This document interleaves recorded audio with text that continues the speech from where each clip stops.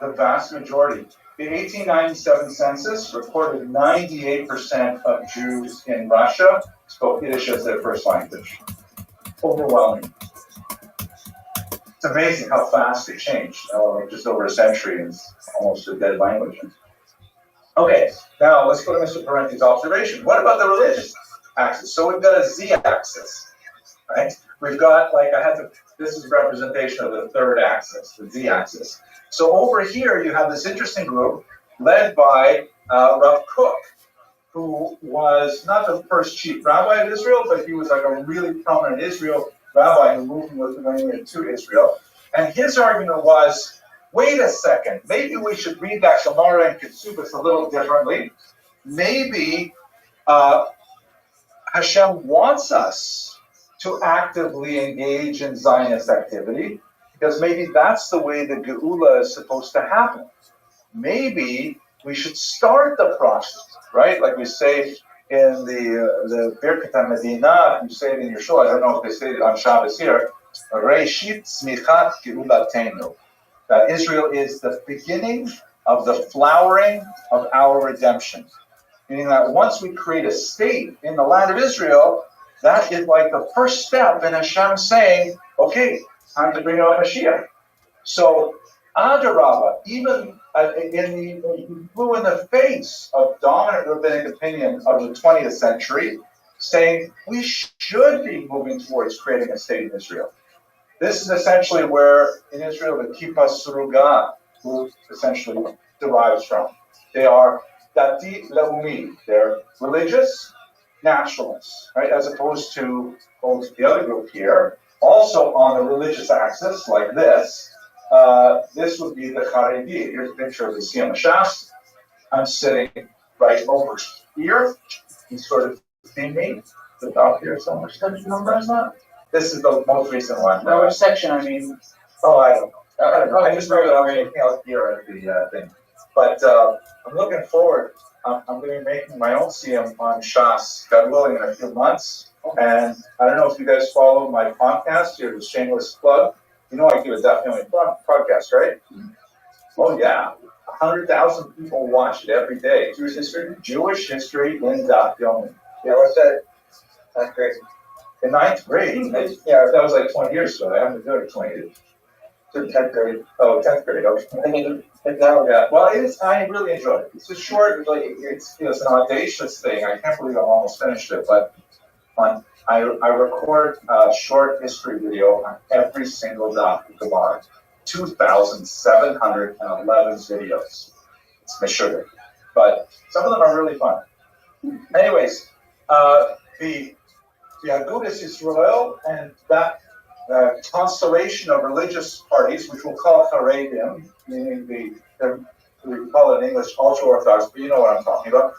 They said, oh my gosh, you're serious? You're going to take this idea of Zionism, which is so trade, which is like you're working with all of these secular Jews, you're working with all these Jews who are like antithetic to Judaism. How can you possibly get involved in something like that? It would actually anger God to create a state.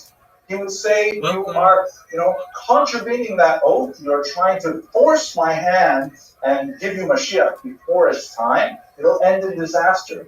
So they were actually in this quadrant on a religious perspective, and until the middle of the 20th century, they were staunchly anti-Zionist.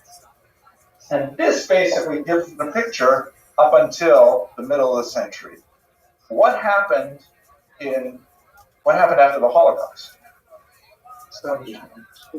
Okay, so the state of Israel was established. Yes, for sure. What happened to these parties? Jews needed somewhere to go. They were kind of unified then. Jews unified. Oh, not lucky. Let's go through them one at a time. What happened to the Bund? Yeah, basically gone. In Russia, Stalin got rid of them. Stalin wiped them out in the 1930s, no more Bund. Sort of like echoes of the Bund survived outside of Russia, like our Better Ring, the workman circle, but only as a pale shadow of this socialist thing. If you're going to meet a Bundist, you probably meet them in New York, probably in Lower East Side, because that's like where the last of them would live. but they tend to be like very pro-socialist, still, celebrating Yiddish stuff and things like that, but secular. Mr. Rubin? No, it's two other things I think of. You're going to run this in New York. Yeah. One is in Union Square at the Eagle Archives. Yes, I actually worked with a lot of them. Right, and yeah, I don't know if you had staying on that website. Okay, that's interesting. They're staying only under certain circumstances, certain times. So but basically this used to be the most popular single party in the late 19th century, but it's gone. What about the diaspora nationalists? They were about 4% of whenever we see Jews voting, 4% at the most. So they basically disappeared. But we take it for granted because we still believe in the echoes of it with Federation, stuff like that. Poalet Zion, the socialist Zionists, what happened to them? They're still there, absolutely. Yeah, they went through different parties. They were the largest, and they were in power in Israel until 1977, until Menachem Begin took over. He represents the right. But this is a very, very strong, dominant trend in Israel. They have weakened significantly because the right wing has been ascendant. Netanyahu has been in power for 19 years, I think. It's really a long time. But before him, this was all the founders of Israel were in here. Ben Gurion, Weizmann, all these kinds of people were close to this. Herzl and his moderate Zionism, the middle has basically dropped out of Israeli politics. There's very little kind of like moderate Zionists who are there anymore. I think if they're moderate, they probably would do Miami or something. The Jabotinsky's party, so we saw Likud, but we also see a few other parties. One very important one was organized by Meir Kahane, called Kach, which was a very, very extreme party in the 1980s. And, actually, it is ironic in looking at today's politics because a lot of the policies that he argued for are now kind of like being gradually accepted in Israeli policies. Like, for example, the idea of quote-unquote population transfer. Like the way to solve the Palestinian problem in Israel is to move them someplace else. And this, after the assassination of Yitzhak Rabin in 1995, his party, Kach was the name of it, he was actually assassinated, his party was made illegal, like the Nazi party. And his inheritors intellectually are people like Ben Gvir and Smotrich, who are arguing very, very right-wing ideas that borrow from Kahane's playbook, but they're still not operating as Kahanes. But one of the debates that's even going on right now in Israel is suggesting that their activity is illegal because they're borrowing intellectually from Kahane. Now, it's a strange thing, but there it is. We talked about Rav Kook's influence has created the Dati Leumi group, which is actually more closely related, I think, to a lot of you and a lot of hashkafa in our college, at least in terms of the student body. There are a lot of Jews who fall into that way of thinking about politics. And what about Agudas Yisrael down here, though? Lefty, you're nodding. What does that mean? There's a lot of them, but what happened to them? The party still exists, yeah. But what about it? Is it different in character at all? There's a lot of stuff. Yes. So we take it as a general idea of Haredi. What happened to them after the Holocaust? Exactly. So Israel in particular, because their population base was overwhelmingly in Poland, and when 3 million Jews were killed in Poland, no more Agudas Yisrael there. So, ironically, a lot of them moved to Israel, where they turned out to be extremely powerful. This organization, which was anti-Zionist, ironically found itself in a position where it was actually living in Israel.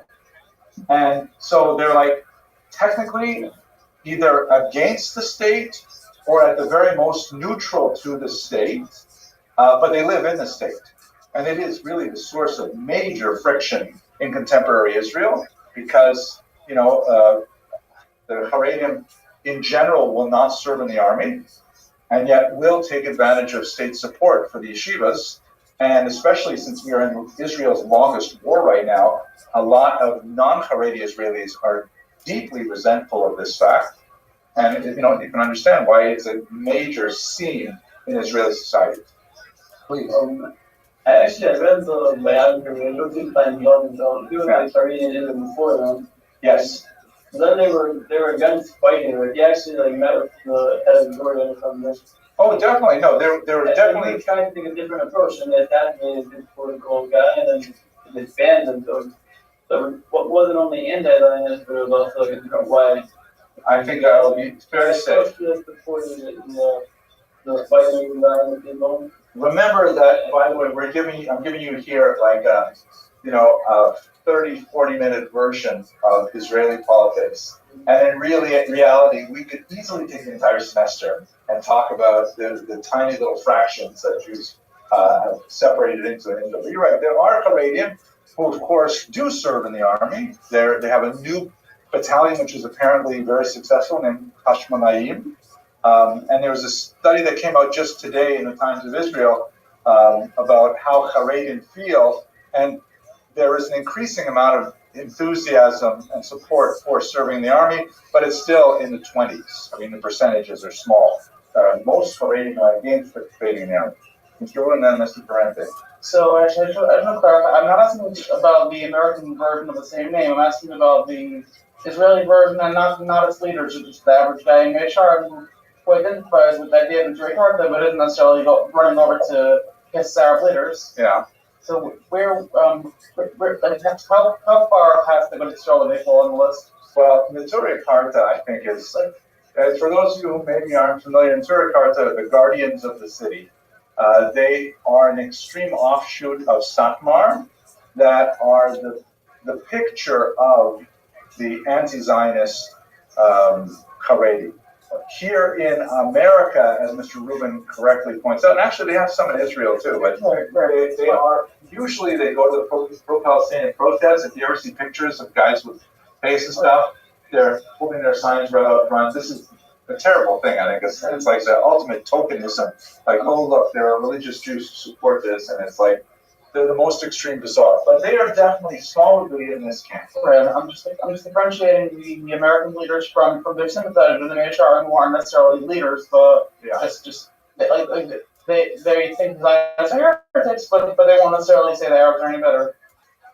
Yeah, I think that's fair. And I think we also have to understand that the Agudas Yisrael in America has a whole different spectrum of policies because America is different from Israel. So I'm speaking primarily about the Haredi politics, like Degel Torah, and I haven't even gotten into the ethnic, the Z-axis, or I guess it will be the Z prime axis. The Sephardim come into their own in the 1970s, and they have a whole different, series of concerns. This is all basically Ashkenazim, but when the Sephardim get involved, and Mizrahi, then it changes everything as well. Oh man, it's complicated. Let's hope Shem Yazor. All right, I think at this point, this is when I would like to take to conclude for today. I mentioned I have a difficult appointment I got to get to in time, so and it's a good spot for stuff. Any last questions about?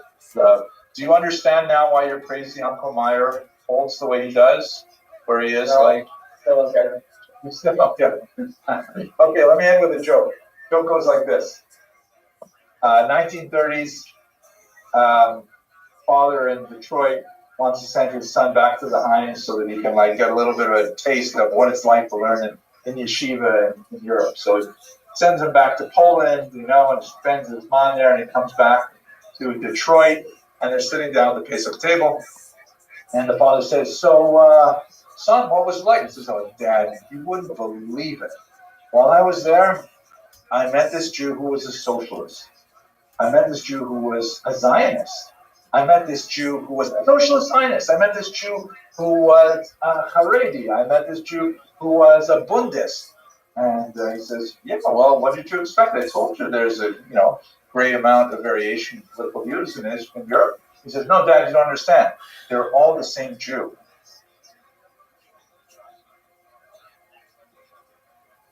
Today's class, and we'll probably bleed into Wednesday, is hugely important because we're going to be talking about the birth of modern Jewish national movements. One of the things we really got to understand is that Jews went through such a huge change with the watershed of the French Revolution, 1789. We talked about what a watershed is a while ago, right? The thing is that before 1789, we largely existed in a pre-modern environment. I'm going to summarize some of the things that are associated with pre-modernism for our purposes. And then we went boldly into this new world, and we still have not totally figured out what it means for Jewish identity.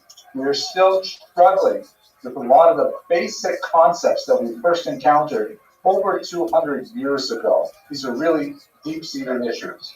And then, probably not today, but probably we'll get to it on Wednesday, there's a major change in 1881 when a wave of pogroms in Eastern Europe, specifically the Russian Empire, forces Jews to rethink the way that we have been relating to the outside world in a very basic way. We come up with 5 basic strategies for how to deal with the world.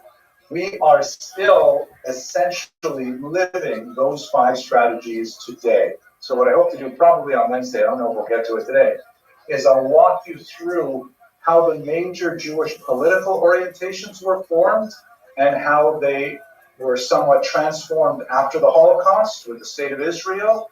But these are the 2 classes where you're really going to, I hope, understand why Jews argue today. What is they argue about today? Because fundamentally, the arguments we have today are the arguments that were born in the Napoleonic period and refined in the post-pogrom period of Russia. Really crucial classes. Glad you're all here. Those of you who are not, feel guilty, but you'll watch the recording. Okay, shall we get to it then? Okay, here we go. So let's talk about the decline of corporate society. Here's an interesting piece of art from Isaac Ashkenazi that sort of depicts a traditional Jewish wedding, kind of fiddle on the roof kind of mentality. And this is the way we think of pre-modern Judaism. Now let's just understand what that term means. Pre-modern for the rest of the world basically means before the modern era. What is the modern era? Modernity really begins in the 17th century and then continues into the 18th with the Enlightenment. And the kinds of things that go along with modernity, it's not necessarily technology, although it is definitely very related to technology. The scientific revolution and then the industrial revolution gives us so many of our modern gadgets that accelerate what modernism means. But basically, modernism is a change in ideas, a change in the way people think about the universe. We discussed last week how the kinds of ideas that were associated with modernity included, for example, humanism. Anyone want to define humanism? What is humanism? Mr. Rubin, give it a shot. What is humanism? The study of human thought as thinkers think about it. You're not too far off. It definitely has the word human in it. So it's not just human thought. We've been thinking for a long time. But humanism is the greater emphasis on the value of human thought or meaning. Mr. Alberstein? The value of learning and humanity without doing it. Very good. Decidingly putting aside, for example, let's say Godism, right? One of the things that happens in modernity is religion goes into a decline, which has basically not finished yet. We're still on a downward slope as people move away from religion as the source of truth and more to, we can think of truth ourselves. We don't need a God or a revealed text to tell us what truth is. We can think of it ourselves. This reached its apogee in the late 19th century, and then it began to crash with World War I and especially with World War II. Because World War II is in many ways also an expression of humanism. If we are so great and we can invest ourselves as the locus of all meaning, then we're free to create things like the Holocaust. Obviously, humanity has a visceral response to horrific acts such as the Holocaust to say, wait, maybe humanism can go too far. And hopefully we'll explore that a little bit in this course later on.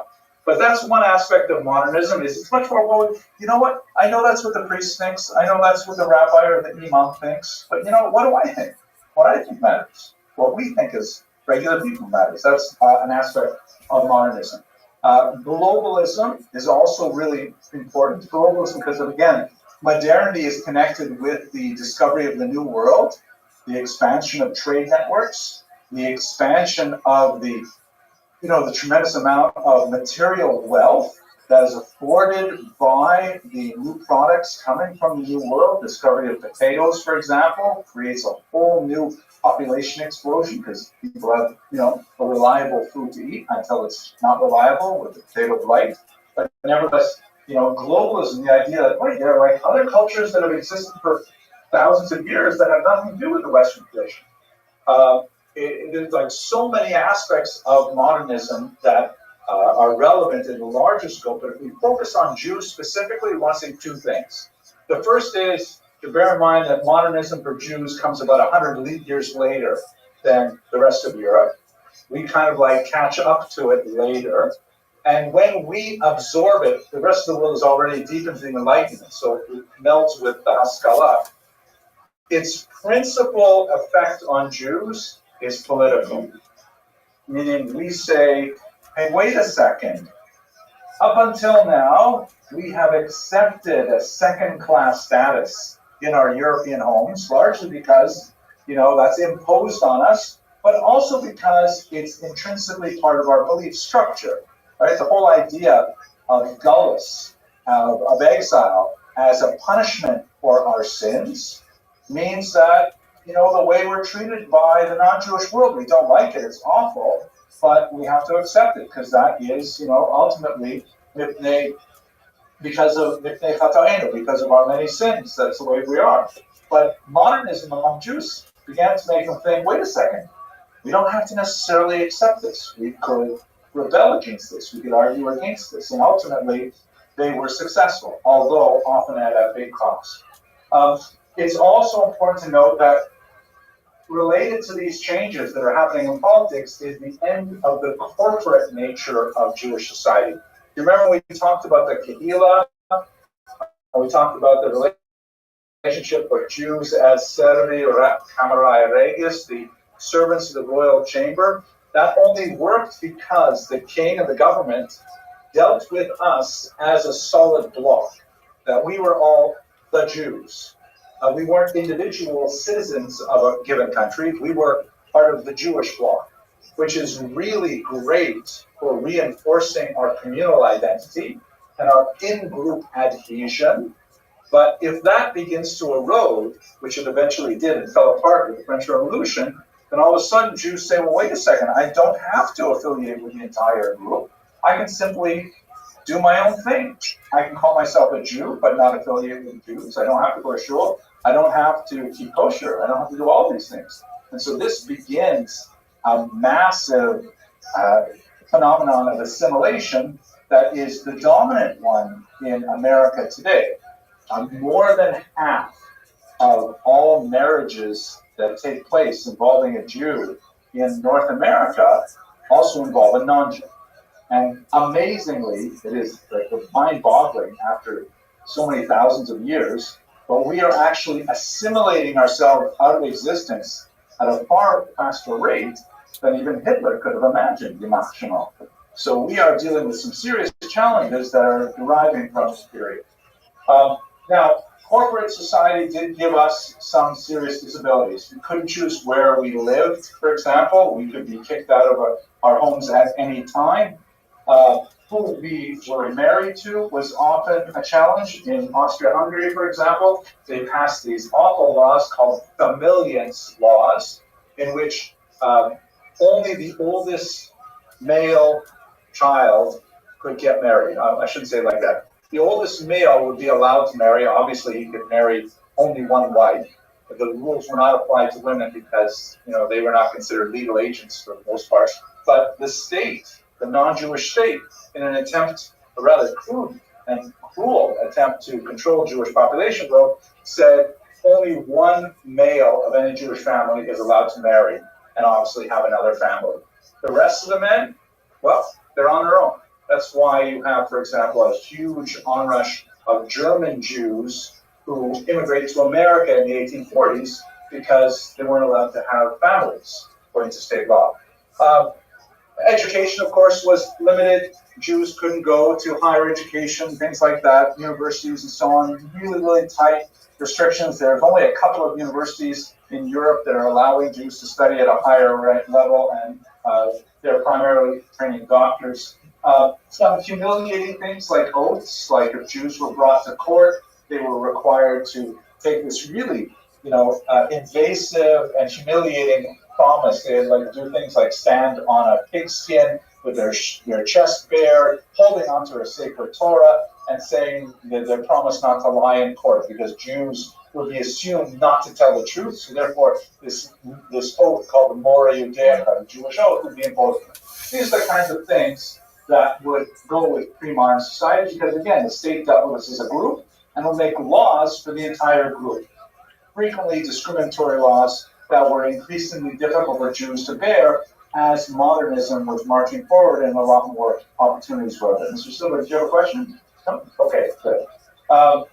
So Jews began to fret with this because, again, Jews are literate. Jews are beginning to read the ideas that are circulating. Most of them are not reading German, French, English, where these ideas are circulating, but it just takes one Jew to read it and then translate it into Yiddish or even into Hebrew, and these ideas begin to circulate among Jews, and they balk against it. So we see big changes happening in the Enlightenment, which is the late 1700s. That's when you see the beginning of the Haskalah. We spoke about Moses Mendelssohn last week. Let's see how those play out politically. So, of course, in the United States, here's the typical United States kind of image to look at. It happens fairly abruptly, right? Jews were considered non-Protestants, and when we talk about religion in America, which religion was really the problematic one for the early colonialists? Catholicism? Yeah, Catholics, right?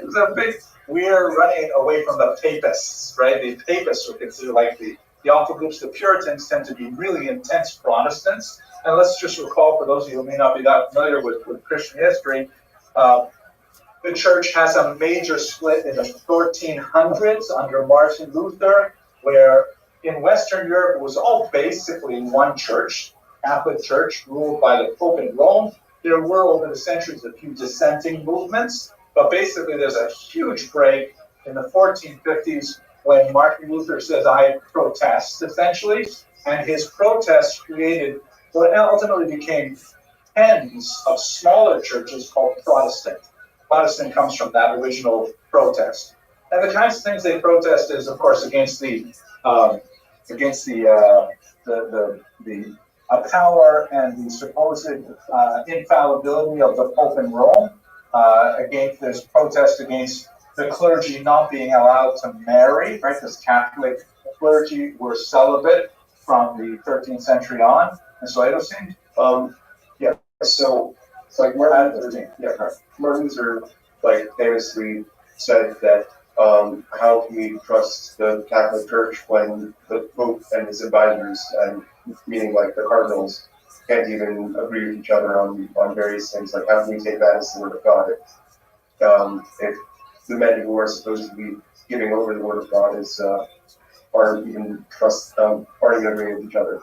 And wasn't the main concern that we shouldn't be trusting in men for what the word of God is? We should just focus on what the Testament say. Right. It's an interesting thing. I suppose you're asking this question because you're still concentrating on this idea of humanism. Yes. Yes, you're absolutely right. Because one of the things that was characteristic of Luther's movement was a push for greater control of the laity of the actual text. Meaning, hey, like one of his big projects, let's translate the Bible into German so regular people can read it. If everybody can read it, then everybody can interpret it. We're not dependent on priests to tell us what it means. So ironically, his movement was related to this overall trend of humanism that emerges from the Renaissance. A very good point.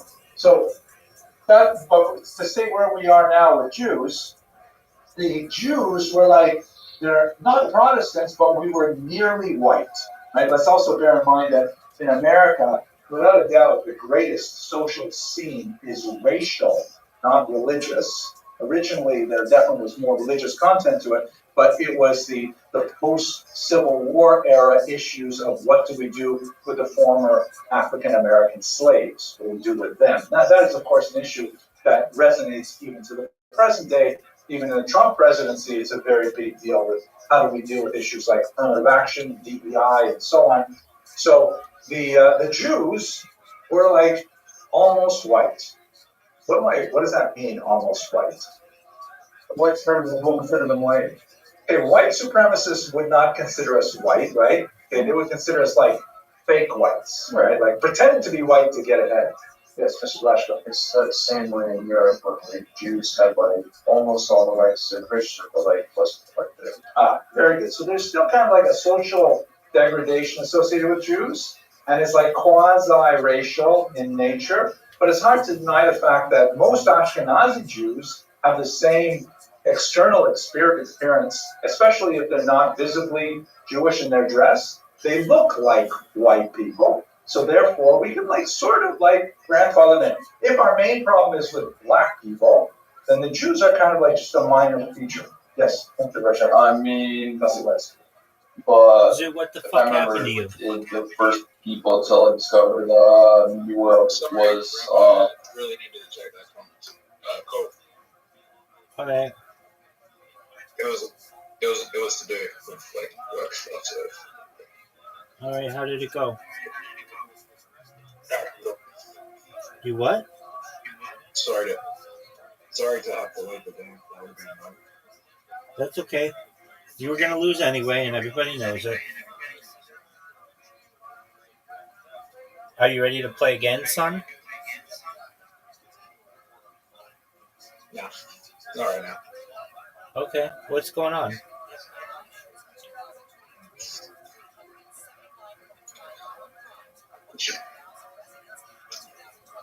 What's going on? What's going on? I'm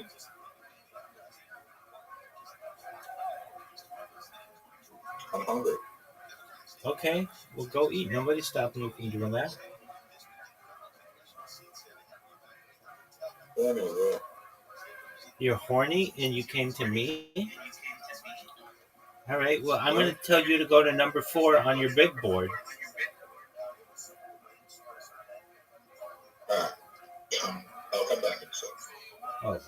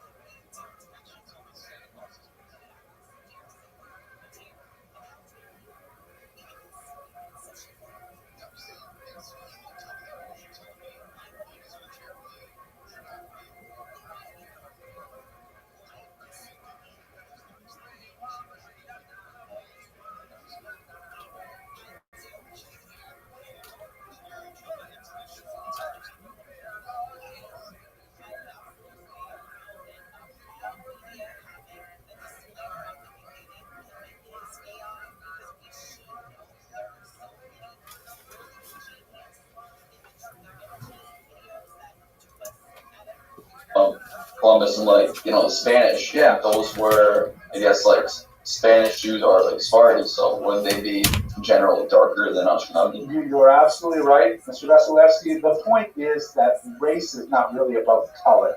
It's really a social construct that more or less corresponds to, complexion to a degree, but not enough to make a real difference. In my own family, I have a daughter who could easily, when people see her, they say, and she has the same skin tone as my mother, my grandmother, and people say to her, "What are you, Hispanic? Are you, you get that too, Mr. Games, right?"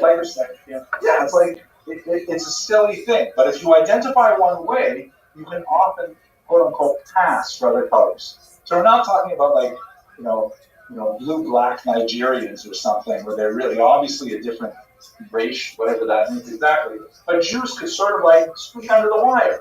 And also, we weren't part of a really powerful group like the Catholic Church to push a different agenda, so we were less threatening to Americans. And what that means is that when they actually made rules, Jews tend to benefit. Mr. Kranz, So at the DMV, they asked me if I wanted a Mexican speaking person for your translator. Yeah. That's really, I said no Yiddish, please, right? It's funny.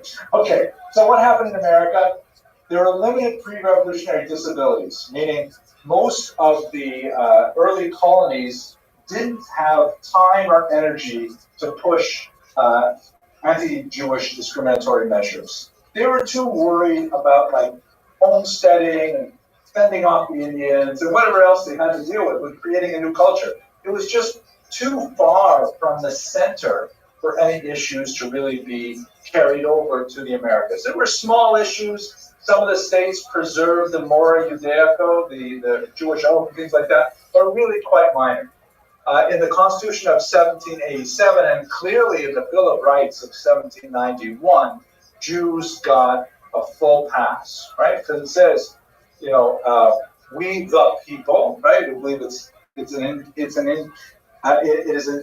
what is the right word? Inalienable right. Thank you so much, Mr. Rubin. I just got my signature a few months ago, and I already forgot, right? It's an inalienable human right that people want life, liberty, and happiness, pursuit of happiness, right? That's terrible. I should rewind this because God forbid I'll take away my citizenship. I can't. I already have my passport. But these are kind of things like all men are created equal. That's what Grayson looked for, right, Jefferson?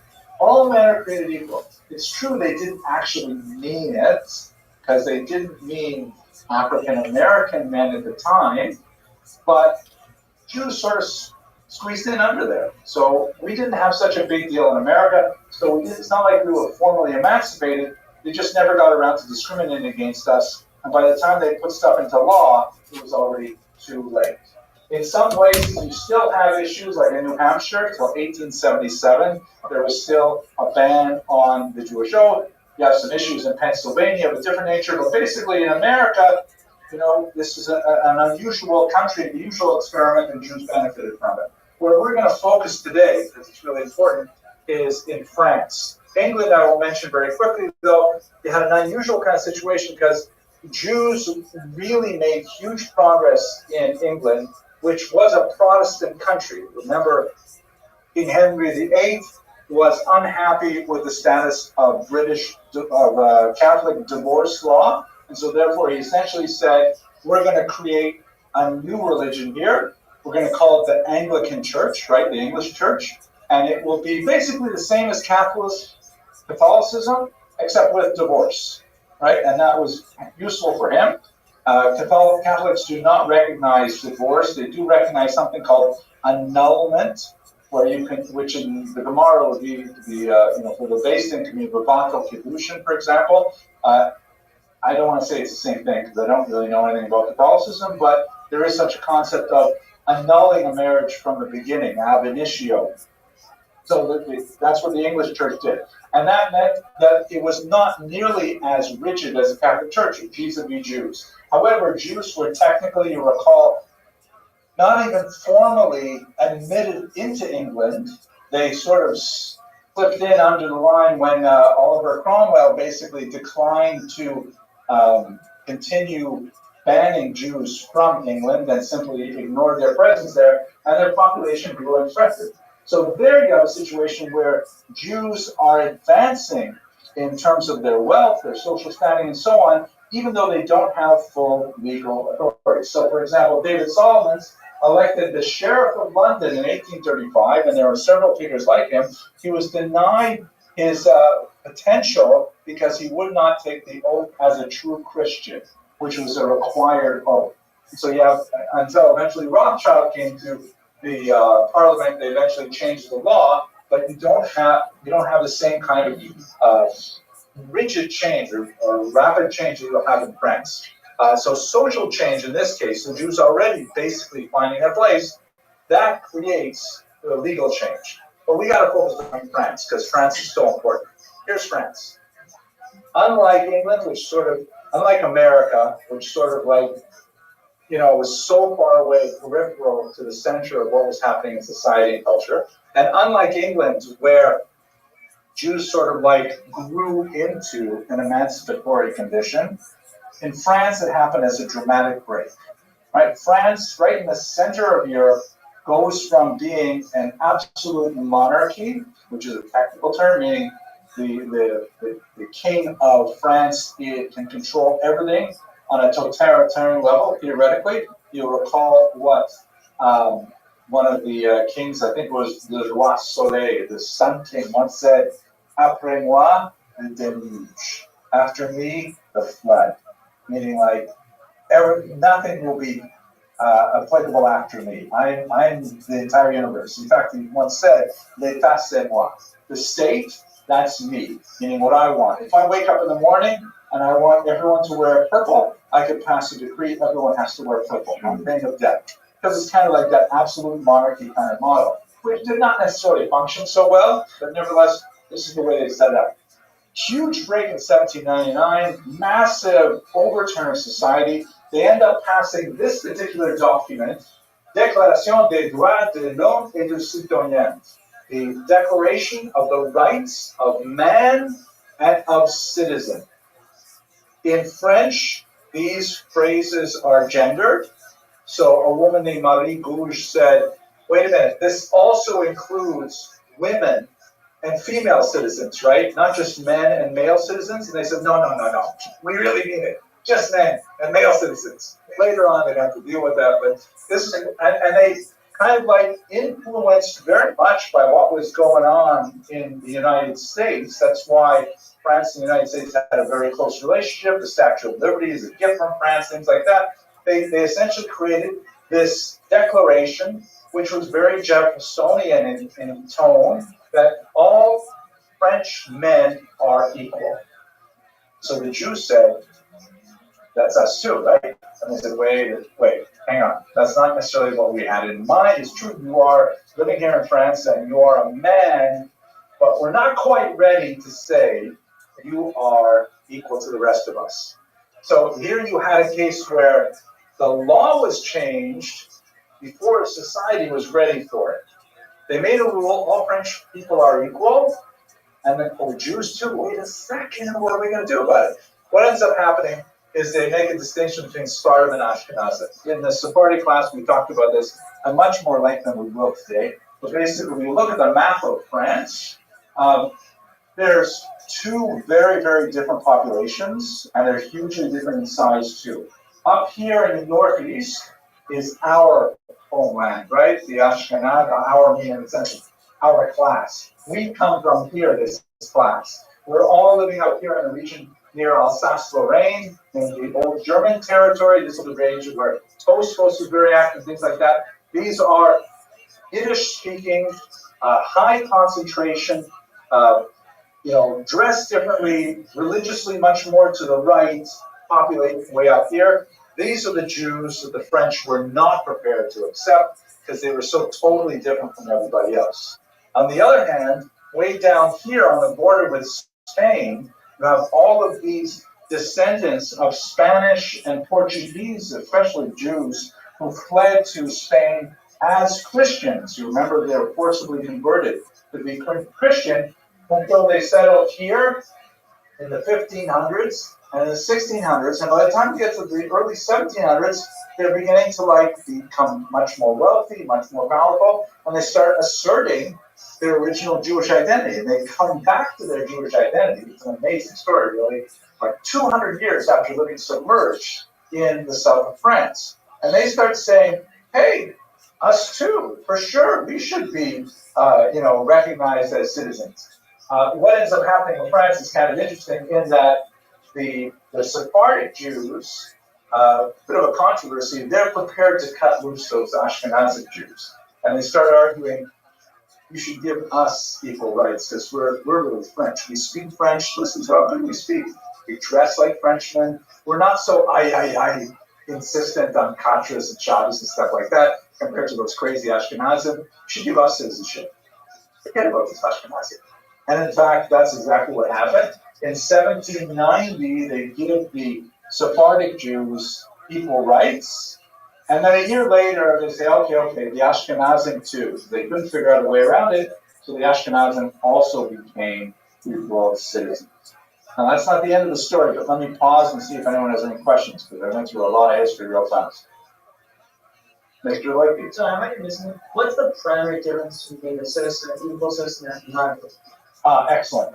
So the primary difference between a citizen and I don't want to say a non-citizen, a pre-modern corporate member of the society is whether the state would interact with you as an individual or as part of a group.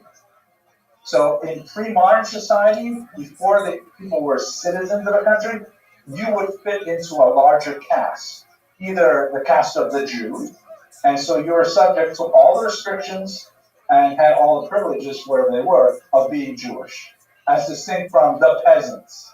The peasants had different rights, different restrictions, different privileges, different responsibilities, or the clergy or the nobility. You had no freedom to kind of break out of that group unless you were able to join another caste, like, for example, by converting to Christianity and becoming a member of the clergy. They even then that a pro-Jew emancipation or not really so. Excellent question, Mr. Leike. Emancipation has its positives and negatives, right? And even the term emancipation, you should try to understand it. It's a term we borrowed from American history. It was used, of course, with the Emancipation Proclamation, which referred to the freeing of the slaves. That's not exactly what's going on here. The Jews were not enslaved. They were restricted by their communal identity, however, because that's the way the state dealt with them. You had to belong to the Kehillah. You had to pay taxes to the Kehillah.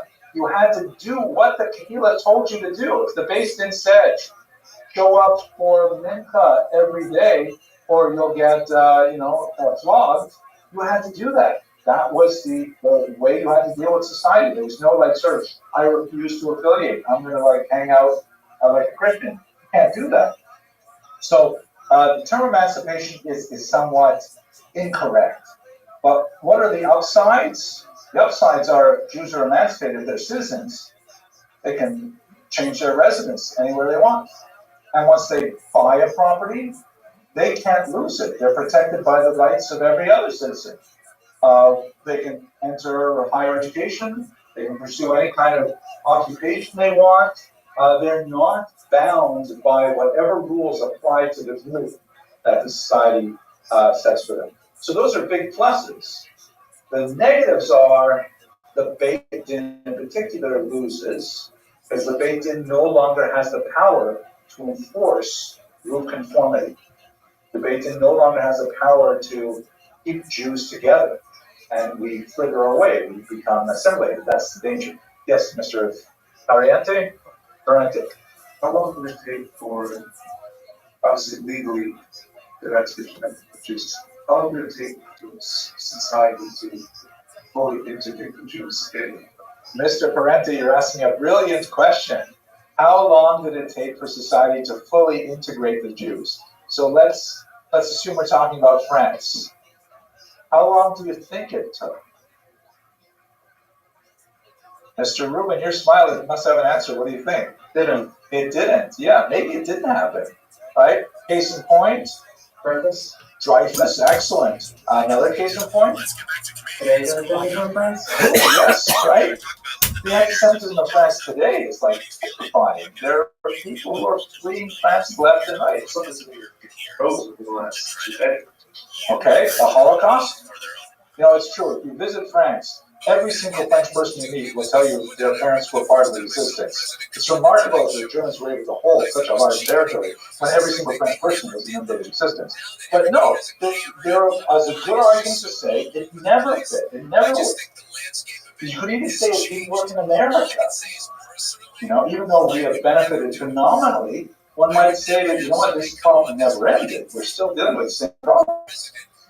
As social acceptance is a much higher bar than legal acceptance.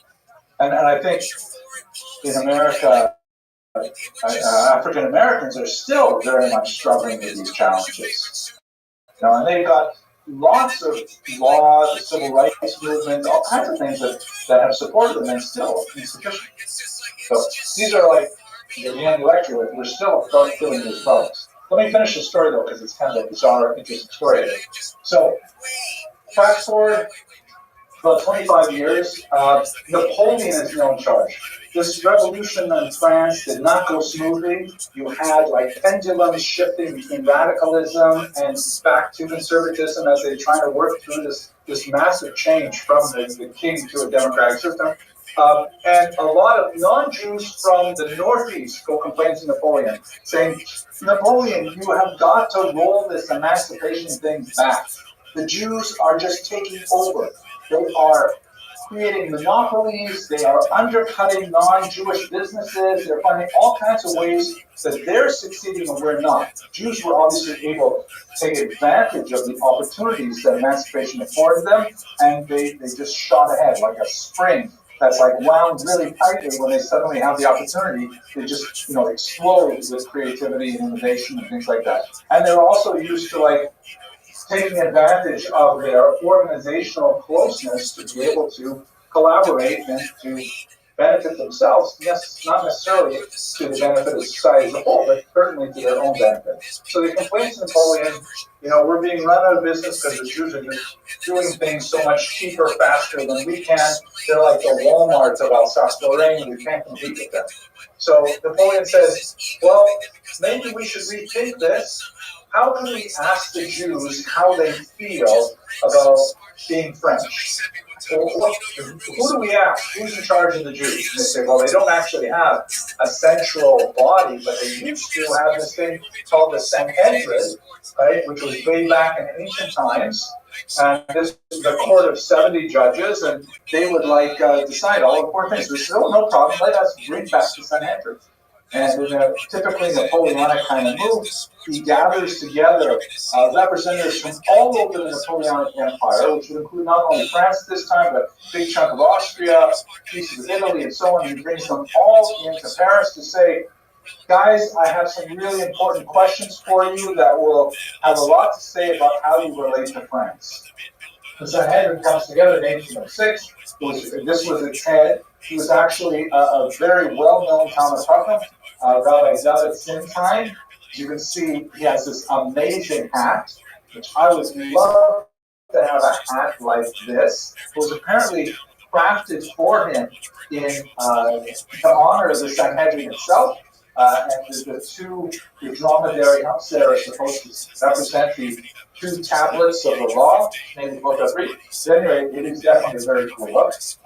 But he heads up this presidium made up of Jews who are definitely all across the spectrum. A lot of them are masculine, a lot of them are not shomer Torah or mitzvos, but they're very, very invested in this kind of emancipation. And Napoleon speaks to them and he says, I got 12 questions for you. This was not actually the Sanhedrin quickly, it was his predecessor, which was called the Assembly of Notables. But here are the 12 questions that he asks. By looking at the questions, you can probably imagine the answers. Here you go. Question number 1. Are Jews allowed to practice polygamy? Are Jews allowed to have more than one wife? Thank you, Mr. Blatter. You're correct. They're not. But only since the ban of Rabbeinu Gershon, right? But still, why would Napoleon care about polygamy of all things. So why is that his first question, Mr. Rubin? At the time, there were very few religions signing up that were very into polygamy, and therefore worried that they'd be like that for the Mormons in America. Okay, good question. There are other groups and so on. But is this his big deal? I'm worried about Mormons invading trans? Well, on American nationalization forms, they ask your political life also. You can say, I think. Okay, but there in America, it's more of a reasonable thing. Silver, what do you think?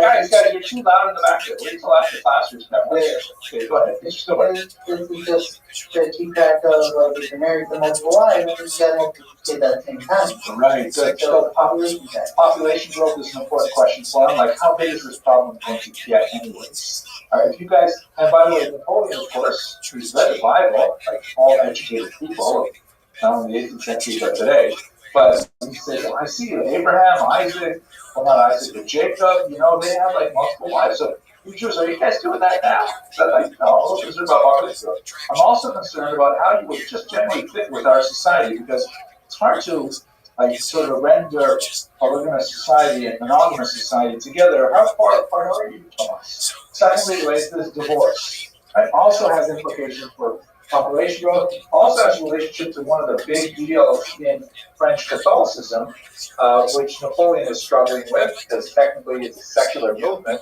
Are Jews able to honor divorce law? And of course, we're good at that. We invented divorce. Here's the point. Can you guys marry non-Jews? No, you guys marry non-Jews. Why does he want to know this? More for him. More for him? What do you mean by that, Mr. Ashilevsky? If all the Napoleon and if all the Jewish men are married French women, Then what's going to happen to the Jewish people? Exactly. Very good. He wants to see how big is this problem, how long is this problem going to exist. If you guys can intermarry, then okay, I assume that over a few generations, French Jews will disappear because they'll just marry, so many more French women who could marry non-Jewish men, and eventually the problem will go away. How do you think the Sanhedrin answered this? Mr. Blash, what do you think? What do you mean, yes? Yes, we can? Okay, did you see the picture of David Sinzai? Did you see his house? Yeah. Why would he say yeah? Well, he's actually, like I said, it's a good argument. Actually, he did actually survive an attack by the revolutionaries later. But they answered in the most smarmy kind of prevaricating way, essentially saying, well, technically, we don't encourage it, but, if it happens, it's not like we somehow break it up, which is essentially the same answer that you could say today about a lot of rabbis. Right? They don't want to say, I like Napoleon instead of abortion. Forbidden. They don't want to say that to Napoleon because they know it's not the answer he wants to hear. But if they say to him that, look at the time, gee, and they kind of like sort of hope to distract him with it. They don't want to say an outright sheker, an outright lie, that Jews are not allowed to intermarry. But they want to say that, there's only so much that we can do and things happen, and they got it passed. He went on, what's question 4, right? This is now where it gets important. Do you guys consider yourselves to be truly French, or do you consider yourselves to be foreigners in French society? What's the implications of this question? This is really the money question. It's really what he wants to know. Mr. Blackwood. Very good. Are you going to rebel against it? Especially because France had a war with Germany just about once every 30 years. We're a little overdue right now. But you guys who speak Yiddish and you sound and look a lot like those Jews on the other side of the German border, are you going to join those guys and fight against us? Or are you going to defend France? So that's really the money question. Everything else kind of like flows from it. Do you consider this a country? Will you defend France? They apparently shouted, we have the minutes of this meeting, they said, jusqu'à la mort, we will defend France to the very death, right? this is also really important, though. Who appoints the rabbis, and do rabbis have, sorry for the Zoom is in the way here, do rabbis have police? Why does Napoleon want to know that? And get to use your own army. Yeah, in case you want to make our own army. Or even less than an army, what if we constitute a state within the state? Right? What happens if, how much power do you guys have to regulate yourselves?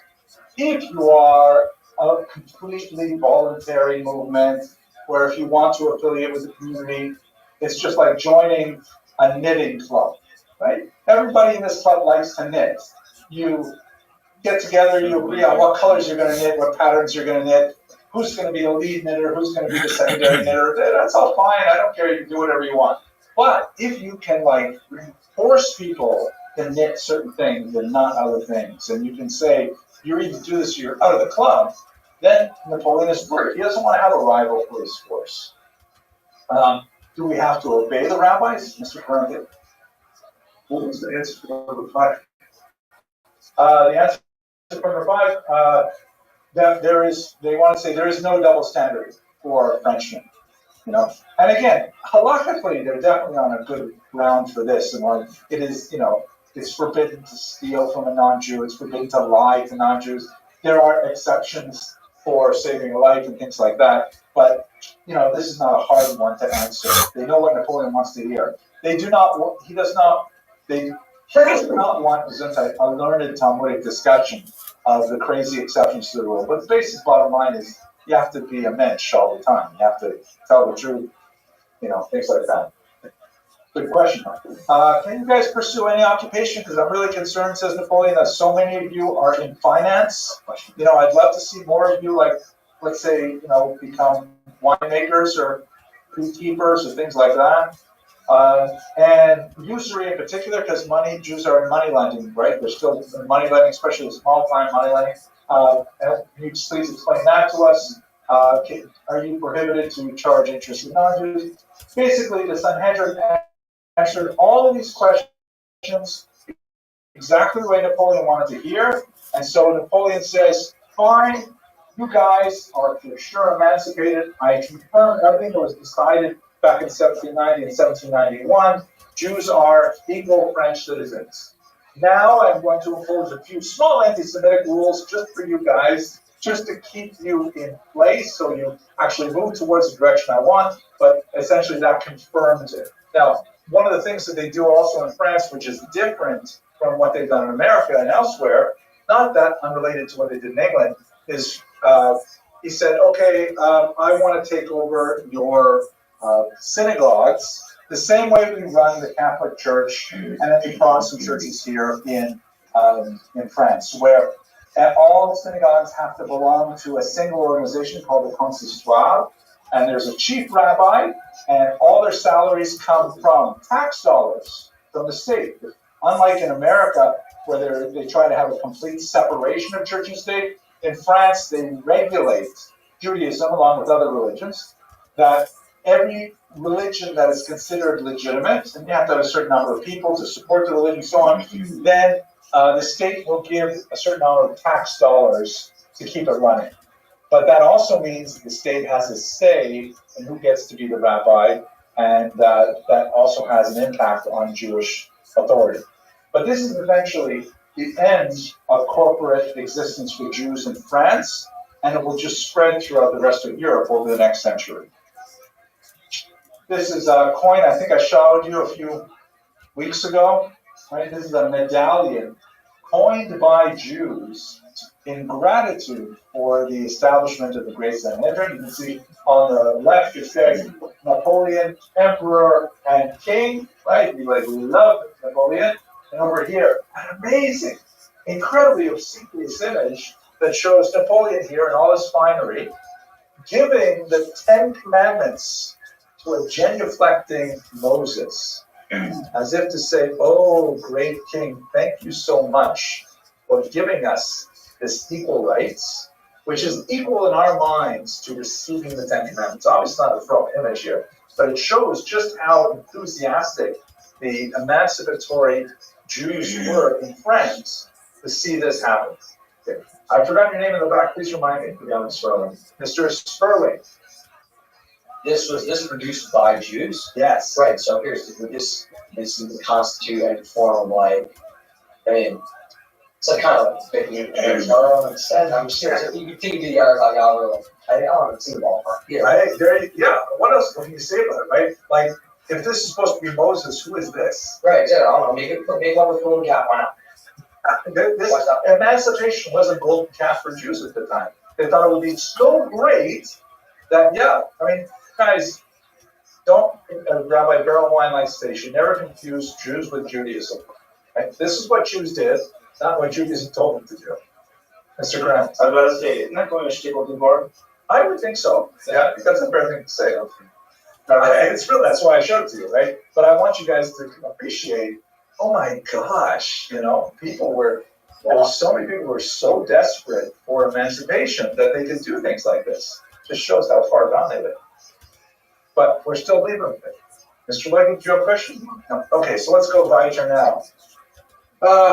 Now, it went crazy after that. Let's also remember that the French Revolution went on, and there were a lot of other things that happened during this time that we're not going to cover here, but I will just point out to you that it was an era when it took them really about 50 years before the revolution finally sort of calmed down. You had this pendulum effect between conservatism, reaction, and radicalism. And you had things like went so far, like here, for example, you have a clock, but in the Revolution era, they actually tried to change time itself. You see anything unusual about this particular clock face from the Revolution era? No, it's right side up. There's a French flag in so thank you, Mr. Parenti. It has only 10 hours in it.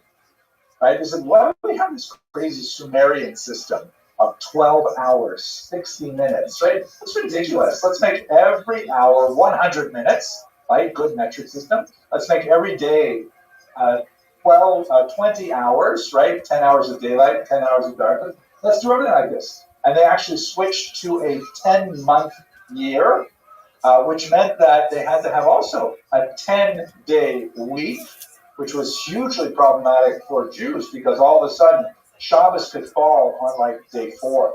And the regime actually attempted to force Jews to only observe the Sabbath on day 10, which could be, Thursday.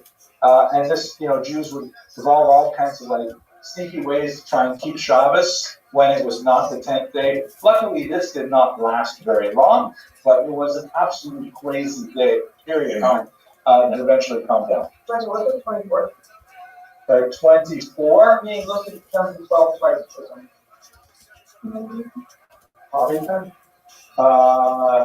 So I think this particular clock has a 12 hours plus another 12 hours. Oops, I think there's two 12-hour days like on top of it to help you bring the old time with the new time.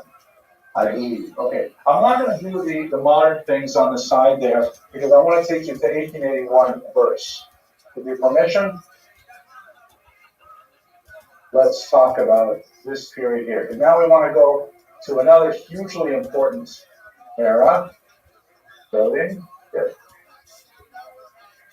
I want to move a little bit east. So far, we talked about France because France was sort of a leading edge of emancipation. But now we got to go to Russia, which, unlike France, had by far the largest chunk of Jewish population in the world.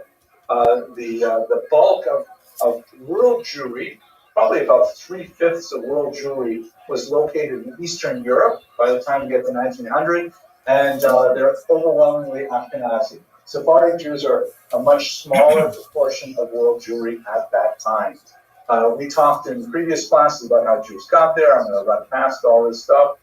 So I use this lecture in a different context. And we're going to jump ahead to, here we go. So, big thing happens in the 1880s. There is, I think I have some slides on that, yes. In 1881, the ruler of Russia, which has not gone through any of this emancipation stuff.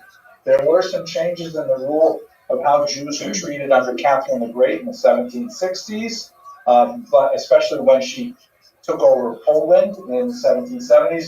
But basically, Jews were still living in a pre-modern existence in Russia right up until 1917.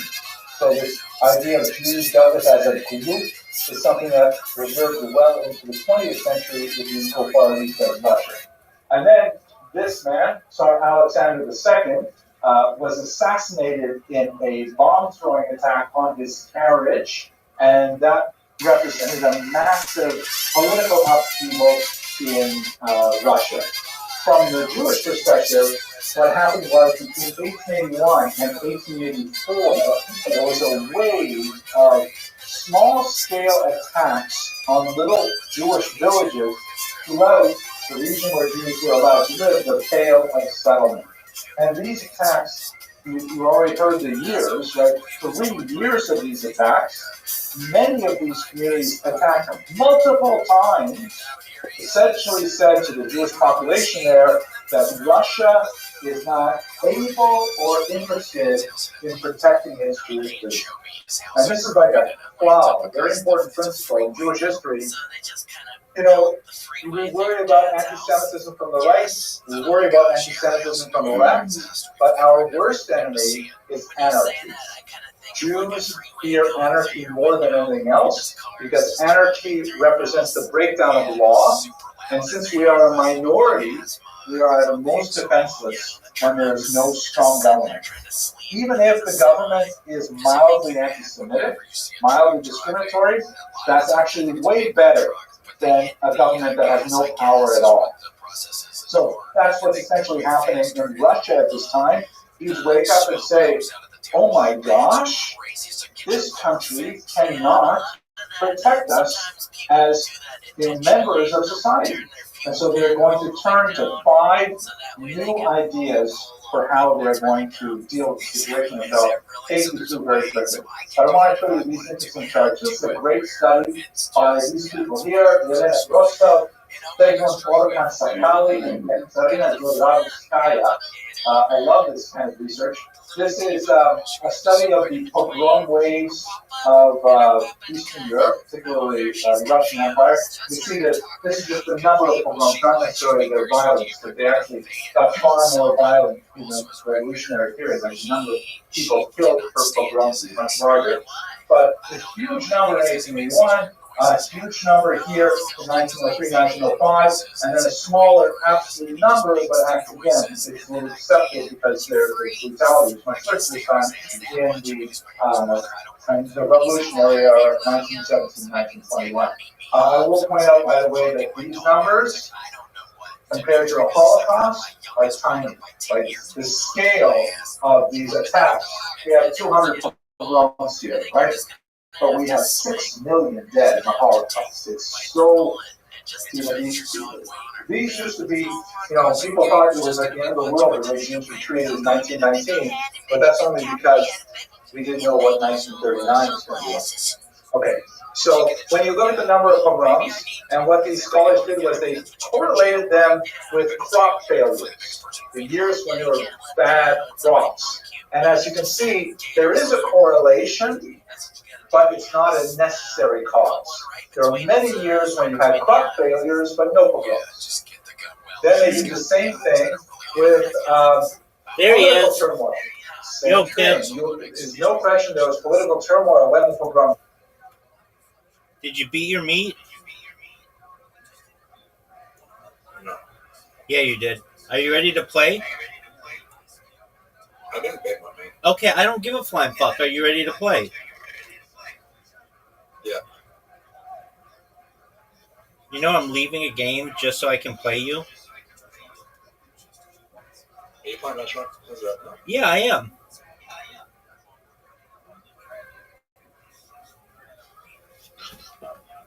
All right, Pimp. Rabbi, I'm going to do something. You have an invitation. What are you going to do? You ready? I'm ready.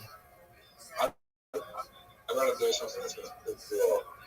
Don't buy a thing.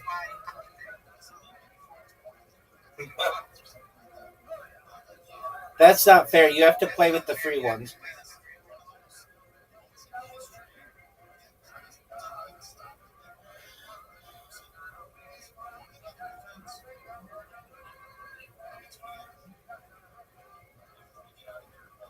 Yo, dog, are you gonna go?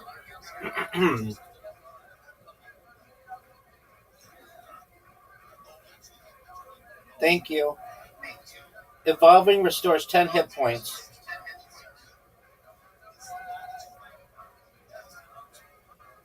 You're up, pimp.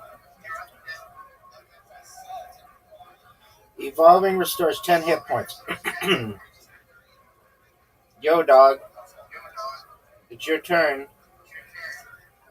I see a bunch of moves that you could do. Are you gonna go? Rabbi, were you getting bitten by people who had the SA characters? Dude, why aren't you going? Going now. So my Discord disconnected and I had to come back. No, it didn't. Your Discord, you've been here the whole time. On your side it said that, but mine. Well, do you mean Plato, not Discord? Are you gonna go? No. I just helped you. I gave you an extra move.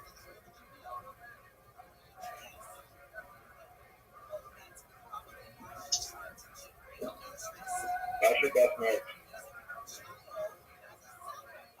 Extra move. Holy fuck, you got lucky. Psycho Bite. Fuck, you got lucky. Holy fuck, you got lucky.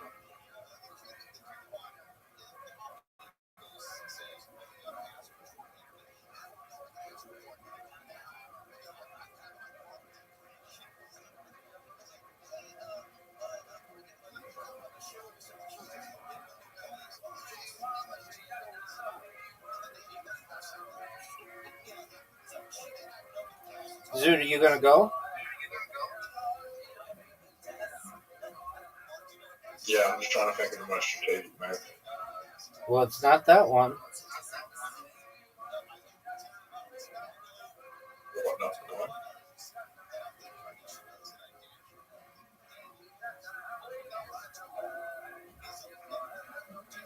Oh, that was a bad move.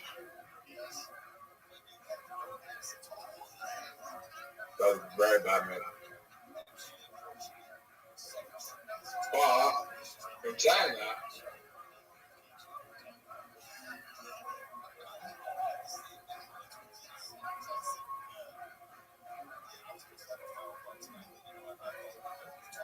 alright, now I'm back to HP.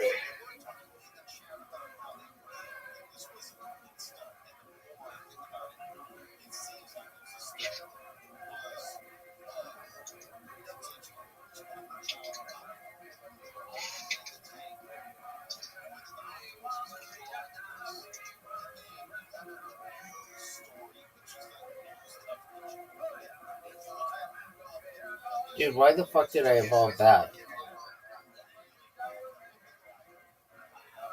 Not the healer? Yeah. I made a mistake. You just suck. Okay, well, let's see you Oh, go. this is the smart move. No, that was a dumb ass move. Why? You should have given me an extra move. Why didn't you give me an extra move? Because you already had done that. You already had gotten the extra move.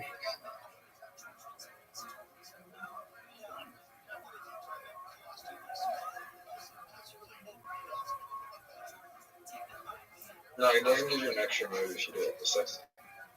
Yeah, it does.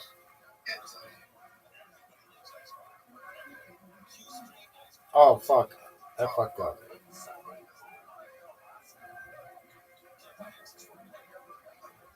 Are you gonna go, Pimp? Are you gonna go, Pimp? Do whatever you think is good. Do whatever you think is good, son. I think that was the best move. Because you can just do that, which is going to do like a lot of damage. Like 20 points of damage. And you can get healed as well. You can heal. You can heal as well. But you may have helped me a little bit.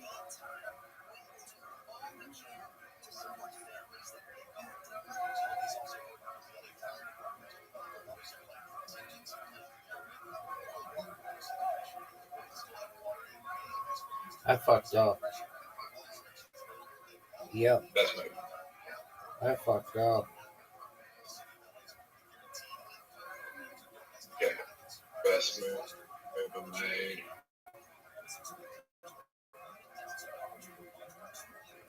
Okay. Rabbi, you're still in front of me.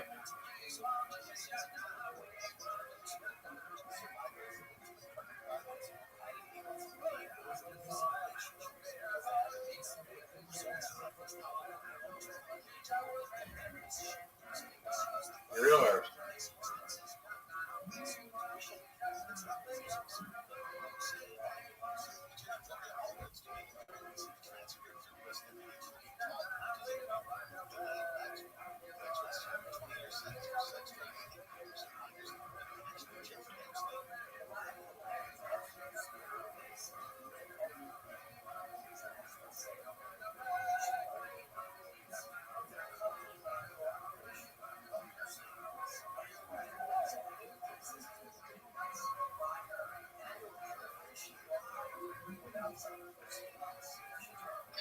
Rabbi, Paris Hilton or Lindsay Lohan? Person.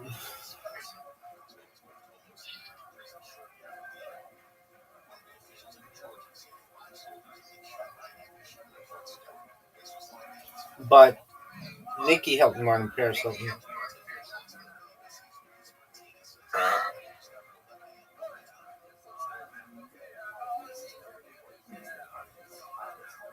Are you gonna go? How about you go? Bonnie Blue or Lindsay Lohan? Lindsay Lohan. Bonnie Blue or what's that other bitch's name? Lily Phillips? Yeah. Probably Lily Phillips, but... Wait. What's the situation? Is it one-on-one, or is it in the group? Dude, whose fantasy's in the group? It's one-on-one, dog.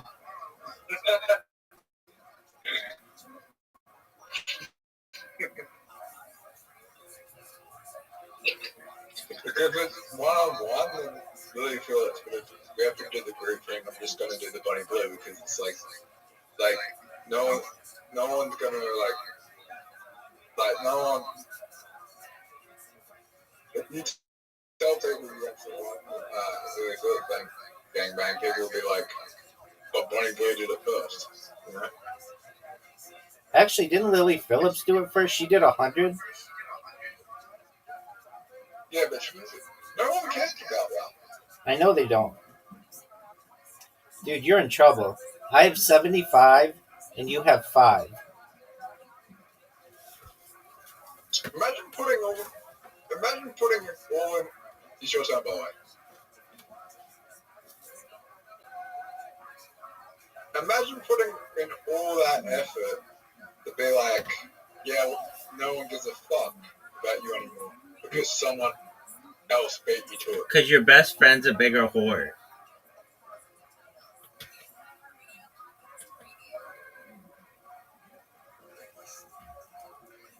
Ah, fuck no.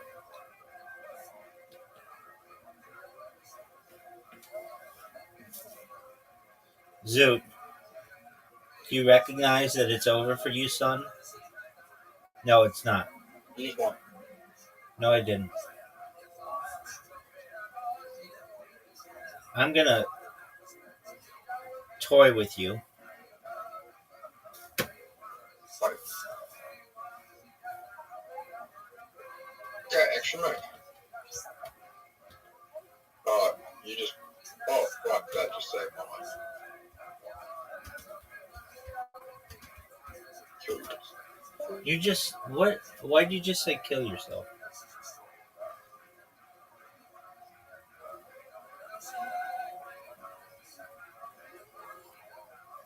You just want. No, I didn't. Oh, no, you haven't done that.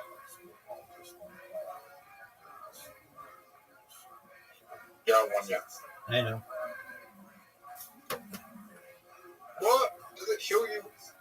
change you automatically when you evolve as well? Only in this level.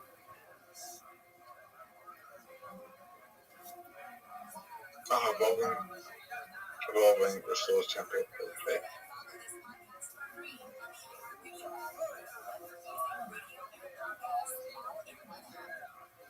Okay. Zoot, who do you want to kill you, the pink guy or the green guy?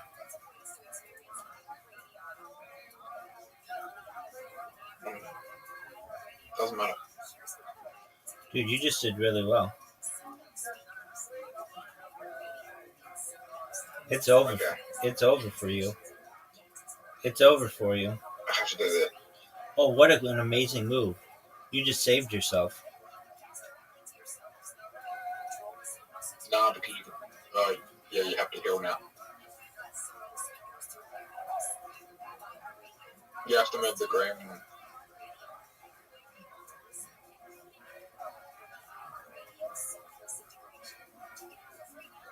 I gotta answer a message in a sec Okay. after the game ends. Okay. And then you're going to play again?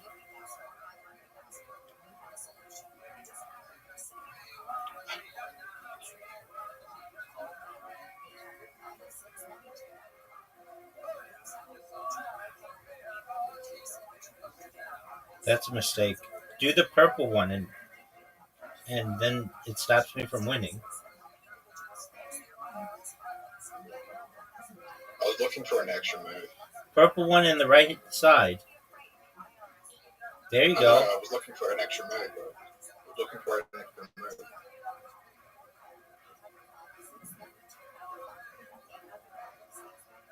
Oh, you might have helped me.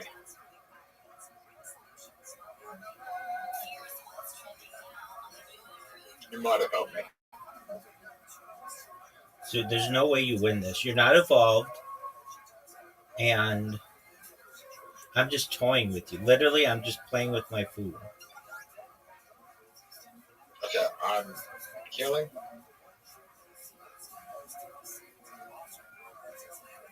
Oh, fuck.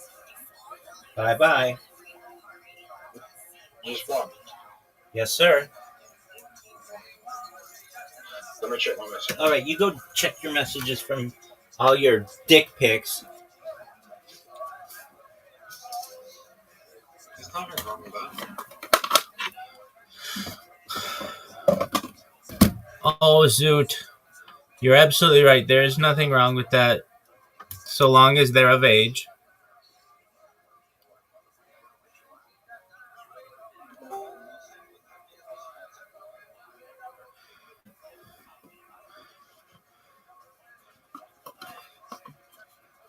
I just got knocked out. You just got what?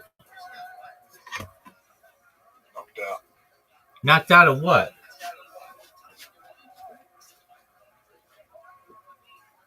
Well, What are you talking about, dude? knocked out of the club.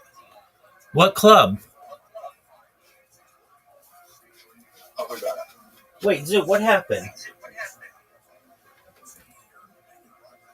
Sorry. Zoot, are we gonna play?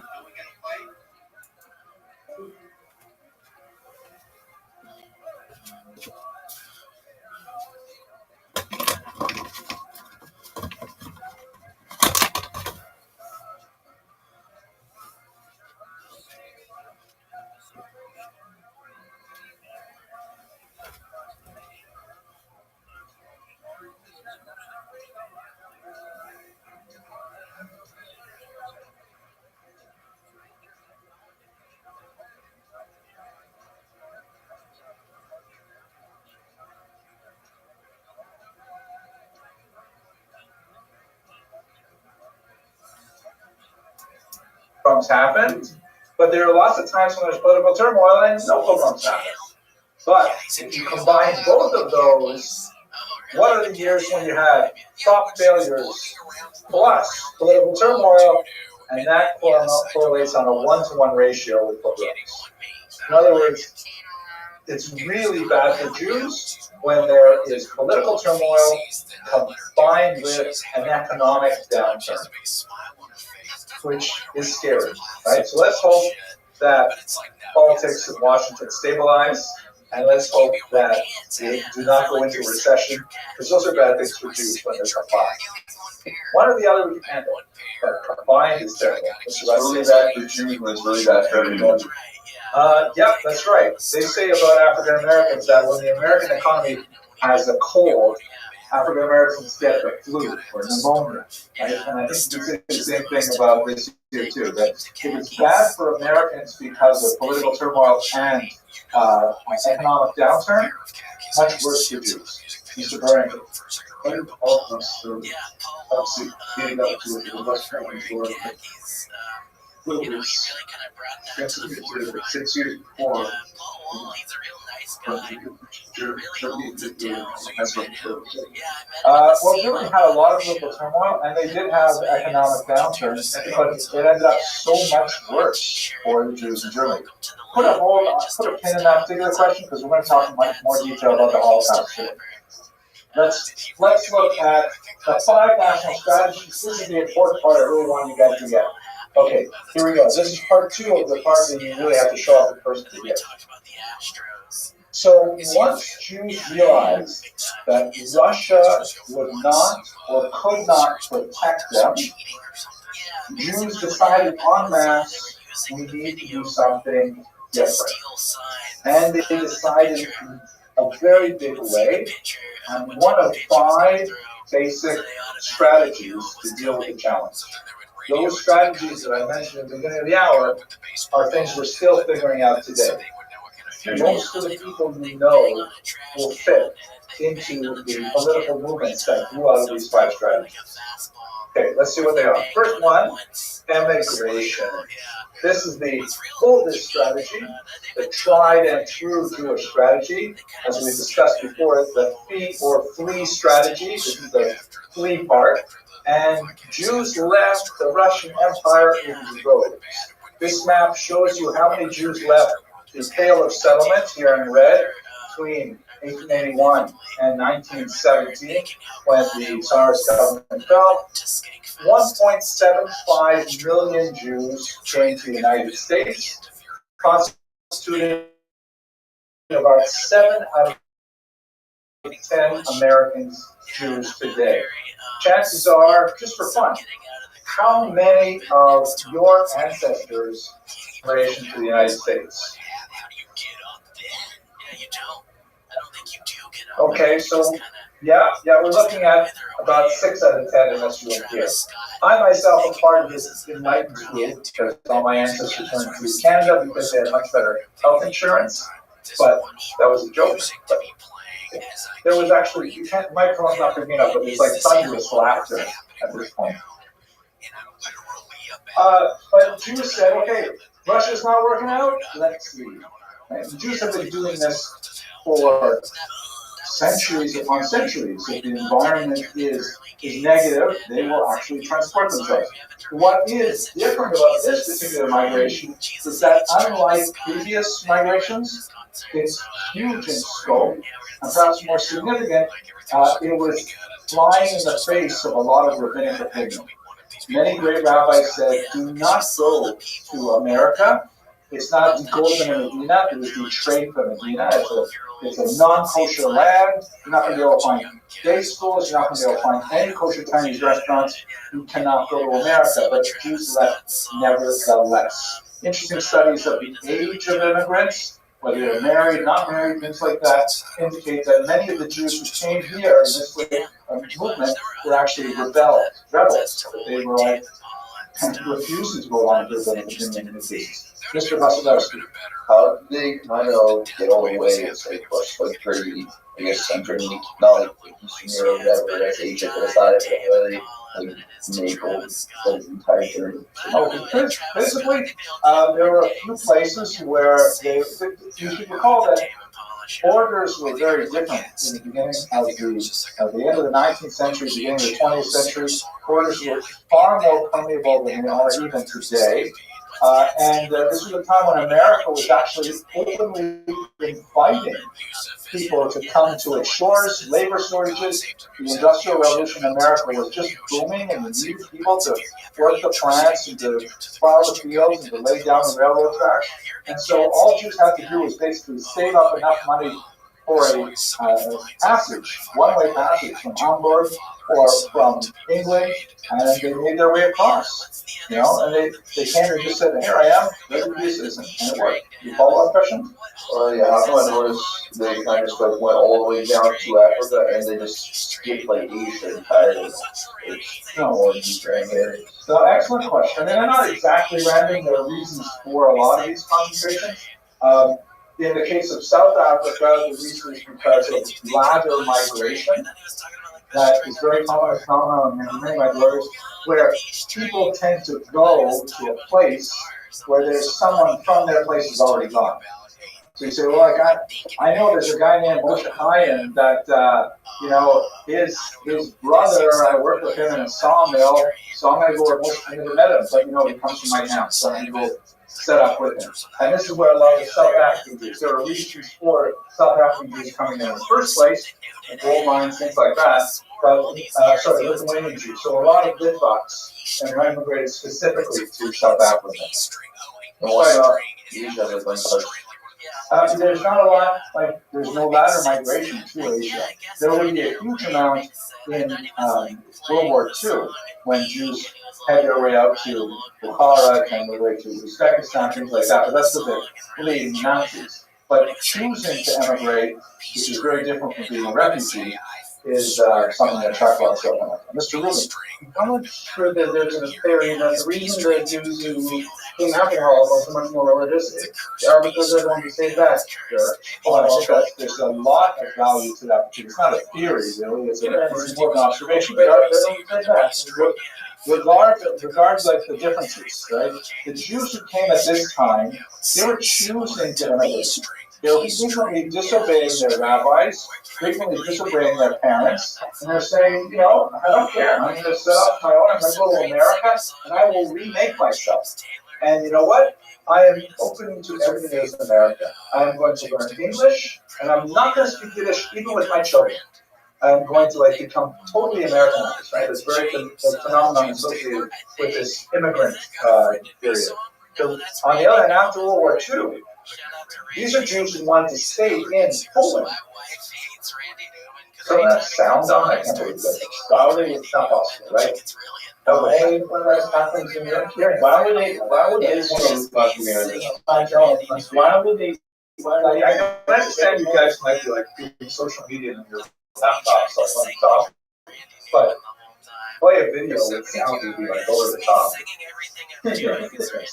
All right, sorry, Mr. Grant. Why would they want to go back to this place after you saw how many were there? Exactly. Talk about their post-World War II, right? Yeah, post-World War II. I mean, they come back to their towns in Poland. It's devastated. There's nobody there they know. They're encountering active hostility from the Poles, the Kielce, from Rome, and elsewhere. And they're saying, well, that's it. I'm leaving. So when they come to America, those post-war Jews, they're refugees. They're angry about how they come here. They're not choosing America. There's America's forced problem. So they come here and they say, you know what? I'm not going to make myself into America. I'm going to make America into myself. I'm going to recreate what I imagine the shtetl should have been here in Muncie or in Lakewood and places like that. And they had a huge impact. The more niche follow-up question is what about the enlightened Jews of the time who stayed in Europe because they thought it would be so great for them no matter what? But those people who think that are not like this either. Yeah, I think it's a tiny proportion of those Enlightenment Jews, large because most of them were killed, and those that did make it, I think they had a much harder time perpetrating their Jewish identity. We live in an orphan generation. I myself, my parents are Holocaust era, they were both born and raised in Canada, so they weren't survivors directly, but we're cut off from a massive number of Jews in their civilization. It's amazing that we can do anything. It's amazing that we have any kind of continuity. Mr. Atherton. So that is touching on enlightenment. I know that one of the two major reports that Jews immigrated was immigrated to, or through, other than New York, where El Sharon was actually Galveston, Texas. And I know that many of the Jews who did immigrate through Galveston did settle there and make communities in Texas, and they were by and large like Reformed communities, more traditional, which definitely is much more of like the towards enlightened than the Shetzrock that we saw on the East Coast. Right. So there definitely were Orthodox Jews who came to America and did set down and continue the enlightened movement. Oh, absolutely. We're not talking about America today. We're talking about leaving Russia. When we talk about America, post-war. Post-war, you're right. Right. That's a good point. Okay, let's go on. Now, strategy number one, right? Emigration. This is probably the biggest strategy. It is the most traditional strategy. Another one, socialism. Now, we don't have the leisure to really delve into what is socialism, but it's basically this political economic movement, largely heralded by a baptized Jew named Karl Marx and his colleague Friedrich Engels, that argued for a complete change to the way that we organize society now. They're very much against capitalism, which is the market economy that is the American economy. They wanted to have the control of the means of production handed over to the people writ large. So I'm not going to go into the details of what it is, but what it does mean is a fundamental reversal of basic economic structures in society. Rather than leaving Russia, they said, let's change Russia to be more friendly to its minorities. Among the most important fellows is this man, Leon Bronstein, known by his pen name Leon Trotsky, and he was a major radical revolutionary, hugely influential in the early communist period. This is a picture from his 1905 arrest before the revolution itself. One of the lesser known things about the late Russian Empire is that it was almost impossible to get a decent haircut anywhere in the entire Russian Empire. You get a hard one.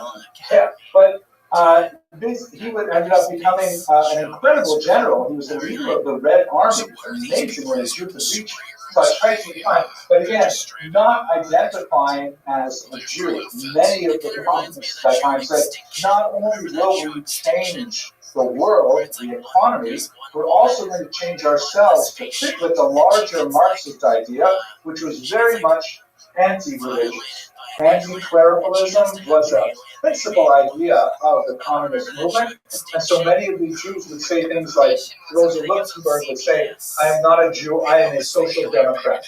When I say social democrat, it's another word for like communist. And so this is the second major strategy, is let's not just leave Russia, let us change Russia from within. So at this point, I'm just going to show you the last three, and we'll come back to them on Wednesday. But just to keep you, just to not give you a cliffhanger. The third one is Zionism, right? The idea of we're going to change everything, but we're going to change it in Israel.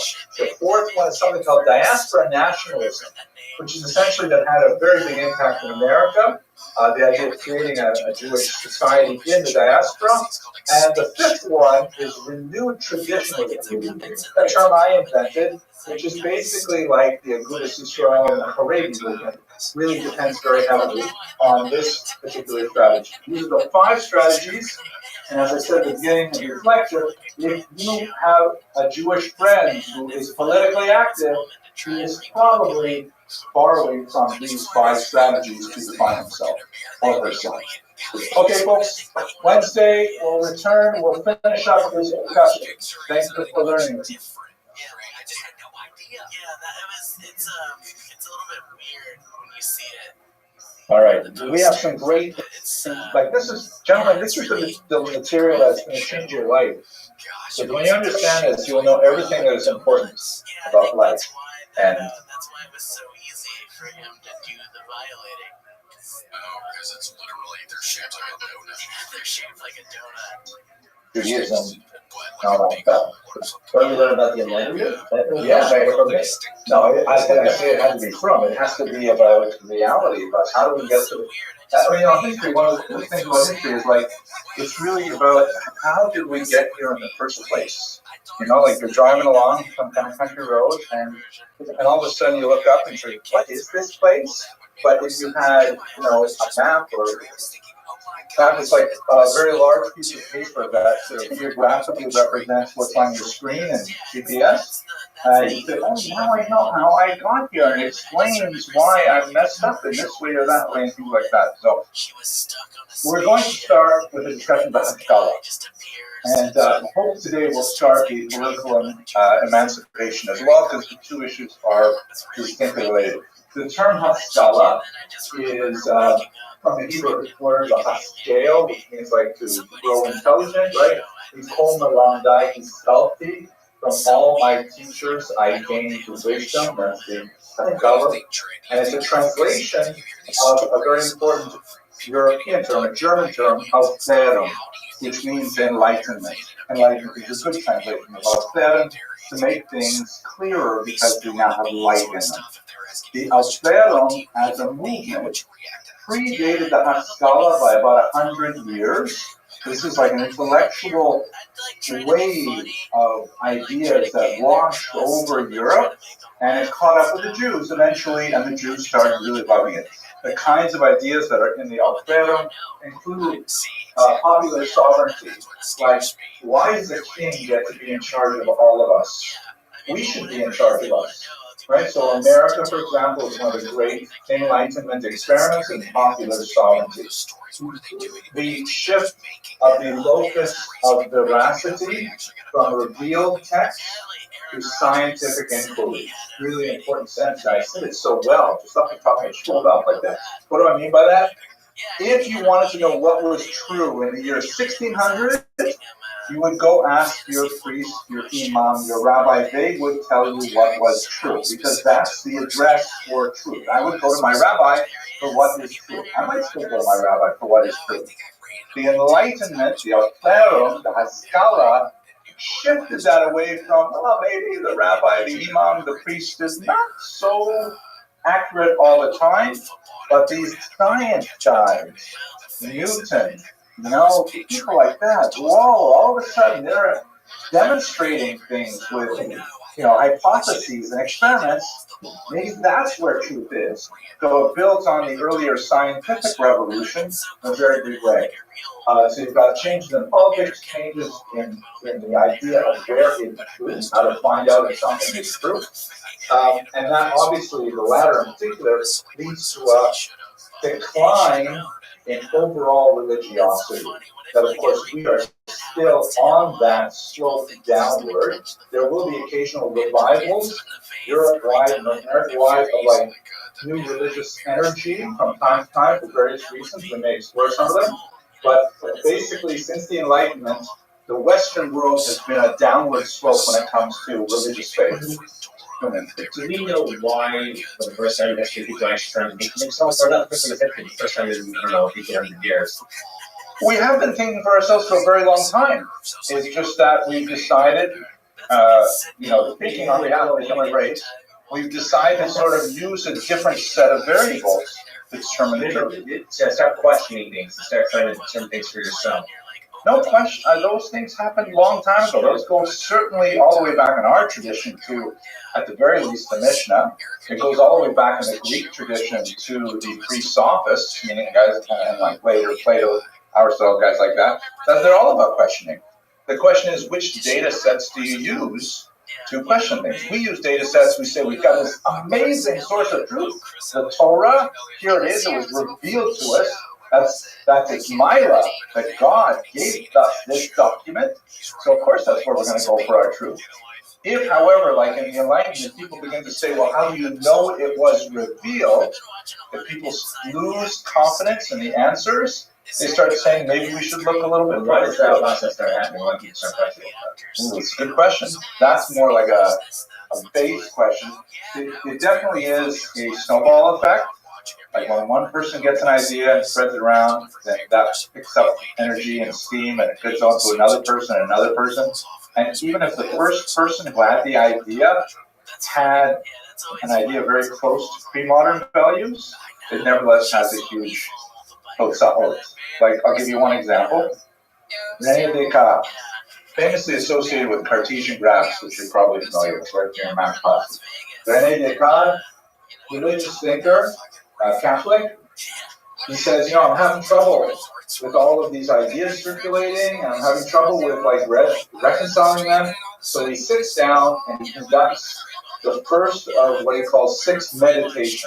6 deep meditations. What is the world all about? The first one says, how do I know that anything exists? How do I know it?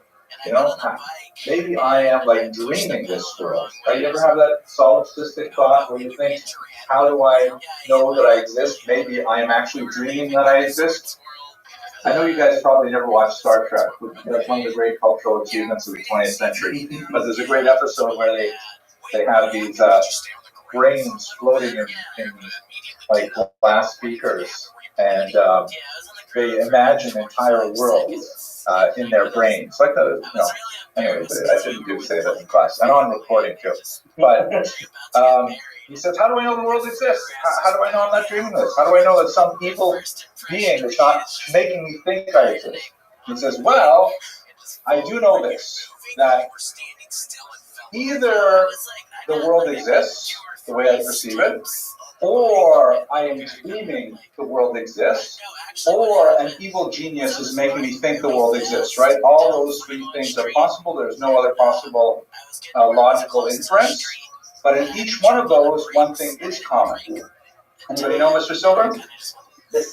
No, it could be that I exist. Thank you to him, right? And that's the famous phrase, cogito ergo sum, right? Not really I think, it's I perceive, therefore I am. And he says, wow, that's it. I have now figured out my first truth. This is the fulcrum upon which I will shift the universe, because I know this is true. I don't know if this table is real. I don't know if I'm dreaming this, but I do know I exist, because it's logically impossible for me not to exist. And from there he went on to say, well, how do I know that the world exists? How do I know that God exists? How do I know that? And all those things, he solved them one after another. And the challenge is, and this is to answer your question directly, just asking the question is corrosive. Just suggesting maybe the world doesn't exist. Maybe other things that we cherish do not exist. It's like you're in a loving marriage and say, you don't really love my wife. Don't ask that question. Don't ask that question. As soon as you start asking that question, you are already in trouble. Don't ask that question. You either do or you don't. You can feel it or you don't. But don't start questioning it. If you poke at it, you might find out it's not quite as solid as you think it is. Oh my gosh, marital advice too. Unsolicited marital advice to a bunch of single guys. Okay, let's go to that stuff. Mr. Abrams, we gotta go. Who is better at being naive? That's a good question. You should ask Mishlei that question, right? Shlomo HaMelech, because with much knowledge comes much sorrow, much pain. Better sometimes not to know. Like what do they say in English? You don't want to know how the sausage is made. Expression? Yeah, but I think that angle out next to like say. Yeah, okay, that's true. Let's guys, getting off topic. You don't want to get off topic. That's so much history. Okay, this is so cool. This is Ferrara, I believe, 1577, 1570.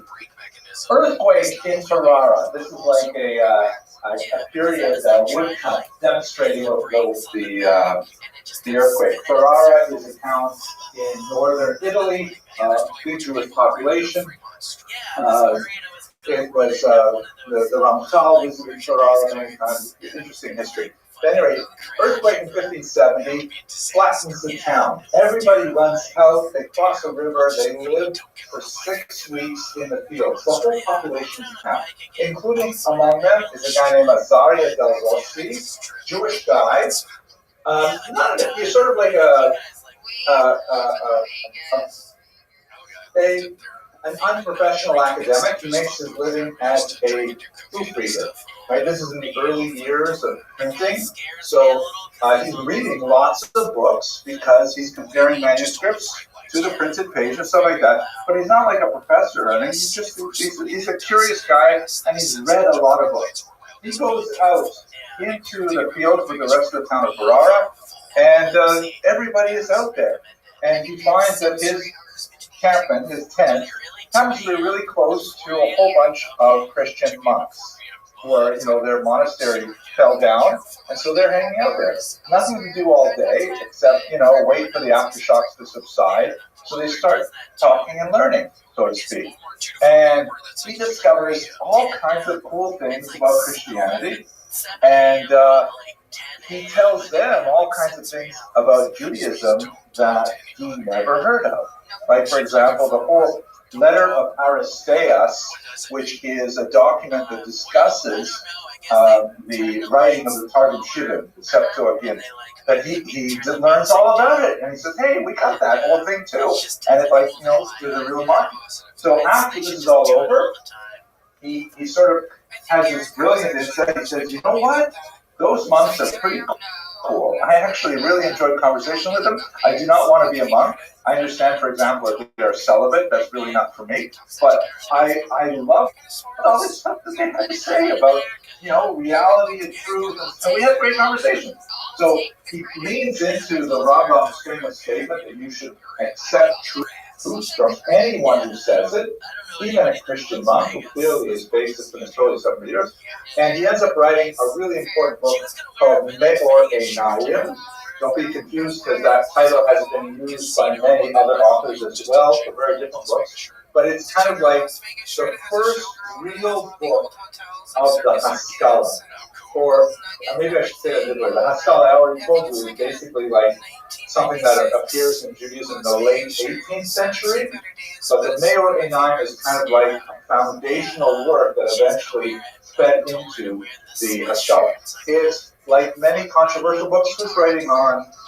Well, I think Mr. Lipschitz, who is actually taking this course remotely, is writing on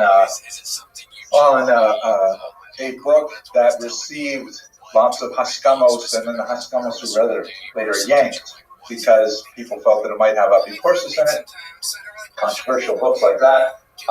The Meor Einayim at first received lots of Haskamos, including from Yosef Karo, author of the Shulchan Aruch.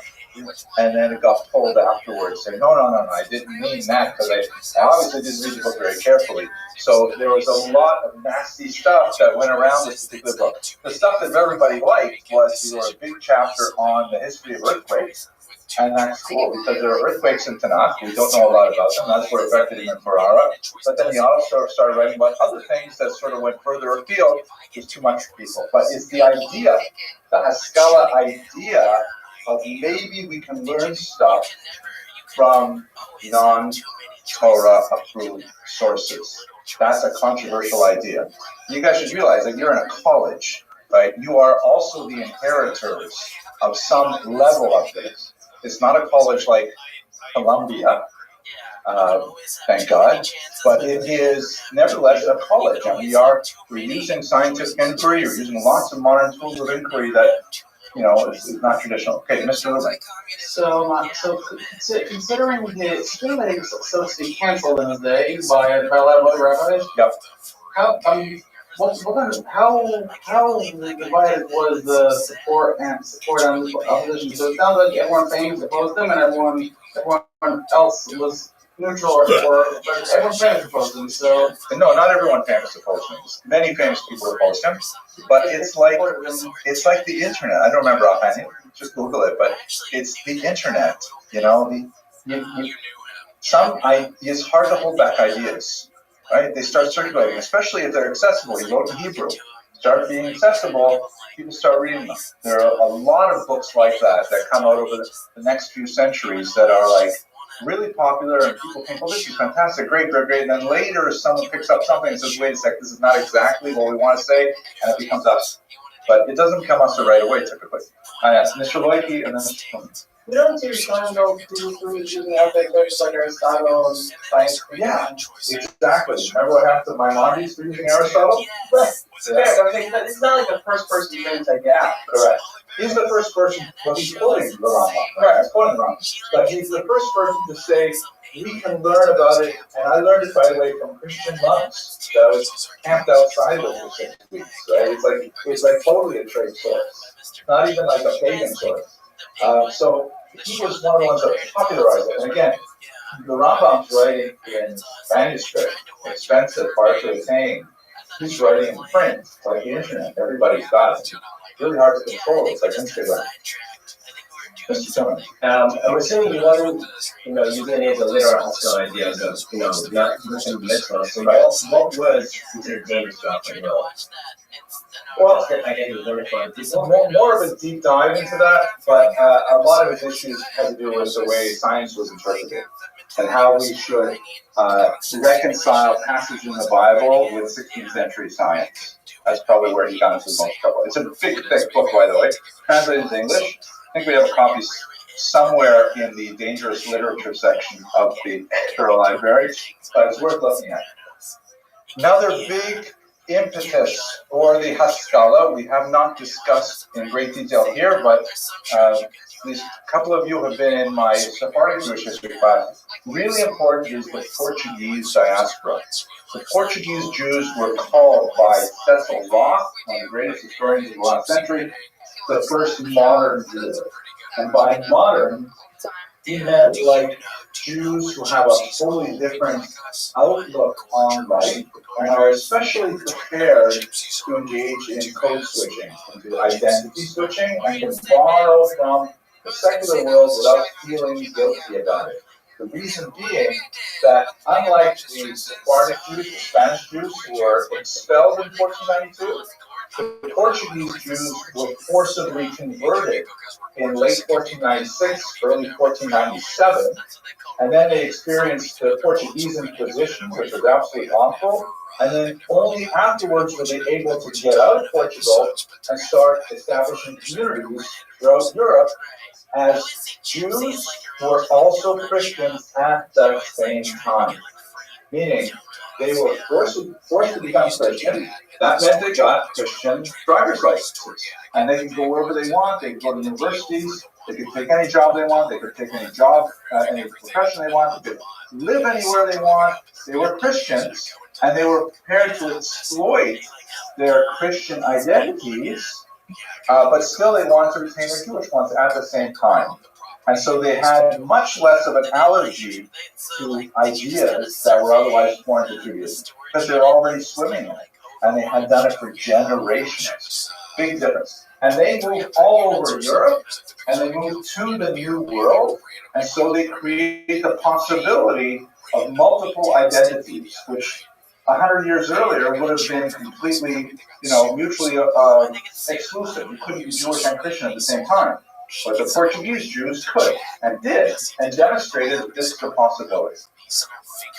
Right? So they're spreading these kinds of ideas, and they're loving the Meorei 9. They're thinking this is a great book. It has all kinds of cool ideas.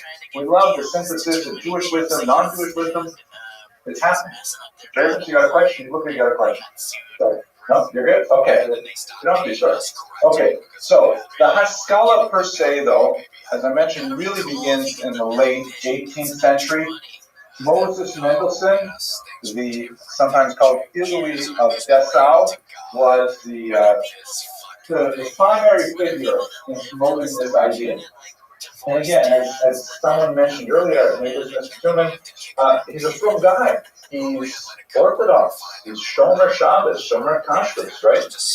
They're not necessarily thinking, especially early on, they're not necessarily thinking that they're driving Judaism off the cliff. They're thinking that this is like the natural path of Judaism, that of course we should be engaging in outside society.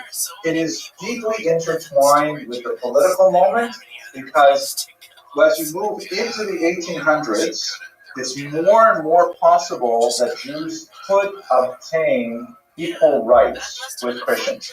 Not just like the Portuguese Jews who did because they were actually Christians, but because the societies are prepared to agree to this idea that Jews should have equal rights. Case in point would be America, 1776, where, they said, well, yeah, I guess so. It didn't happen automatically. It didn't happen all over at the same time. But basically, America said, we the people, this idea that we're all born equal, except for black people, not black people. And by the way, women, women almost, we won't let them vote, but otherwise, okay. But Jews were included in the we the people. And so that was like a pretty dramatic thing. The French Revolution, we'll talk about after this lecture, massive impact. America was way over on the other side of the ocean, but France is right in the middle of Europe. And when they give the Jews equal rights, that was mind-blowing. And that's basically following on from the work of a guy like Moses Mendelssohn. His biography is interesting. Comes from northern Germany, place called Prussia. And he's a self-taught, he's an autodidact, self-taught genius, exceptionally skilled in a whole pile of areas of modern thought. And one of the most important areas, which, by the way, all of you identified as one of the most valuable things you're learning here at this college, was his composition skills. He could write really well in colloquial German. Let's remember the linguistic situation is Jews are still living in a very, very insular lifestyle. Vast majority of Jews, top 10 friends are all other Orthodox Jews, but they have lots of business contacts. And so the level of communication that Jews had for most of Europe is a high degree of fluency in Yiddish, right, the mother tongue, the Mama typically some degree of facility and ability in Hebrew, because that's the liturgical language. Scholars would have stronger Hebrew and Aramaic, but the Hamon Am would have enough to get through the Siddur, follow maybe Chumash Rashi. But when it comes to German, it would basically be functional German. Just like, if people have Hispanic help cleaning their houses and doing their lawns, you might know enough Spanish to say, we're going to be on vacation week next week, don't come, or, basic things, or hey, could you please clean up the kitchen, whatever you might say in very, very basic Spanish, because that's what you need for, effective communication. Or I know about 6 phrases in Korean, which I find immensely helpful when I get my dry cleaning done, right? Because almost all cleaners in America for some reason are Korean. And I actually, fun fact, I have a Korean name. And I know how to write it. But do I have a marker here? I don't know if I have a marker. Does it work with a finger or anything here? No? You might have a marker in a drawer. In a drawer, that will be. I will show you my secret Korean name. If I can find a marker. Maybe I will not be able to reveal it. Why, you might ask, why, Dr. Ricky, do you have a Korean name? But I'll tell you. When I was about 15, I worked for a Korean restaurant, and they had trouble pronouncing Henry. They would call me Henry. So they said, after about a month, they said, forget it, we're just going to call you Young Sue. So I think it means like Moshe Chaim or something like that. Young Sue. So that's my Korean name. Okay, well, how did I get to that? Well, I can't spell it in Korean, but I don't have a marker here. A marker over here? Yeah, is this a marker? Yeah. It's not a marker. I want to make it work. No, it's not. Yeah, let's go to button 10. So I should be trying out. That's it.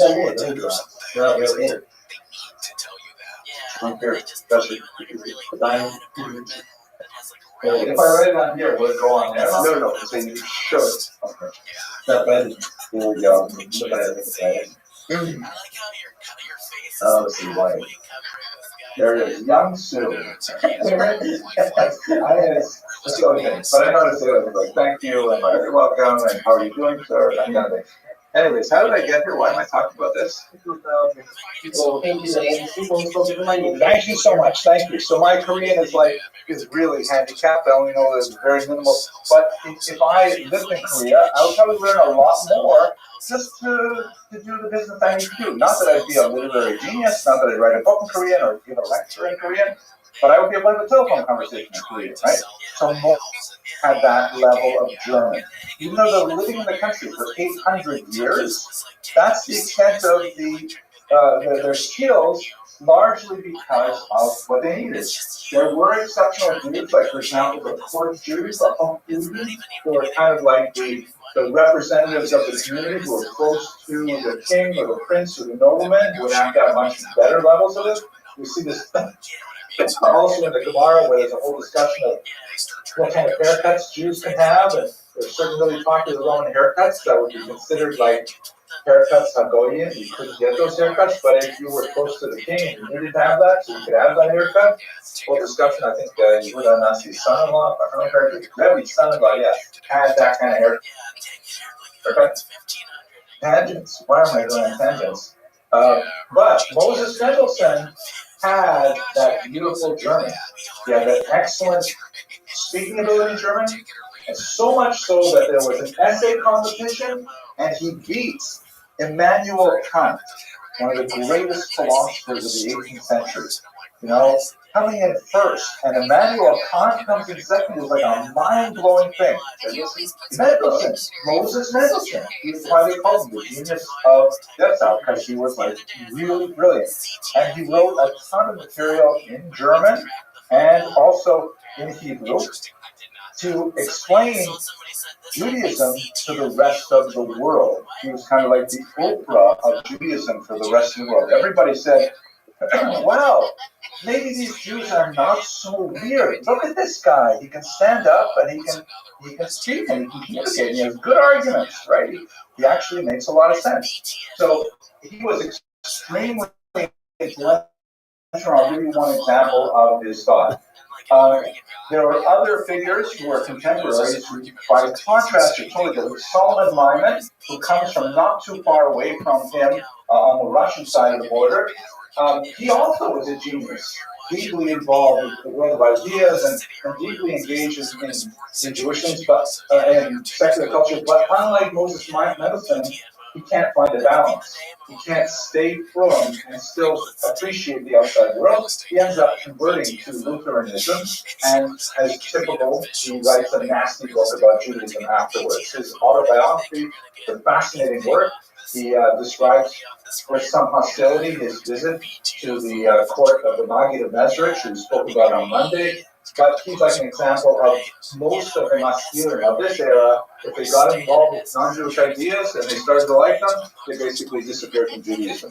But Moses Mendelssohn sort of created a path where, you know what, it's possible to stay from and also engage in outside culture. Not everybody agreed, obviously. Moses Mendelssohn's books were famously burned in some circles, which is generally a good sign that your book sales are going to keep going up, because once it's burned, you've got to see what's going on in there. But he really articulated a path that was extremely influential for the next 2 centuries. I'll give you some of the positives and negatives. By the way, this background image here is from a famous painting of him and a priest named Lavater, who's shown over here. I'm going to show you the whole image, but I don't think I have it. Because I forgot to take it off, I gave this like in a different context. Here's Mendelssohn. You notice he has a hunchback. He famously had a hunchback. I'm going to give you guys, by the way, the absolute best, sealed the deal shidduch line that came from Moses Mendelssohn. This is the story. It's a great story, okay? He had a hunchback. And the story goes that when he was set up with his cashier, or who he thought was his cashier, he comes walking up to the front porch to the shidduch gate, and she's out on the second floor. She looks out the window and she sees it. By the way, she's in this picture too. I gotta find you the actual picture. She sees him out the window and she's, oh my gosh, he's got a big hunchback. She tells her mother, I don't want to meet him. And her mother says, how can he do this? He came all the way here and it's so impolite. It's like, she never marries someone with a hunchback. I'm sorry, I just can't do it. But the mother arranged the daughter, says, you must sit down. You have to have a shidduch day for sure. So, she relents. They invite Moses Mendelssohn in. They sit down in the parlor where the shidduch day students go back then. The parents are outside. It's like chaperones, but not strictly street both things. And they talk for half an hour, 2 hours, 5 hours, massively long shidduch day. Actually, pretty good on the shidduch day. Sorry? talking about? It's going well. It's going well. And I said, what's that? You know, she said, I'm not going to marry this guy. He has a hunchback. They come out first date, announce their engagement. Mind blowing, right? So they afterwards the parents asked her, you know, the future Mrs. Mendelssohn, what did he say? You know, you were so good to you didn't want to meet him, and I remember. She says to the parents that he said to her, look, I know that my hunchback is difficult to take, but I want to let you know that there is a Gemara, which I'm sure you generally are all familiar with. 40 days Kobe Yitzir Savlad, right? 40 days before a child is born, a bas call goes out, a divine voice goes out and says, Bas Toni Loponi, right?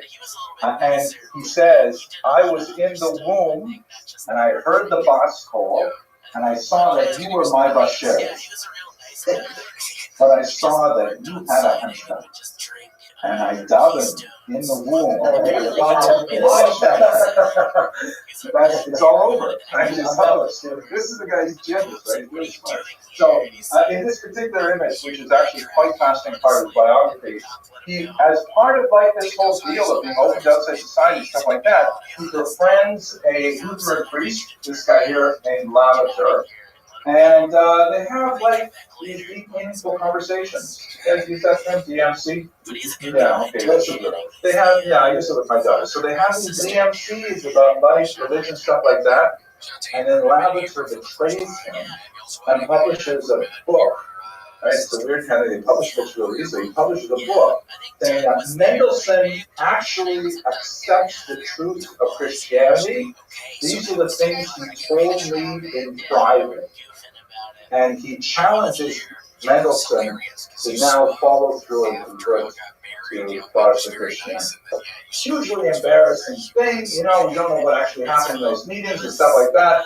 It ends up being a whole da-da-da. Mendelssohn never converts him, speaks to Lavitzer again. They write books against each other, little diatribes, it's all popular press, but this is like, you know, a sort of representation of their relationship beforehand. In the background, which you can't see, I should have not cut it off, is a playwright named Gottfried Lessing, who wrote a brilliant play dedicated to Mendelssohn called, if I remember correctly, The Three Rings.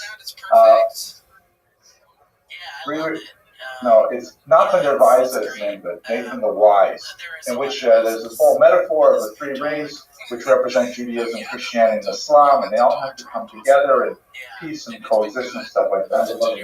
Anyway, it's a cool story.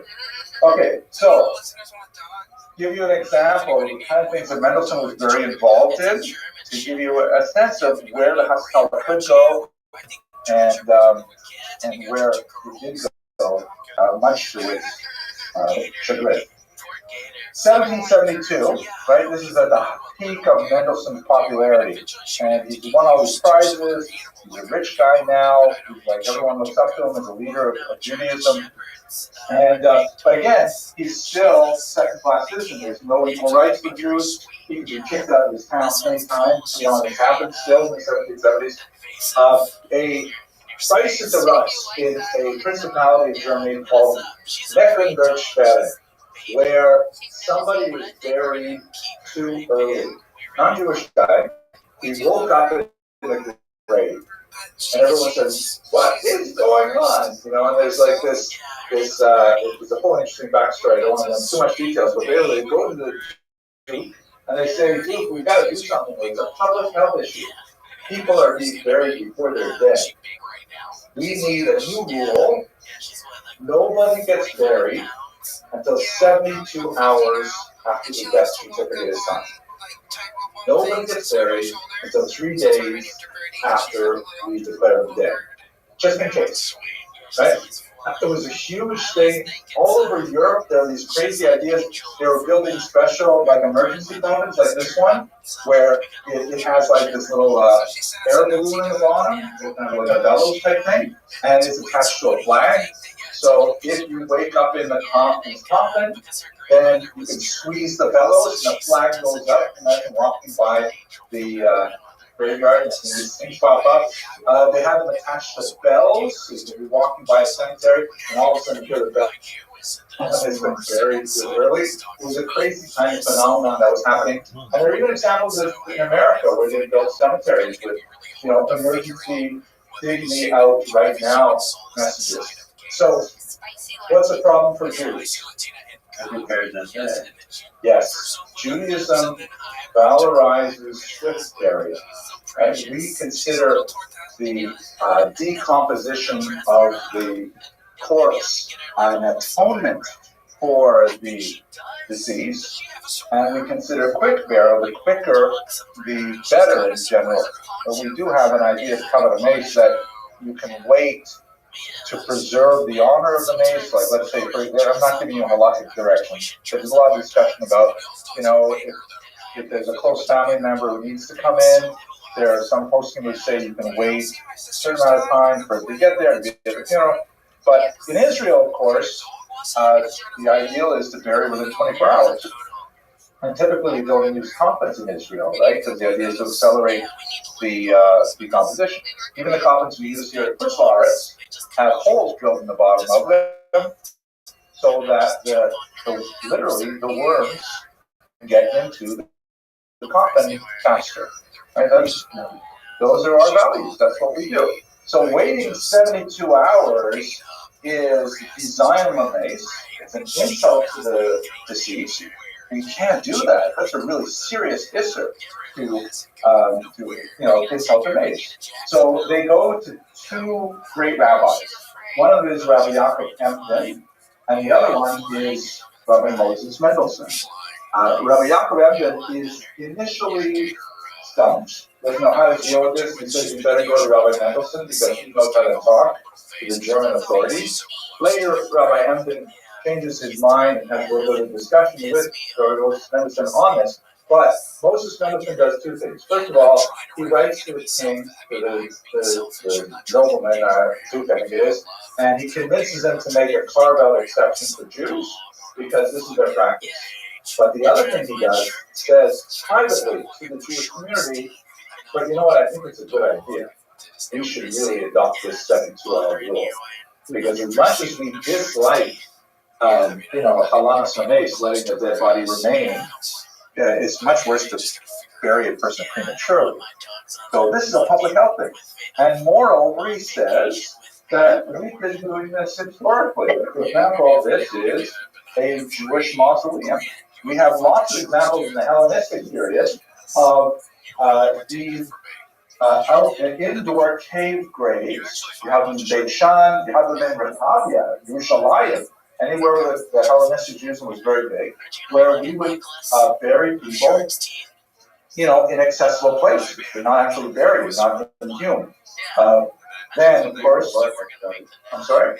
Even the Gemara. Yeah, absolutely. The Likud de Samos, right? The holiday, like a yontif, that after your parent or loved one would decompose, you would go back after a year and collect the bones, and then bring the bones for secondary burial. I know, it's wild. If you go to the net, you can see that they have a whole bunch of examples of stone ossuaries, which are kind of like sarcophagi, a full-length coffin. The Met here in Manhattan, and they have it in the drawing too. The Israel Museum has tons of examples. But these ossuaries are about this big, because when you're just collecting the bones, you don't need a lot of space. And that's what we do. So Mendelssohn says, I don't know why don't we just go along with the Duke of this? Why don't we just, accept this public health measure? So you see how there's a willingness to compromise in halacha when there is what's perceived to be a secular public health or motivation. Where you also see this fight in your own lifetime during COVID. The same kind of arguments were happening. On the one side, more of what we would call today a Haredi approach of a sheikh shrifen. It's written here. We're not going to pivot anywhere from what it says over here. But at the same time, there are a lot of rabbis who tend to be more left-wing, saying, well, wait a second, public health, stuff like that. Maybe we should that. Maybe we should not have Minyan on Yom Kippur. You guys remember that? Yeah. Yep, a lot of schools were shut down after that. Yeah, absolutely.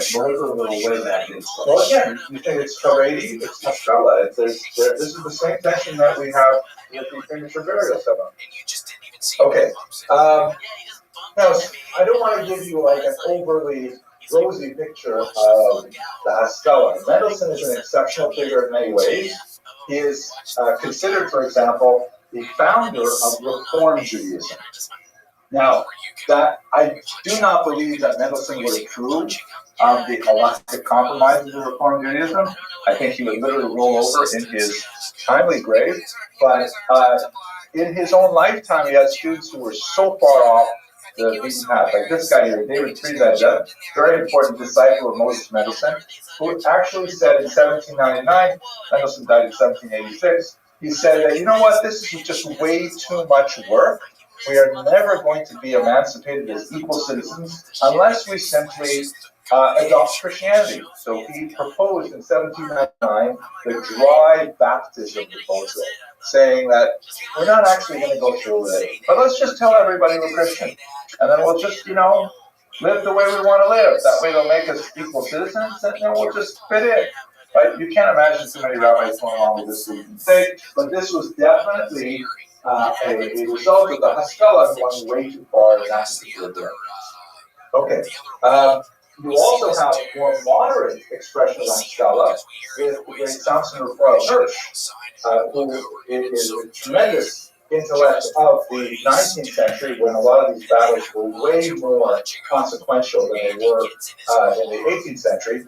And he argued in Germany, which is very different from Eastern Europe, he argued in Germany that there is no way that we can hold back secularism. We have to figure out rather a way to adapt it into our existence. We have to find some kind of middle path where, for example, we do not sacrifice any halacha, but let's think carefully about what we call minhag. What's the central order for fighting against Abraham Hebrew? Finding what, I'm sorry? Or I guess argue with Abraham Hebrew. Oh, Geiger, yes, definitely. Geiger he's considered the founder of the Reform movement. I know that Moses Mendelssohn is the intellectual source they put it with. Geiger said, none of it is actually true. Let's just do what we want. It's kind of extreme of putting that in extreme language. I want to come back to this a little later in this semester, but yeah, Hirsch was essentially saying if we don't find a compromise with modernity, we will lose to Abraham Geiger. We'll lose to the early reform. Remind me your last name, sir. Mr. Levine. Isn't there a difference on Daniel and Johnson Hirsch and Johnson Hirsch know that in place where more than anything get ready that and the secular. Yes, sure. That's a very perceptive comment. You're absolutely right. Let me repeat it. People may not have heard it. They lived in very different eras, right? In Mendelssohn's time, his years, I think he was born in 1720, he died in 1786. He's dealing with a time where the vast majority of Jews are still pretty firm, still pretty much Shomer Shabbos, Shomer Kashrus. Of course, you have people always who are less or more particular, less or more willing to compromise, but there's no such thing as like kind of openly community rules. Samson Raphael Hirsch, his years are 1808 to 1888. The world has changed a lot in the intervening century, and Jews are now actively exploring either simple conversion to Christianity on a much larger scale, or simply non-observant Judaism. And he's fighting a very different battle in a different part of the world, and he basically says, okay, we're going to come to terms with modernity, we're going to draw a line, and we won't cross that line, but it's definitely going to be a line that's in a very different place than Prussia in the 1780s. So it's a very different strategy. Yes? Very tough question. Was he right? I know that today we already has that, but if not for his influence, the Yiddish movies, like, how would that have looked? Would there be more people that are more into like the Hasidim? So, Mr. Truman, I am hesitant as a historian to post value judgments backwards in time. I don't think it's an especially helpful way to teach history.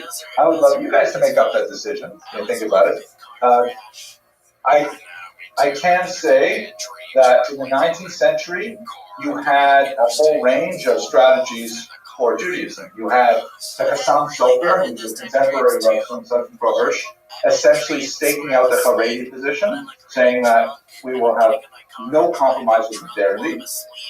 You have the people like Abraham Geiger, who's saying, oh, we're totally going to compromise with modernity. We love modernity. In fact, the Reform movement voted twice in favor of moving Shabbos to Sunday. Moving Shabbos to Sunday. The reason it never happened is because there's a gap between the leadership of the Reform movement and the laity, meaning the regular people. The leadership thought this is a great idea. The laity said it's just gone too far, and they wouldn't accept it. So that's on the other thing. And then Samson Raphael Hirsch, he carved out a kind of a middle path. And maybe different strategies work for different people, but they're all still extant. We're still dealing with all the strategies today, 20 years later. What's known as neo-Orthodox? Yeah. In his time, that's when the word Orthodox was coined and was intended as a slur that I think we discussed last week. Neo-Orthodoxy was developed a little bit later as trying to say, like, well, you're Orthodox, but we're not Orthodox like those people in Eastern Europe with the long dark clothes and things like that. So that's why New Orthodox. And that sort of evolved into modern Orthodox or centrist Orthodox. And a lot of people today debate whether those terms are fairly applied to Rav Samson Raphael Hirsch's approach. But I'll give you one great example. If you read some of his works, like two great examples, the 19 letters. Wow, amazing, powerful work. It feels like it could have been written today. And Horeb, wow, life-altering book. 19 Letters is a fictional dialogue between a young man who is thinking about going OTD and to an older rabbi type. And they have this back and forth about all the issues. And some of those issues are still around today. Mr. Rubin. Is there any truth about the young man being Heinrich Gretz? Yeah, I think that's a widespread rumor, and it could be, because Heinrich Gretz lived in his house, and he did flirt with OTD stuff, and he was an intelligent guy, so it's a good reason it might have been Heinrich Gretz. And Horeb is brilliant, amazing book. Hard to read in the English translation. I actually had to look at the German frequently to figure out what the English was saying, because it's so complicated. But it's a really great philosophical treatise of what is Judaism, written in German. Again, like Mendelssohn, he's not writing for the people who are already through it. He's writing for people like Maimonides with the Guide for the Perplexed, writing for people who are like on the borderline and are about to slip off the edge. And that's a tremendous achievement, Mr. Abrams. Who's your first, trying to be practical, pragmatic, by saying that this is practical, how the only way to go forward, continue to be Orthodox in the community world, or you use a version like that's ideal though, or do you do it what you say with the people? That's an excellent question. Did he view his strategy as lechatchila, or did he have it? I don't know the answer to that question. I don't know. I think my guess is he would have viewed it as lechatchila. Were these contemporaries like other early rabbis? Did they accept it? No, it's controversy. All these great people have controversy swirling around. It's hard to find a great rabbi that everybody loves. It's just trying to think of one. Not even Moshe Rabbeinu could get that level, right? No, he definitely doesn't. No, there's no rabbi who totally avoids Moshe. I think even the Chofetz Chaim was criticized, but people recognized that. They recognize their piety, but they disagree with it. But there was a lot of criticism on Shabura. People thought that it was But let's not get too far away. But I would say one more thing about Samson Raphael Hirsch. Yes, really important. We'll probably skip over some of the denominational issues and we'll get to it later. He was also savage when it came to the other side of the equation. because one of the things that he had to deal with was the flight of his own community from Torah Umitzvos. Right? That there were a lot of Jews in Frankfurt am Main who were saying, you know what? Don't be so frum, Rabbi. We want to have an organ in the congregation. What's so bad? And we're going to just do this. It's dancing. How bad can it be, right? And so you have to realize that at that time, the way Jewish communities were organized, is there was one Jewish community that was recognized in a town. There was no such thing like we have today with hundreds of schools. I see this Mishnah, there's all kinds of things. There was one Jewish community. He applied for a legal status for Orthodox Jews only. This was something called the Auschwitz, which means like the escape or separation, good translation, Auschwitz. That we are now, we can't deal with these non-Orthodox Jews anymore. Again, the term Orthodox wasn't even invented. We can't deal with these non-Torah observant Jews anymore. Our synagogue is going to do with halacha, whatever they do, they're on their own. Big challenge, because all of a sudden it's saying that we're not recognizing ourselves as being part of the whole community. It's like the Rabbi is criticizing, what do you mean? I'll take Rosh Hashanah seaboard, don't separate from the community. And he literally drew a line in the sand. So his ability to compromise in the sense of we'll adopt these behaviors, we'll take on these kinds of articles of clothing, we'll do things so we can be more German, we'll trim our beards. If you think that's a little bit too radical, we have this version here with a little bit more facial hair, but we'll do all those things, but we will absolutely not compromise on Shabbos, and our shul, in order to save it, we're going to separate. And that was that's essentially the Orthodox strategy for the next 150 years, is adapt, but also separate at the same time. Okay, so we can argue more about it. Let's go back in Eastern Europe. What's going on in Eastern Europe? Eastern Europe is a very different situation. The Haskalah affecting the Ashkenazim in Western Europe was deeply related to the whole concept. Let me just make sure I got the right slide here. Oh, yeah, it's a different present. The Eastern European situation is very different. Western Europe, Jews are actually fairly small in terms of their percentage of the population. They tend to be concentrated in larger cities, and they tend to be concentrated in the single digits of population. But once you get, east of Germany, all of a sudden Jews are concentrated in smaller settlements, villages, shtetl, and sometimes in large cities, but their population can sometimes be over half. Berdichev, for example, has about 78% Jews. That was the population. Everybody's Jewish. And the kinds of assimilatory pressures that were affecting Western Ashkenazi Jews were totally different in the Eastern regions. And so it has a slightly different kind of context. For one, Jews regarded German culture as being high value. Jews thought, and this is part of the tragedy of the 20th century, we speak about this thing called the German-Jewish synthesis, where we really wanted to be like Germans so badly. We thought Germans had the best literature, the best science, the best music, the best art. They really did have an amazing selection of cultural artifacts. So much so that when it gets expressed in some of the denominational steps, like we talked, I know it's not the planned lecture, but we're kind of going in that direction. Abraham Geiger, Reformed congregations are typically not called synagogues. What are they called? Temples. And why would they call them temples? Go to their way to call them temples. To pretend that it's the service like we did in the temple in Jerusalem, and we don't have it, we can still practice that way. Okay, very good. A little bit sharper, Mr. Rubin. It's how many temples are there in Judaism? 2 or 3. Well, okay. One at a time. Exactly. Thank you, Mr. Rubin. So one at a time. And where is that temple? In Jerusalem.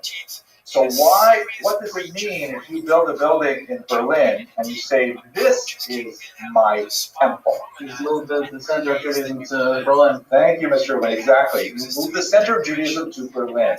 You say, oh, forget about all that biblical stuff about wanting to go back to the former one. At that point, you're moving all reference to Mashiach and things like that. This is our temple, right here in Berlin. This is where we belong. Of course you should give us equal rights as citizens, because look, we've already made this commitment. We've abandoned our temple in Jerusalem, we're creating it here. That kind of thing is not happening in Russia, in the Russian Empire. Jews are not deep admirers in the 19th century of Russian literature. They're not reading Tolstoy or Pushkin. They're not that interested. Later they would be. But back then, no, it wasn't their thing. They got involved in many more Jewish issues, and especially it found expression in things like Yiddishism, like the celebration of the Yiddish language. Who's writing on Yiddish? Someone's writing in the history of the Yiddish language. Probably.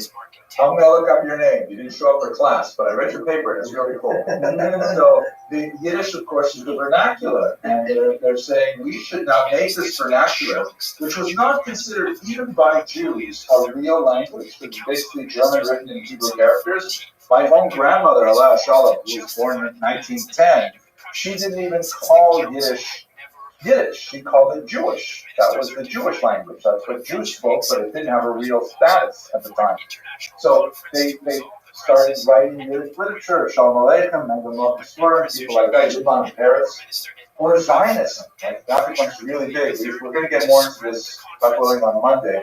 Zionism becomes really big as a Jewish kind of Haskalah expression, not as a trying to imitate non-Jews, but we're going to create our own version. And of course, Jewish socialism, again, more for next year's meeting.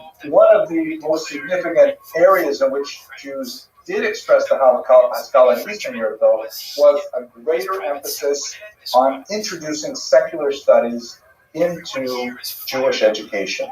One of the pioneers was this man, Joseph Pearl, who lived in Galicia, generation after Moses Mendelssohn. There's one fascinating story about him that I want to share. He was a fervent anti-Chassid. He was a mitnaged, came from the fancier for this. He hated Hasidism because, like Gretz, he felt that it was the superstitious downfall of Jewish people, believing all kinds of Bogomeises and these wonder-working Rebbes, and he said it's all ROTHSCHILD. And so, in his attempts to reform Jewish education, of course, he really took tremendous amount of efforts in developing a school system, was very widespread, but he also wrote a satire of Hasidism, the title of which escapes me right now. Maybe some of us, when you want to look it up, Joseph Pearl, the title of his book is something. I'm looking at the page right now. The Galatamirim. Oh, the Galatamirim, right? The hidden, revealing the hidden things, right? That which is Tamar, right? Like, not Tamar. What's the word? What's the shortish for Tamirim? Isn't there like a cooking thing, Hatmana? But into that, maybe? Maybe. Anyway, he wrote a satire of Hasidism, and people loved it. They didn't realize it was a satire. They took it seriously. They read about these crazy wonder-working rabbis that he just made up, thinking that people would read this and say, wow, those Hasidim are so stupid. And in fact, they began to admire the Hasidim. So it backfired on us big time. There's no theater show, but that's what happened at Spuddick, which is basically we need to keep a strand or Spuddick just for nostalgia. But and nowadays it's a lovely song because, well, we're still wearing it. Yeah, it is funny how these things change around. Okay, now I want to take you through one really dark period of Jewish history briefly, and then going on Monday, we're going to go right to the evolution of Jewish politics, which is a must, talking to the audience here, must attend class, because if you don't attend Monday, you will totally not be able to understand the rest of the 20th century and even 21st century politics, right? That was a pretty effective warning, I hope. Let's see what the attendance is like on Monday. So, this is one of the periods, and I think this is really important for understanding politics today. One of the darkest periods of Jewish history occurred in the first half of the 19th century in Russia. And it relates to this whole Haskalah element in a very big way. This man, son of Nicholas I, comes to power. He has a decidedly militaristic bent. He likes, having parades organized, like watching parades, things like that. And he's dealing with rebellions. He's both before him and after him, the major rebellions in Russia. Russia is slowly collapsing at this time. And he says, okay, one of the problems that I have is I've got something like 4 million Jews living in my empire, and they are like so indigestible. They don't correspond to our Russian values as I perceive them. Namely, first of all, they're not Christians. That's a big deal. Not only not Christians, they're not Orthodox. He also has Catholics in Poland, but he had to put down rebellions there too. So it was Russian Orthodox, right? So they're not Christians, not Russian Orthodox. Secondly, they do not regard themselves as Russian people. They regard themselves as a distinct nationality living within the Russian Empire. Kind of like when you think about Ukrainians in the Russian Empire. They also, not so much in Nicholas's time, but by the 20th century, they regard themselves as separate people. So the Jews are not going to say, well, we'll be Russians now too. This is a much more complicated question. In the 20th century, Jews would fall over themselves to adopt the Russian language, to get educated in Russian and so on. But this is the 19th century. And finally, he says they don't really accept my authority. Whose authority do they accept? That is the rabbis and God. Right? They don't look at me as the supreme autocrat. So he says to himself, okay, what am I going to do to get these people to adopt Russian values? Not necessarily because he hates Jews. He hates this undigestible mass of non-citizens. He wants them to fit in. It would be fine if, as one of the later Russian ministers said, 1/3 of them emigrated, 1/3 of them died, and 1/3 of them converted. That would be like, okay. But he wants to deal with this strange demographic problem. So he comes up with 2 solutions. The first is he hires this guy, Max Lilienthal, to set up a Jewish school system run by the state, the Crown school system, where Jewish kids who enroll in this school will get a nice big dose of Russian training. They'll get Russian language, which will be a big deal. They'll get math and science, and they'll get all kinds of things to engage in gainful employment. We will probably also throw in there a little bit of conversionist efforts to get them to convert to Christianity, but that will be like non-official. And Max Lilienthal, big Haskalah supporter, says, fantastic, here is my chance to get this backwards, super religious people and launch them into the 19th century. Let's get them, modernized. Let's give them proper training overall. I'll handle those Russian Orthodox priests who want to come in and give the occasional conversionist lecture. I'll handle them. Ended up in a terrible failure. He ended up leaving in disgust. He actually moved to Cincinnati afterwards. But the idea was that the school system was supposed to be a pathway to assimilation into Russian society. Again, Nicholas I's motivation, although we can't say he was a philo-Semite, he was primarily doing it for social reasons, not because he hated Judaism, but because he wanted the Jews to be more like Russians. Why would any Jew even consider this school? Money, good reason. Good reason. In this particular case, I would think there's a better motivator. But good guess. Appreciate it, Mr. Rubin. Could parents like it also, and what other educations? Jewish parents generally want to get their kids ahead. We will see in the 1920s in Russia, there's a huge phenomenon. But they generally don't send their kids to schools where they think they're going to convert to another religion. They generally don't. That's just too far. It does happen. but it's a little too far, John. Mr. Henderson. Before their kids' safety, Explain that, please. they're worried that if they don't make at least visible effort to appease the Russians who are hosting them, that they will no longer be able to take over any of Okay, good. You're absolutely right, but the reason is actually quite a bit sharper. Get to it right away. Give Mr. Abraham the last chance. maybe there's more going so good, or the system, whatever there was, and a lot of people want to integrate those. Okay, good guesses, good guesses. Here's the main motivator. In 1837, he puts in place this incredibly awful decree called the Cantonist Decree, in which he says that Jewish children can be conscripted to the army. Conscription in the Tsar's army was not like 3 years as it is in Israel, 25 years. Going into the army is basically a career and lifestyle choice. In Russia in the 19th century, basically, if you were like the oldest son, you would get a little bit of your father's land. If you were the second son, you might go into the priesthood. If you're a third son, you might consider the army. And this is it's a career decision, 25 years. Now, Jews, historically, they never really wanted Jews in the army. They didn't speak the language properly. They didn't have the same values. They were not interested. So Jews typically would pay an additional poll tax. This is basically the story across Western Europe as well. Jews would pay an additional tax gladly to keep their kids out of a 25-year military service. Nicholas I, remember, he's a very military guy. He says, wow, that's totally wrong. Totally wrong. We want them to go into the army because that's a great way for them to learn Russian values, Russian language, all this stuff. So therefore, he says, no more exemptions.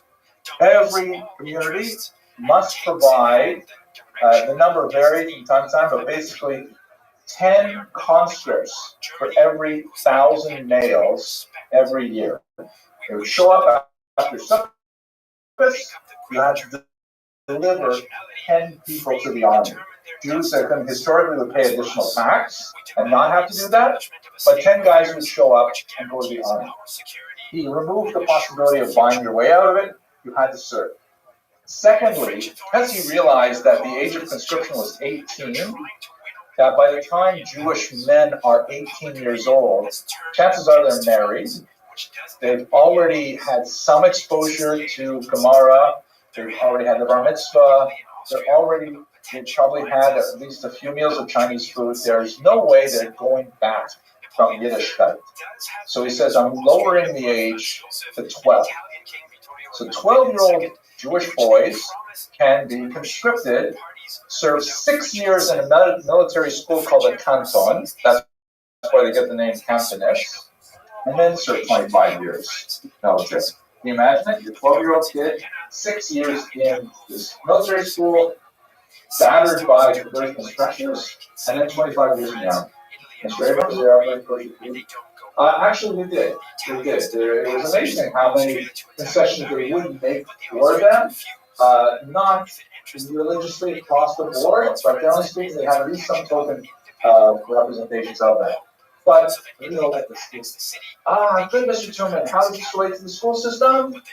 What is this intended to do with the Cantonist? I speak up sure, exactly. If you went to the school system, so then this means that the Jewish parents have a terrible choice.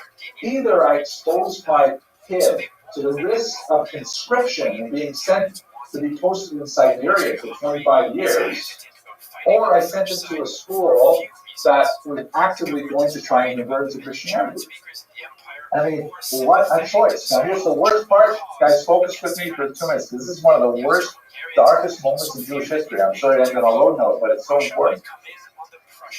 Who got to choose the conscripts? Who chose the children who would go? Close. It was the Jewish community. The Russian government was like really poor bureaucracy. They didn't have the manpower, they didn't have the skills, they didn't know how to run a country. They would frequently offload tasks onto locals. So Nicholas I said the Jewish Kahila which we've spoken about before, the Kehillah has to choose which kids go. And so every October, the Jewish synagogue, the Jewish Federation had to choose which kids went. And you can believe it, that it's not the kids of the wealthy who were chosen. They would choose the children of widows, children of poor people, and it got so bad, this is like amazing, it's like mind-blowing which actually happened. We got to a point in the 1850s, and this went on for like decades, got to a point in the 1850s, the Jewish community actually hired professional kidnappers, Jewish kidnappers, to go and steal children to present them to the government for conscription. Like, it's hard to believe, but we have many, many testimonies of kids who went through this.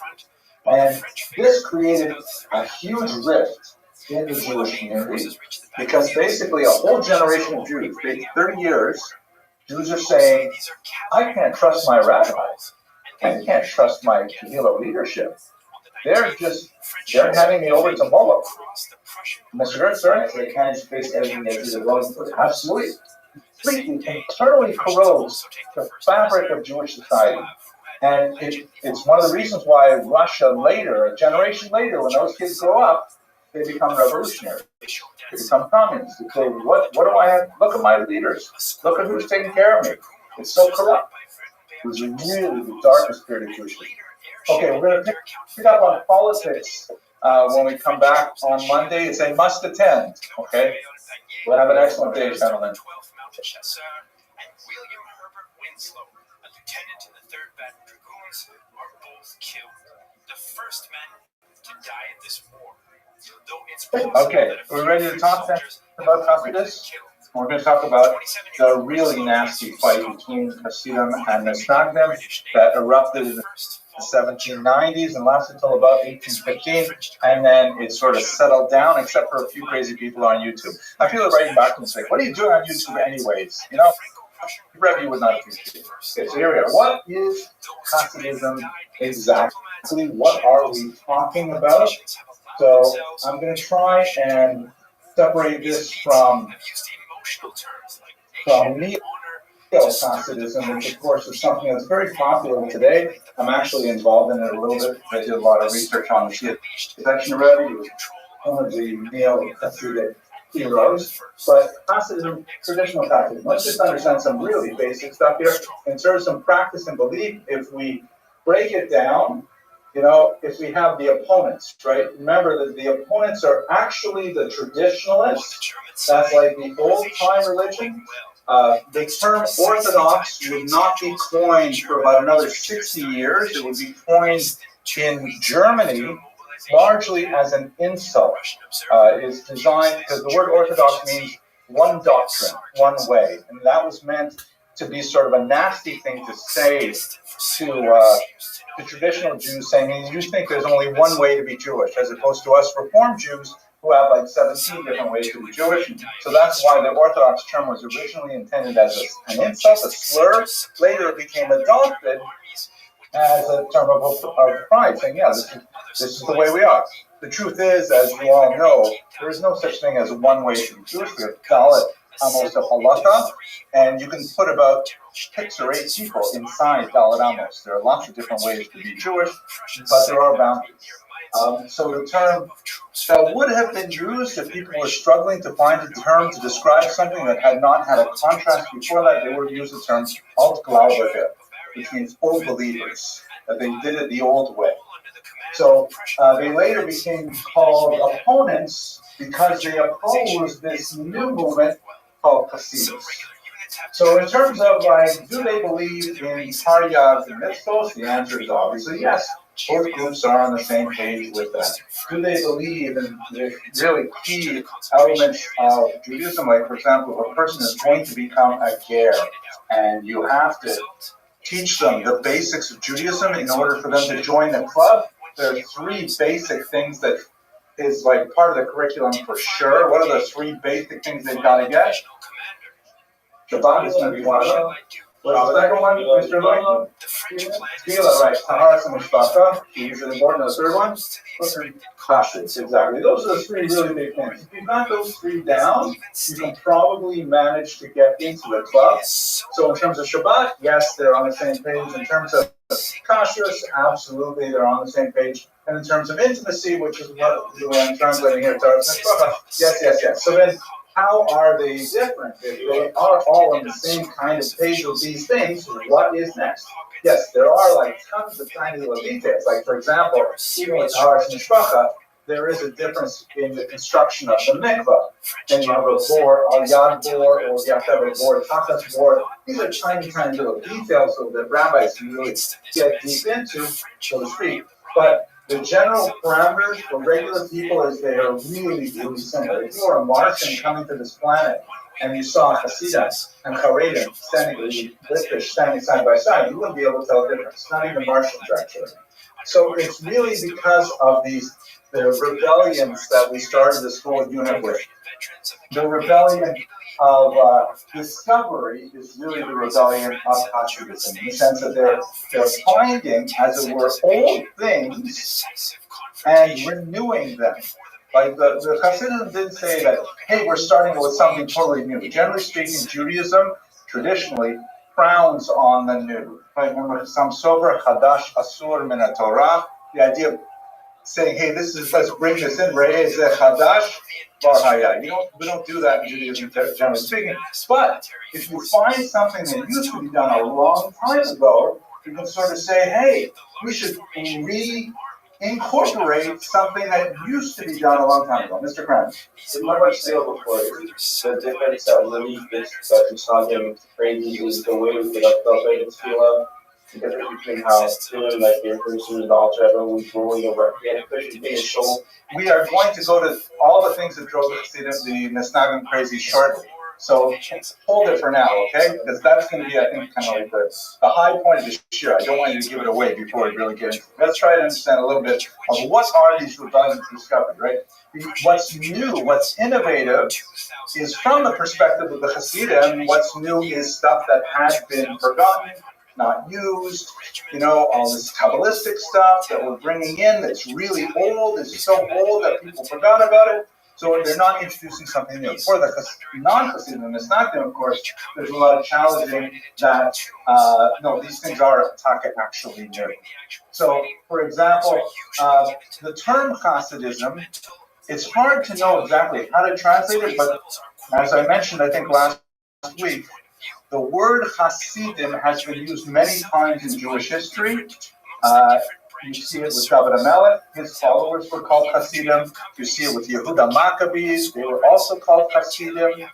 You see it with the Hasidei Ashkenaz, we spoke about them a few weeks ago. It generally means people who go beyond what is necessary. Right? You can go within Mishur Sadin, or you can go within Mishur Sadin, or you go within Mishur Sadin. You go beyond what is actually required. They're extra. So, for example, when it comes to Payas, of course, the only thing that's forbidden halachically is to shave the sides of your head. You can't shave your payas with a blade. Even with a razor, there's some question about, like an electric razor. But with a blade, you can't shave the sides of your head. The Hasidim, as it were, say, well, if you can't shave it, although you can trim your payas, if you can't shave it, we're not going to even cut it. We're going to let it grow, down low. We're going to use curling irons to make them look really pretty. Because if you can't shave it, we're not going to cut it at all. It's like going beyond what is technically required. That's the sense of the idea here. You see it in the Kabbalah of the Ari. The Hasidim and Yemenites also wear these payas as well. There's some good pictures of payas, right? Okay. But where did Litvak start wearing payas? Well, this is one of the ironic things about the 20th century, which has been noted by the historian Joseph Dahn, that some of the things that Hasidim did really well were so popular that they influenced the Litvaks as well. And so the Litvaks start adopting, bit by bit, little Hasidic customs. This is a phenomenon that is especially true of the 20th century, not just Litvish customs, but also Sephardic customs get into the Ashkenazic world, and we're just kind of like a sholas with many different minhagim. So that's where Litvaks will also grow their payas sometimes, even though technically, historically, they never had payas, like Solomon, Mr. Gandhi, great parentage. Yes, it does, absolutely. Example of Hasidim following the Snagdik customs. An obvious one is the emphasis on learning Gemara. Because one of the big arguments against the Hasidim was, you guys are not spending enough time learning Gemara. And now a lot of Hasidic yeshivas spend a tremendous amount of time studying Gemara.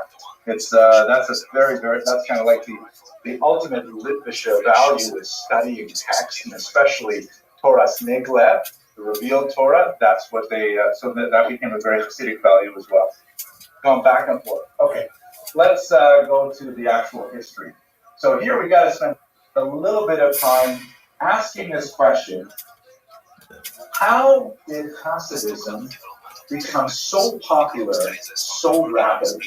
This is something we just begin to see the beginnings of it in the 1700s, and then by the end of the 1700s, it like swallowed up a huge swath of southeastern Poland and Ukraine. How did it get so rapid, so fast? There's a few different historiographic models. I'm going to walk you through them. The first one is from Heinrich Kretz. You'll recall we talked about him a while ago. He's like the first great encyclopedic historian of modern times, and he's like kind of like the heroic historian of Germany. He wrote first in German, later in Russian, and his history was designed in many ways to demonstrate to non-Jewish Germans that Jews had a tremendous amount of value in German culture, and that they've always been mistreated by secular society, by non-Jews, and nevertheless they're still heroically moving ahead with, developing ideas and civilization and stuff like that. And really, you Germans should let the Jews have equal citizenship. They have earned it many, many times over. That's kind of Gretz's model of thinking that pervades his entire world history of the Jewish people. I believe I discussed with you his conflict with the historian von Treitschke. Did I discuss that in this month? Well, we'll talk about it maybe later on in the scripture. You get the Holocaust. There was a huge counter-reaction against Gretz's approach. But he's kind of like, he wrote in the 1880s and 1890s. He was translated into English in the first decade of the 20th century. He sees Hasidism as the worst possible thing that could happen to Judaism. He says they are so opposite to what Jews are really all about. Jews are cultured. Jews are learned. Jews are sedate. Jews are good, normal citizens. They do not get drunk. They do not engage in wild, raucous behavior. Those Hasidim, that's an aberration of Judaism. And why did it take such hold in Poland and Ukraine?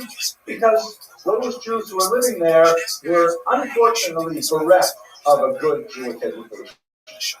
They were highly illiterate compared to other Jewish populations. They tend to be far more literate than the population surrounding them, but they're still less literate than us German Jews who know the great classics, Goethe and Schiller and Beethoven we listen to and stuff like that.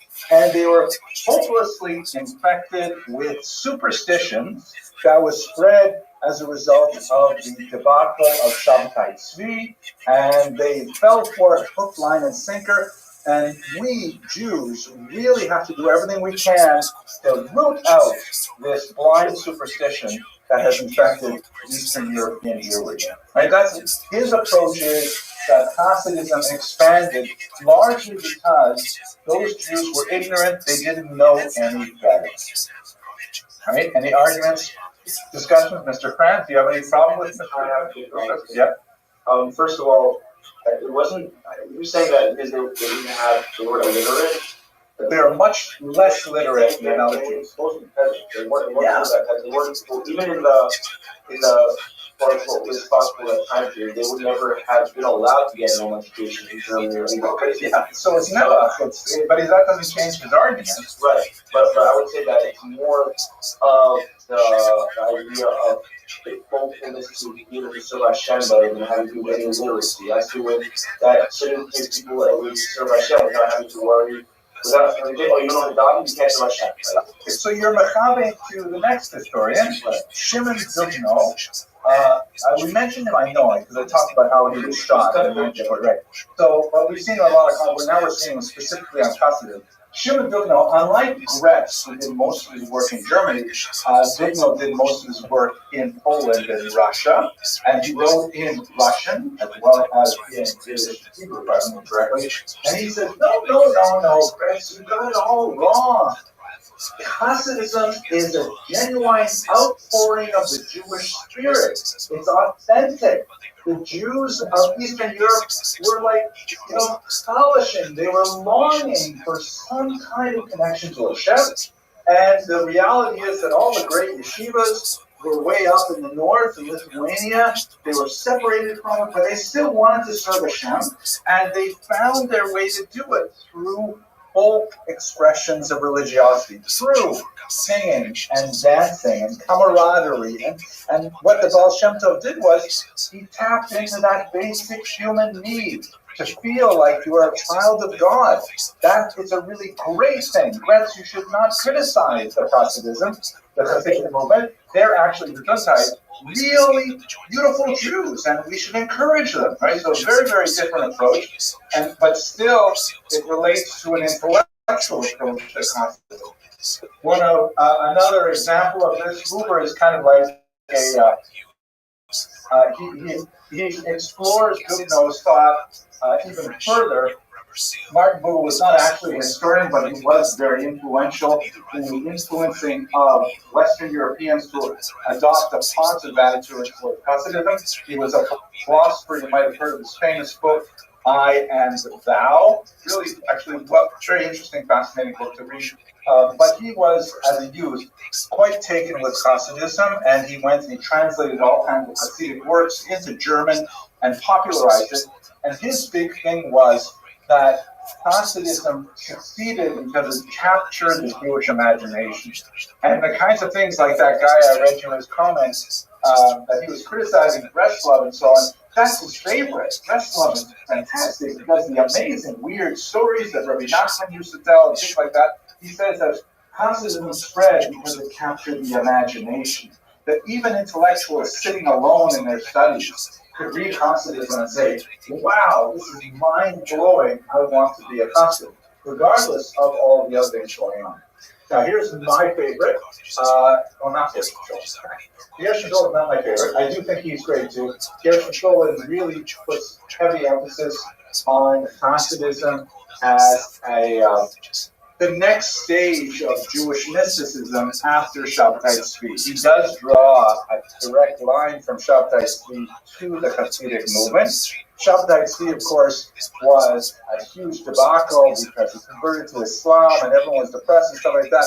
But Shabtai Tzvi did open up for a large population the possibility of studying Kabbalah. And people began to say, wait a second, we've been missing all this really cool stuff coming out of Tzfat, the Arizal. Wow, it's so amazing. So he said it really has to do with the intellectual approach. And in fact, there are a lot of rabbis, a ridiculously embarrassing number of rabbis who became followers of Shabtai Tzvi and even actually converted. They stayed on quietly or, under the table, still being Shabtai Tzvi believers. There was, for about half a century, a long, number of surprisingly important rabbis who were doing it, still serving as the head of their Beit Din, and still serving as poskim and stuff like that. And we know that they're still writing pro-Shabtai Tzvi stuff. It's a very, very difficult period. Mr. Franz. Quick question. So, what don't call around that time, there also was a little before, and I've heard people say it was considered historic. Was his... The Ramchal was before Hasidism was born, but not that much before, about 40 years before the Baal Shem Tov. Okay, so let's go. Here's my favorite one. This guy's my favorite. Ben Sion Dinor. Someone else is doing Hasidus here. Is going to talk to me about this? Yeah.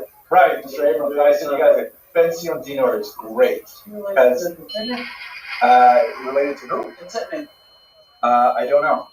You know what that is? No. Still Dinor, the Hebrew Holocaust writer. It's related to Dinor? Is it Dinor maybe he changed? I don't know. He changed his name maybe? I don't know. Okay, you'll have to look it up. You have a computer there. Wikipedia will do it. Ben Sion Dinor is great. You know why I love Ben Sion Dinor's approach? Because he uses the Abramson rule. Before Abramson was even born, he used the Abramson rule. And he basically says it's about money. What are you guys all talking about ideas and even about singing and dancing? No, it's about money. Think about it like this.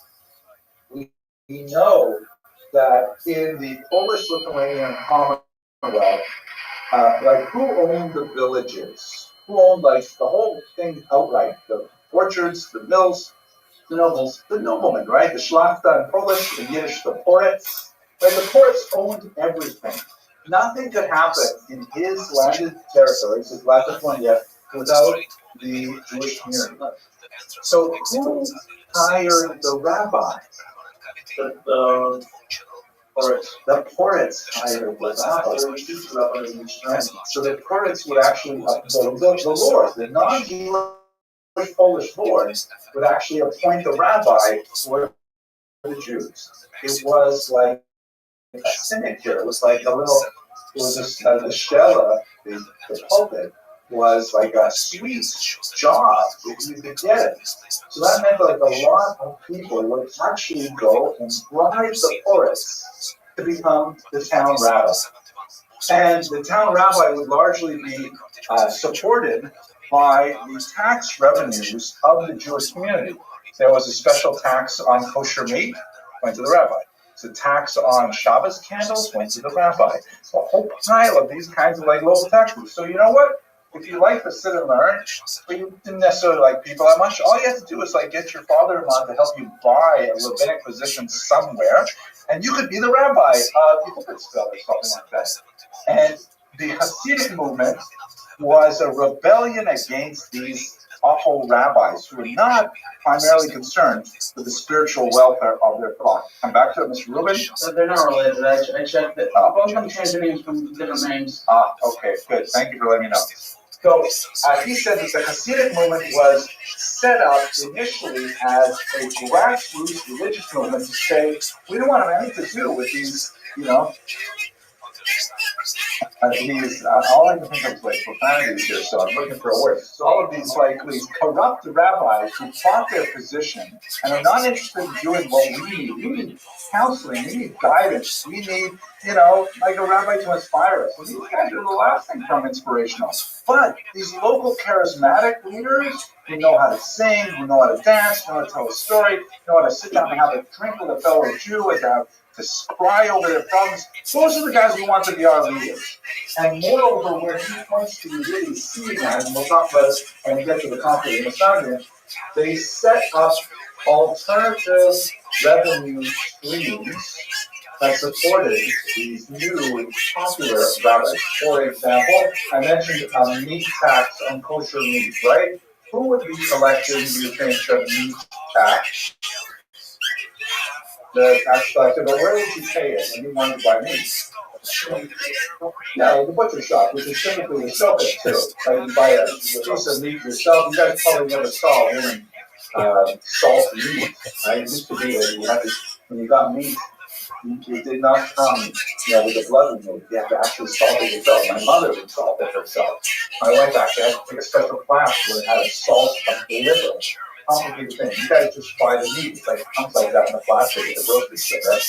Anyway, so if you would buy it from the showcase, who is paying the tax to the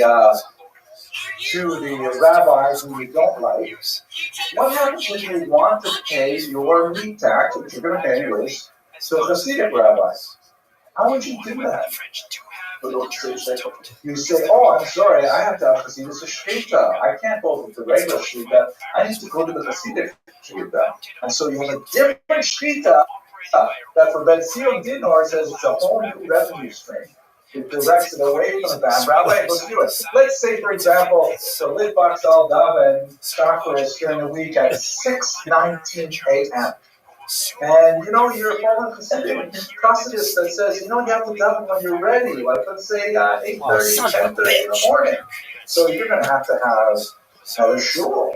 You can't daven at the same time, especially if there's an overlap. You can't put two different menhadim in the same shul. So you know what?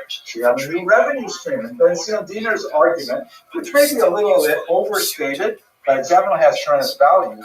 There's money involved. If you have a Hasidic rabbi, you can elect to support this guy as opposed to giving it to the corrupt rabbi or the forest hunter, Mr. Burns. He looks at all the values, putting big thing, on the Hasidic side of the Protestant. They don't say the other. Yeah. How did those become? We're going to get there. I know I got to get to the drinking part because we just had Purim, but we'll get there. Mr. Kranz, quick one? Is it so far off from the spiritual I'm Jewish girl, the idea of money having to be part of it? It's so far off. But Mr. Kranz, ever was it so? Money is always the rule that motivates so much of what we do. It wasn't just the rabbis were going around from town to town without making a dime, doing it just to awaken the spiritual soul to be Jews. Not necessarily. We will see. I'm going to show you the Baal Shem Tov's tax return in a minute. Other interesting arguments. I had a Rappaport Albert, very, very interesting scholar, says, you know what it's all about? You guys are missing half of the human race, women. Hasidism actually, especially in its early stage in the 1700s, allowed some unusual opportunities for women where they had largely been locked out of traditional literacy practice. There are actually several examples of female Rebbes in history. There's a famous maiden of Gudmir, for example. Her name was Webermacher, and she would have a tip. She would give shear, sometimes behind a veil, sometimes not. All kinds of interesting ways in which, if you're going to open up what is traditional practice and say these other things used to be done, then all of a sudden there's new practice for women.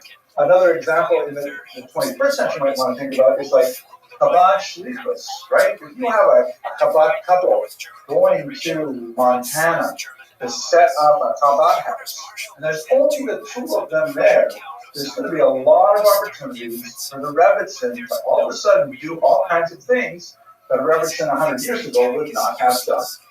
Different kinds of classes, different kinds of activities, novel bakes, and who knows what, and it's all couched within tradition, because that's the nature of this kind of rebellion, but it ultimately is something that is novel and new. And so Ada Rappaport Albert writes quite a bit about how Hasidism appealed to women because it offered new opportunities for them to express their spirituality. So that's just half a dozen different historiographic approaches to try to understand how this captured the masses. Folks, look at this. Let's get down to It's really the origin. impressive. So here's my colleague Moshe Rothschild.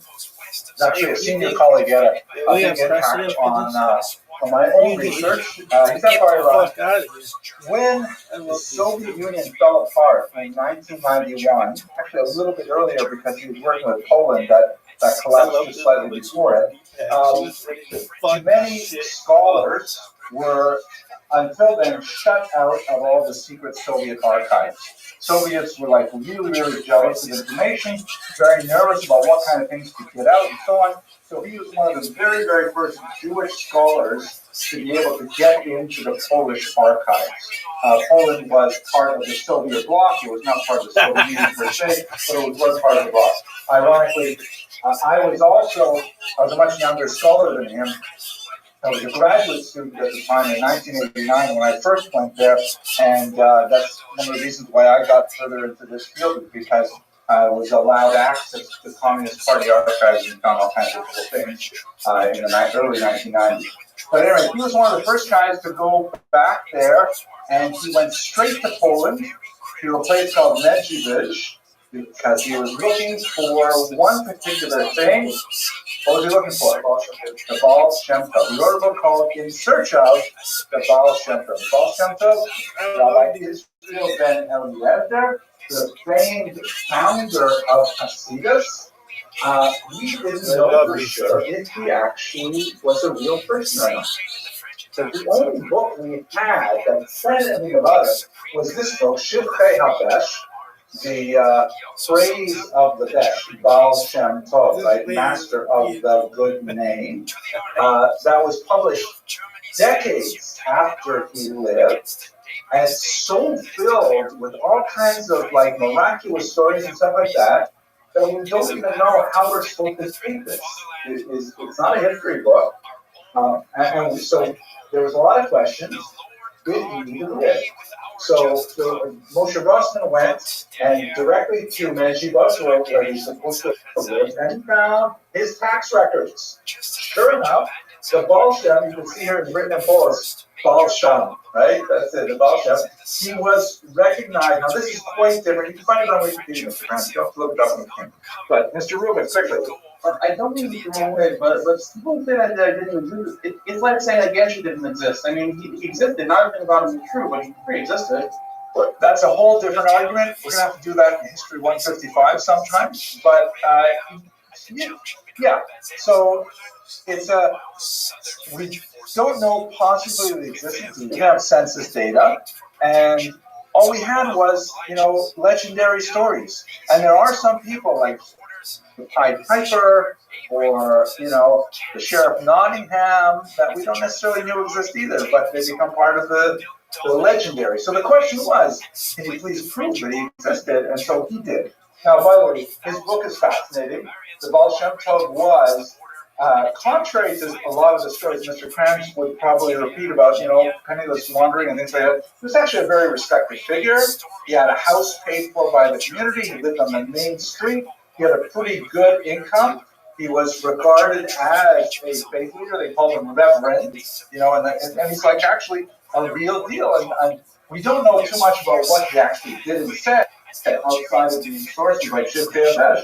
But we do know that we have external non-Jewish documentation validating at least some aspects of his existence. His dates are roughly 1699 to 1760.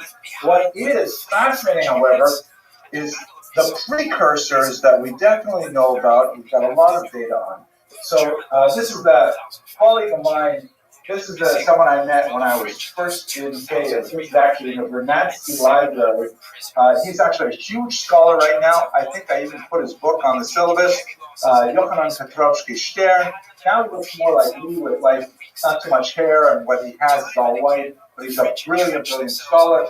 I met him there when we were both in our early 20s, and he was working with these concussive, these were like record books from the communities of Poland, Lithuania that were moldering away in some of the basements of the libraries. There, he pulled them out and did some great research with them.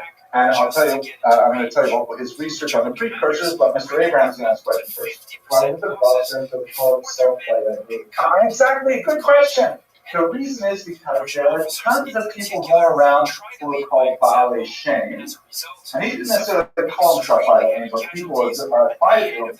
He was the Baal Shem Tov. What does that mean? Mr. Franz, you can answer that?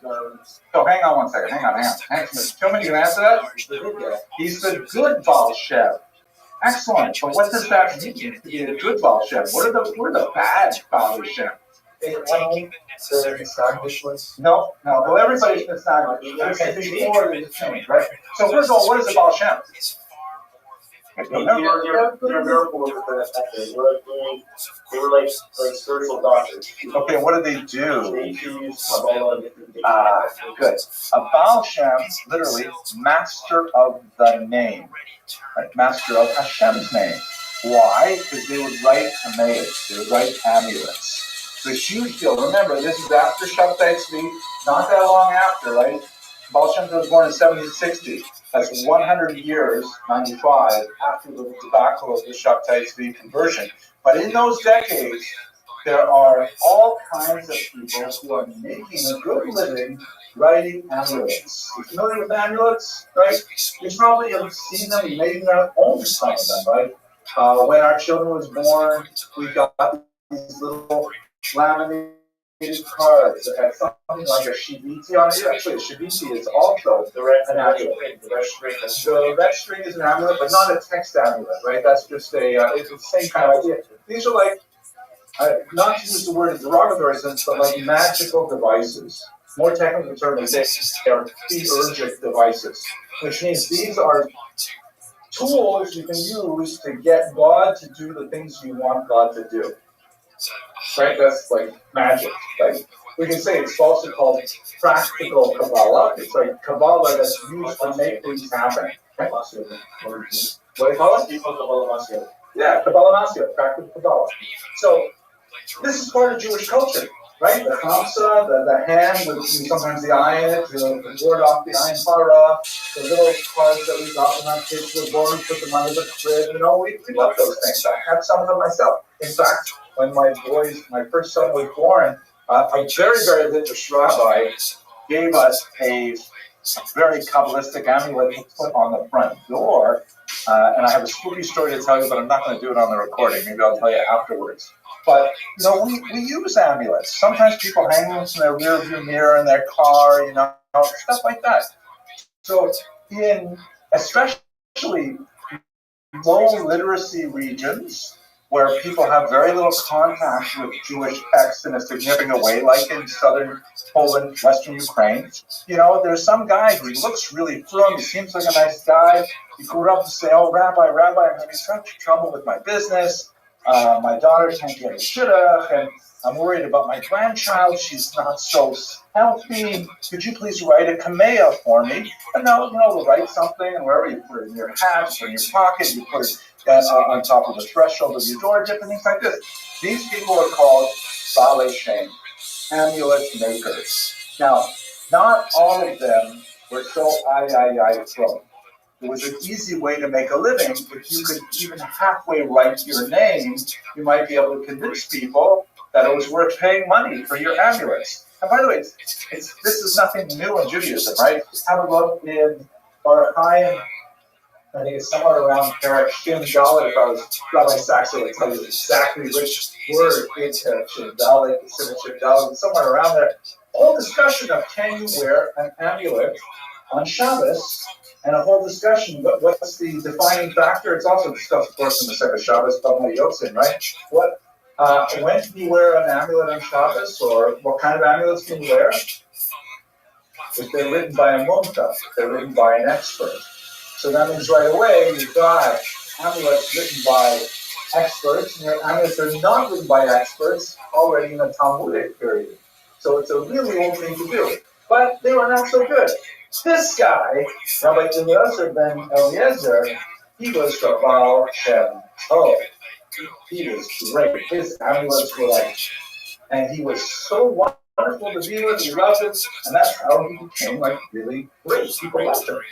So my colleague Yochanan studied the Baal Shem. In particular, he looked at one called Hillel Baal Shem. Fascinating example. Hillel Baal Shem wrote a 500-page manuscript which he forbade to ever be published. He said you can only copy this out by hand. Nobody is allowed to publish it. Yochanan, of course, published it, but it's really interesting because it was one of the last gasps of anti-book culture. We're not going to go into the whole, business of publishing things so that anybody in the street can have it. You have to be able to write it out. So there's a whole background to the Baal Shem Tov from the Balei Shem that were very active at this time. Okay, did I see any other hands? Anything, Mr. Krantz? I was going to ask you this because how can you say that there wasn't, you said there was only one of the they had, which was towards the Baal Shem Tov. So there was farm, Professor Sheffer to Baal Shem Tov's farm, which are later in the Shifkei Abesh. But those farm of the Baal Shem Tov teaching is how students. So those weren't enough for the Baal Shem Tov. You have to accept the assertion that it passed down student to student. If you don't accept that, or if you have skepticism, so he wanted to see, is it really true? Also, stuff like Kabbalah and the Baal Shem Tov. I think the Baal Shem Tov might have more, but I'm not positive. I don't know. Mr. Parenti. why does it take so long for the Ashkenazi ones to have Kabbalah, all these things, when a lot of it was used as far as culture, these amulets and things like that? Why did it take so long? Well, the amulets go all the way back. The amulets go before the Sephardic Ashkenazic communities existed. We have it in the Gemara, a whole discussion of amulets. So that goes back. The Kabbalah, that's a large discussion. I don't want to have it here, but we know that there's an explosion of it in the 13th century in Spain. And it makes pretty good progress to get to Eastern Europe by the 1700s and to motivate a massive amount of people, a popular movement. It's pretty impressive.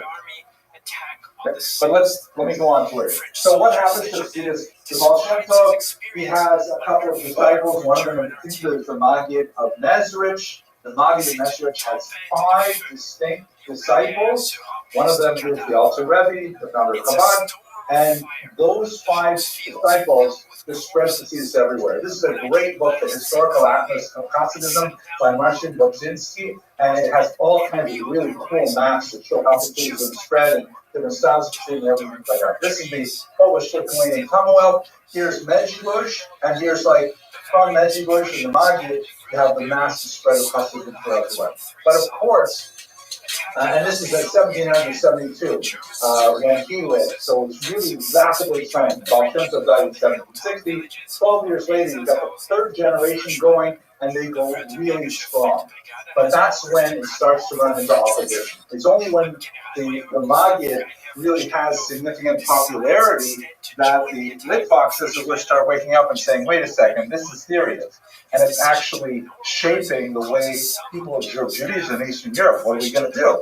The opposition centered around the Vilna Gaon. Here's another example of an image of him. Again, I don't know how accurate this image is. He lived from 1720 to 1797. So the last 20 years of his life were involved in one degree or another with the opposition to the Hasidic movement. There was a considerable amount of ink spilled on how much he personally was opposed to Hasidism. There's no doubt that he was opposed to it, but maybe not necessarily the same degree of vitriol as many of his followers. And in fact, probably I would suggest to you, gentlemen, this is one of the phenomena that we often see in history, that great leaders may have a particular attitude to condemn or champion one cause or another, but it's often their second in command who become the real proponents of that attitude. And they will use their mentors' prestige to wage their own wars. That may have been the case with the Vilna Gaon, where he certainly had some serious reservations, even opposition to Hasidism, but it was his followers who became really anti-Hasidic, prepared to go into the streets and fight over it. So, what is it that they were upset about? I'm going to list, I think, here 9 different things that the Nestagdim really opposed to the Hasidism. First is, what is this separate prayer groups business, right? Hasidism tends to emphasize a very different approach to tefillah, whereas the Litvaks really have a level of discipline in terms of what exactly are the boundaries of time when you're allowed to daven Shachar and Kamarav, and these are widely ignored by Hasidic groups, largely in the sense of, what's the point of praying on time if you are not inspired to pray? This is not an endorsement, gentlemen. You got to show up for Shacharis at 7:45 in the morning. You can't claim Hasidus as your excuse. 7:45 is when Shacharis begins. But that's the idea of Hasidus. I'm not. What does Hashem want my davening for if I'm still sleeping? Let me. It's better you can sleep during class. Like some of us here. You get a good nice rest. So, my voice is very soothing and happens all the time. So, Hasidus, that's one of them. Remember, Ben Dinur said that the separate prayer groups really had an economic incentive to it as well. That it was a way of creating a different revenue stream to support the country and away from the so and that goes along with the ignored and mandated prayer times. But of course, they're saying this is, out to Rosh and Tzibur don't separate from the community, and you're setting up separate shtiblach and things like that. There are different groups and so on. That's not right. And what is this with abandoning our traditional siddur? What's wrong with the Ashkenazic siddur? The Hasidim went back to various earlier nuschos of davening, which are associated especially with the Ari. The Arizal, Rabbi Yitzchak Luria, phenomenal Egyptian and later Tzfat novelist of the 16th century. The separate kosher slaughter. There was a whole business about, when you chef the knife. I don't know how many you studied second schooling yet. I'm looking for I should be studying it. I've learned about 4 months. The second schooling, the whole discussion there. Your knife has to be both sharp and free of nicks. But the problem is, especially with the technology of the 18th century, if you make the knife really, really sharp, it's very easy for it to get a nick.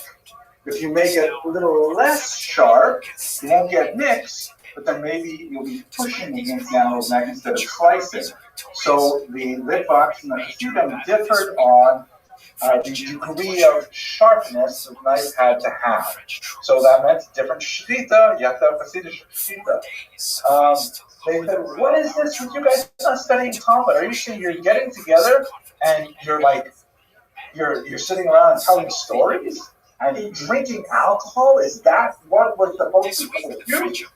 And instead of studying the Gemara, if that was enough, you're studying Kabbalah. Oh my gosh. Kabbalah is supposed to be for Kadosh Kadoshim. The Vilna Gaon himself was a phenomenal Kabbalist, but that was kind of the ideal in the literature world was only people who had met all of the markers, at least 40 years of age, male, having completed Shas and posting.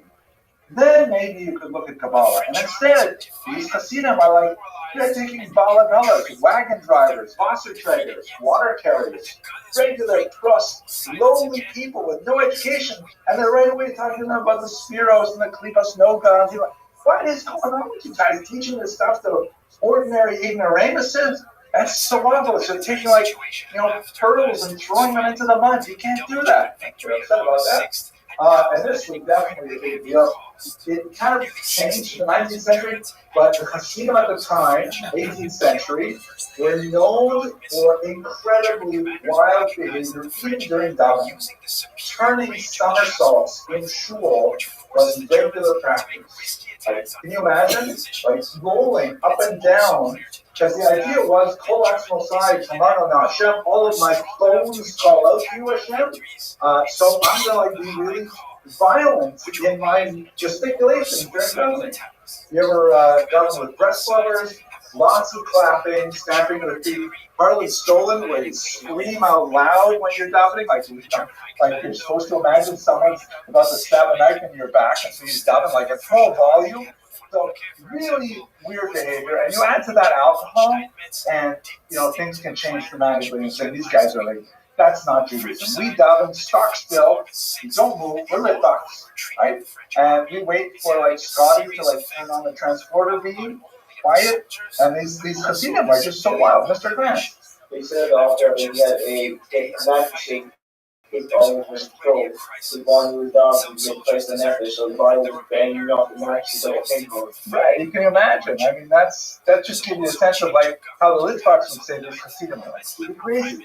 And finally, number 8, antinomianism, which is another fancy word for saying breaking the law, breaking halakha, or at least breaking norms, and even sabbating, secretly following Shabbat feast. So these are the charges that were brought against the Hasidim world by the Litvish movement. The Alter Rebbe, Rabbi Shneur Zalman of Liadi, founder of Chabad, and Rabbi Nachman of Vitebsk went to see the Vilna Gaon and say, hey, no, it's not like that. Sure, there are a few bad eggs who do these things, but that's not really what we're all about. The Vilna Gaon famously refused to see them.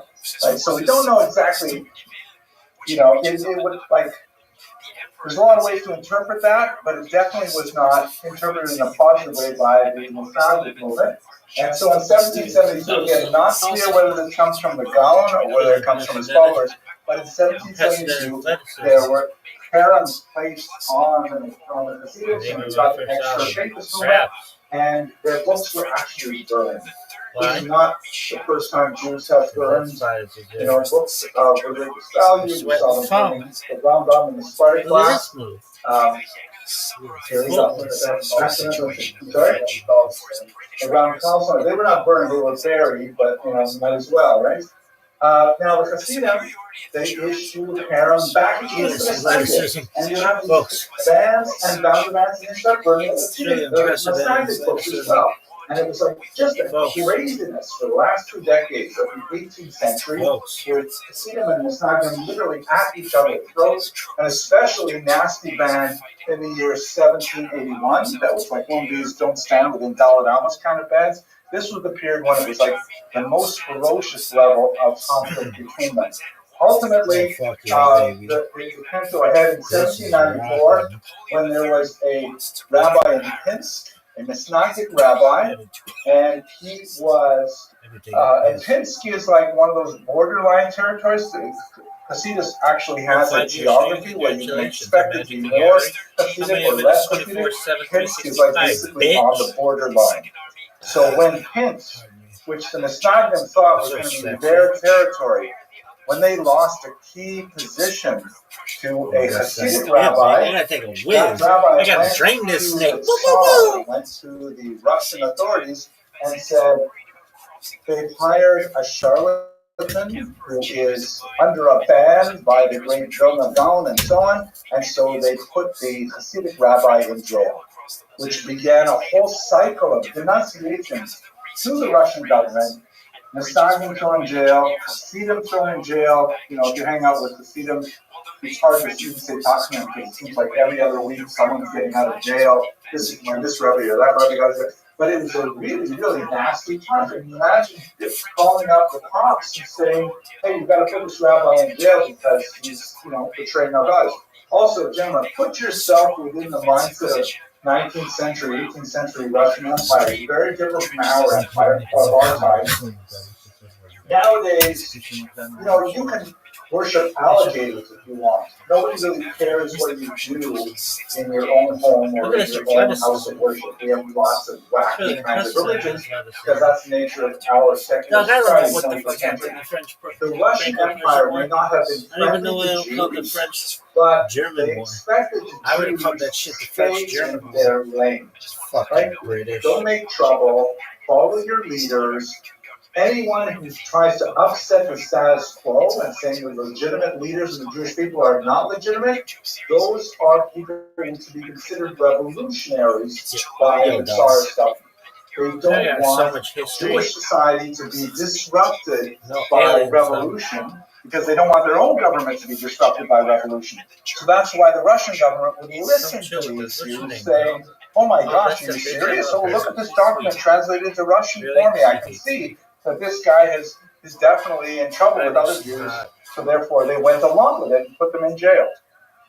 Okay, arguments, discussions, questions? Who won the French Depression War? I don't know. I don't think anybody knows. Really? Yeah, you got to be put in jail for getting drunk. So now I don't think I've ever heard anybody even talk about the Franco-Prussian War in real life. One time I heard it referenced on Home Improvement, but it's not happening. Now, we actually began talking about this at the very beginning. Why not? There's going to be 2 phenomena that happen. One that we'll talk about more on Wednesday. One that I want to mention here. The second phenomenon we'll speak up on Wednesday is that this whole fight between the Mishnaitim and the Hasidim died rapidly in the second decade of the 19th century when they realized that they're fighting over tiny, tiny little details, whether the knife should be sharp or whether it should be nick-free. But the Maskilim coming from the West are saying, why keep kosher at all? Like the Hasidim are saying, whether you should daven at 6 a.m. or at 10 a.m., And Maskil are saying, why have Shabbos on Saturday? Let's move it to Sunday. It's so much more convenient. Right? So the Hasidim and the Nesagdim realized that they had a far greater enemy of their understanding of Judaism in the Maskilic movement. And so they decided to patch things up really fast because they could not withstand their challenge unless they met them as a united force. The phenomenon I want to talk about now is when the Nazis realized they were not going to win a decisive battle against the Hasidim. The Hasidim are here to stay. So then they said, okay, let's start borrowing from their playbook.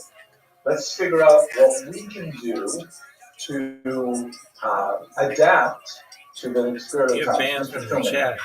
How did he ban us so quickly? Actually, in the second decade of the 19th century, they joined forces and they were working together. Like, you get those guys, look at these guys, but like, he doesn't stand the strength and try to use them. This is the worst. Basically. They sort of said, like I would hate for my daughter to marry a Chassid, but I would rather have good relations with my Hasidic neighbors than allow a Maskil to live on my street. Pretty easy. Right? Like it would be, they didn't necessarily like each other, but they realized they had a lot more in common. As we saw at the beginning of this class, right? 99% of what Hasidim and Nesagdim believe in is the same. It's that 1 to 5% that's just style. Do you wear a gartel? Do you not wear a gartel? It's not like that's what I'm talking about. Observe Shabbos or not observe Shabbos. Well, we just watched somebody snow shovel? Okay, so this is the great yeshiva of Volozhin, one of the most important yeshivas that was established in the late 19th century. It was established, of course, by the great student of the Vilna Gaon, Chaim of Volozhin, who lived at this time in the late 1700s, having to figure out how are we going to cope with the Hasidus. So they say, okay, what we have to do is we have to go back, like the Hasidim, they innovated by finding things in the tradition that we didn't like really emphasize. So what we have to do is we have to go back and do the same thing. We have to find those things which are definitely in the tradition, and then we have to make it available. So for example, what are we good at as Lithuanians? We are good at text. So we are going to double down on technical study. We are going, maybe one of the things Litvaks missed out on is that we did not emphasize the importance of Talmud study. So we are going to make sure that we're not going to overlook a much wider exposure to Gemara. Like, before the Hasidic came, even Gemara learning, we should understand that most kids, it's hard for me to give you a good number because it's turned a lot of period of time, a lot of place, but you know, a child would be lucky to have a smattering of Pirkei Avos in his cultural knowledge. To know a Seder of Mishnah, that thing would have been an easy. To learn a sect of Gemara, you know, that's a massive Talmud Chacham. Because, you know, it's basically money, right? At a certain age, 13, 14, you could be married. You got to be out there. You got to be making a living. So there's not much opportunity for Hamon Am, the dark, unwashed masses, to actually engage in full-time yeshiva learning like you guys do. You guys seriously are historically the elite. So the Litvaks said, you know what, maybe we really got to make more emphasis on letting everybody study Talmud. We've got at least every male studying Talmud. We've got to push what we are good at, which is studying. Talmud in particular, better than anyone. We're way better than those Hasidim of Talmud. So we're really going to stake our reputation on that. And when it comes to Kabbalah, which is where the Hasidim really broke open the message, you know what? We believe in Kabbalah too. We've got lots of Kabbalah. But we're going to be super careful with how we disseminate it. Unlike the Chabadniks and the other Hasidim who are like reading Tanya, which is like, oh my gosh, even in my own lifetime, I had Litvisher Rebbe's telling me I should not be reading Tanya because it's too Kabbalistic for my own lifetime. Yeah, it is a pretty great paper. 20 viewers. But not telling you I read it, but no, okay, it is a pretty great paper. This was the response, really important response, and I encourage you gentlemen to read this. This is Nefesh HaChaim by Rabbi Chaim of Volozhin, the student of the Vilna Gaon. And this is basically Kabbalah for Litvaks. And I got to tell you, gentlemen, this is like a mind-blowing sefer. It is easily, in my humble opinion, the equal of Tanya. So much so, the great philosopher Emmanuel Levinas. Oh, he said the equal of Tanya. How did he say that? The antithesis of Tanya. This is amazing. It's not the antithesis of Tanya. They're very, very similar in so many ways. The last chapter was actually translated by the great philosopher Emmanuel Levinas into French, as it was such a mind-blowing work. It changed my life. I'll tell you quickly one last story, because we have 1 minute left. Made 5W. When I was first in yeshiva, maybe I'll turn off the recording to this one. It's a personal story. But when I was first in yeshiva, you guys know that I came to yeshiva late in life. I was already in my 20s, mid-20s. Oh, baby girl. Hey, thank you very much. Gentlemen, we're going to go into a wild 18th century now. Okay, where we left off last week, Monday. We were talking about the winter moves. I got to do this thing. Where we left off, I'm doing great. But you come in late. Don't say how you doing. Okay.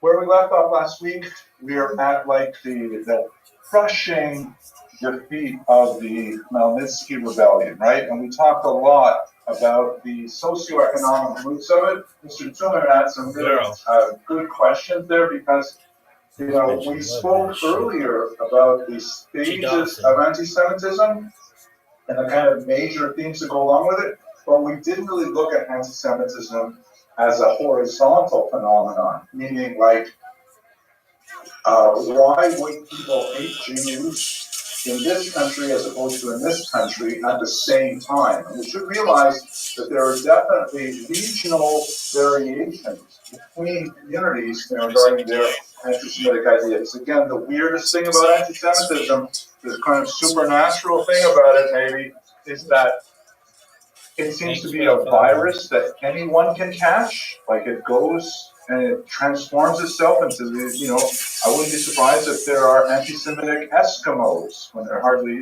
any Jews in the Inuit lands.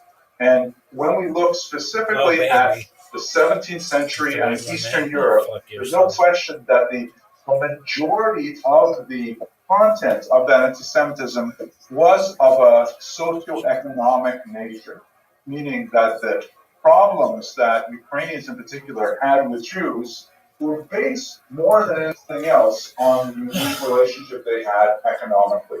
That's not to say there were not also religious elements. The Jews killed Christ and things like that. That's not to say that the blood libel did not seep into Poland, which it certainly did over the next few centuries.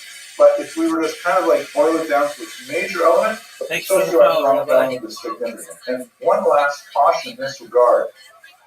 I think one of the challenges of studying history at an academic level, as opposed to kind of like as an identity building phenomenon, Thanks for the follow, Rabbi. There are some Jewish movements that will really say, let's teach Jews about the Holocaust so they will become more committed Jews, right? So if that's your goal, then you're really going to emphasize certain aspects of the Holocaust that lead to the goal of making you a more committed Jew. But if you are interested in the academic study of the phenomenon of anti-Semitism, without the ulterior goal the Franco-Prussian War is so boring. I don't even know what the countries are.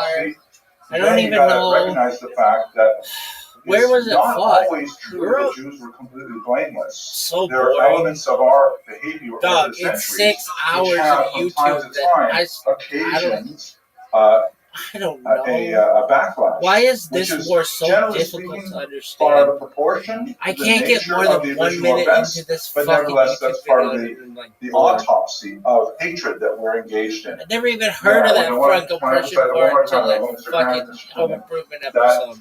If we try to understand interethnic relations as objectively as possible, it's not always true that Jews are blameless. The Franco-Prussian War. Okay? I don't think that I can say The with great Franco-Prussian confidence, War. there has been no case in Jewish history of a Jew Dog. ever been caught murdering a child and drinking its blood. That I can say for sure. Did I they cannot name say the for sure. donut In after fact, I him? would not say for sure it's not been a case of a Jew kidnapping and killing a child. God forbid, Lord Lane. That has happened even in Brooklyn with that young child. Can't remember his I'll name have offhand, science. unfortunately, but that Gotcha, does bitch. happen. And how that sometimes gets translated into popular violence is really Do you what we're really trying to think they disseminate named the underground. donut after him? Talking about how Do anti-Semitic you think he others liked all them? over the place. Doesn't I it mean don't the think fact he that people are knows. always actually blame I on don't think when they're not anybody happy lives they see minority group Oh, somehow man, the has Franco-Prussian War is so persevered with boring. everything possible, and they're like, oh, this is the perfect thing I can Who just won yell at and say, screw you. I don't Correct. know. No, you're absolutely right, Mr. Kranz. It's That like when is, you tape you're one right, of that like links a to the baseball thesis of the game. great philosopher Jean-Paul You just Sartre kind of that we wait even to the end talked to about see at who one won point, and it already who took said, place. si le juif n'existe The pas, Franco-Prussian War is like that. l'antisémite l'inventerait. That if the Jew did not exist, the anti-Semite would invent him. Who do you Right? think won it? The anti-Semite needs some kind of I don't know. construct to explain his own failures. The Jew is a great The construct. Germans? And 'Cause then ironically, they the don't call more it German. Jews are blamed for it, the better a construct he is, because Because it wasn't they Prussian can, look anymore. in books and say, oh my gosh, people felt this way I'm about the Jews guessing. 100 I years don't ago, know. 200 years The ago, French 300. It must be true. Right? It's a conspiracy that builds upon itself. Somehow So it you're absolutely right. being called I don't think Prussia that's sufficient to to explain all types of anti-Semitism, but that is definitely one major psychological motive, Mr. Timmons. So my question is not so well formed, but like what Yeah, happened dog, recently, spazzy. October 7th, 24 or hours, sleep, no these sleep. pogroms, they're we Well, that's consider tight. very I'll out of keep like you company. normal human nature. This is not You like normal spam? violent uprisings. These are horrific attacks. Are there some instances of anti-Semitism where the violent reaction was sort Yo, of dog. in proportion and understandable with what the Jews had done to them? Like, even no matter what the Jews had done, doesn't warrant barbarism. But violence we can sort of understand a little more, let's say, again, I mean, whatever the BLM marches that we have, they're ridiculous, but they're just trying to express something without, barbarism and barbarism involved. So, like, do we have such instances where They're definitely less barbaric and also more understandable? Yeah, to answer your question, we have to separate a little bit, because once we talk about the state of Israel, the paradigm changes entirely, right? Because it goes from an interethnic conflict that involves a religious and distinct minority in a society, and those are certain kind of dynamics that happen when you have, social tensions with peasants and lords, and Jews are somewhere in that mix, and a modern nation state with awesome army and with powerful friends, then becomes international relations. So maybe a good case in point would be Egypt, right? Israel fought 3 wars with Egypt, 48, 56, 67, and then when Egypt finally was able to, and in each case, Egypt lost miserably.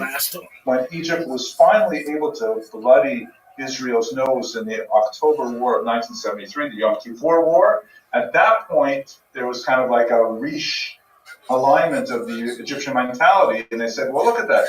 We can hurt the Jews. Israel is not completely, Israel took a horrible beating in October 1973. And that allowed Egypt to kind of say, so now we can make peace with them. Doesn't mean they're friends. It doesn't mean that the level of anti-Semitism subsided, but it was not like suicidal anti-Semitism. It wasn't kind of like, we don't care if our entire country is destroyed as long as we can kill some more Jews. That's real crazy anti-Semitism. This is like international relations. Countries are always fighting, always, getting back to it. So that's normal, as it were. It's horrible in the sense that there was a lot of people died, God forbid, horrible wars, but it's normal. What is not normal is Hamas. Hamas is definitely, But then, let's say in the case of the Muslims, we can understand why they hate Israel. They do feel oppressed, and there's a political and economic conflict that's real. Yeah, and Israel did just devastate the entire country.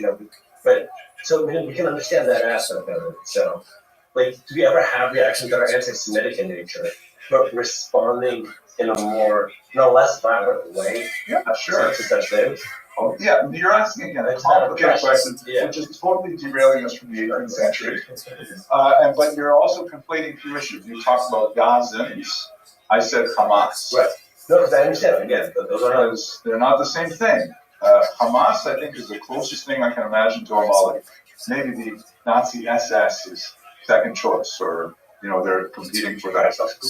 Because Hamas is really a death cult. They actually, explicitly, in public statements, they think it's better for them to be martyred in the fight against Israel than to have any degree of material prosperity and happiness. And that's just bizarre. Like that escapes my understanding why you would want to choose that.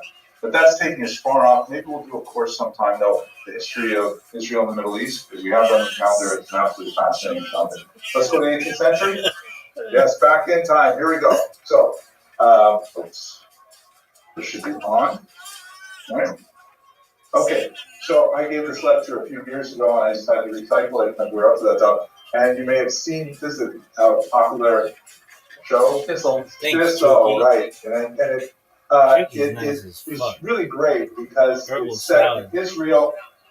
Fascinating characters, really fascinating. But it's essentially depicting ultra-Orthodox life in the 21st century. And in so many ways, it's reflections of the 18th century. The same kinds of tensions that were going on a few hundred years ago, we're still enjoying them today, even in a very different modern Europe. And we can call this the long 18th century.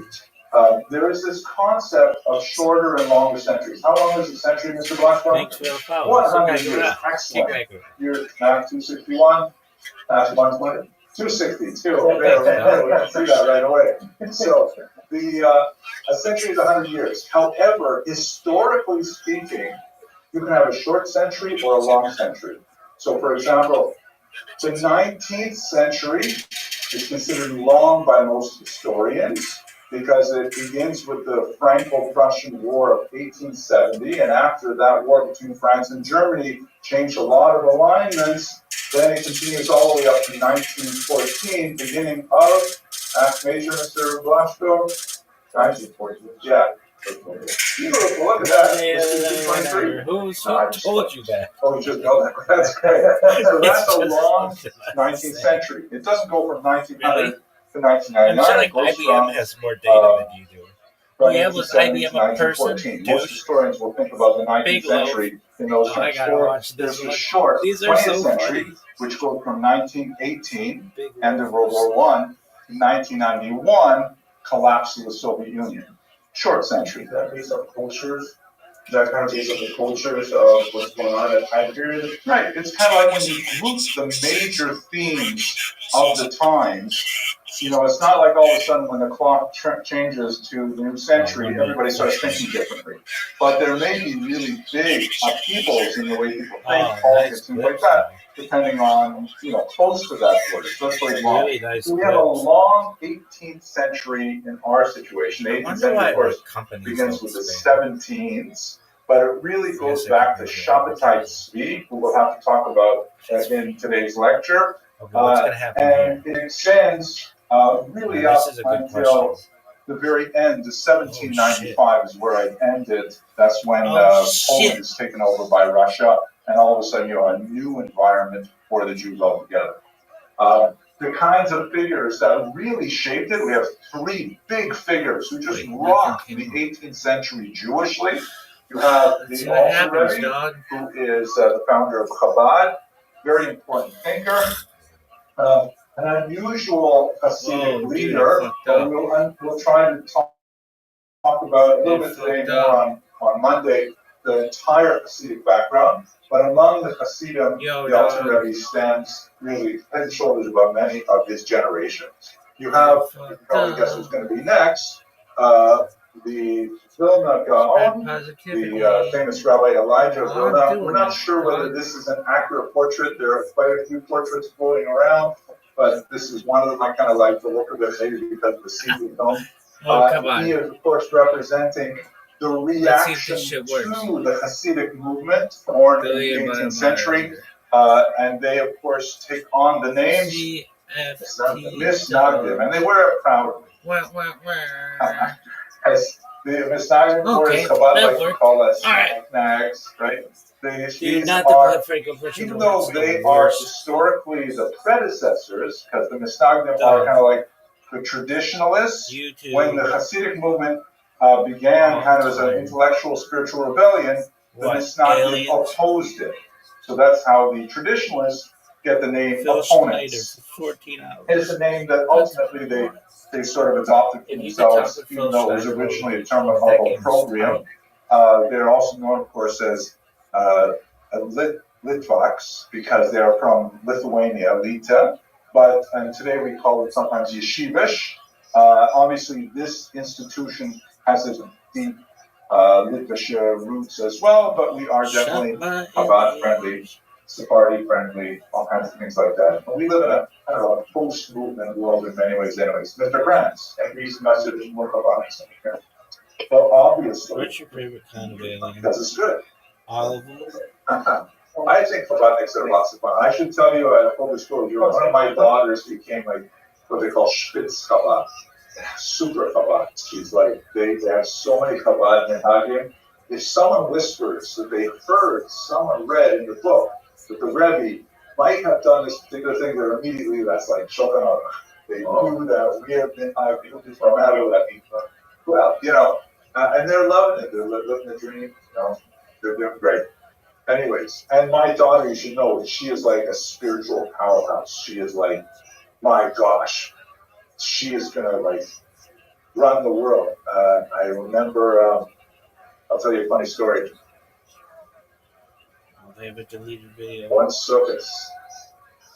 I should tell a story. Hopefully this video won't go around. But one Sukkot, when she was about 8 years old, we're sitting in the Sukkah, and I'm talking about Unisana Tokef that we just read on Yom Kippur, right? Unisana Tokef, that, the books of life's going to be opened up, and there's going to be all your deeds are written there, and your signatures there. And I said to my family, and she was like 8 years old, I said, and it's going to be like a video is playing of your entire life.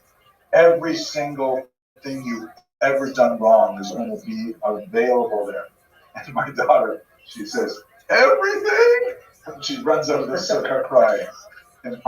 Like that's so much chavata at 8 years old for any mistake she might have made that just the idea of Unisana Token flew her away. So that's the kind of person she is. Third, she can figure get it. that I just rock want in everybody the to know. 18th century. And by the way, gentlemen, this is like, you have to imagine 3 asteroids landed in the Atlantic Ocean, and we are still feeling the waves of their terrible tsunamis, even today in the 21st century. The first one was the Alter Rebbe, really appreciate the Baal Shem Tov, but I like to talk about the Alter Rebbe this Sunday. The second will be the Gaon, and the third is Rabbi Moses Mendelssohn. These 3 movements are still affecting us today in a very discernible way. Ask amazing questions. This third rabbi, he had a major fight with the other guy's name, right? Was that answer? Yeah. Yes, we'll talk about it. Excellent, good. Well, that makes sense, right? His name, but he's huge. Look at this athleticism. All of them are controversial in different ways. This is We'll really touch on this impressive. controversy for a little bit, but these are 3 very different ways to approach Judaism and Torah, that made a massive impact on the Ashkenazic world and by extension us. I don't know why I included this picture in the lecture, but I kind of like this. Like how ChatGPT calls it movie. And I also included this picture because a lot of times I walk down the street and people will say, hey, aren't you a Jewish diesel? Aren't you this guy here? So excited to have Tracy on today. No, I get a laugh. People often use me for Will Smith. I'm walking down the street. Okay. Anyways, I'm not sure why I included those pictures. Let's just understand this one more sort of theoretical sense. We're going to come back to this chart in a minute because the 18th century, in many ways, was the wrong 18th century was a century of rebellions, intellectual rebellions of what. I'm going to give you a good German word here. Weltanschauung. Remember that word, Weltanschauung. What does that mean, Mr. Rubin? Worldview, excellent. How do you know that? Famous word. Oh, it's a famous word. That's good. I'm so glad. He said no famous word. Capital W, Weltanschauung means a way of looking at the world. It's a little bigger, I think, than the English word worldview. It's kind of like pain, if I can understand it. Weltanschauung means like, do you feel optimistic or pessimistic about the world? Do you believe that, God runs every detail of the world, or maybe you kind of left it alone like a watchmaker or something? Do you believe that most people are nice, most people are evil? Do you believe that people get what they deserve? All kinds of things like that are built into a Weltanschauung. And so there are three big Weltanschauung rebellions that happen in the 18th century. We're going to go into each of them. But let's talk about them. First of all, rebellions of discovery.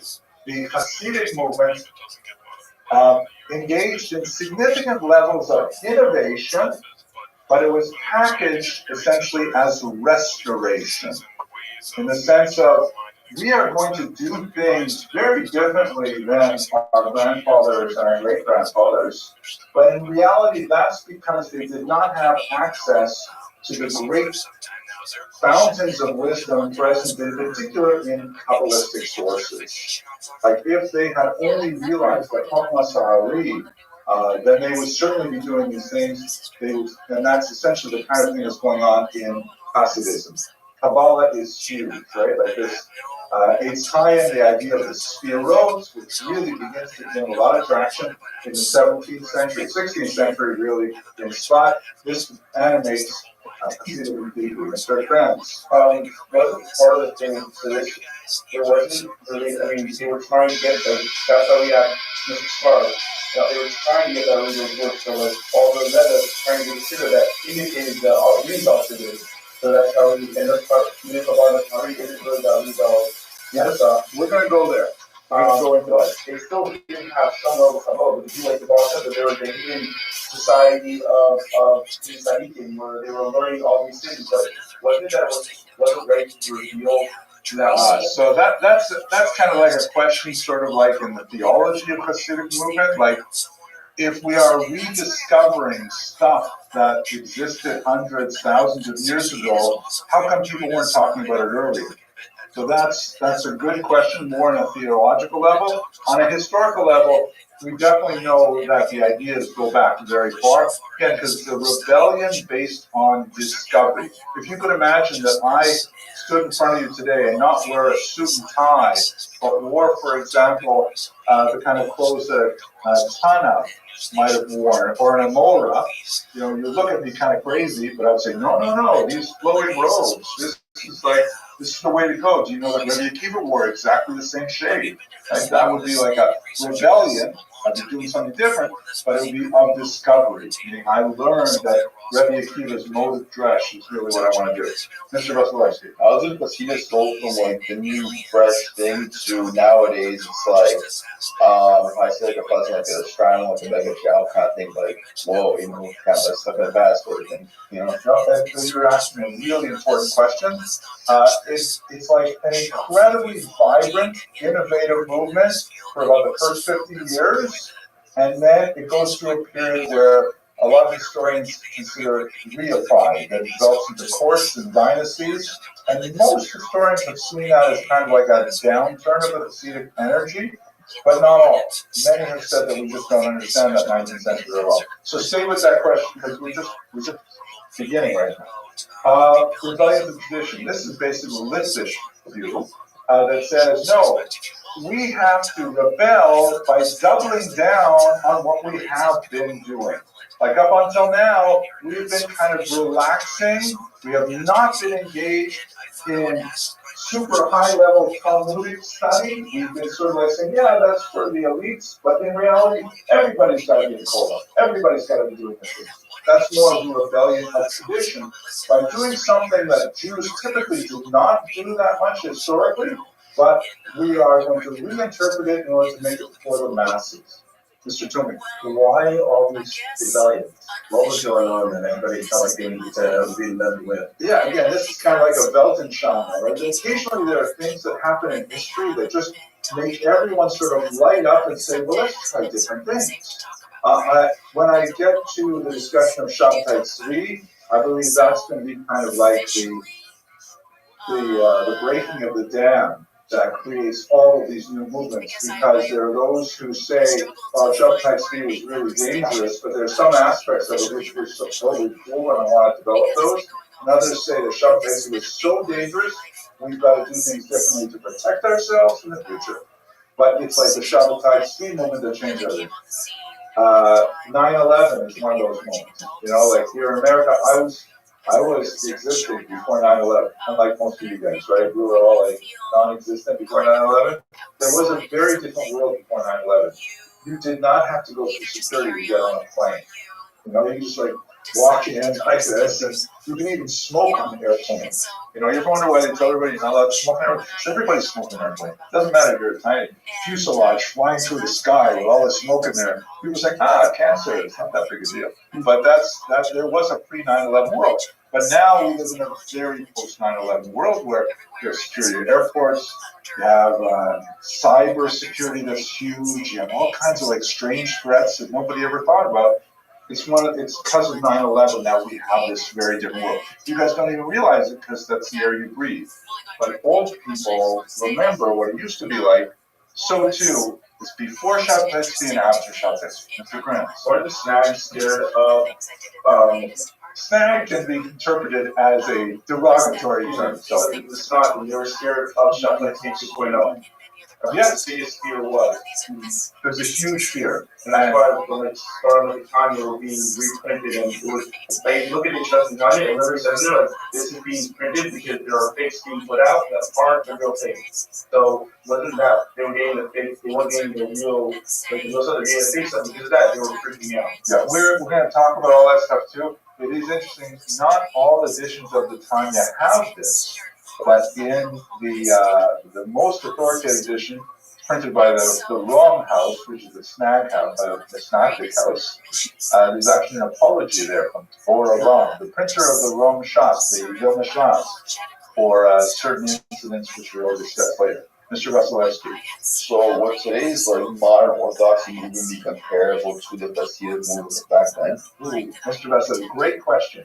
The 21st century question, though, and I think as you shall see, modern Orthodoxy, depending on how we want to define it, borrows from all of these movements. You know, it's the waves of that tsunami. These are the three asteroids. We're like absorbing those waves and mixing and matching. Last question is children. We got to make some Why didn't the wood fish learn so much by its rebellion? Why wasn't there that emphasis? Okay.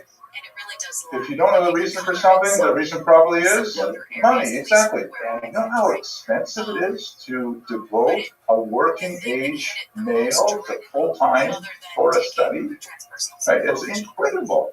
You guys, 60 years ago, you would have been already earning a pension, working in a mine or something, you know.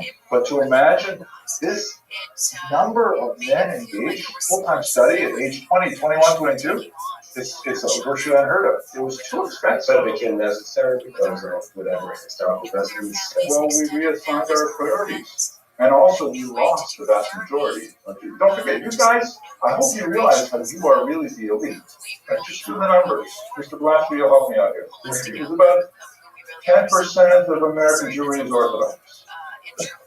Of that 10% that's Orthodox, how many are like really devoted to full-time study as young adults? Maybe half? So maybe half of those, that 10 is interested in 5%. Of those people who are engaged in it, you're going to go for a few years and you got to go to work, right? So maybe 0.5% of the entire Jewish population is engaged in full-time study like you are. You guys are so elite, you don't even realize. You are the Navy SEALs of the Navy SEALs. The Navy SEALs say, look at those guys. That's you guys. Right. So that's very unusual, and it costs money. You know, your parents, whoever else is paying for your tuition and for your ability to not be working in sulfur mines, you got to be thankful to them. Okay. So the innovation of the rebels of tradition was sometimes perceived, or the innovation of the Hasidic movement, as we shall see demonstrated, was often perceived as antinomian. cool word. What does it mean? We generally can't speak freely about The Greek original is nomos. You ever hear that word, nomos? Nomos means law. Antinomian means breaking the norms. Like the leader of this great country, for example. Breaking the norms. Not necessarily breaking the laws, but the thin line sometimes, right? So antinomian, the Hasidim were seen by the Misnagdim as being antinomian, as saying, wow, what are you guys doing? We have a Shulchan Aruch that says what time we're supposed to daven, and you're davening later, and it says you're not supposed to eat before, and what are you guys having your press in here? You know, all kinds of things like that, as we shall see. The greatest example of this extreme Misnagdic approach was the Chassam Sofer, I think, in one fascinating exchange, where he said in the late 19th century, so I'm borrowing a little bit later in the time, but riffing on a Gemara, speaking about when wheat is permissible to be consumed, he said, Kadash Asur Min HaTorah. He would have said the Kadash Asur Min HaTorah, but what does that mean? Translate it for me, please. Kadash Asur Min HaTorah. Everything that's related? Great. Is that the original context of the Gemara? What's the original context? Right. The new wheat that's just been planted, you have to wait until after Pesach or Shavuos. I can't remember. Before you can eat it, that wheat is called Chadash and it's Asur. You can't eat that wheat. That's why we eat bread, which is called Yashon, made with old flour. But he said, take that as a klal gadol. Chadash, Asur, Min HaTorah. If it's new, it's Asur. Right, that's kind of like an extreme reaction. We will not trust any new things. That he doesn't mean it literally, but he means sort of think it as a sort of rebellion of tradition kind of approach. Okay, the last one here is the rebellion of expansion. And where we see this, and this is going to be associated more with the Maskilic movement that we'll talk about probably on Monday, where we say, wait a second, our world has been too small. There are lots of things outside the world, Asur Min HaTorah. What are you talking about? If it's not Asur, it must be Mutter. And if it's not Asur and it must be Mutter, then we should be doing it too. So the Maskilim were interested in experimenting with the outside world, with adopting all kinds of new practices and behaviors. And although this is not really a fair comparison, and I know the Rosh Yeshiva would not be happy with me even suggesting to you to think about it, but their hero is, of course, the Rambam. And they say, look at the Rambam. Again, the Maskilim here are unfairly using the Rambam as the poster child for their values. But they're saying, the Rambam he was a medical doctor. He wrote in beautiful Arabic. He was in the courts of the royalty. He was completely involved with the outside world. This is the iconic image. There's actually an article that I saw a few weeks ago that says, we don't know exactly where this came from. This is essentially a 21st century colorized version of a 19th century portrait that was very common in Sephardic homes. But we can't go back to the 12th century. We don't have anything that looks like from that old. It looks very he looks as good. What's he face? Age. If I wore a turban? Well, Will Smith. So again, this is the rebellion of expansion, saying we have been too narrowly focused. With a lot of the political changes that's happening in the 18th century, don't forget the 18th century is also birth of modern France, the French Revolution, birth of America, right? 1776. These things are happening in the 18th century. Maybe things are different for Jews now. Maybe we can engage about it. Okay, so those are our three rebellions. Let's go now to Shabbatai Tzvi. Any last questions before we do this? Okay, what's the story with Shabbatai Tzvi? So there are the story of Shabbatai Tzvi, writ narrowly, is really the story of an individual who had significant talents in learning, and although there are historical accounts that tend to portray him as an evil Russia attempting to subvert Judaism, most of the modern studies of Shabtai Tzvi suggest that he was mentally ill. He was in his early 20s when he began to experience things. Again, we have descriptions of his followers who tell us what he was going through, and it sounds a lot like bipolar disorder or manic depressive syndrome or even schizophrenia, which is especially associated with young men in their early 20s. So obviously we can't really do psychoanalytic dissection from afar, especially over centuries, but what I can tell you is that he would go through these periods of what he called illumination, where he experienced tremendous elation and joy and feelings of grandeur. It was during the worst of these periods that he described how he could levitate, that he could engage in pizzos haderech, meaning like, transportation over wide spaces of territory, and with the encouragement of an unhappy colleague named Nathan of Gaza, he came to believe that he was in fact Mashiach. And not only that, because you have to imagine this guy, he's tall, he's good looking, he had several marriage offers, but he wanted to remain in his studies for a long time until he started getting involved in this. Later, he would get married, actually, I think 4 times, but you can't count one of those because it was a Torah scroll that he got married to at one point. A very interesting, symbolic kind of marriage, I guess. It's a very weird kind of story. But he not only convinced himself that he was Mashiach, he convinced thousands of Jews across Europe and North Africa that he was, in fact, the Mashiach. And so he gathered this massive movement with him, and we know the debacle at the end. I'll explain it shortly. Mr. Parente. How are people so vulnerable to that? He was mentally ill. How could he not? You're asking an amazingly important question. I'll repeat it for the people on Zoom, that how were people so gullible? How did they rise? I mean, historians point to the fact that there was widespread depression after the Khmelnytsky rebellion that we discussed on Monday that ended in 1649. Trails of violence extended over the next half dozen years, and that contributed to the idea of, wow, after such a horrible massacre, Mashiach must be around the corner.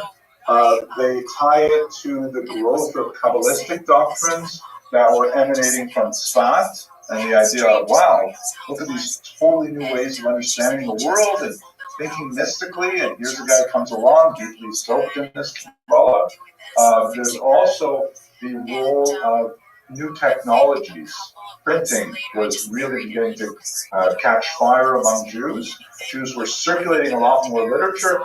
Jews were actually seeing more artistic representations of Shabtai Tzvi, and a lot of them took it seriously. And so they're selling their belongings and leaving Amsterdam in particular and making their way to Israel, thinking it's going to actually work. Mr. Tuner. When you say he was mentally ill, you say that these famous cult leaders or even these horrible dictators who form a similar categories, and people follow them tremendously. These are not surprising. First of all, I don't know if he was mentally ill.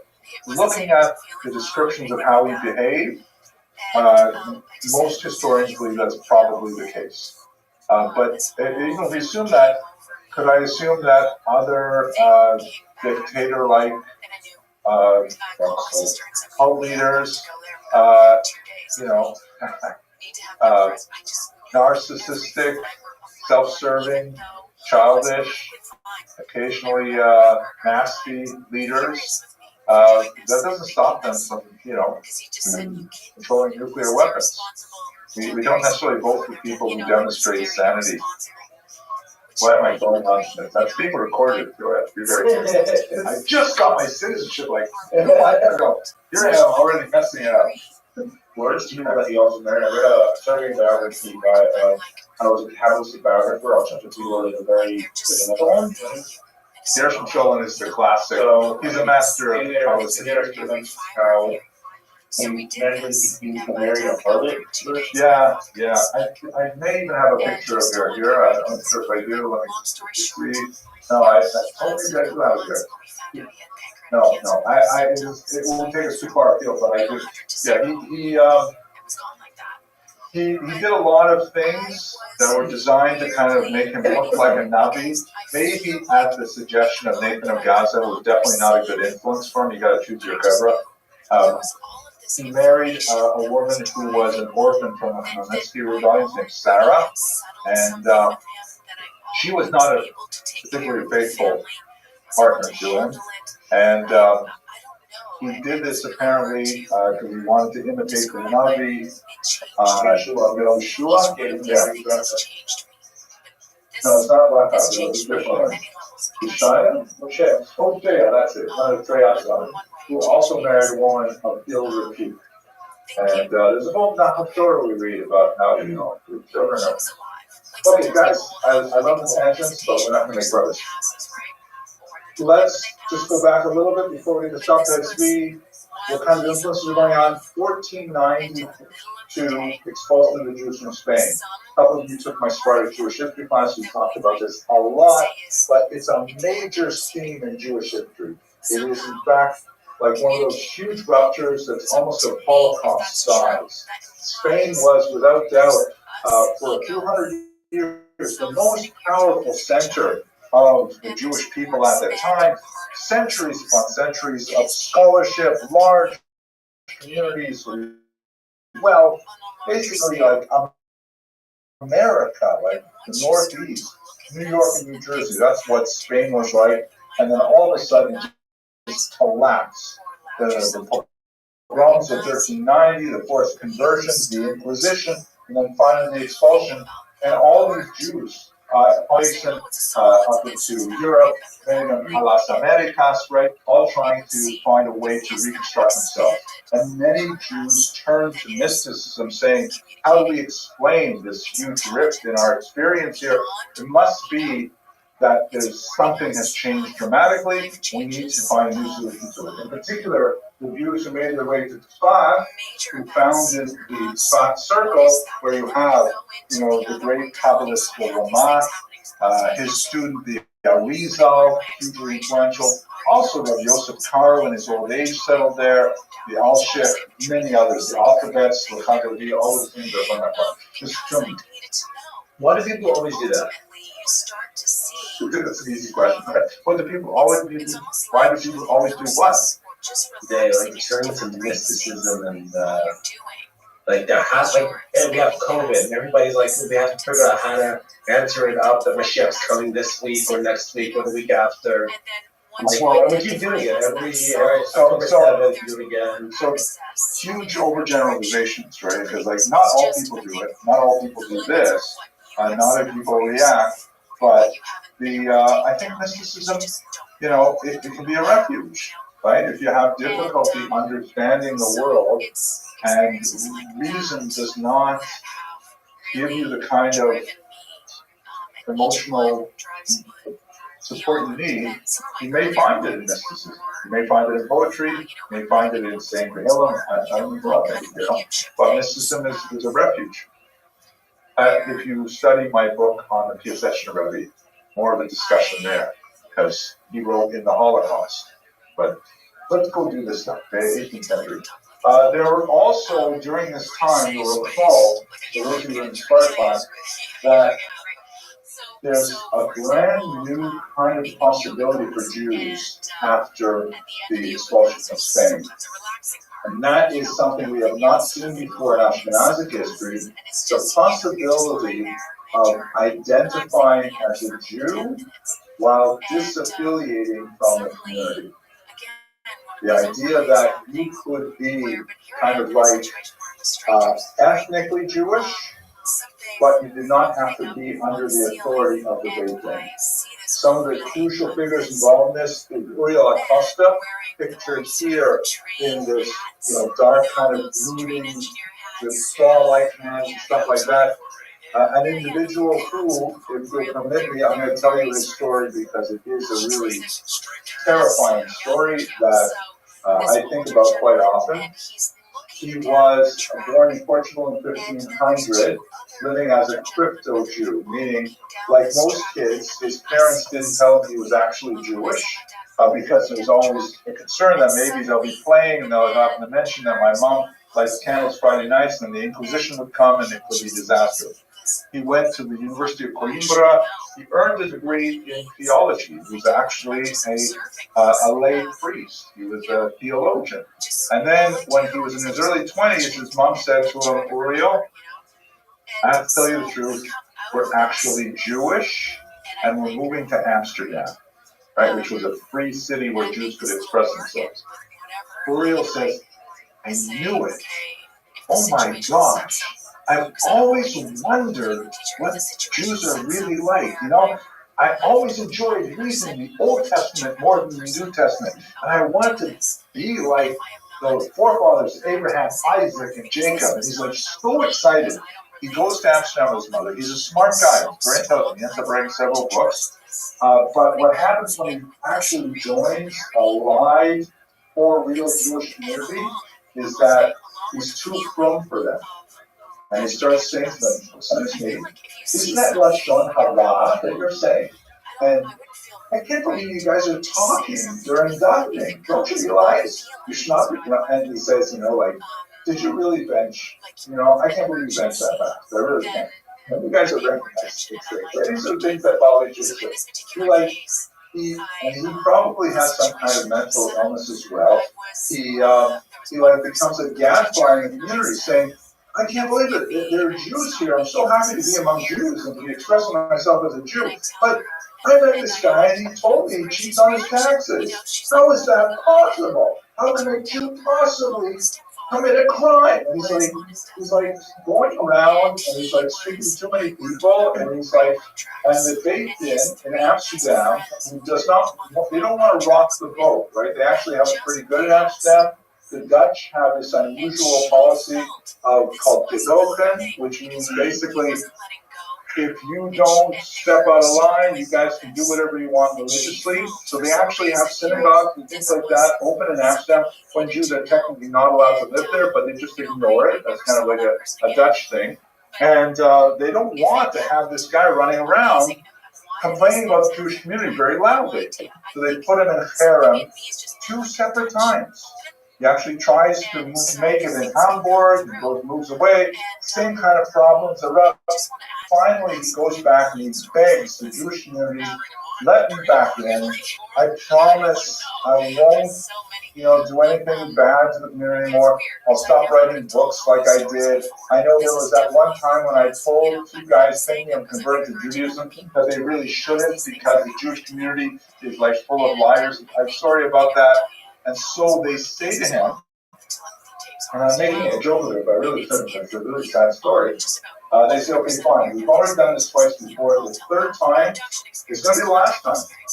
We require you to stand in the middle of the synagogue, the great synagogue in Amsterdam, to recite al page and a confession of all your sins in front of the entire community. Everyone's going to be there.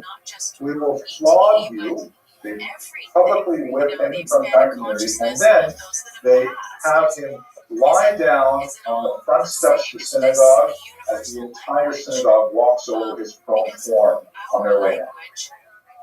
He does it because he really wants to be among the Jews. He writes later that if I have to, I will be an ape among apes, but I must live among the Jews. He feels like connected. He goes through the whole thing, walks home, takes out a notebook and writes a 12-page suicide note, Latin, called Exemplar Humanae Vitae, the example of human life, and then he shoots himself. Nuns. Yeah, terrible. Awful. But his problem was he was living in the wrong century, right? His problem was he loved the idea of Jewish ethnicity, Jewish ideas, stuff like that, but he could not handle the dichotomy of the difference between how he perceived Jews should be from reading the Old Testament as a Catholic and how he sees actual Jews who, you know, sometimes cheat on their taxes, God forbid, or sometimes he couldn't handle that it was a breaking point for him. And there's definitely more going on in this passage than we can talk about here, including probably a mental illness, but he represented a great break in that unity of being within the community and being under the auspices and the control of faith in, or being completely outside. He did not want to convert to Catholicism. He already was a Catholic, did that, doesn't want to do it again. He wants to be attached to the Jewish community without the requirements of the Jewish community. So while in this particular amazing portrait by Hirschenberg, he's portrayed as like this dark, brooding, depressive type, I think it's pretty fair, the child on his lap, who was his younger contemporary, is none other than Baruch Spinoza, who has a lot of the same story, but Baruch Spinoza, of course, one of the great philosophers of the 17th century who, you know, made a huge impact, a corrosive impact on religion, because he adopted a lot of the ideas of Rio da Costa without the self-destructive behavior. And so Spinoza is shown like languidly reaching out with his hand, he's playing with flowers, he's got these curls and bright colors. That's showing the kind of intellectual evolution of the Jewish community in Hirschenberg's view. Here's another example of this is when Spinoza, who went through the same thing because the Amsterdam community was having difficulty controlling these Jews who were like kind of stepping outside the boundaries. They also put him in harem, a terrible, awful harem, and he basically just ignored it.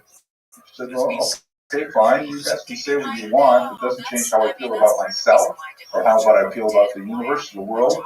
And here he is, you know, just walking lost in a book as an adult, and in the background you have these Jews portrayed in the negative aspect of being cowering, afraid of him. This guy looks like he's picking up a rock to throw at him.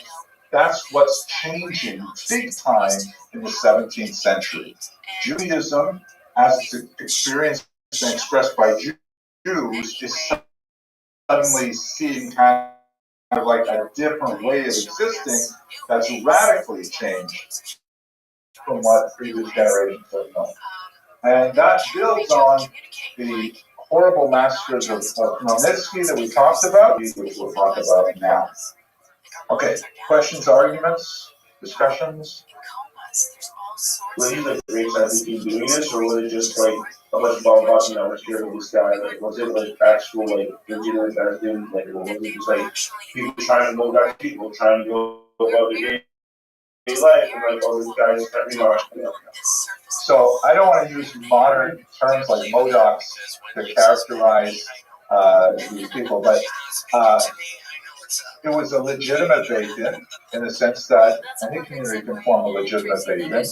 None of the people involved in the bait-in were like famous people. You might read their words in base medrash, but you know, they're like big cities, and they did not find the right formula for how to control a guy like Rio da Costa, and they also couldn't control Baruch Spinoza at all. Although it's interesting that you mentioned in that context, because a little while ago, there was an incident where an Israeli historian wanted to get access to the famous States High archive in Amsterdam, but he had written some nasty things about, some critical things about the Beit handling of Baruch Spinoza. So they, surprisingly and characteristically, they banned him as well. They said, sorry, you're banned. There's a harem on you coming into our library. That's one of the most famous libraries of Jewish texts in Europe. But because you wrote nasty things about us, we're going to borrow a page from our ancestors and put a harem on you. Intellectual thing. Shabtai Tzvi. Okay, so we talked a little bit, we started with this before we went off to the Portuguese. This is one of dozens of portraits we have of Shabtai Tzvi. He was like very popular among Christians as well. Christians were fascinated by this whole story of Shabtai Tzvi. They said, wasn't that interesting? The Jews claim to have a Messiah here. What's going to happen? So there's lots of broadsheets portraying this one. You can tell it's definitely written by a Christian. How do you know? Right. Very good, Mr. Lucky, right? This is like, they don't know what Hebrew looks like, so we just kind of put some gibberish down here. That's their impression of it.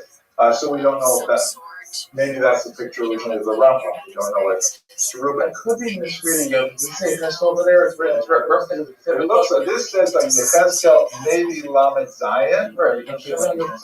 Ro Elo. Okay, that maybe maybe he saw a little bit of a book here, but that's also that's not much of a farm either. Like this is something, but it looks like gibberish more to me. Like maybe he had some kind of book. Maybe I should take a look at it. Anyways, you could be right too. I should rewind that, take it back. I'm not sure if this is a good example of it. Okay, so let's go on.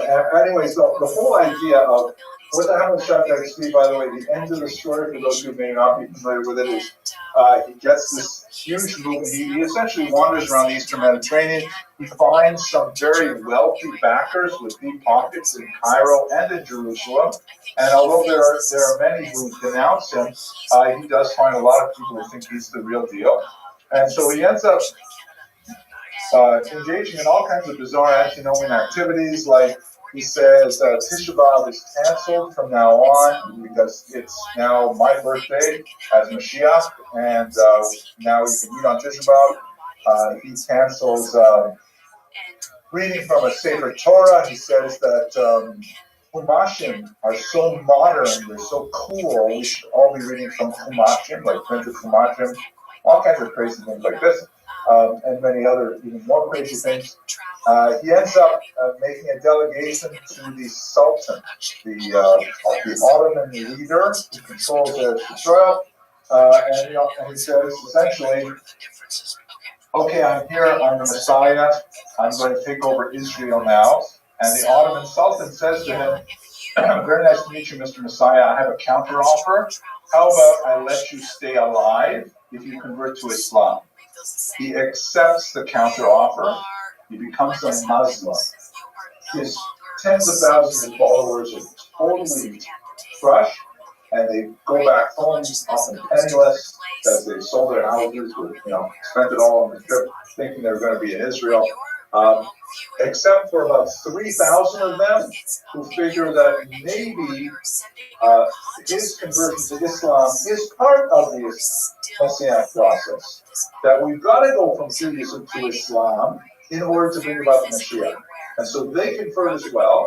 They call the GUINNESS, and they're actually active in Turkish politics right in the 20th century. Mustafa Kemal was the donor. Yes, I started. I'm not entirely clear on whether it's really true, but definitely the Turkish Revolution had some GUINNESS roots to it, so they're really quite active for a while. They still have GUINNESS synagogues or mosques in parts of Turkey and Syria. But after this ends in 1666, what ends up with Shabtai Tzvi eventually really loses it. He becomes increasingly erratic, and eventually the Ottoman Turk puts him in jail. At the end of his life, his last request is for a Yom Kippur Matzah, because he wants to daven, so maybe he kind of came full circle in the end. But definitely, his movement lasted for a good century and a half afterwards. That there was still, this is the problem, his movement lasted for a century and a half afterwards. There are a lot of these kinds of things, cameos, that were commissioned. These are essentially like amulets for a variety of things, parnasa, shidduchim, liu, things like that. And quite frequently, very prominent rabbis were accused of having Sabbatean leanings or being secret followers of Shabtai Tzvi. Perhaps the most famous of those, Jonathan Ivashitz was the subject of a massive attack based on an argument that he was a Sabbatean. The Ramchal was horribly pursued throughout Europe. I'm just curious, you guys have all studied parts of Monsieur Charme, right? Now, do you guys know about the secret Monsieur Charme that was discovered in 1991? Mr. Lloyd does. What is that? Like a play. Yes, it is. Why was it? What's the secret one? They predicted our focus here with Sasham working together. I think Feldheim did. Maybe I was wrong. It was originally Mahon Opek, but yeah, he wrote an earlier version of Monsieur Charme discovered in the Soviet archives, and it's brilliant. It's, in my humble opinion, way better than the one we've been studying for 250 years, because it's a dialogue between. Okay, I'll tell you quickly because it is really cool, I think. And I have a personal ambition to study Monsieur Charme 101 times. I just finished time 30 about 2 months ago. But it's such an amazing book. But here it is. The original Monsieur Charme that he wrote has this guy who, it's hard to really characterize him, but if we were to make him a 21st century guy, he'd be kind of like a well-rounded guy. He appreciates Torah, he likes learning, he also likes science and sports and culture, and he's got kind of like a broad, everything sort of personality. But I was wondering, how did some of those landed guys? What did they do? Maybe not landed guys. He really is talking about Hawaii. What are those black hats thinking? What motivates them? What switches them? And one day, right at the beginning of the book, he sees an old high school friend of his who flipped out in yeshiva, and now he's like wearing all black and a big black hat about 6 feet across and everything. And he says, "Oh, great! Great!" He goes up to Shalom Aleichem, how are you? I haven't seen you since high school and stuff. And he says, "Listen, do you mind if I ask you some questions? I noticed you become like Haredi." He doesn't use the word Haredi, of course, because he's already in the 18th century. But he says, like, what do you see in it? How can you recite Tehillim so long? How can you daven so long? What's going on in your life? And they begin this conversation that goes through the entire Monsieur Charme. And of course, within a few chapters, by the time you get to the cues, the regular guy, who he calls a chacham, is completely blown away by the chassid, and he just says, "Wow, you just take the wheel and drive me anywhere you want, because I really need to hear about how you appreciate the world." And that's what this different original version of Monsieur Charme is written about. Now, why did the Ramchal publish the first version? We have it written in his own handwriting. Why did he publish the second version? Yes, Mr. Blashman. The justability. I'm sorry, justability. Digestibility. Good argument. Although I would say that the original would be way more dramatic. Like, you want to find out about the characters. Like, it's less safer style. It's less safer style, but the Ramchal had no problem with that. He wrote plays. He wrote actual dramatic plays. Like with characters and stuff. It's grand. Less people would be interested in something like that compared to the hearts that savor. I would think either Robert, more people would be interested. But you guys, if you don't know the answer for sure, one of the key lessons of Kabbalistic stuff is their perceiving for he got persecuted so badly in his lifetime. He was put under house arrest. His writings were seized in Frankfurt, and because people didn't know whether it was Apicursus, they actually buried it, and then lost it. They forgot where they buried it. Somewhere in Frankfurt, Germany, there's a massive chest of the Ramchal's writings that have never seen the light of day, that maybe one day we discovered. But I'm waiting for you guys to give me, how many times I've given the Abrams Symbol of History? Money, exactly.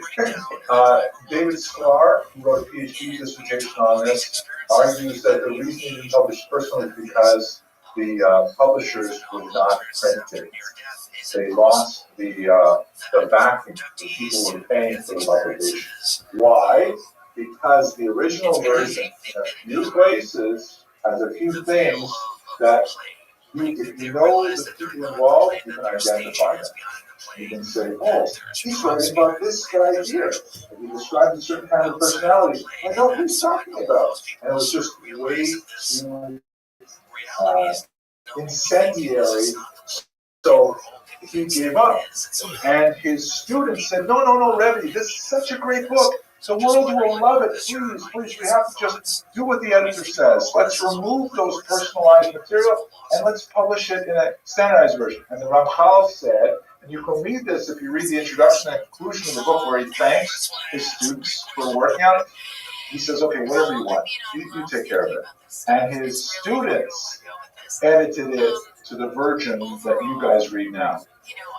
Way more sanitized, way cleaner, but it's just a mind-blowing experience to read it. Now, why was he persecuted? That's why I've included here. He was persecuted because there were individuals in Eastern Europe, including Moshe Chagiz, Rabbi Moshe Chagiz, the son of the Chacham Tzvi. The Chacham Tzvi was the number one Shabbatai Tzvi hunter of the era, who was looking for anybody who was social Shabbatai Tzvi. His son continued it, but by the time he gets to the Ramchal's age, there are very, very few big Sabbateans left. But Rabbi Moshe Chagiz identified him and pursued him throughout Europe with regulated until finally he ended up in the relatively liberal city of Amsterdam, where he could be, more active. But the Mesilas Yesharim itself is an artifact of this hunt for heresy that was the remnant of the post-Sabbatean era. Okay, arguments, questions, discussions? Okay, so let's look at a map here. Just to orient ourselves, and then we're going to dive into Hasidus. This is Jewish populations in Europe in the first half of the 19th century, meaning at the end of the period we're looking at. You can see great density, particularly in what will be today Poland and Western Ukraine. That's the greatest concentration. Still some significant concentrations in Western Europe, because even though we have this massive migration to the east, as we discussed last week, there's still pockets of Jews living far behind. Not so much in France, because they have been actually banned from there since 1306, although we will have a assertion of Jewish population, particularly in the south here, and none in Spain, because Spain is still officially Judenline, and mainly concentration in the regions of Lithuania, Poland, Belarus, and Western Ukraine. How does that map onto the three great asteroids of the century? So the Hasidic movement is primarily in the southwestern part of the Russian Empire, down here in what will be Western Ukraine, southern Poland. But there are definitely Hasidim who are active further north.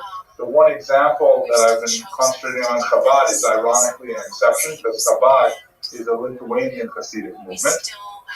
Then you have the Misnagdim, the opponents, who are definitely much more concentrated on the Baltic coast, in the regions of Prussia, and of course the homeland, Lithuania itself, with its epicenter at Vilna. And then finally you have the Maskilim, the adherents of the Haskalah, that's Moses Mendelssohn, who are much more associated with Germany in particular, so they're to the west.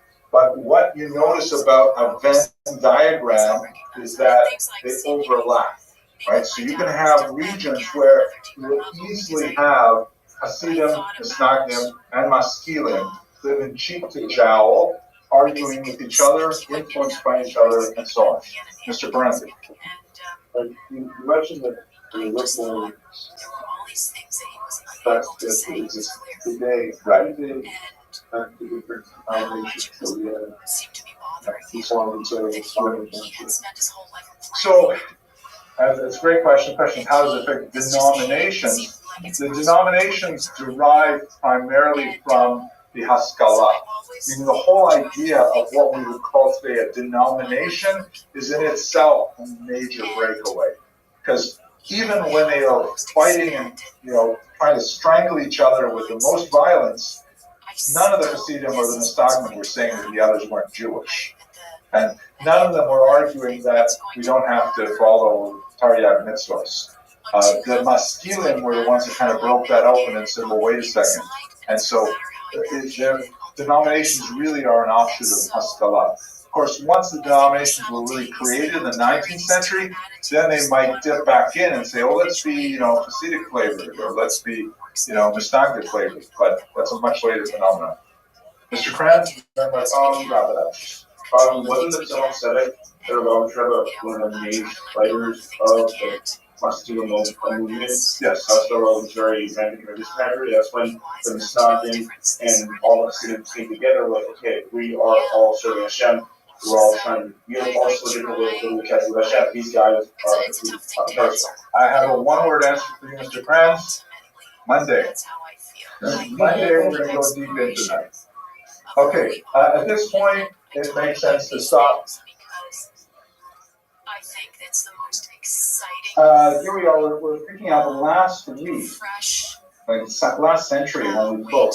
We were talking about the negative pressures that were pushing Jews eastward out of Western Europe, right? What kind of pressures? Anyone remember what was going on? Mr. Kober, you got any idea what was pushing Jews out of Western Europe? Barbaric crusaders, right? Exactly. The massacres of Shun 1096 and onward. Good. What else? Governments kicking them out. Governments kicking them out, right? You've got expulsions in France from 1182, then like 5 or 6 of them through the next century and a half, and England 1290, right? Yeah. And why are they kicking them out? Because they owe the money, and they want to get rid of them. Right. And generally speaking, when the peasants owe Jews money, you have a rebellion. When the nobles owe Jews money, you have an expulsion. Right? That's just because that's how they deal with it. Then, of course, they end up inviting them back, right? What about some of like the really bizarre ideas that was circulating at the time that made Jews feel unwelcome? Well, celebration of libels, blood libels, host desecration, good. What is ritual murder? Close. Like the Muslims, about Were they like the crackers? that was host desecration. Host is the name of the crackers. Kill the crackers. Okay, well said. A ritual murder is technically the earlier stage of blood libel. The ritual is the idea that Jews must, for some bizarre reason, reenact the crucifixion, and so they ritually murder a child. God forbid, that's the argument. Later, they added to that the blood aspects of it, which is just so bizarre. Okay, so we've definitely got an environment where Jews are distinctly uncomfortable in Western Europe. At the same time, we're going to have this pull, this actual invitation for Jews to please come to Eastern Europe. Like one door is shutting, another door is opening at the same time. And this is going to be the basis of the great Eastern European Ashkenazic Center. Because even though, as we saw in our very first class, looking at the Ashkenazim descends from the eastern regions of Poland, Lithuania, Ukraine, and Belarus, to a certain degree Russian through the 18th centuries in particular, they moved from Western Europe. Okay.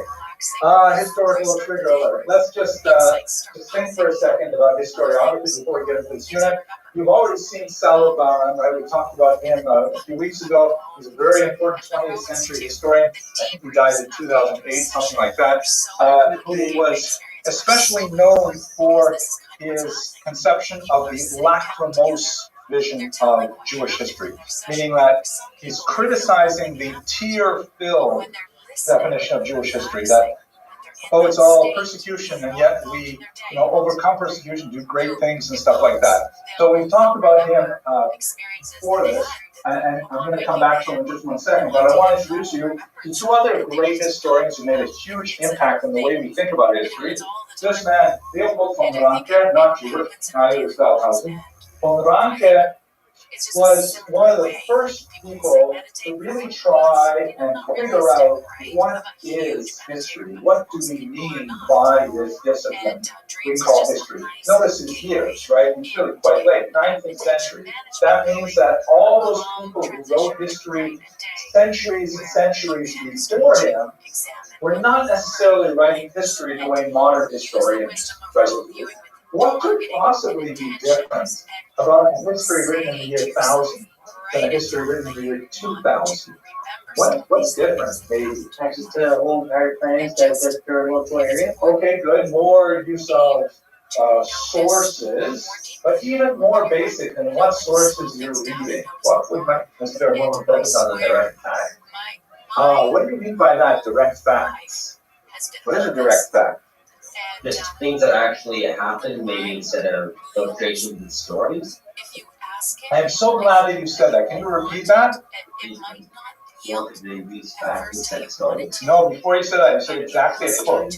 You were mechaving to the great von Ranke when you said things that actually happened. Remember you said that? Right? He said history is, Geschichte ist, was es eigentlich gewesen war.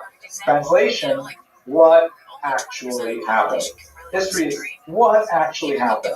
And that was his big deal. Von Ranke said, you know what? Too much of this, all the history that's been written up until now, it's not was es eigentlich gewesen war. Or Mr. said it so classically, what actually happened. What are people writing?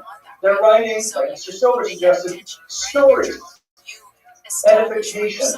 You know, they're writing like kind of narratives. And the purpose of these earlier histories are not to chronicle the facts of what actually happened, but to try and make people feel a certain way, to feel patriotic, to feel religious, to feel wise. Whatever it is, they're more of an art form than a science, to be sure. And von Ranke said we have to really think about what we're doing, because history is not supposed to be fiction. There's supposed to be a big, line in the shelf in the library. On the left is fiction, on the right is history. But in reality, until von Ranke, a lot of history was still pretty fictionalized. Like, there was no problem with going between mythology straight into wars and princes and stuff like that. So this is a huge step forward in history. He would later be really criticized in the 20th century, saying, well, I won't get to the 20th century right now, but that's a really important, sort of turning point in how we understand history. Is history supposed to be for something, like to inculcate certain values? Chances are when you went to study history in high school, particularly if you studied Jewish history in high school, they were trying to teach you a certain value set rather than teach you a bunch of facts. And that was, it's appropriate. That's what you want to do. You want to build up people's identity in one way or another. But it's not necessarily the kind of history that von Ranke would be happy with. Another really important point to remember in here is this guy, Wellhausen. Wellhausen is not a friend of Yiddishkeit. I got to tell you up front. Definitely not a friend of Yiddishkeit. He is the founder of modern biblical criticism. As distinct from some precursors like Baruch Spinoza, but Wellhausen was the first person to really try and use history to undermine the way in which we read Tanakh. And so he had an incredibly corrosive impact on how everybody appreciates Sifrei Kodesh. So we're not going to go into his theories, but one of them is so important for us that we can't avoid putting him on the board here. And that is a very, very valuable insight that history tends to reveal more about the period in which it is written than the period which it is writing about. What could that possibly mean? History reveals more about the period in which it is written than the period which it is writing about. Please, Mr. Abelson. Yes. So the people who are writing history are generally people who were living during those times, and they are by no means an impartial witness to what is going on. So it reveals more about their personal views on the matter than what actually is going on. Nice take if you're talking about primary sources. But for example, I wrote my dissertation on the period 1917 to 1920. Contrary to my looks, I am not that old. Right? I was not around in 1917, 1920. I'm sure you were using primary sources for your research, though. Right, but I was writing history in the 1990s. So how could what I'm doing in the 1990s be more reflected in my book on 1917 than what actually the whole book was about? You weren't there. I definitely wasn't there. So you're reflecting your biases here, the political reality situation of what's going on. Very good. Now you're getting onto it. Because obviously I'm using sources from 1917. I'm reading newspapers, I'm reading diaries, I'm looking at documents, I'm looking at archaeology when relevant, I'm looking at 1917 sources, but I'm writing it with a mindset of 1995. Taking all my 1995 issues, and I'm filtering everything I know historically through 1995. Go ahead. Also, it's interesting. The way we usually view hindsight is into clarity, but here you're actually ironically blinded by hindsight. Ooh, perfect. Very nice. I'm going to repeat that for the people who are on the Zoom here. Mr. Rabbi says we're actually blinded by hindsight. Exactly, because we're looking backwards, but our perspective is today. So we're trying to understand everything through today. It's like, for example, sometimes people look at biographies of great individuals, and they'll see that occasionally they may say something that jars us by our common sensibilities. Like they jar us when they say something about slavery, but unnecessarily being, saying, "Oh, and we hate slavery; it's bad." They just omitted that, or they aver, for example, that Nashim Datan Kalos, that women are light-minded, right? And we say, "Oh man, he's a misogynist." Well, excuse me, there were no misogynists in the 12th century. That was like everybody thought like that. But if we view that person's attitudes as if he lived in the 21st century, then we'll make these facile character judgments, which is bad history. But that's what Bellhausen's main point is, that we tend to view history from the perspective of where we're living today, and we bring to that understanding of history all of our contemporary biases, and it takes a tremendous amount of intellectual work to try and break free of them. Some historians, some philosophers of history would say it's impossible to break free of them, but that's not for our discussion today. Finally, Sarah Barn takes us home, because he says that's what's going on with the history that we're going to look at today, which has a tremendous amount of biases built in by our contemporary situation. We tend to look at what actually happened, but we only look at a narrow slice of it without looking at a broader picture of what actually happened, as I hope to demonstrate in the next 45 odd minutes. Right? For example, if you think about what's going on in Ukraine right now, and I made this part of this lecture a couple of years ago when the war broke out in 2022. Now it's even weirder because we're in a strange moment with the U.S. and Ukraine and with Russia. But I like this picture particularly because a lot of this topic we're going to talk about today deals with the conflict of Jews and Ukrainians in particular, which was like horrific and epic in the 17th century in some ways. But here we are in the 21st century, and here's a little Jewish guy flanked by these two big, scary-looking Ukrainian guys, it's just such a jarring reminder of how much things have changed. And I believe that actually many people look at Ukrainian Jewish history very differently today because of the contemporary political climate. They would have looked at it totally differently 50 years ago, 100 years ago, even though it was the same history. Nothing changed because once the past is over, it's done with. But actually that's not true. William Faulkner said, the past is not dead, it's not even over. We still keep reliving the past, but I wax too philosophical. Let us now, with that kind of like introduction to historiography, which I think may have been more mysterious than actually clarifying, but hopefully we'll come back to these ideas as they are revealed. Let's talk about the migration pressures and so on. Here's a map that basically shows the movement of Jews from central Germany. It's a little bit, I want to put this yellow part a little bit higher as well, but this is them making their way in specific years to many communities in what would later become Latvia, Estonia not so much, Latvia up here, Lithuania, Poland, Belarus, Ukraine, and Russia.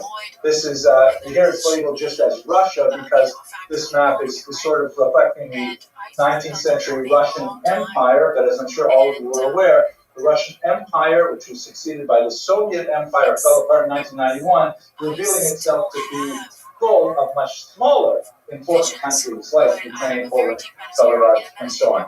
But we've got this significant eastward movement of Jews, pressured from the nasty things we talked about last week, but at the same time invited into Eastern European communities. So we have to figure out, why are they invited into it?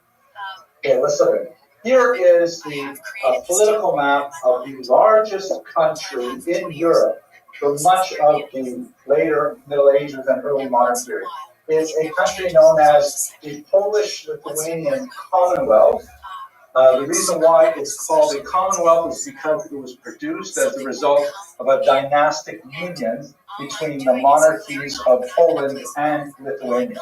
And as you can see, it's massive. It stretches all the way from the Black Sea, the Baltic Sea, almost down to the Black Sea. Here, this would be the southern part of Ukraine. Here's Crimea, still a contested region of contemporary Ukraine held by Russia right now. Actually, look how ironic it is. This is more or less the front line of the Russian-Ukrainian war today, too. But Russia has most of this, although the Ukrainian linguistic territory goes further. And the Krim down here is part of Russia, although this part is still Ukrainian. That's pretty close to contemporary war. Very close. Germany will be over here. Right? So Central Europe, way over here will be England, right? But it's a big, big country. And more significantly, it's actually filled with several distinct ethnicities. There are Ukrainians and Belarusians who are Eastern Orthodox, right? The Christian church has an Eastern section called Orthodox. It's ruled by 7 patriarchs. The Western church, Poland in particular, is under the Catholics. There's a little chunk of Ukrainians here who are also Catholics. And they're also speaking closely related Slavic languages for the most part. Ukrainian and Belarusian are both written with a Cyrillic alphabet, like Russian, with a handful of letters different, both in shape and in pronunciation. Poland is also a Slavic language, but written with the Roman alphabet, the one that we use for English. Lithuanian and Latvian, Estonian are a totally different language family altogether. From many different peoples in here. You also have a certain amount of Greeks and Armenians, but the next biggest minority, of course, will become the Jews. The Jews first enter this area, as far as we can tell, from the Crimean Peninsula, where they were first there with Greek trading organizations back like around the year 0. And then you also have some Byzantine and Khazar migrations, specifically to the region around Kiev, or Kiev as they say nowadays in English. Actually, let's clarify that for a second, kind of a weird thing. When we listen on the radio, everybody says Kiev. Kiev is not a place. I don't know why they are difficult to say. There's 2 syllables in that word. In Russian, it's pronounced Kiev, or Kiev. And that's why in English, for the longest time, that's what you said, Kiev. Just like, Paris, I don't know. If that's the name. But in Ukrainian, they have a slightly different vowel combination. The sounds are sounded differently, and it is pronounced K-E. 2 syllables. I don't know why people say Kiev, but it's K-E. So anyways, Kiev, Kiev, this city right about here was actually the center in the medieval period of a massive princedom, it wasn't really a kingdom, that was later regarded by Russians, Ukrainians, and Poles, and Belarusians, excuse me, as their homeland. But in many ways, it was totally separate. And in fact, after the Mongol invasion of 1240, they were literally separate, because that was it for its citizens and things. But we do know that there's lots of Jews active in Kiev from the year 1000 on. There's lots of archaeological evidence. There's topographical evidence, places like the Khazarian Gate and so on. And I believe we even discussed, we did, the famous Povest Ramenyefet, the chronicle of bygone years where Prince Volodymyr had to decide between religions. So that dates from from about the year 999. So we definitely know that Jews are very active in this region from a very, very long time ago.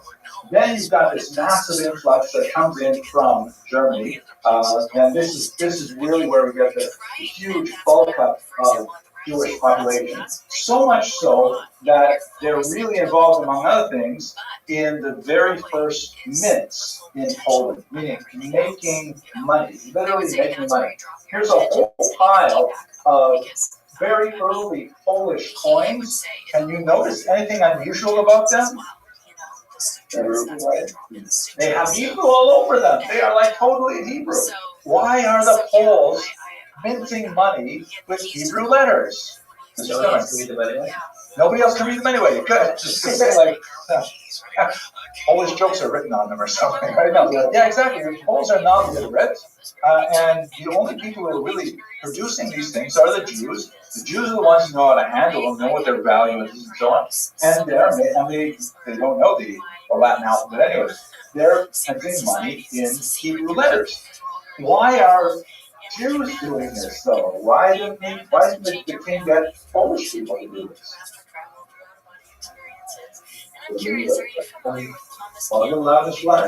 So, yeah, but why would he want to attract them if he has Poles already in the country who can do this? Maybe I'm asking that question. They didn't know how anyone to do it. The Jews already, by the time we get to say the 1300, they've got a long track record of being extremely strong in finance. The reason that we discussed a couple weeks ago, right? They've got a basic monopoly on money lending because of the church's law of Vatican. They're the only people allowed to lend money. They're literate and numerate. They have extensive experience by now with producing coinage. And so the Poles were saying, it's so hard to get us from this old barter economy where people are buying things with like rabbit skins and bushels of grain. We need to move to that more advanced money economy like they're doing in Germany and France. Let's get some Jews over here to do this for us. And the Jews are very happy to come in and we start working on these things. You can see lots of a little close-up of someone here.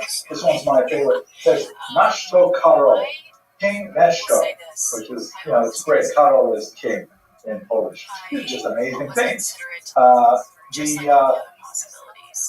Going back to this here, a lot of them settle in particular in right bank Ukraine. I'll explain why that is so significant momentarily.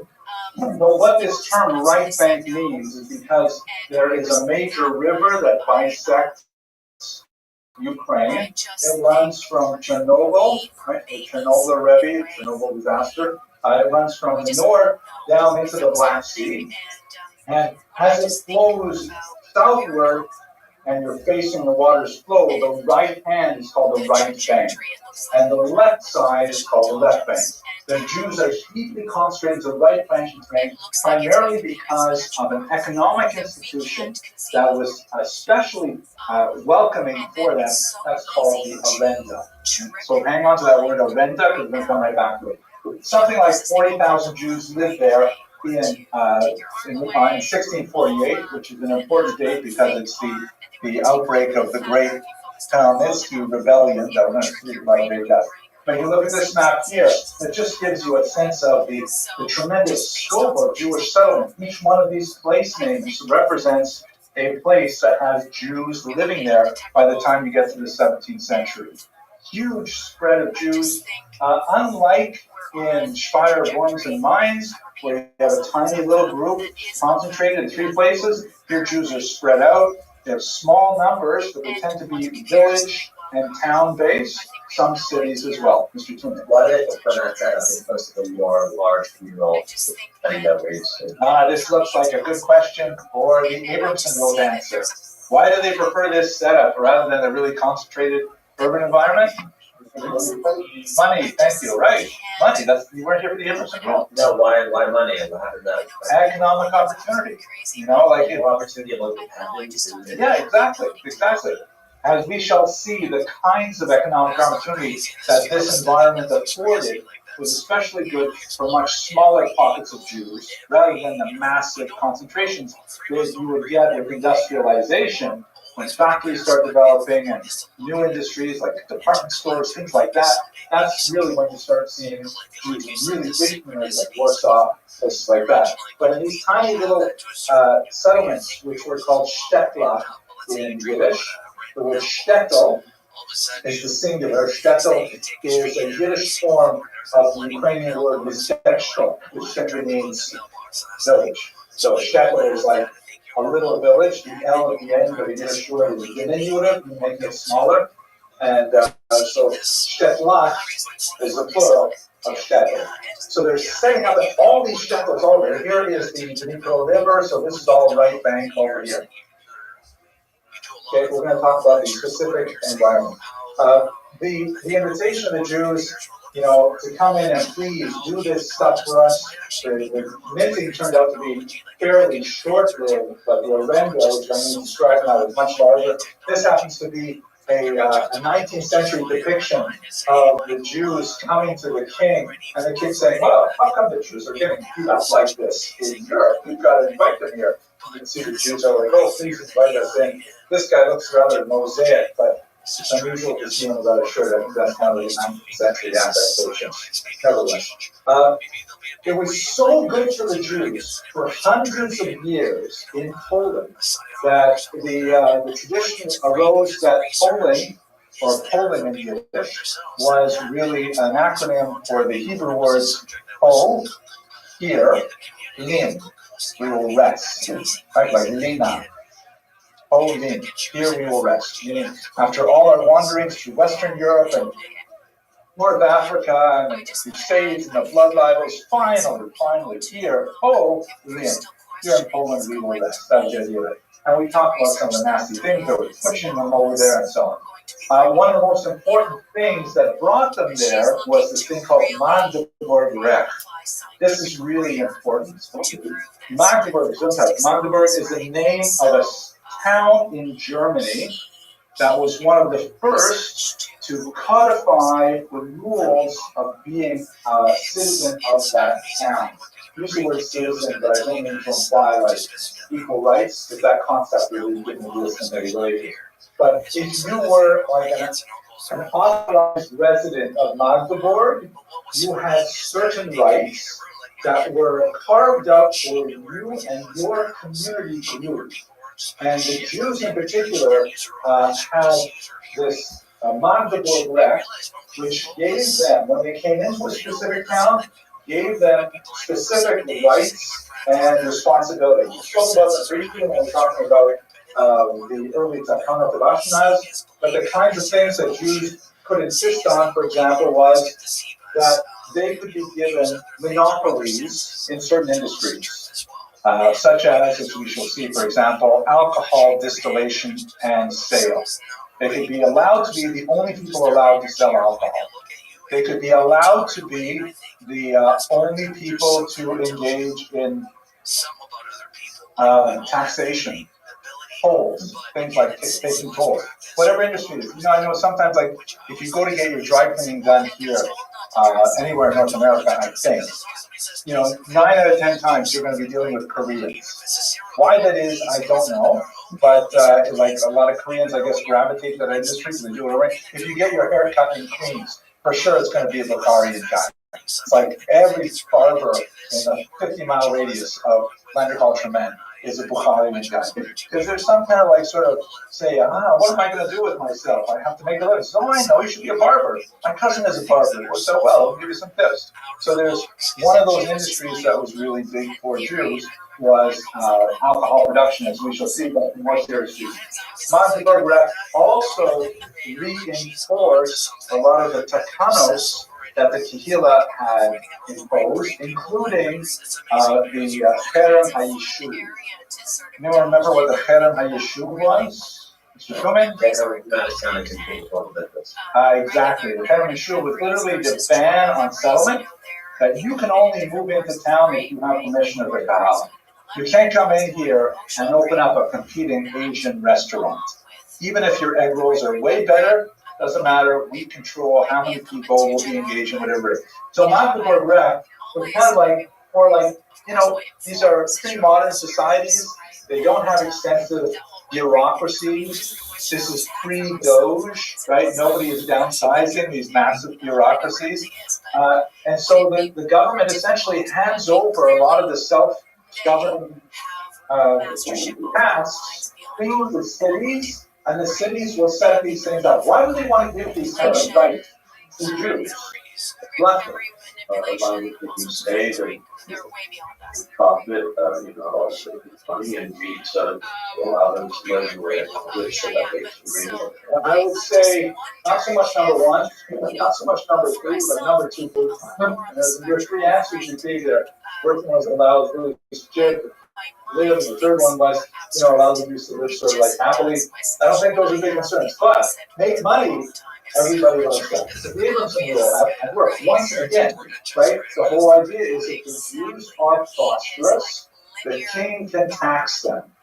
They're not the only, he's not the only one who can tax them. The local municipality can tax them too. And so there's an open recognition that Jews are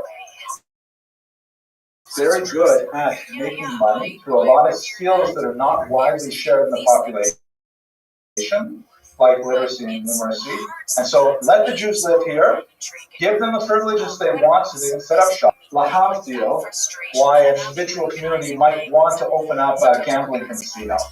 Right? They might not like here in Queens, there's no gambling in Queens. Is there gambling by the highway or something?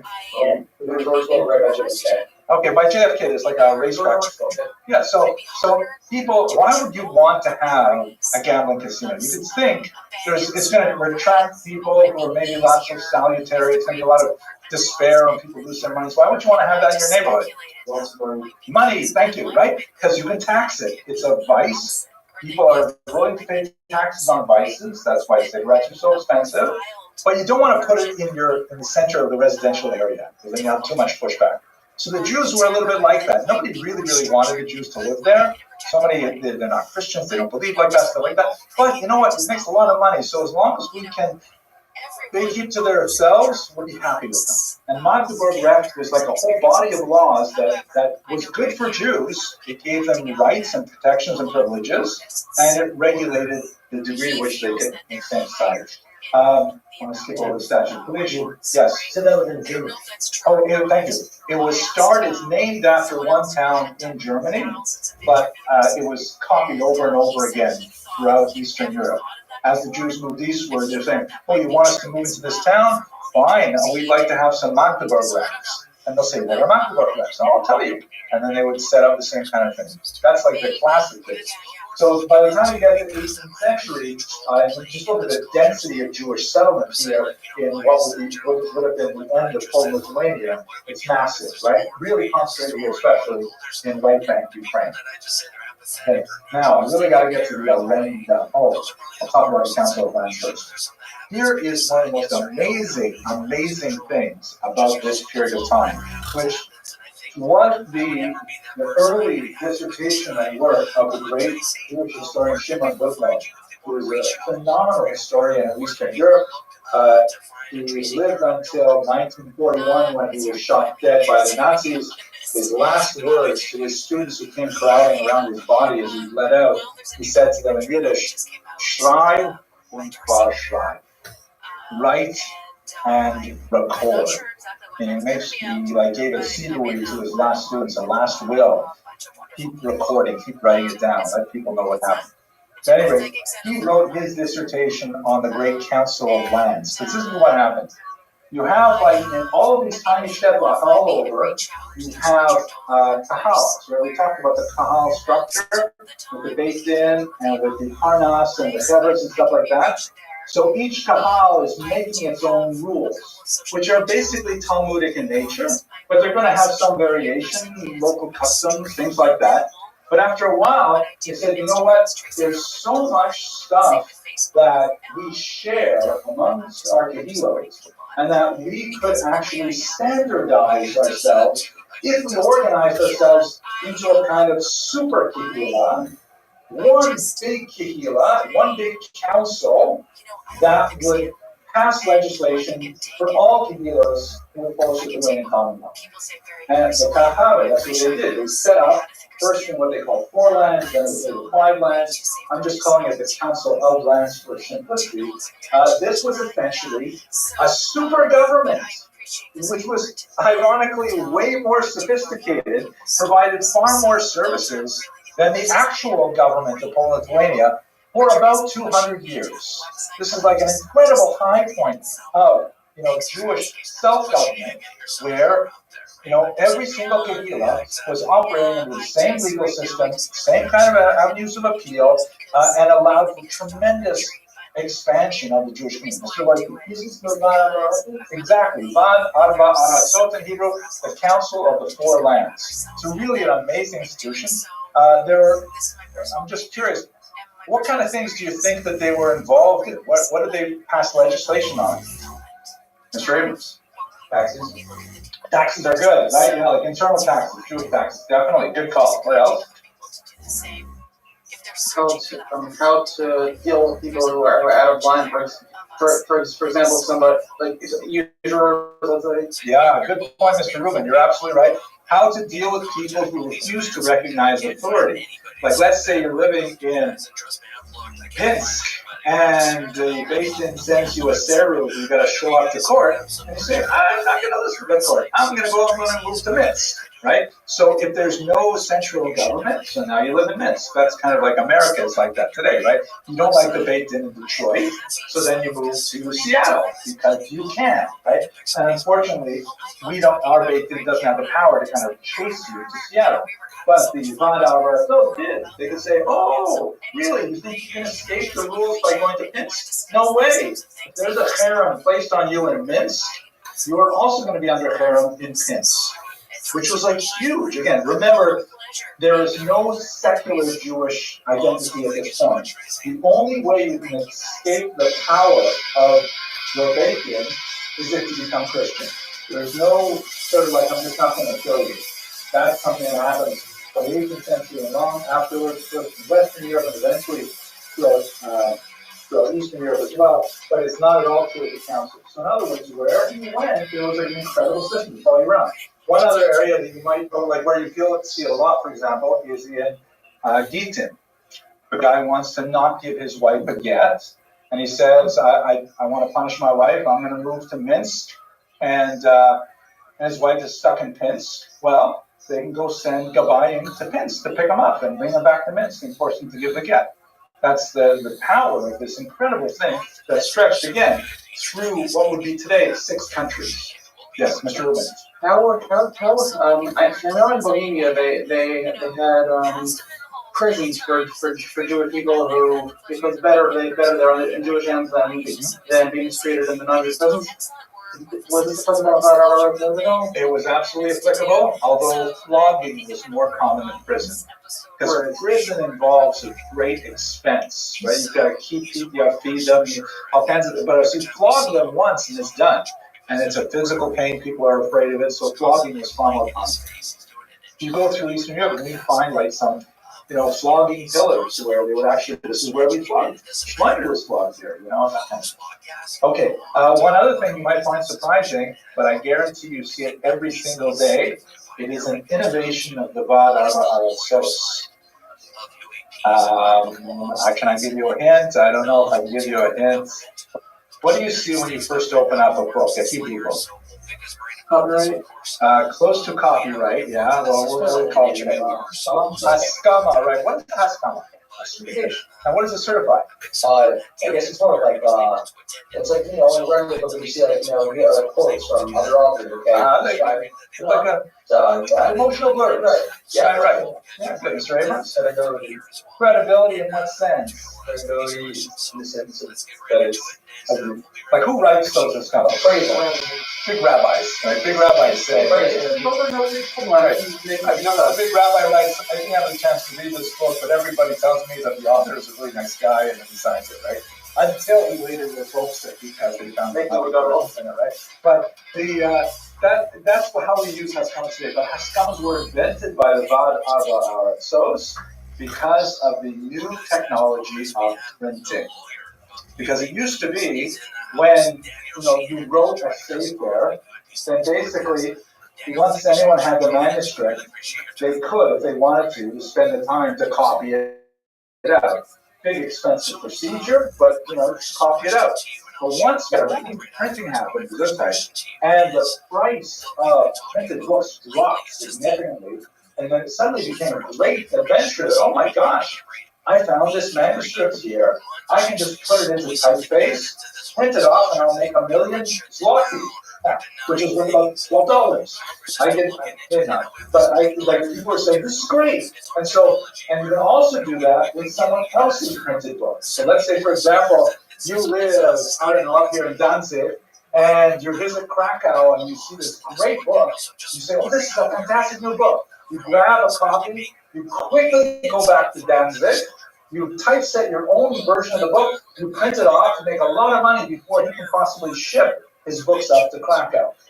And it was a real problem because, it was upsetting authors, it was upsetting people who put a tremendous amount of money into the printing process in the beginning. So the Vad Avarosot came out with Haskamos, which originally were just agreements that nobody else was allowed to publish this book for a certain number of years. So we're back to what Mr. Rubin said, copyright. That's essentially what Haskamos were at first. They did not say anything about the quality of the book or the from kind of the author. They basically said nobody else is allowed to publish this book for 5 years, 10 years, whatever it might be. And that was how that evolved into the Haskama that we have today.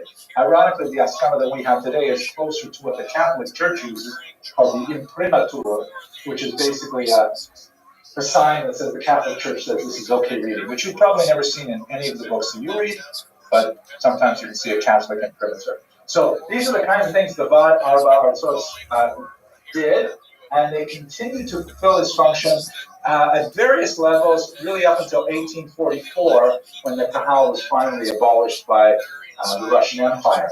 But very, very active, really up until the late 1700s. Okay, arguments, discussions, questions? Yes, Mr. Yeah, really stolen the Jews to do the right to get and then convert to Christianity. That was a typical thing. That might be one way for them to be totally gone. And it was an ongoing problem of some significance. And it's a weird thing. I think on a psychological level, it's so bizarre that you see over and over again in history. Sometimes when people get divorced, it's an amazing thing. They hate each other so much that they will punish themselves in order to hurt their former spouse. Like saying, like there's a guy in Israel who went to jail. In Israel, they put you in jail if you don't give a get. And he went to jail for like 20 years rather than give his wife a get.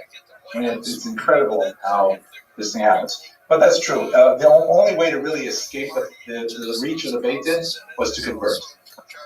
And that worked with some, practice. Okay, now we got to talk about the difficult stuff, the Arenda. You ready? Okay, so here's the thing. Why were Jews invited so much? We talked a little bit about mentioning that's just kind of cool because we have a point. So far more significant aspect, something which became the backbone of the Eastern European Jewish economy, was this system known as the Arenda. It's a Latin word. It was incorporated into the Polish language, and it basically means tax farming. How does this work? If you look at the map, let me just go back to a map for a second here. If you look at the map of Eastern Europe, let's put a simpler one, you have a tremendous number of noblemen called Schlachter, that it sounds like Schlechter, but it's not the same word, that are living primarily in Poland. And they, through conquest, are dominating right bank Ukraine. Right? Ukraine is not an independent country until the 20th century, and at this point it is part of this Polish-Lithuanian Commonwealth, particularly Polish landlords own these massive farmsteads called latifundia. Again, another Latin word, but they've got all of these Ukrainians living there as peasants, or a better term in this context would be serfs, S-E-R-F. This is a version of feudalism that lasted up until the 1860s, up until I think 1865, applying emancipated. Serfs are sort of like slaves, except they have a certain degree of freedom of movement. They may not leave the land that they were born into, like the immediate village area, and they're required to either pay a tax in goods, like a certain amount of their produce, or in wages, like money, cash money, which is very hard to find, or in labor, something called ROTHSCHILD, which is basically they would have to spend 1-2 days a week farming for the Lord, and the rest of the time they would do it themselves. And so you imagine the ethnic divide here is really crucial. Poles are Catholic and Western facing. The Ukrainians are Orthodox and Eastern facing. They regard each other as aliens to each other, and the Ukrainians are dominated by the Poles. But the thing is, the Poles live far away, and they have these massive farms. How do they regulate those farms? How do they actually derive benefit from them? So the way they do it is the Jews. They bring the Jews in as so-called arrendators, which means masters of the arenda, where they are the official tax collectors for the Poles. And it works as a kind of community system. So the Polish nobleman, let's say in Warsaw, will bring a Jewish community to his shtetl. And it's important to note here, very importantly, that these shtetl, these little villages, and the surrounding farms, they are literally owned. Soil, buildings, everything owned by the nobleman. Even to a certain degree, the serfs, the people, are owned by the nobleman. But he doesn't want to go there and like be riding around in the buggy all day, making sure that the serfs are working. So what he does is he says to the Jewish community that's planted there, okay, you guys are my tax collectors. I want you to collect 10,000 zloty for me next year. I want you to collect that money for me. And the Jews say, we will accept this contract to collect 10,000 zloty for you. And the nobleman says, fine, go ahead and do it. He does not want to get involved in the nitty-gritty of how exactly they collect it, and this is not a modern bureaucracy. There's no IRS going on here. And the Jews have to go back, and they have to collect that money from the peasants.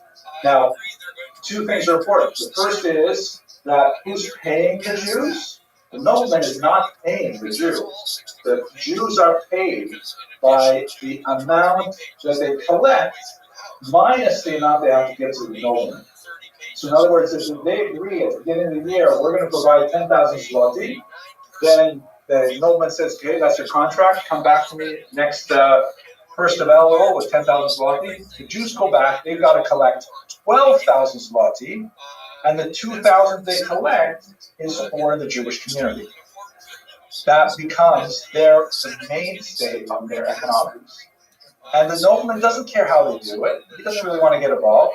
So they involve all kinds of tax collecting devices, such as most commonly a tax on produce, meaning you bring in 10 bushels of wheat, you've got to give one to the nobleman. You trap 100 rabbits in the nobleman's forest, you've got to give over 10 of them. You want to cross the bridge over the lake, the nobleman built this bridge, you've got to pay a toll. And in some extreme cases, but documented, if you want to use a nobleman's church, you want to baptize your child, you want to get married, you have to pay a tax to the Jew to use the church. And as you can imagine, this must have been incredibly galling to the population. We don't know how extensive the specific, tax to get the keys to the church really was, at least in terms of historical reality. But in terms of the Ukrainian perception, it's massive. They have these popular folk songs that were memorized by blind guitarists called banduristi. And they all go on and on about the cruel Jew who charged a huge amount in order to get into the church to get married and stuff like that. And you can imagine that this would build up a tremendous amount of resentment. Okay, Mr. Goodman. So first of all, the Jews, the way we picture them with Thomas, that they were really impoverished, they were the lowest class, the lowest peasants. Well, like they were the better guys, and people that took all the money and partied with it and didn't the money. Well, there you go, Mr. Truman. That's like Sallow Baron, right? There are elements to what you're saying.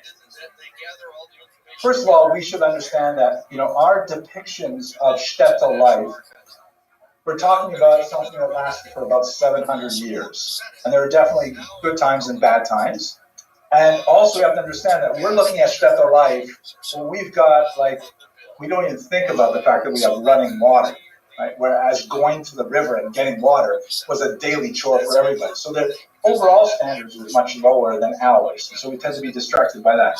But generally speaking, if you were like a Martian coming to the planet and you went to Eastern Europe in, let's say, the year 1600, and you had to choose, do I want to impersonate, Invasion of the Body Snatchers, do I want to impersonate a Ukrainian peasant or a Jewish tax collector or a Polish nobleman? You'd probably choose Polish nobleman, but second choice would definitely be the Jewish tax collector. They were definitely far wealthier than the typical Ukrainian peasant. They were also the scapegoats that the Ukrainians hated. They had no interaction with the noblemen, they interacted with the Jews. They would be the haters that stole the money. You're absolutely right, Mr. Truman. I mentioned the year 1600 because in 1648 this would all blow up. As you can imagine, huge peasant rebellion, all kinds of anger directed at the Catholic Polish lords and their Jewish middlemen representatives right here in Ukraine. But you can understand the economics behind that huge explosion of anger. And in fact, I'm not being really counterintuitive. We tend to have sort of like a vision like ourselves, Valhausen. We have a vision that's sort of colored by Fiddler on the Roof. Anyone ever seen that movie, Fiddler on the Roof? Fiddler on the Roof presents a certain kind of image. A lot of it is true, but that's presenting, let's say, a 1905 image, which is very different from 1600s. You can't take it back to the 1600s in the same way. And it's a rosy picture. If you look, however, at a really important source, which I recommend you read if you're curious about doing research on this, Yevhen Metzulah, very, very powerful book by Nathan of Hanover, a historian who records the peasant uprising of 1648, and he just goes to town on how evil it was and how stupid it was for the Jews to get themselves in that kind of an economic position. Anyone with eyes in their head could have seen that this is headed for disaster, that eventually things would blow up, and they did. And that's a Jew from the 17th century being, unusually self-critical about, wow, bad choices Jews made. 17th century. Primary source, oh, absolutely. So, primary witness. Another example might be like if you look at, it's a terrible shanda. It's such a chilul Hashem when you look at the newspaper and you see there's a financial scandal. There's someone cheating government, someone cheating Medicare, something like that, and you say to yourself, "Oh, please let it not be a Jewish name." And then you see a Stein or a Berg or something, But that's the same kind of thing. Where unfortunately, to have this idea that everybody in the 1600s wore black hat and was Doli Shomer Shabbos is unfortunately not true. And even the people who wore black hats and were Shomer Shabbos were sometimes unfortunately involved in very shady and exploitative economic practices. That was very interesting. People were as lonely or more than today, like the wire. But how many become why we're such a high level and the rest of the day. So that's a fascinating question. It's more of a theological question, I think, than an economic or historical question. All I can say, if I don't want to step out of my lane into the theology department, because I'm more in the history department, but, we have this idea of Yerida Hadoros, the decline of the generations. But we also have the idea of halacha kabasroi. Halacha follows the later generations. Right, so what isn't that a sira? If we are constantly lower than previous generations, then how can we follow the halacha of the later generations? We should follow the halacha of the Mishnah only. We shouldn't look at Mishnah Brura. Right? So the answer to that is that you, in my humble opinion, I think I read it somewhere. Eureka Hadoros refers to their spiritual capacity, their ability to, empathize or to see the truth of something differently, but not their scientific intelligence, not their, grasp of advanced math. Those things we follow where we are today. So we can become smarter without becoming better. You can come up with just as good distribution. I think if you ask Rabbi Sachs, he would say, of course you can come up with just as great conclusion. Because he wants you guys to max out all of your efforts, So I don't know, but you guys are asking me outside of my lane. I don't know what I'm. Let's talk about a couple other aspects of the Orenda, which is really nasty. One of the aspects of it was propinatia. Mr. Toon, sorry. So, the anti-Semitism that we've been talking about during that period, it's a really pretty warranted, you could say. Good, or not unwarranted. Well, I don't like the idea of warranted or unwarranted, because that implies that violence is somehow justified. I wouldn't want to justify violence under any circumstances if possible. But I would say that, we can, it's more, let's say, rational. Right? One of the great historians of anti-Semitism is a guy named Gavin Langenmeier, and he writes that one of the things that characterizes real anti-Semitism, like that crazy stuff we talked about last week, is that it is fundamentally chimerical in nature. If I had a board, I would write that down. It's a good word. Chimera. Anyone know what a chimera is? Yes. Right. Why would he call anti-Semitism chimerical? So a chimera is like a made-up monster, where you attach things one to another to make up something it's like just bizarre, like a three-headed beast or a pink elephant or something like that. So some of that weird stuff that we saw going on in Western Europe was Jews killing children for their blood and stuff. Wow, what weird, totally irrational stuff. This anti-Semitism, on contrary, is more like an explosion of a socioeconomic basis. I'm not saying it's justified, and certainly not focused on the individual criminals. It's an explosion that affects everyone. And Nathan and Hanover said, the Jews should have realized that the Orenda was intrinsically harmful. We should not be in this business. Now, another example of this, propinatia, very significant. You've often seen, like you see it in Fiddler on the Roof, the kretschma, which is like the inn, right? The place where some tired Ukrainian peasants here, they have shown some Ukrainian peasants actually in more festive garb. This is not like right out of the home. But they're coming in and they're enjoying alcohol served by the Hasidic Jew. And there's a guy playing klezmer violin there. What is this scene talking about? What this is referring to is the fact that one of the fastest ways to get access is through vices, as we said a minute ago with gambling, right? Alcohol is also a huge moneymaker. That's why it's so hard to ban alcohol. They even had the 19th Amendment, What are the amendments? Yeah, 19th Amendment to ban alcohol. Was one that repealed one of those short-lived amendments. The only amendment I think that was ever repealed, right? Yeah, so they tried to ban it here. Right? They said you can't do it. 18th Amendment. Thank you. 18th Amendment. I think the 19th was, let's bring it back. Right. Forget about that 18th Amendment. It did not work. But alcohol, everybody loves alcohol. That's the reality of it. People will drink alcohol, so you can tax it.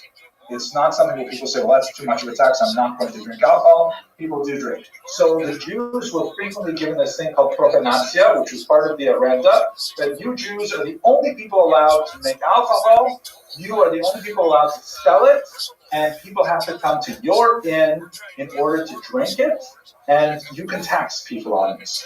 Just add one more layer, Mr. Abrams, and I'll get to you. One more layer is, don't forget, Jews are all still small, they're still small-time moneylenders. There's the ban on Christians engaging in money lending has disappeared by now, right? It was already knocked out in the 14th, 15th century in Italy. So Christians are still lending money now, you have banks that will lend money and so on. But in this really backwards part of the post-Lithuanian Commonwealth, the only way you can borrow tiny little amounts of money for small things like, spoons or whatever, is you go to the Jew and you lend money, you borrow money, and you pay a significant interest because it's the only place where you get it. It's unregulated, but the Jews are still protected by the nobleman who is like a king in Western Europe because he wants to make sure he gets his taxes. We can't abuse the Jew because we'll get in trouble with the nobleman if we do it. So provenantia is added to the money lending in a way that Ukrainian peasants, they work hard in the fields all day, they just want to come back and have a glass of pevo or a glass of kvass, they show up at the inn, they drink a few, and they say to the Jewish innkeeper or the krechma, put it on my tab. Jewish innkeeper says, no problem, here it is, 4 zloty. And then at the end of the harvest season, the guy has all kinds of money because he pulled in all his wheat, and he says, okay, I want to settle my tab, and that 4 zloty has with interest become like 6, 7 zloty. And that's not the only night he was drinking on his tab. So all of a sudden he's got like a 300 zloty bill for alcohol over the year, and he's saying, what is this? So this was like an especially noxious form of the arenda that was ultimately very, very nice. Okay, Mr. Kuhn. So they would tax them just for the produce and force them to give it up, and then they would come at night to the Jews' inns and drink with them. Like, what was that relationship? Why would they still even interact with each other? They couldn't make their own alcohol, but like these are the bad guys. Well, I think the question is backwards because there's no bad guys. There are people trying to live their lives. As no, Ukrainian peasants, like, these people are stealing our money. They're coming every day. They're harassing us. Doing whatever they need. Why would we hang out with them? Why would we tell their stories? The Jews weren't stealing their money at all. This was just reality that, like, there are only 2 things which are inevitable, right? Death and taxes. Jews are not in charge of death. But the taxes, they were in charge of. And the reality is, you have to work for the nobleman. Everybody knew this money goes to the nobleman, and the Jew happens to be the tax collector. It's also collected a little dress at a time. You cross this bridge, this is whatever. That was the reality of it. Nobody likes taxes, but it's rare that you have tax revolts, right? People maybe are grumbling more in late March when they have to pay their taxes, but we don't have that many like storming of the capitals. Maybe once every who knows how often, right? So hang on a second, Church, and I'll get this. So they basically may not have always liked them, but it was not like a wartime situation. Also, let us not keep these things in mind. The Jews and Poles and Ukrainians lived together in great peace and prosperity, with only a few very memorable moments of violence in that time. Now, some of those moments were like incredible explosions, like 1648, and they're also accelerating when you get to the modern era. You have pogroms 1881, 1903, 1905. 1919 was horrific, and then, of course, the Holocaust. But for most of those centuries, they lived with each other. And case in point, so much of what we do in Ashkenazi Jewish culture is basically Ukrainian, Polish, Belarusian, Russian culture. You cannot sit down to a meal in an Ashkenazi house without having, for example, lokshin kubo. Right? What is lokshin? What Hebrew is lokshin based on? It's not Hebrew. No, it's lokshina, which is Ukrainian for noodles. Kubo is German for pudding. Or you can't have, I don't know, let me think of some other examples. Borscht, for sure. Cholent. Well, cholent's actually French. Chaud blanc. Slow hot. For a long time. Slow heat. But, so much of the stuff we do, the rituals we do, are basically things that we sort of borrowed from them. They borrowed from us. Oh, here's an example of Ukrainian. Guess what they call gefilte fish, which they eat quite a bit of? Jewfish. So this is good stuff. Have some of this Jewfish, right? So our cultures are so closely interrelated. Like that is one of the best scenes of Fiddler on the Roof is when they're in the krechma and they're kind of like all drinking together. And one Ukrainian guy walks over to Tevye to wish him a mazel tov, and he says, "Na zdorovya," to your health. And Tevye is a little bit intimidated, but then they end up starting dancing together, and it's like wow, it's like overwhelming. And that is true. There's hostility, there's separation, but there's also a tremendous degree of cultural borrowing. Where that especially happens, gentlemen, and I don't want to go too far on this, but if you encourage me, I would probably do it. Women. The women talk to each other. Recipes are exchanged. They're picking up fashion hints. They're doing all kinds of. Women are much more the glue of societies than men in this regard. Men may have hostilities and political views and things like that, but the women will talk to each other. Okay, Mr. Ellerstein. So you're saying that like the Jews were just the tax collectors and that's more the reality of life than something that people viewed as being like evil or whatever. But they were not like Muslims who are coming to kidnap our children. But if you look at it from even a modern perspective, you ask most Americans, what do you feel about the IRS? People are most likely to tell you, oh, I hate them. Oh, I wish they could just disappear, right? And the IRS is a body of government that has a lot more oversight than the Jews do. And they were also in control of monopolies, which people also have very strong feelings about. Good argument. And so, Mr. Tillman, your whole idea definitely seems very much on point. Right? No, but we're getting, you're saying, Mr. Anderson, you're saying so teeth here. It's so beautiful because there's a difference between what people say and what people do. Nobody likes the IRS. Nobody does. Maybe if you work for the IRS, you might like it. We're talking about revolts. The Boston Tea Party was over a 3% tax. Okay, good. And when was that? That was in the 1700s. Right. And when was the next tax revolt? Right. That's my point. Right. There are tax revolts for sure. Yeah. But they're like, as long as the taxes are not too awful, we'll deal with it. We'll complain. And America has an unusual kind of pressure release because we have elections. You just say, vote the bums out. And that makes America a little easier that way. But generally speaking, taxes are just an accepted part. Nobody likes them, but everybody agrees. But there have been many historical revolts over taxes. Like, obviously, it's a slightly different situation, but in some socialist or communist countries that tried going socialist or communist and increase taxes exponentially, had revolts, sometimes even relatively quickly. Yeah, I will not disagree that it does happen, but in the main, people just want to live their lives, and if the pressure is not too great, they'll just make sort of a benefit-cost analysis, and they'll say, it's just easier for me to pay the money, and then they'll leave me alone. And it's only when it's too much that you have the revolt. And this works basically okay. 50% interest on every beer that you drank during winter. Well, okay, so that's what people are coming here about, right? That brings us there. Because it does happen. This, by the way, is a great piece of art by the fantastic Ilya Rabbi, which shows the reply to the Zaporizhians, or the reply of the Zaporizhians to the Sultan. These are basically, let's turn on the light so you can really appreciate this. It's such a beautiful piece of art. These guys are the original Cossacks, or Kozake in Ukrainian. And what they were people who were so upset with the system that they opted out.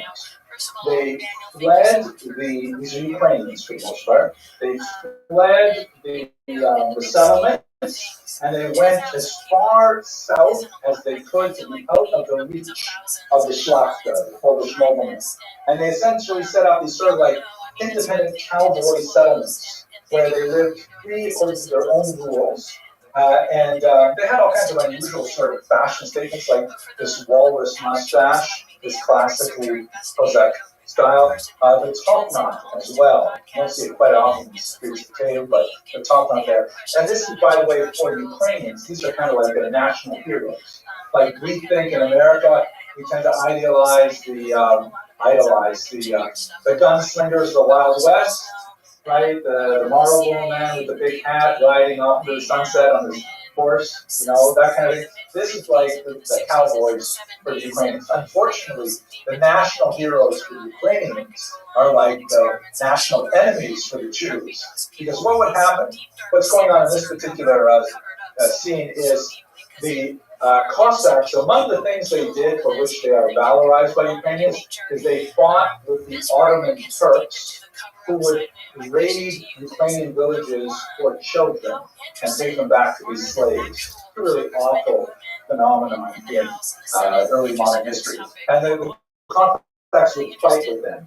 And at one point, the Ottoman Turks said, would you guys please stop attacking our slave raiding, we'll make a deal with you. And so they wrote back a very chutzpahdik note to the Ottoman.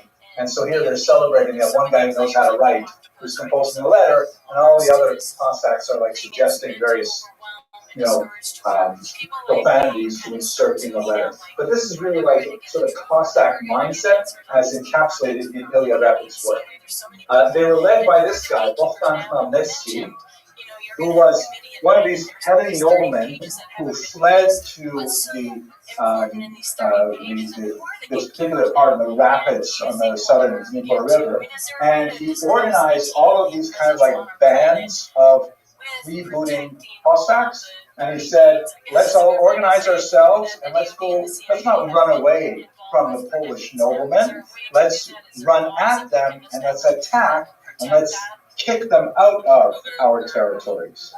And of course, this was like hugely bad for the Jews, because the Jews were the tip of the spear for the Polish economic system, right? The Poles were living far away, but the Jews were living right there in right bank Ukraine.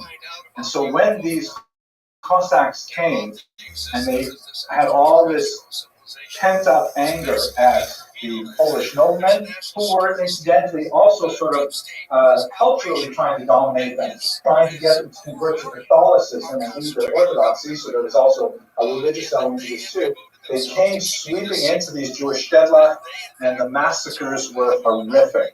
I mentioned Nathan of Hanover earlier as the chronicler of this period, and although he does criticize the Jewish involvement in the horrendous system as being really the basis of the problem, he does provide such a horrific and like emotional description of these pogroms that I'm not going to tell you the kinds of things he describes because they will scar your minds and you'll never be able to forget them. If you are curious about reading this, then look up Yevhen Matsula. It is a chilling, awful read. Now this comes into the region. Well, the region by the period is called in Hebrew Zeras Tach V'Tach. Tach and Tach refer to the 2 years 1648 to 1649. It actually extended a little bit longer, but these 2 years were the worst. Sorry? On Tishrava, we have a keynote. Yeah, you have a keynote from Zeras Tach V'Tach. That's absolutely horrific. The violence perpetrated on Jews. And again, let's not forget that if you had 1,000 people working in a particular shtetl, let's say 1,000 working individuals, you include men and women, then chances are maybe 40 of them would be directly involved in the orenda out of 1,000, maybe 100, and the others would be involved in all kinds of other things that were supported by the orenda, kind of like Las Vegas. Las Vegas, what's the main industry there? I don't know, I keep coming back to this. Gambling, right? If you took gambling out of Las Vegas, what would happen to Las Vegas? It's just part of the desert. Yeah, it would literally dry up because all that water is imported, right? But most of the people in Las Vegas do not work in casinos. They work in all kinds of ancillary industries, hotels and Ubers and restaurants and stuff like that, that to support the people who come in to do the gambling in casinos. So the casinos are the reason why Los Angeles continues to exist, but most Las Vegans are not working in the casinos. So it's the same thing with the orenda. The orenda was what really allowed the basis of the Jewish community, was the backbone of the economy, but the vast majority of Jews were doing all kinds of other things, silversmithing and tinsmithing and small trades. You had the occasional scholar, so that was changed. I think Vegas is actually an especially good comparison because the enormous amount of Vegas and the casinos there are only 5 groups. Oh, Mr. Adelson, terrible. Oh, just kidding. I'm not going to repeat that on the microphone, but yeah.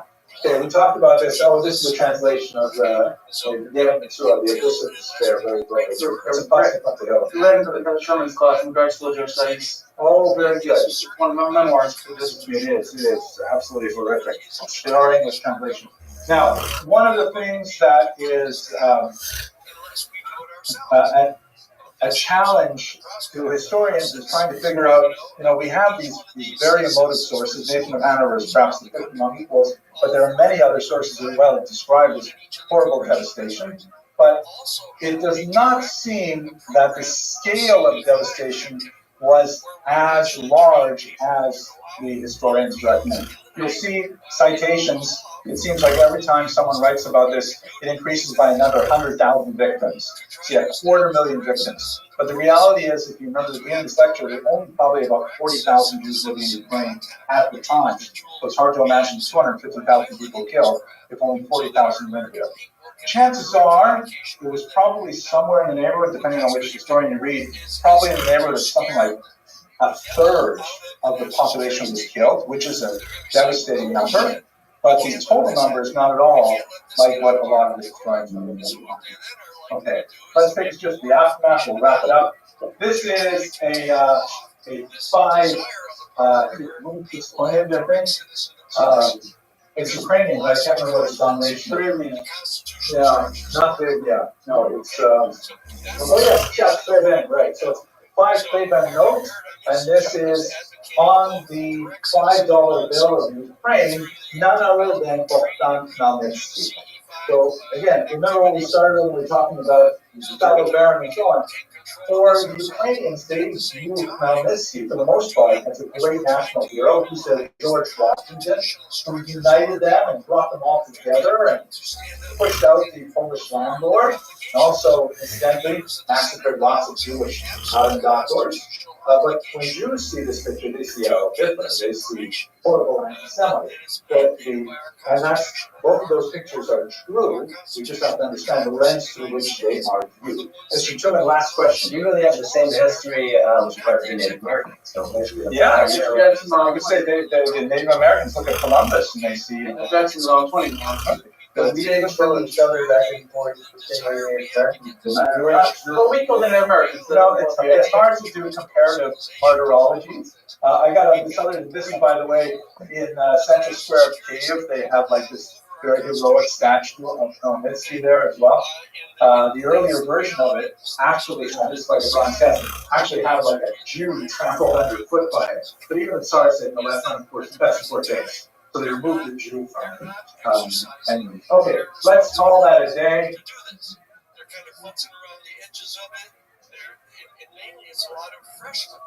Exclusionary pressures in Western Ashkenaz. So what's going to happen? Now we're at a transitional point in our history. We've looked quite a bit, especially the materials I put online from last week. We looked quite a bit at the environment of the Jews in Western Ashkenaz, which basically comprises England, France, and Germany. Once you get east of Germany, you're getting into Central Europe or Eastern Europe. What's going to happen is from the 13th century onward, peaking in the 17th century, you'll have a massive migration of Ashkenazi Jews from the traditional heartland of Western Europe to Eastern Europe.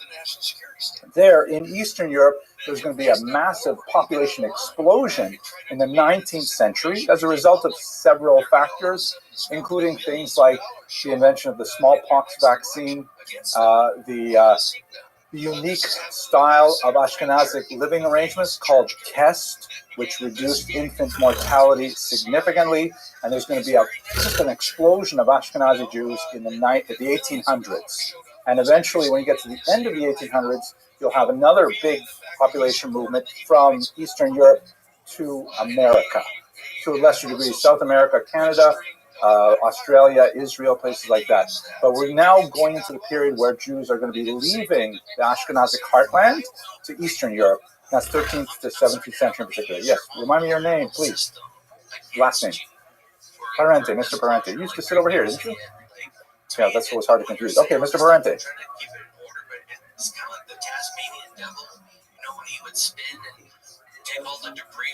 So, the good question, the question which I will repeat because people who are watching the video sometimes ask me to repeat the question.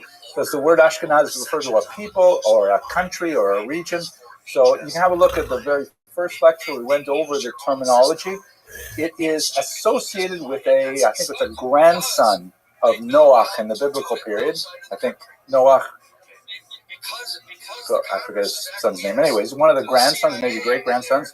And over the Middle Ages, various regions were associated with the land of that particular individual and his descendants.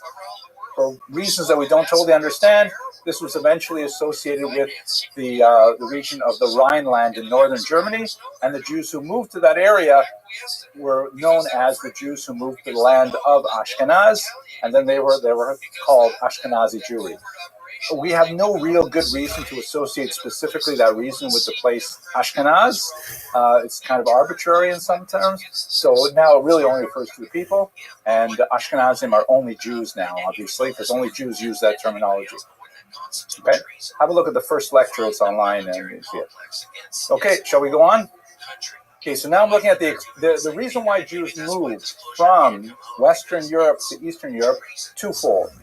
First, there was a push for Jews to leave that will culminate in expulsions, really strong push that Jews felt unwelcome in Western Europe.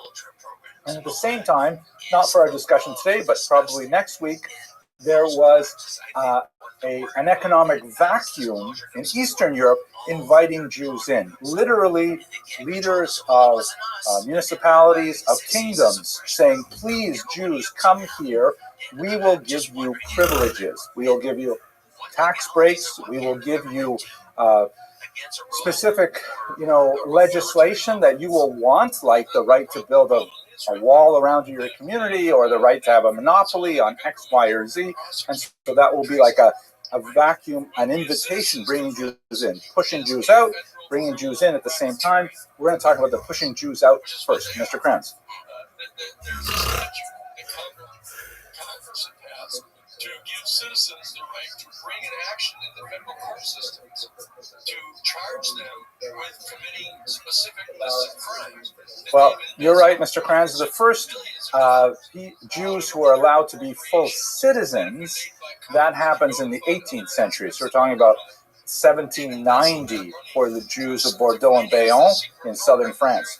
We're still here like about 400 years earlier when nobody has citizenship. There's no such thing as a citizen except maybe the king and maybe his wife. And that's basically it. Everyone else is a subject. So maybe not even his wife.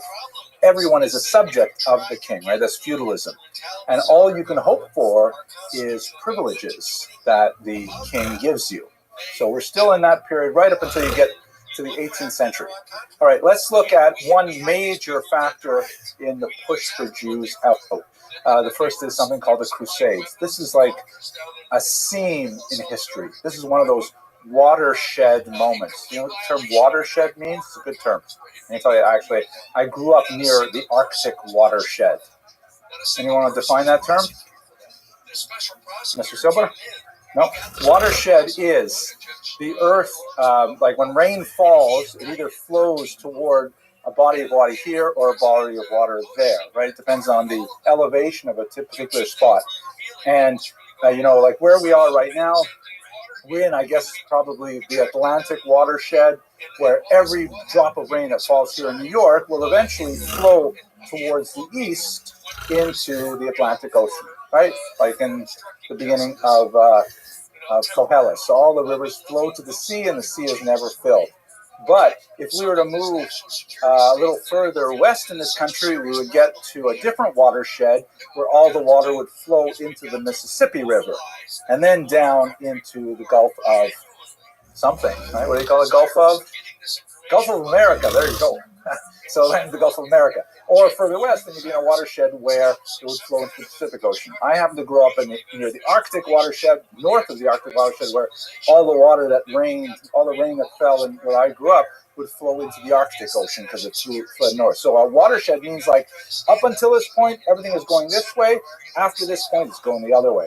So if you think about that term as a historical term, the Crusades are one of those watershed moments where beforehand, people understand the world in such a way, afterwards, very different. Another watershed in time would be something like 9/11. That's a huge watershed for the United States history. That was just before many of you were born, but you live in the post-9/11 era, changed everything in so many ways. The Crusades are one of those moments. This is the history. This guy, Pope Urban II, 1095, he complains that the holy city of Jerusalem, which is controlled at this time by the Muslims, right? Muslims are in charge of the land of Israel at that time.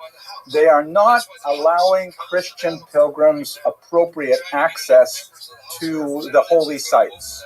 Church of the Holy Sepulchre, various sites that Christians revere in a very significant way.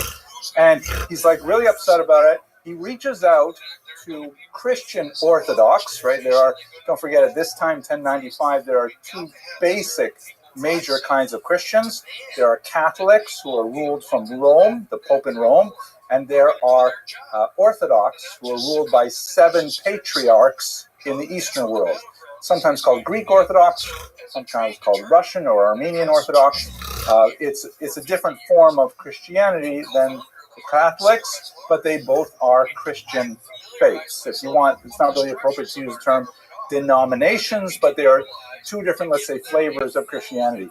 And they have not gotten along well for the last couple of hundred years. But he says to them, wow, it's just so awful that, we're hearing about Christian pilgrims not getting in to see the Church of the Holy Sepulchre. And the entire Christian world just, resonates with that message and says, yeah, it is terrible. Pope Urban II calls for something called a crusade, based on the word cross, the crucifix, saying we should all go there, we should organize ourselves, and we should take back the land of Israel from the infidel Muslims so that Christians can safely go there to worship. Massive reaction for a whole pile of reasons.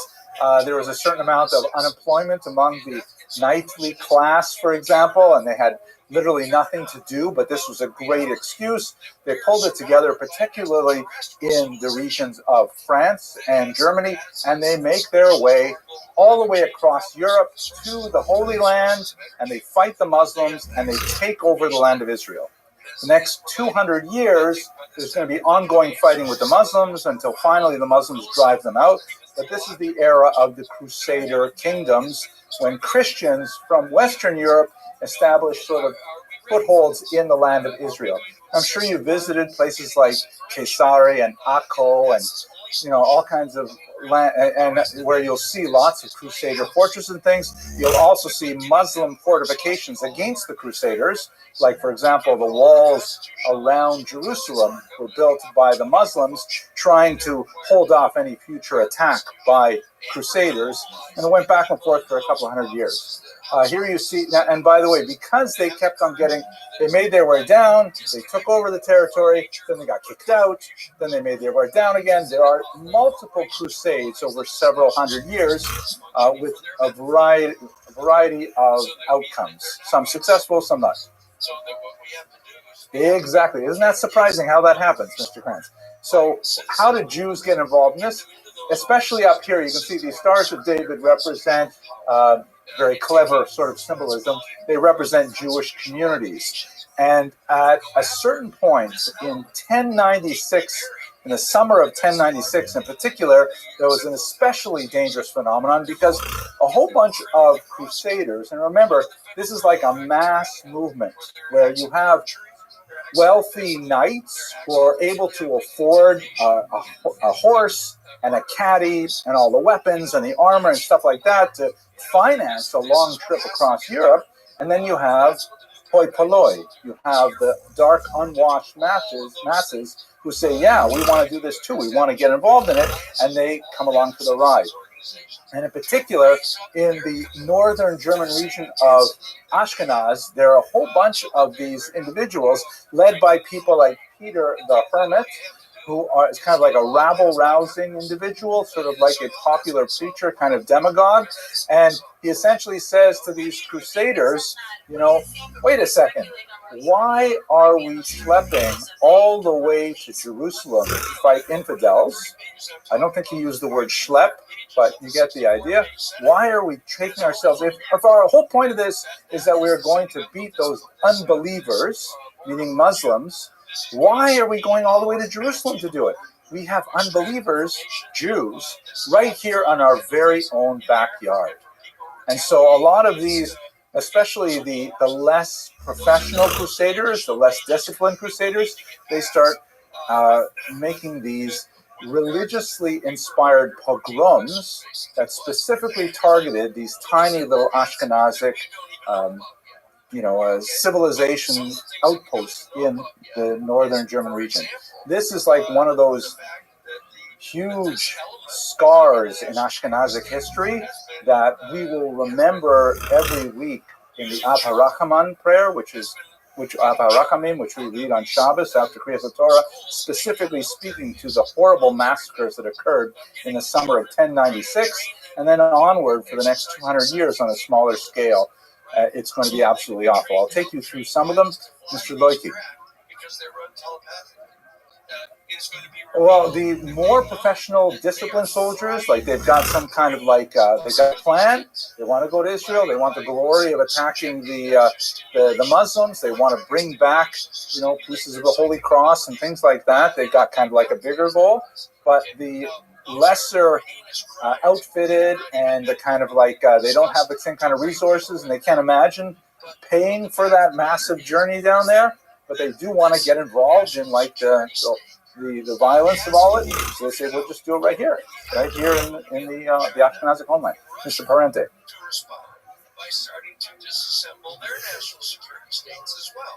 Because the simple reality is... So I think that if you asked a crusader, he would say the goal was to reclaim the Holy Land. And maybe a side benefit would be the fact that we can show those unbelievers what they're worth. And by the way, where you see this especially clearly in the Rhineland massacres is because Jews were given the option, convert or die. Right? This is the option, well, get baptized, which will represent a victory for Christianity if these Jews become Christians, or get killed. So it has definitely a very strong religious root, demagogic and violent and all kinds of nasty things, but nevertheless religious at its core. Right, Fighter? Okay, so he says to these crusaders, why are you slipping all the way down there? Let's do this right here. Here's another image from that time. And we have a lot of chronicles, by the way. We have source material for this written by Jews, some of the really heartbreaking chronicles written by Jews, like a handful of them. And we also have Christian chronicles of the attacks on Jews as well, which largely corroborate some of the most horrific aspects of these massacres. 1096, the summer, May through June, is specifically the time when they were at their most intense, the beginning of the Crusades. There would be, as I mentioned, later Crusades that also had, violence against Jews attendant upon it. You'll recall in the lecture where we looked at Ashkenazic genetics, we saw all those Jews thrown down the well. So that was as part of the Second Crusade. There's a tremendous story about Rabbeinu Tam being involved in one of these crusades as well and wounded, absolutely horrific. The three main towns, however, that are at the epicenter are called Speyer, Worms, and Mainz. They're known as the Shum communities by acronym. These are three really small but important old Ashkenazic settlements. Remember, Ashkenaz at this point only has been around for about 200 years, and there's still maybe a few thousand Jews in each one of these places, but nevertheless, they were the three that were most powerfully attacked in the beginning. The Jewish response is fascinating and says a lot, I think, to the formation, one might suggest, of Ashkenazic culture. Yes, question. Yes, definitely. That was where Rabbeinu Gershom studied, for example. So these are significant towns. They're not faraway places. They're small by our standards, but still big by periods of the century. So this is where one of the oldest techniques that Ashkenazim developed, Jews in general, but Ashkenazim in particular, for dealing with communal threats. There are two basic there are three basic strategies that you can possibly think of when you're confronted by a threat. What do you think those three strategies are? Pay him off. Thank you. Thank you. Fight back. What happens if you fight back? You'll probably lose. You'll be overwhelmed by the numbers, right? Because we're talking about masses of pogromists who are attacking small communities who are not, inclined militarily. There is an argument to be made, and we do see it happening in the 1900s, in the pogrom waves that swept through Russia, that you might actually scare them off by showing a little bit of backbone. But early on, the Ashkenazi Jewish communities, with very, very few exceptions, basically said fighting back is not our best option. We are going to get completely murdered, massacred, if we fight back. We need to rely on other sources of authority and might to protect us. So fighting back was not something that Jews, Ashkenazi Jews in particular, started doing really until the early 20th century. We have a long, old history of military resistance that goes back to biblical times, but basically living as a minority in the diaspora, we set it aside as a strategy since the Maccabees, really. Oh, a little later. Since the revolts against Rome. Since Bar Kokhba in the 2nd century, we basically set aside military responses. That's why, by the way, maybe we'll get to it at the end of the semester, that's why Israel represents another watershed moment in Jewish history, because this is the first time that we really organized ourselves to bring back some of that old martial tradition that we had in the ancient period. But that's not what's going to happen in the medieval period at all. The other possibilities are you run away, and yes, we have lots of flight of Jews. It's not always possible, though, You're talking about your family, talking about your children. How are you going to run away with all of them? They're going to catch up with you. It may not be a very viable option. The third option is to bribe the criminals. Try to pay your way out of it. This is what one of my students once memorably said. This is the fee or flee strategy of Jewish survival. So you can remember that? Fee or flee. Either pay or run away. Those are your two basic options that Jews use. So typically, like we see, for example, in the city of Köln, in April of that year, they were able to avoid the massacres by simply going out to the Crusaders and saying, hey, whoa, you don't want to attack us. We are loyal, subjects of the king. Remember the Servus Regi Kamarai, that stuff we talked about? But we appreciate your desire to liberate the Holy Land from the Muslims. Here's a big bag of gold to help you finance your military endeavor. And they were able to successfully, avoid a massacre, at least in April. They also would appeal to the emperor, right? Because that's part of how Jews survived, was by being part of the tax structure that the emperor wanted to protect.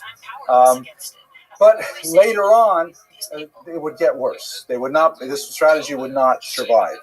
Going on to Speyer in May of that month, they tried to barricade themselves in the synagogue, and any Jews who were outside of the synagogue were killed by the Crusaders. Remember, it's a get baptized or die kind of moment. Many of them chose to die rather than be baptized. In fact, what we will see happening in some of these chronicles, which is absolutely horrific and hard to imagine, but we see it very clearly in the chronicles that Jews in the Crusades frequently chose suicide over baptism.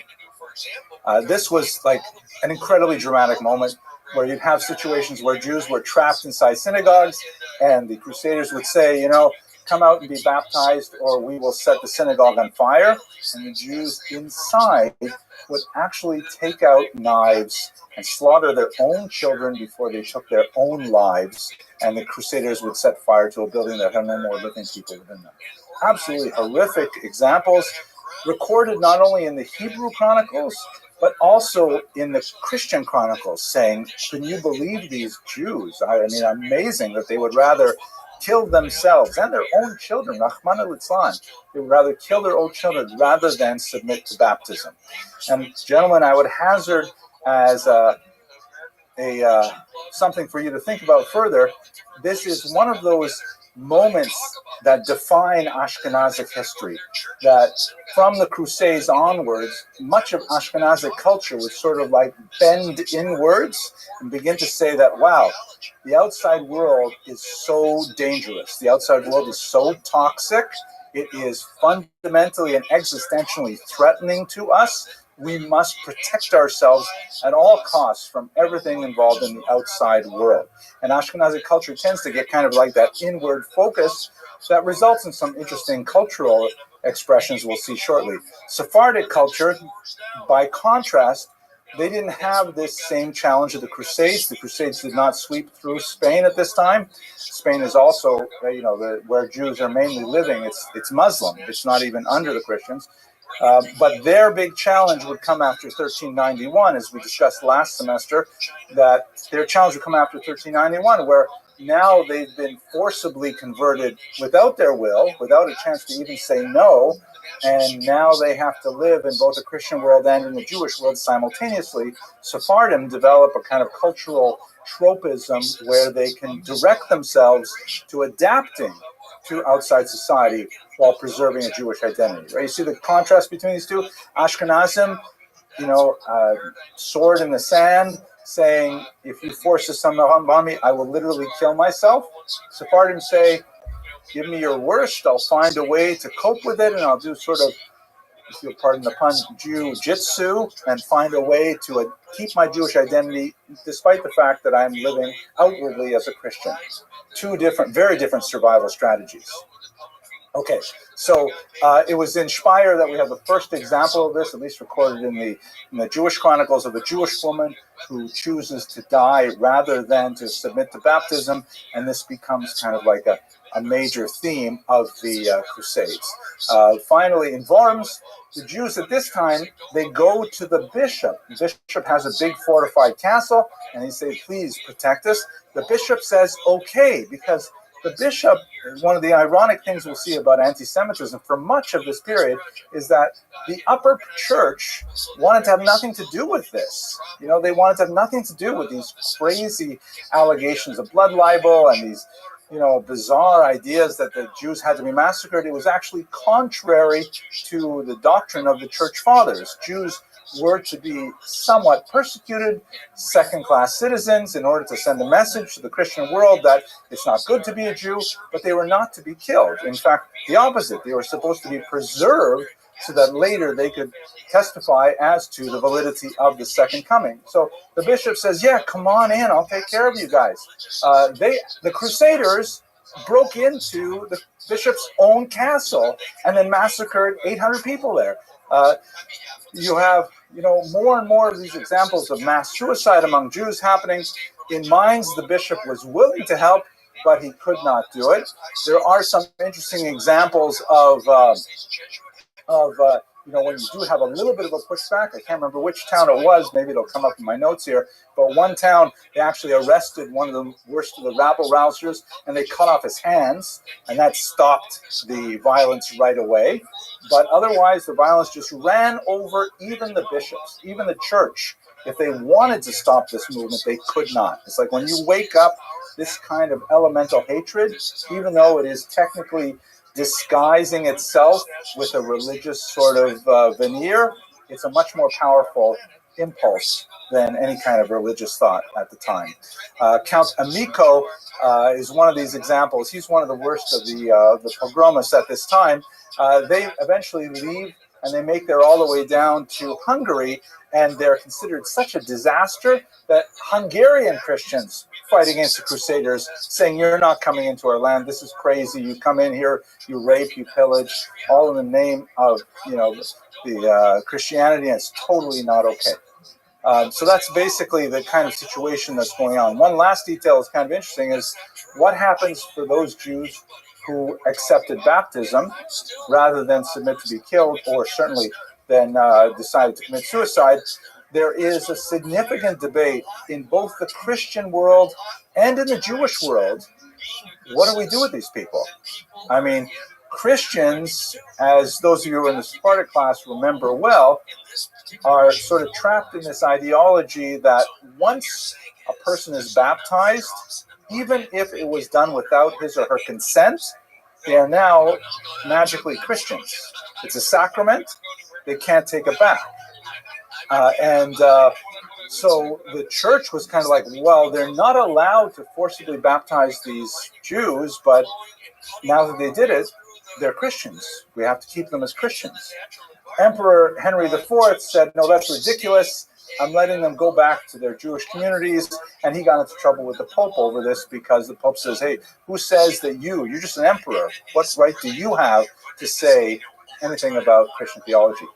But even on the Jewish side, there were many prominent Jews of the time, largely overruled by the Rishonim that you are familiar with, Rashi being perhaps the most important of them.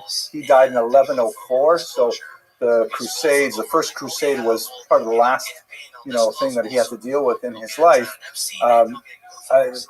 There were significant debates. Maybe once they're baptized, especially if they volunteered to be baptized rather than be killed, maybe now they are Christians. Maybe we shouldn't accept them back. Maybe you're only allowed, it's Yahareg Val Yavor, right? You can't be allowed to, you have to force yourself to give up your life for this. Nevertheless, the consensus developed over the course of about 100 years. It's not such an easy thing to do. The consensus developed that, we'll allow them to come back.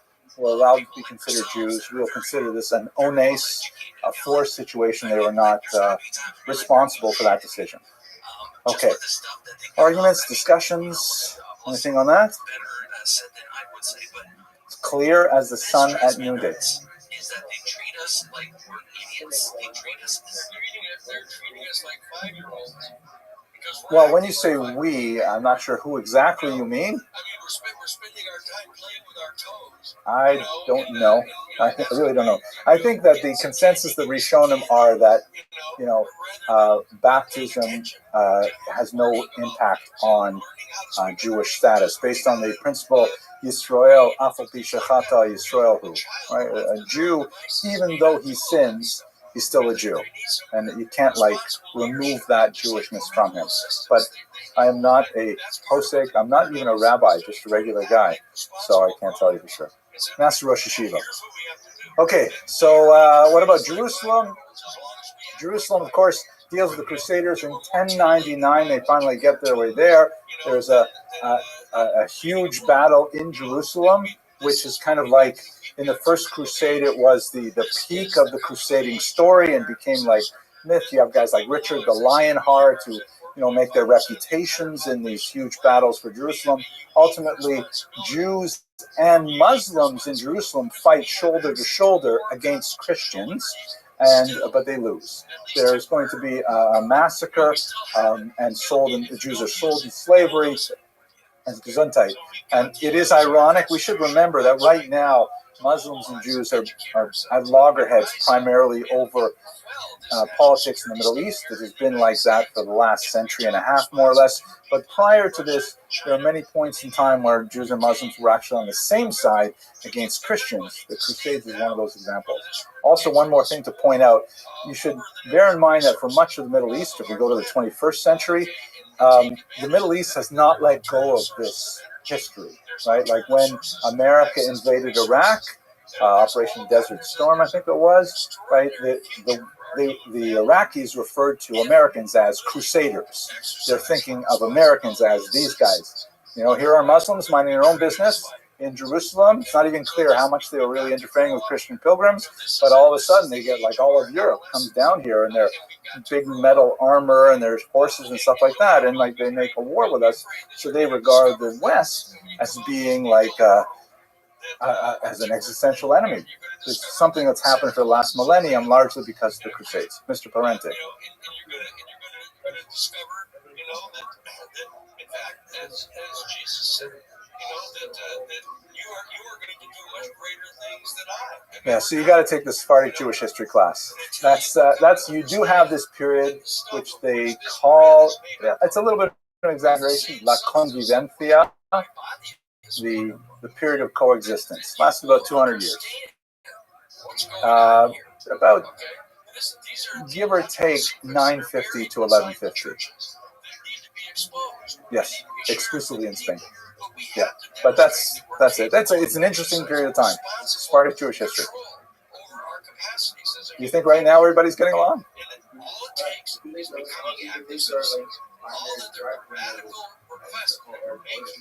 Yeah, I would love that to be true. I think America is an exception in history in many ways. So good argument. Okay, there's a lot to be said for that. I don't think it's quite as rosy as maybe we would like, but well, case in point, right? Okay, let's just one weird thing here. So one of the immediate cultural expressions of Jews in the post-Crusade era that had a long-lasting effect was a movement called the Hasidei Ashkenaz.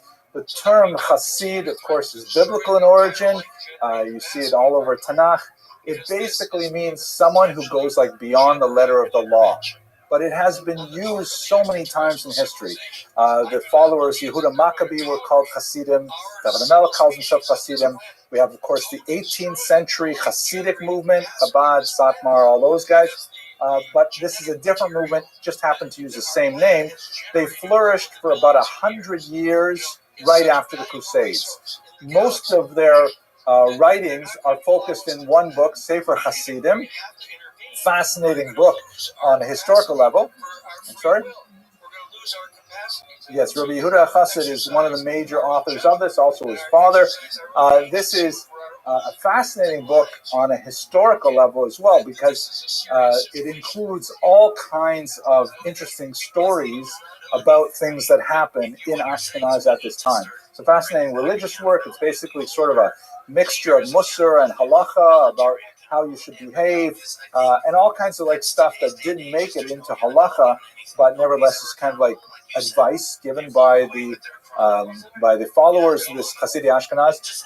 What is especially unique about it, though, what distinguishes it from a lot of other trends, and is not something that really lasted in the Ashkenazic tradition. It's very, very sharp at this time, though, is that the Hasidic Ashkenaz were really big into self-blame, self-denial, martyrdom, all kinds of like,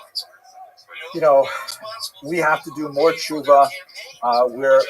It's so different from much of the, the modern day Hasidus. When we talk about Chabad, for example, which is, and all the Hasidic movements is really much more about joy and about, camaraderie and singing. No way. These Hasidic Ashkenaz were really into like self-mortification, like literally rolling in snow.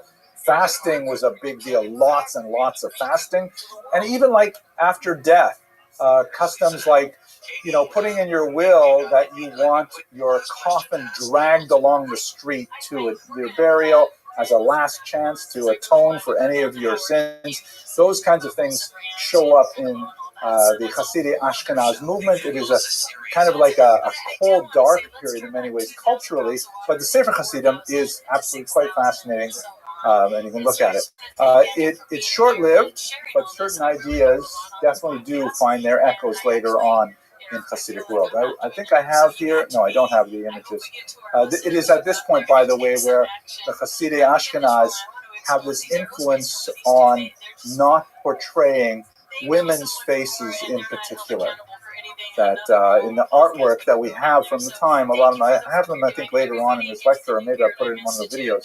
A lot of the artwork will show women with animal heads rather than with human heads. If I know, I'll try and find it later if I didn't show it to you before. Sometimes all people, not just women, but especially women. And that also happens today, too. The idea is like more, we're not sure exactly what the idea is. That most theorists say has to do with the idea of like more tznius. It's not right to look at the faces of women, stuff like that. Okay. Yes, question. a selfie. I got a selfie in with you, but it was so quick. It's like, hey, the Hasidic Ashkenaz?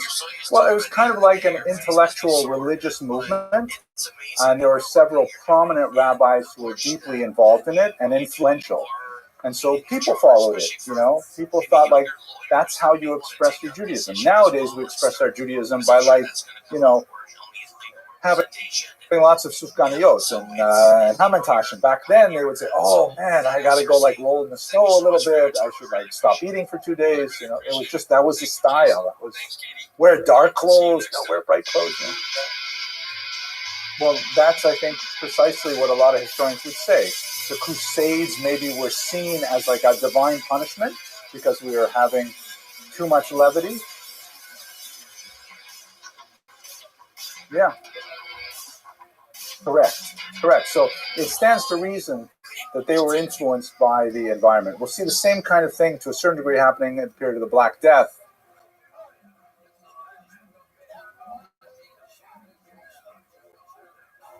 No way to know for sure. But I would think it did survive. I mean, we still have their writings, which indicated they were circulated.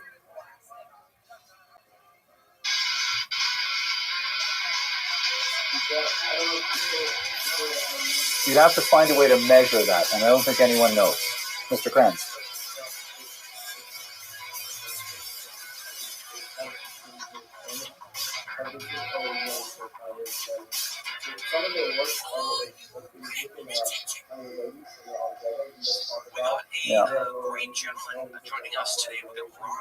Yeah. Yeah. Chabad in particular did not like that. Yeah. Probably of the top 5 filmmakers. Ron definitely belongs in that top 5 by far. His movies are being Could be. I don't know. Could be. I'm not sure. Okay, let's go weiter. Now, the next nasty thing, right? The whole point of today's lecture is to illustrate exclusionary pressures, right? That reasons why Jews want to leave Western Europe. Crusades, fairly focused violence associated with the crusade itself. The Jews were able to, over the course of the next couple of hundred years, sort of see when these things are developing, reach out well in advance to authority figures to try and protect them. It helped quite often that, you didn't have the same kind of big massacres like he did in 1096, but there were other things happening at the time as well.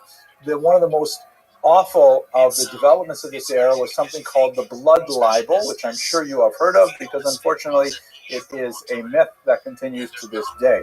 This is a map from the Encyclopedia Judaica that shows you the places in Europe that had a blood libel with the centuries when they occurred. And you can see the numbers in circles are the 19th and 20th centuries.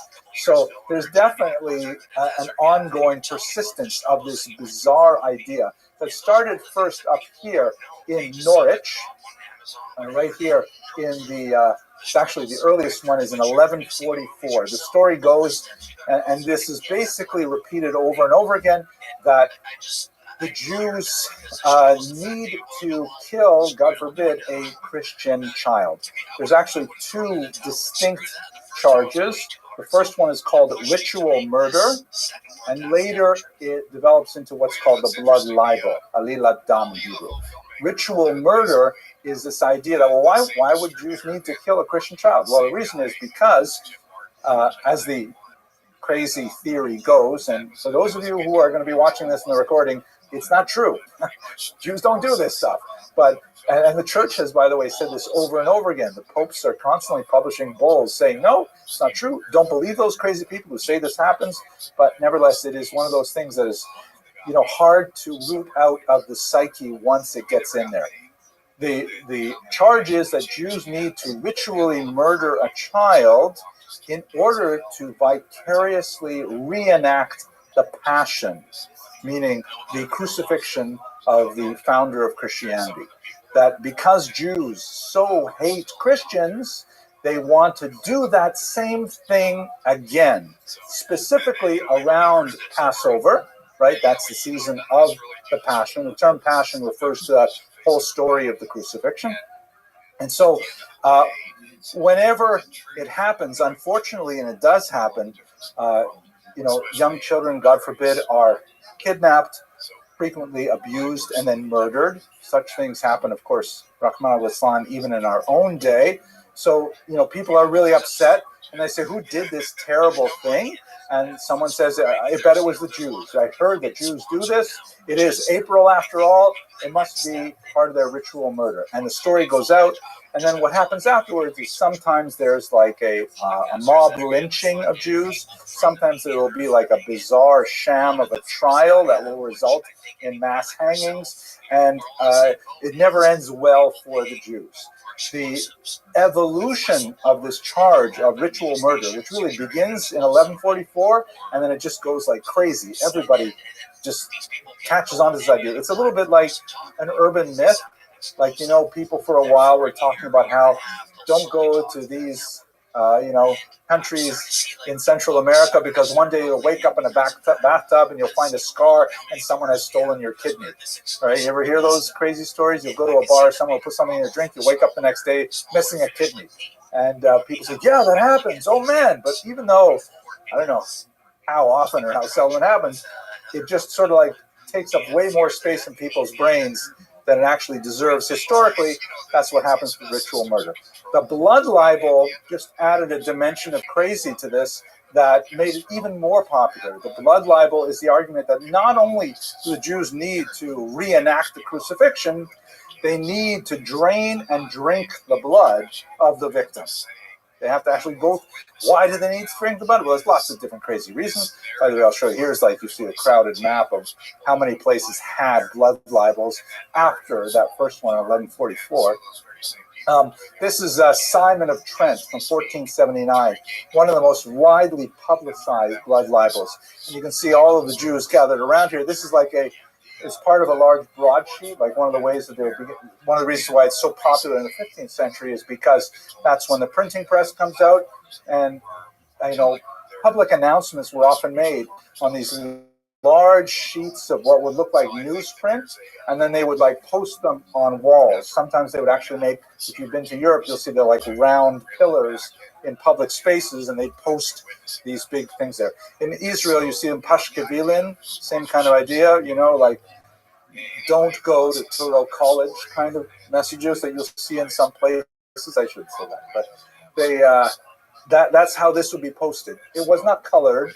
This is a colorized version. It just adds a little level of vibrancy to it. The Jews here, and they all have names because below it would be a long text in medieval German that most could not read, but they could see the cartoonish image. They have these little ruels here, these little badges that indicate that they are Jews. From the year 1215 on, Jews are required to wear some kind of distinguishing badge like this. And here is the unfortunate Simon, who is held in a cruciform position. There are Jews who are tormenting him with specific torments that are meant to mimic the account of the Gospels, and they're circumcising him because, after all, the founder of Christianity was also circumcised, so they have to make the victim, Christ-like in that regard. They're catching the blood in a little pan, and then later they will do various things with the blood. One of the most popular myths is that they would bake it into the matzah. And for those of you who, I'm sure all of you have eaten matzah, which is made completely out of flour and water. You know that a little bit of blood would probably make it taste better. No blood in matzah, obviously. There are also interesting thoughts that Jewish menstruation, and so they lose iron every month, and they have to drink Christian blood in order to replenish the iron. Other stories that say that they are infertile, and the only way that they can reproduce is if they consume this blood, or it's an aphrodisiac. And there's all kinds of absolutely bizarre stories. If you're curious about this really weird aspect of medieval history, I recommend you look at Joshua Trachtenberg's remarkable work written right during the Holocaust to try and wake people up as to how long this has been going on, called The Devil and the Jews. Very powerful work. He lists, 20 different things that people believe Jews did with this blood, and amazing examples of Christians actually trying to buy the blood so that they could use it for their purposes as well, when of course there is no blood to be had. But this blood libel just became such a powerful peg in the mind of medieval Europe that it haunted the Jews for hundreds of years. Here's another depiction of Beatus Simon Martyr, which basically means Saint Simon the Martyr. As I mentioned earlier, the church in most cases completely decried the whole idea of the blood libel. They said it's crazy. Jews would go to the Pope and say, please, we're getting all these calumnies applied to us and we're getting attacked and it's not fair, it's not true. And the church would actually, be forthcoming and say, the Jews are right, it's not true, and so on. But there were some exceptions. Simon Martyr was one of them. He was actually beatified by the church, which means he was one level short of becoming a saint. Quite often they would take the remains of the child who was killed by who knows whom, definitely not the Jews, and then be buried in the wall of a church. You can go to churches today in Europe and you can see where they have, the remains of these children who were horribly killed, but the Jews were blamed for it. Phil Schneider, I'm pretty sure was telling the truth. The way he died with his catheter. Well, I don't think you'll find too many people who are willing to go along with that, but historians recognize it for what it is as best you can. And here's another one from the 18th century in Poland. They often have these kinds of horrific images of Jews. It relates to the whole idea of pedophilia and things like that. The Nazis would just make tremendous use of this entire story in their propaganda. It is one of the horrific attacks on Jews that there's another really good reason to start leaving Western Europe. It would follow them to Eastern Europe, but the idea was we got to get away from these crazy people. Yes, Mr. Parente.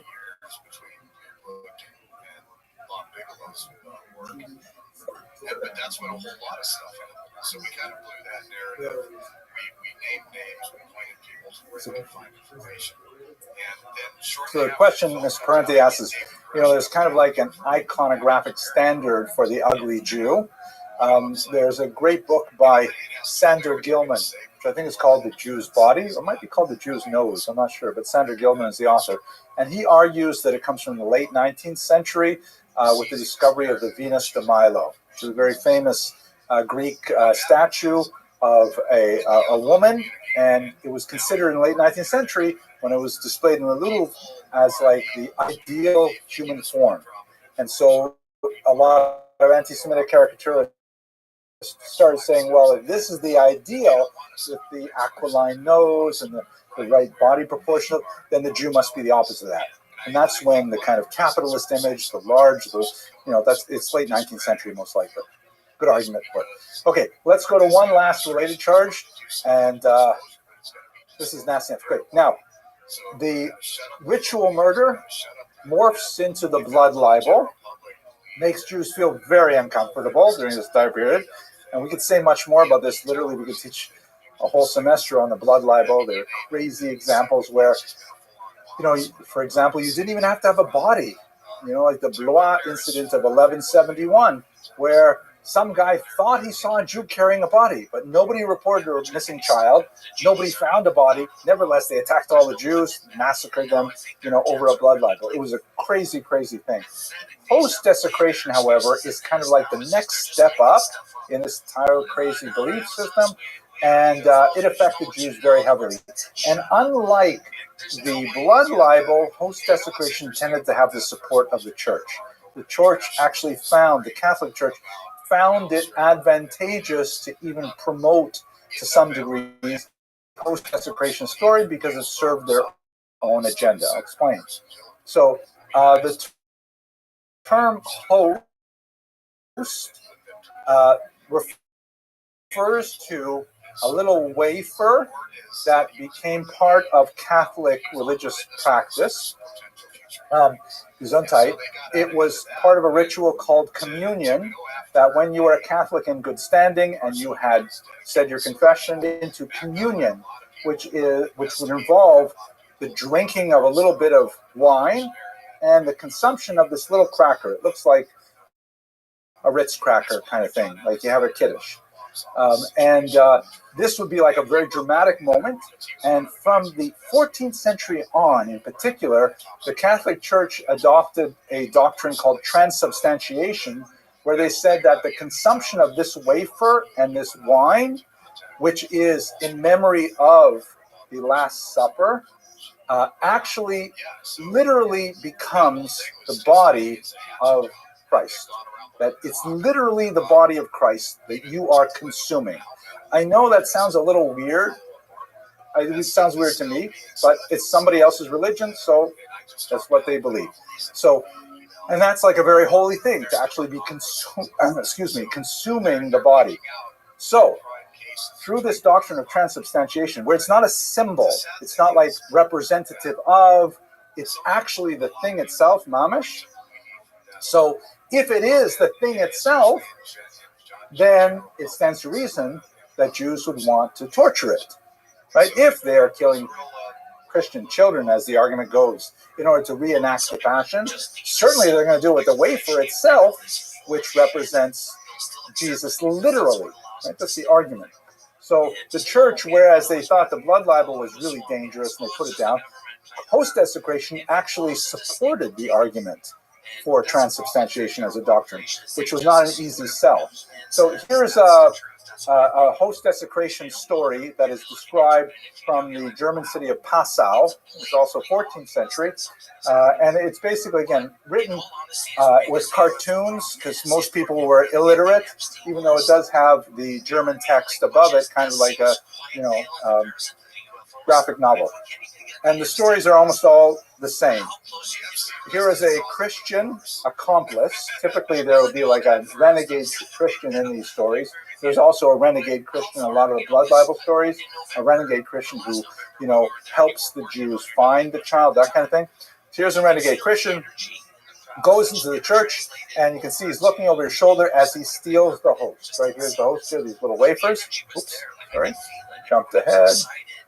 And then he goes and he takes them to the Jews. You can tell they're Jews because they have the ruel on their shirts there, their tunics. And he accepts money for... That's so irritating. He accepts money for the host. The host is then brought back to the synagogue by the Jews. They got it in a little box here. And in their synagogue, they torture the host. You can see they're stabbing it with knives. Miraculously, it bleeds. Right, it starts to bleed. That's again demonstrating the miraculous properties of the host. You can see that the Christian artist has never actually been in a synagogue or hasn't looked carefully because he's trying to reproduce the Shnei Luchot Brit here in Hebrew, but he doesn't know how to write Hebrew, so he's trying to write gibberish up there.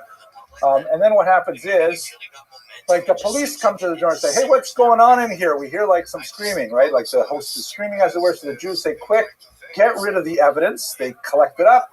They throw it into the furnace, and miraculously the form of a small child appears in the flames, and doves fly out of the flames to be caught by waiting angels, right? Like all these miracles are attached to it to sort of reinforce the idea of transubstantiation. All of this stuff is narishkeit, bobomais, is not true at all. The next part, unfortunately, is typically what actually happened. There's a mob, bursts into the synagogue. They arrest all the Jews. They behead them. This is also a typical Jewish hat from the 13th century. They torture them over the flames. They set them on fire. The Christian is later taken away for other punishment, and the synagogue is rededicated as a church. You can see the body parts up here from blood libels, things like that. So host desecration, also hugely popular from the 13th century onward. It goes from ritual murder to blood libel to host desecration. This is the map that shows the spread of the host desecration. This also spreads into Spain quite heavily as well. Okay. Oof, that's so exhausting and nasty. Questions? Yes, Mr. Valente.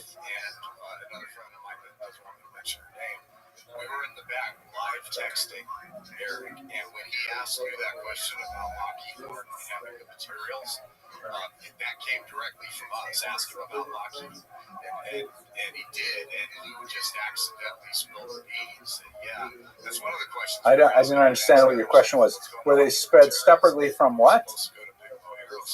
Oh. By texting real time. That's good. It would be interesting to try to correlate this stuff with the witch hunts, which happens quite a bit later for the most part. I think there has been a lot of stuff written on the spread of superstition connected with mass media. Like, when it's one thing for two guys sitting in an inn telling a story, there's only a certain degree of impact you can have when it's one-to-one or one to a few. But once you start getting broadsheets, and once you start getting you won't have newspapers at this time, but once you have more technologies of dissemination, then it just goes crazy. We live in the same time. We live in the era of the internet, right? Where someone can have a super, and within weeks, all of a sudden, QAnon is like a real thing. And people start saying, oh my gosh, is it true? Who is Q anyways? Do you guys know what I'm talking about, by the way? Is it, or what else? I'm sorry? Yes, stay away from social media. It's really unhealthy. QAnon is a bizarre sort of super crazy idea that involved the most weird ideas. Like, for example, it was back in the 2016. It was especially got huge during COVID, but it goes back really 2016. One of the weirdest aspects of it was the idea that Democrats were actually lizards from outer space. I'm not making this up. Lizards from outer space were bent on kidnapping children and committing pedophilic acts. It got so bad that for some reason, there were people who identified a particular pizzeria in Washington, saying that this was like a QAnon belief, that this pizzeria had a basement where they were doing this, and some guy brought a gun to the pizzeria and shot it up, looking for the basement. There's no basement in it, but it's just, this is blood libel. This is human psychology. Sorry, and in the back,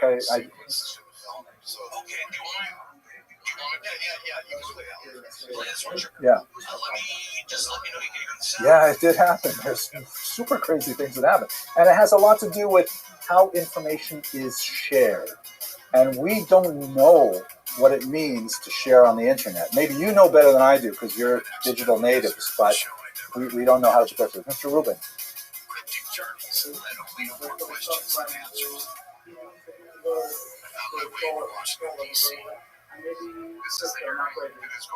Yeah, that sounds reasonable. There are some really crazy things. Okay, so we have 7 minutes left. We'll do the expulsions part. Okay, let's go. Oh, Black Death. We might not get to expulsions. We'll start. If things couldn't get worse, you have the Black Death in the middle of the 14th century. Right, the 1340s through about 1360, you have this terrible plague that reaches Europe, and nobody has natural immunities to it.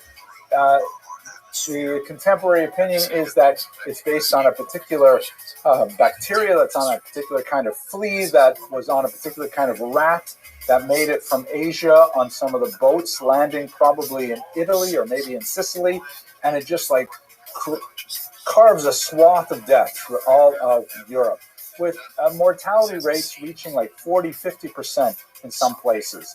Horrible bleeding death with these big ulcers called buboes that would grow up in, the lymph glands and things like that. And people are obviously freaking out. Think COVID-19, but with a lot more blood and with a lot more mortality. Yeah, mortality. Yeah, it was happening really fast, and also people don't have any good idea about how germs spread, right? Yeah, they don't have a good idea about any kind of this contagion theory. There are a lot of interesting Jewish accounts, because remember, how would Jews be related to this in any ways? Well, they'll be playing policy. No.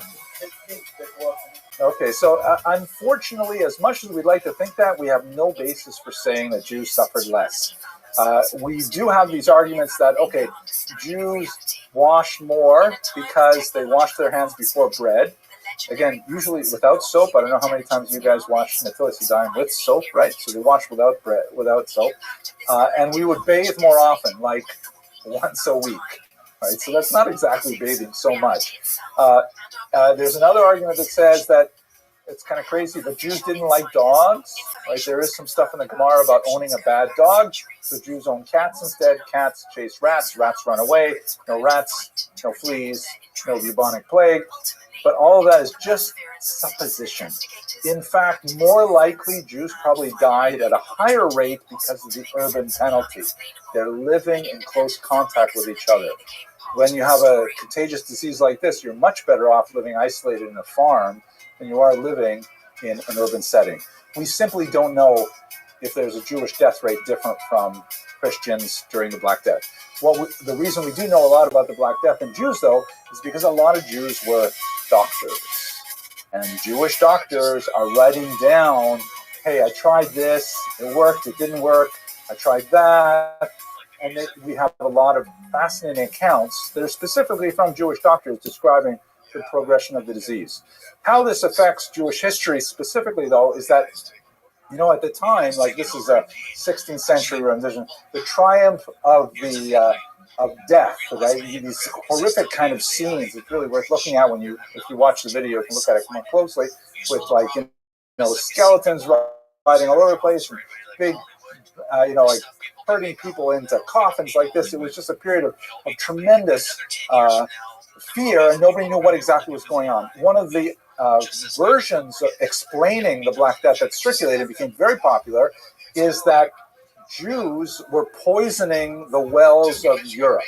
And what they were doing is they made a pact with lepers, and they were taking bits of their flesh that fell off and poisoning the wells. So here's an example. This is actually from England that shows a Jew. At the time this was designed, they didn't know what Jews dressed like because Jews had already been expelled from England at the time, but he's wearing kind of their impression of what a Jew must wear as a special hat and things like that.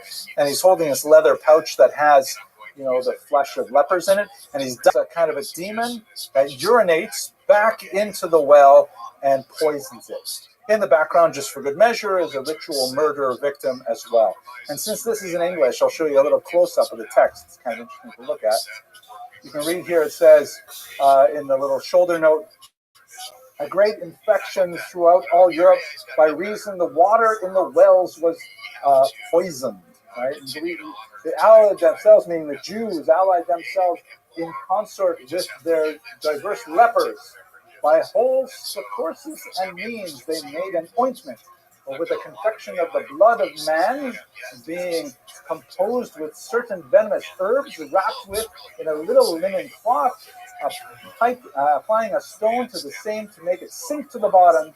They nightly cast in the said, I'm not sure what that said, infection unto all the fountains and wells of the Christians. All right, pretty bizarre kind of ideas circulating. All of these things together makes.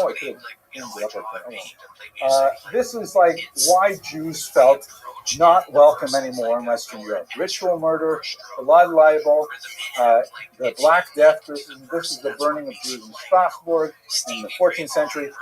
Lots of reasons to leave Western Europe. And again, as we shall see, God willing, on Monday when we meet again, Eastern Europe was saying, hey, please, Jews, come here. We don't have a very advanced economy. You guys are great at developing economies.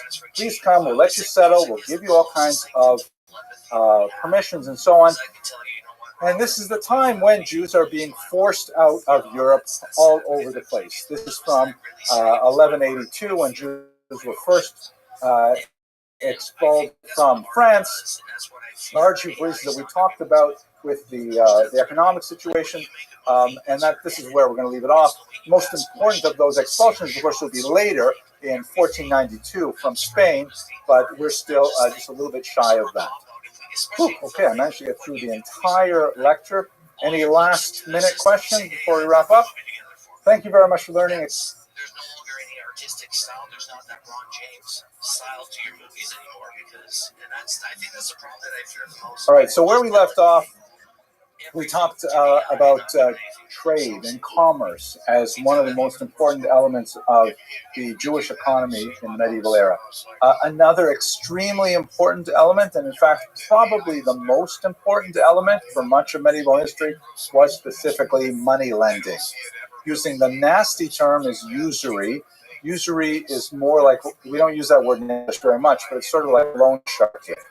It's kind of like charging injurious rates of interest. And in the Middle Ages, we should note that rates of interest were typically 40 to 70% per annum. How much is like a really bad credit card today? Yeah, maybe 35%. And in the medieval ages, it could be double that easily. So money lending was extremely profitable for the money lender. Anyone else benefit from money lending besides the money lender? The king, exactly, because the source of tax income. That's why, for example, if you think about vices like, let's say, gambling or alcohol consumption or cigarette smoking, that governments love vices so far as they can tax them. They're bad if they get out of hand. Like if you have a gambling casino on every block, it tends to bring a neighborhood down. But having a few gambling casinos where people could go and then their winnings are heavily taxed, the governments love them. And that's exactly the situation with Jewish money lending. It was in some degrees a vice, and you see exactly why that is so in the medieval context, but it was a massive source of income for taxation, so it was not only tolerated but protected very often.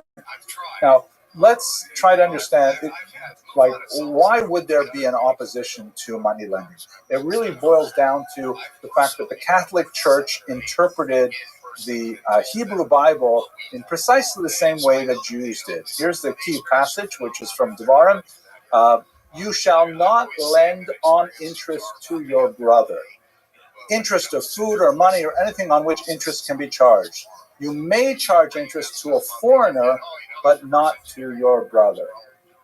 So Jews interpret this passage to mean a Jew may not charge interest to his fellow Jew, but he may charge interest to a Christian, a Muslim, a pagan, whoever. Right? That's pretty straightforward. I tried calling up Visa and MasterCard to find out if the CEO was Jewish, but they wouldn't answer my call. Now, Christians read this verse and said exactly the same thing. And they said, okay, Christians are all brothers, so Christians may not charge interest to other Christians. And that basically shuts down the economy very effectively. Because especially if you're in an agricultural economy, right? You buy your seed. That requires a huge upfront investment to buy the seed. You got to put a lot of energy into working the land. You put the seed into the soil, and then you got to wait. And all that time between buying the seed and the harvest, you have no income. So how do you make it, right? There's a big, natural drop in the middle of the agricultural cycle. If expensive, but every year, okay, if you're smart, like Yosef Atzadik, you set aside from that first investment, and then you've got, money to carry you through. But, people are not always so smart about how they save money for the winter. And also, all kinds of things can happen. Bad things like terrible harvests or rampaging nomadic civilizations and they steal all your grain, or good things like, you have a new baby or you have a big party or whatever it is, all kinds of things can happen, and all of a sudden you have no income whatsoever. The only way to get through it is with a short-term loan. Think like people have these payday loans with really high levels of interest, but if you're living paycheck to paycheck and all of a sudden your car breaks down and you got to invest money in fixing it, you need money till your next paycheck. So you go to the Jew. You go to the Muslim, 70% interest, and just make sure you pay me back. It tends to be very small amounts, but very lucrative. Mr. Truman. And the Jew, are Precisely. This is where the stereotype comes from. It does not come from thin air. The big nose thing probably comes from thin air. But the idea of the Shylock, right, who was a character in Shakespeare's Merchant of Venice, who actually, if you've ever read Merchant of Venice, which I recommend, it's a very powerful play, I personally don't think that particular play is actually anti-Semitic. Shylock is very, very badly treated, and when he finally has a chance to get his revenge, he loans money to, I forget the guy's name, Christian, and he says, but if you fail to pay me, what I want to charge you is not interest, but a pound of your flesh. Meaning, I'll choose a pound of your flesh as my payment. And then, of course, the guy can't pay, and then there's a whole lawsuit and stuff like that. In the end, Shylock loses, and it's a happy ever after, because it's actually a comedy. But Shylock comes across, I think, when you read it, as a very human character, because he's deeply wronged by whatever his name is. Antonio, was it? Antonio, there you go. So that's where you get the phrase, though, your pound of flesh, meaning that it's a usurious, extreme rate of interest. So here, but think about it economically, right? The Jews are living this very precarious kind of existence. Farming is not a good option for them because they can be kicked off their land, or they can be evicted, or they can be chased out by pogromists and things like that. They can make a small amount of living in small crafts and things like that, but quite often advancement requires membership in a guild, which is closed to Jews, just like we talked about the Cherem HaYishuv, where Jews would actually regulate how many Jews could come into a town. They also were regulated against by the various guilds who said only so many, leather workers and things like that. So this is like a field that's open to them, and they have a monopoly on it because there's nobody else who can charge interest legally in Christian countries. A lot of Christians do, incidentally. There's lots of examples of Christians who are also lending money and charging interest. And usually when they repent after they made a lot of money, they build a church to atone for their previous sins. But Jews are the only official sanctioned moneylenders. Mr. Vasilevsky.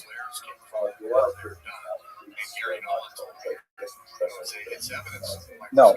Basically, we see in this lecture, by the 15th century, the Italians said, this is stupid.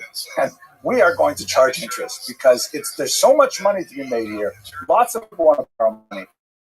And once the Italians got involved, the Jewish monopoly ended. Mr. Adlerstein.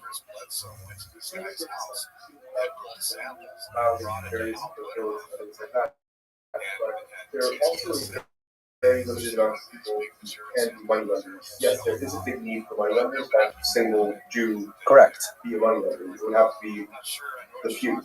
Right. It's hard to actually quantify this. We don't have really good statistics, but just based on my sort of Gestalt understanding, if you had a shtetl that had 1,000 Jews in it, and let's say, that meant that there were 400 Jews who were actually gainfully employed, another 200 who were sort of employed by those who were employed, and another 200 who were basically on the dole from the rest of the community. Of those, let's say 400 who were really employed, probably about 150 of them were actually moneylenders. So it's the biggest single chunk of the economy, not the majority of the economy, but the biggest single chunk. And of course, the one that's most memorable because it is that chunk where Jews would have the most commerce with non-Jews. Okay, so let's go further here. This was expanded upon in the 4th century by a church father named Ambrose, and in particular, it is rendered into Catholic law by something called the Decretum Gratiani, or the decree of Gratian. That's actually portrayed in this particular document here. That says it's explicit for sure. Christians are not allowed to charge interest to other Christians, and that means it's wide open for the Jews. Jewish monopoly was de jure. You familiar with this term, de jure? Sometimes people say de jure. but it's de jure, it means of the law, like in writing, legal. Jewish monopoly in writing, that Jews are legally the only people who are allowed to charge interest in Christian Europe, and Christian competition was de facto. That's the opposite of de jure. De jure means in law, de facto means in practice, like what people actually do. Like, for example, de jure, the speed limit is 30 miles an hour. De facto, people drive 35, 40. The difference between what actually is written and what is actually done. So there was Christian competition de facto, but de jure, the Jews were the only ones allowed to do it, and Jews were big into it. Mr. Cariente.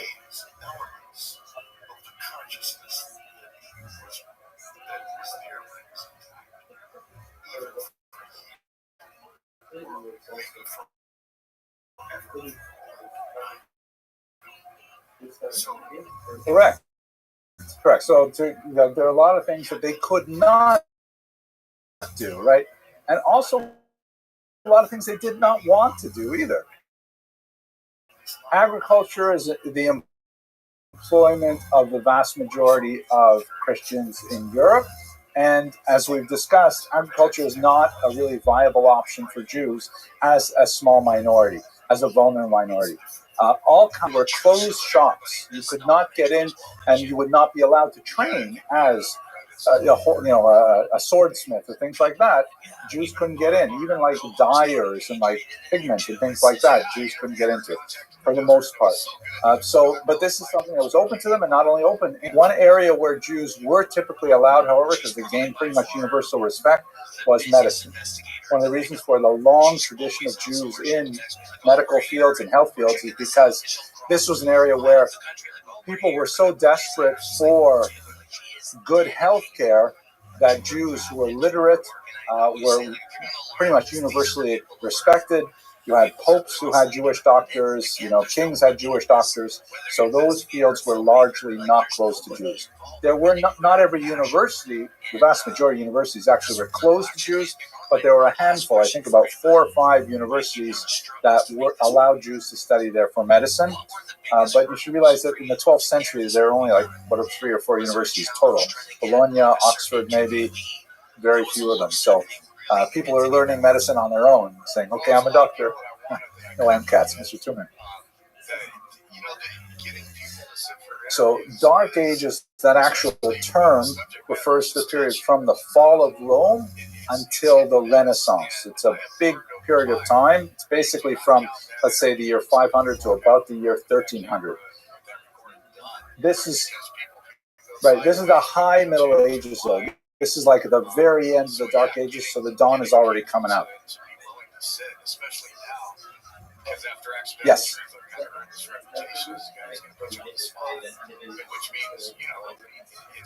You're absolutely correct. It was far more lucrative than being a peasant. Way better than being a peasant, too. Right? In fact, let's talk about that. I think I have it over here. Let's do the risks and benefits of usury. Right here's some Jewish money lenders. You see the coins here, right? So benefits, profits, right? Money lending is profitable. And that's the bottom line. Is you make a big paycheck with that. Yeah, Mr. Gertz. Oh, we passed by. Okay, sorry. Okay. Urban. This is an urban profession. You don't have to live far away from other Jews. You can stay inside a Jewish community. That's a clean trade because, you can still go to Minyan in the morning. You can walk your pizza, whatever you want. It's so close because they come to you, right? You can have banker's hours. You can say, my money lending shop is open from 10 a.m. till 3 p.m. I take an hour off for lunch, and people will come to you and they'll wait for you. So it's great that way. And it involves minimal effort. All you have to be is numerate and literate. And you have to have a certain amount of investment. You have to have a nut to start with. But basically, if you got the money and you can write down what people owe you and you can calculate what they owe you afterwards, then you can open up your shop. Mr. Anderson.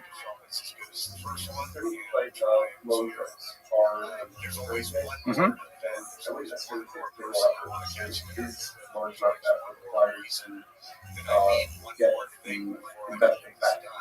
in the form of actually getting the person that's got the money to actually give you money back. So true, but remember who your partner is, right? The king, right? So in other words, if a guy fails to pay you back, and the king comes to your office and says, okay, you say, oh, I'd love to give you your taxes, king, but look at my record book, you know, Jean-Paul did not pay me back, and I'm still holding on to his pledge for this whole time. So the king gets upset, goes out and beats up Jean-Paul, right? You have muscle behind it, at least when it's going well.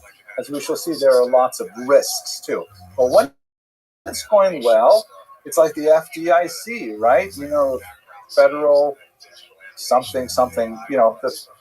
Thank you so much. I don't know. It means that when you put money into your bank here in America, it's guaranteed up to like $150,000 or something. You know, you got muscle behind it, right? Okay, and so it's minimal effort. You have to be literate. You have to be numerate. The vast majority of people are neither literate nor numerate, and they're also not allowed to do it because the church forbids it. But the Jews can do it. In fact, they're the only people who are legally allowed to. Risks. So resentment is a big factor because everybody loves to get a loan. Nobody likes to pay back a loan, right? Especially when you're halfway through on your car payments and you know you're seeing, oh, I got another 2 years to pay this off. It's not a fun thing. So you can get, if you're a moneylender, you will be resented by everyone you loaned money to. The peasants who are typically borrowing small amounts of money, just like payday loans to get through to the next harvest, that kind of thing. Or even worse, we'll see this more when we get to Eastern Europe. Right now we're still in Western Europe, but in Eastern Europe, one of the ways that peasants would rack up a big tab is they would drink alcohol in a Jewish inn, something called a kretschma in Yiddish. And this is also something that the nobleman would allow Jews to have exclusivity on the production of alcohol. So just think about this. Nobody in, let's say, southern Poland, western Ukraine is allowed to distill alcohol except the Jews who are living there. They set up these inns. The peasants work hard all day in the fields. They come out, they have a few beers, they say, put it on my tab, and the tab grows, and the tab gets interest because you're borrowing that money. And then as the harvest season comes, and the peasant says, okay, I'm ready to pay up my tab. What? Look at this amount I owe. How did you calculate this, right? So it's why does the nobleman allow this terrible thing to happen? Because he taxes it, right? It's his profit, so he loves it.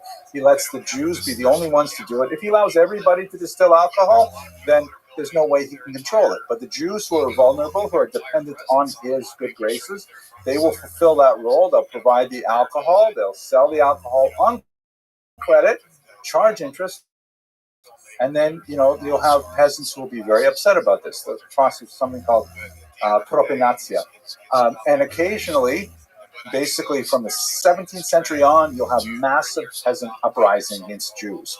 We'll talk about it later, but for example, the Khmelnytsky uprising, one of the most notorious of these great peasant uprisings, was heavily rooted in factors like Jews charging interest on bar tabs. Mr. Gertz, did you have your hand up? And then Mr. Tuman. Which is crazy because I've been doing this for 5 years. Out of nowhere, all these new podcasts pop up and they got the budget wrong. Like, you would think they could fly people in first class and sit them down and have maybe exclusive interviews. That's great. Whoever sponsored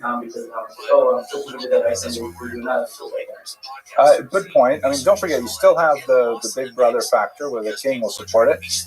People ditching town is actually rather difficult to do in a serf environment because people are not quite slaves, but they are attached to the land. They can't just like pick up and say, I'm going to go live in the next village. They have the freedom of movement all day long, but they're still owned by the master. And so it's kind of like a half servitude. And so they're still around. It's hard to run away. There will come a point where the risks outweigh the benefits, and that's usually when Jews pick up and leave. Too risky. Mr. Tuman.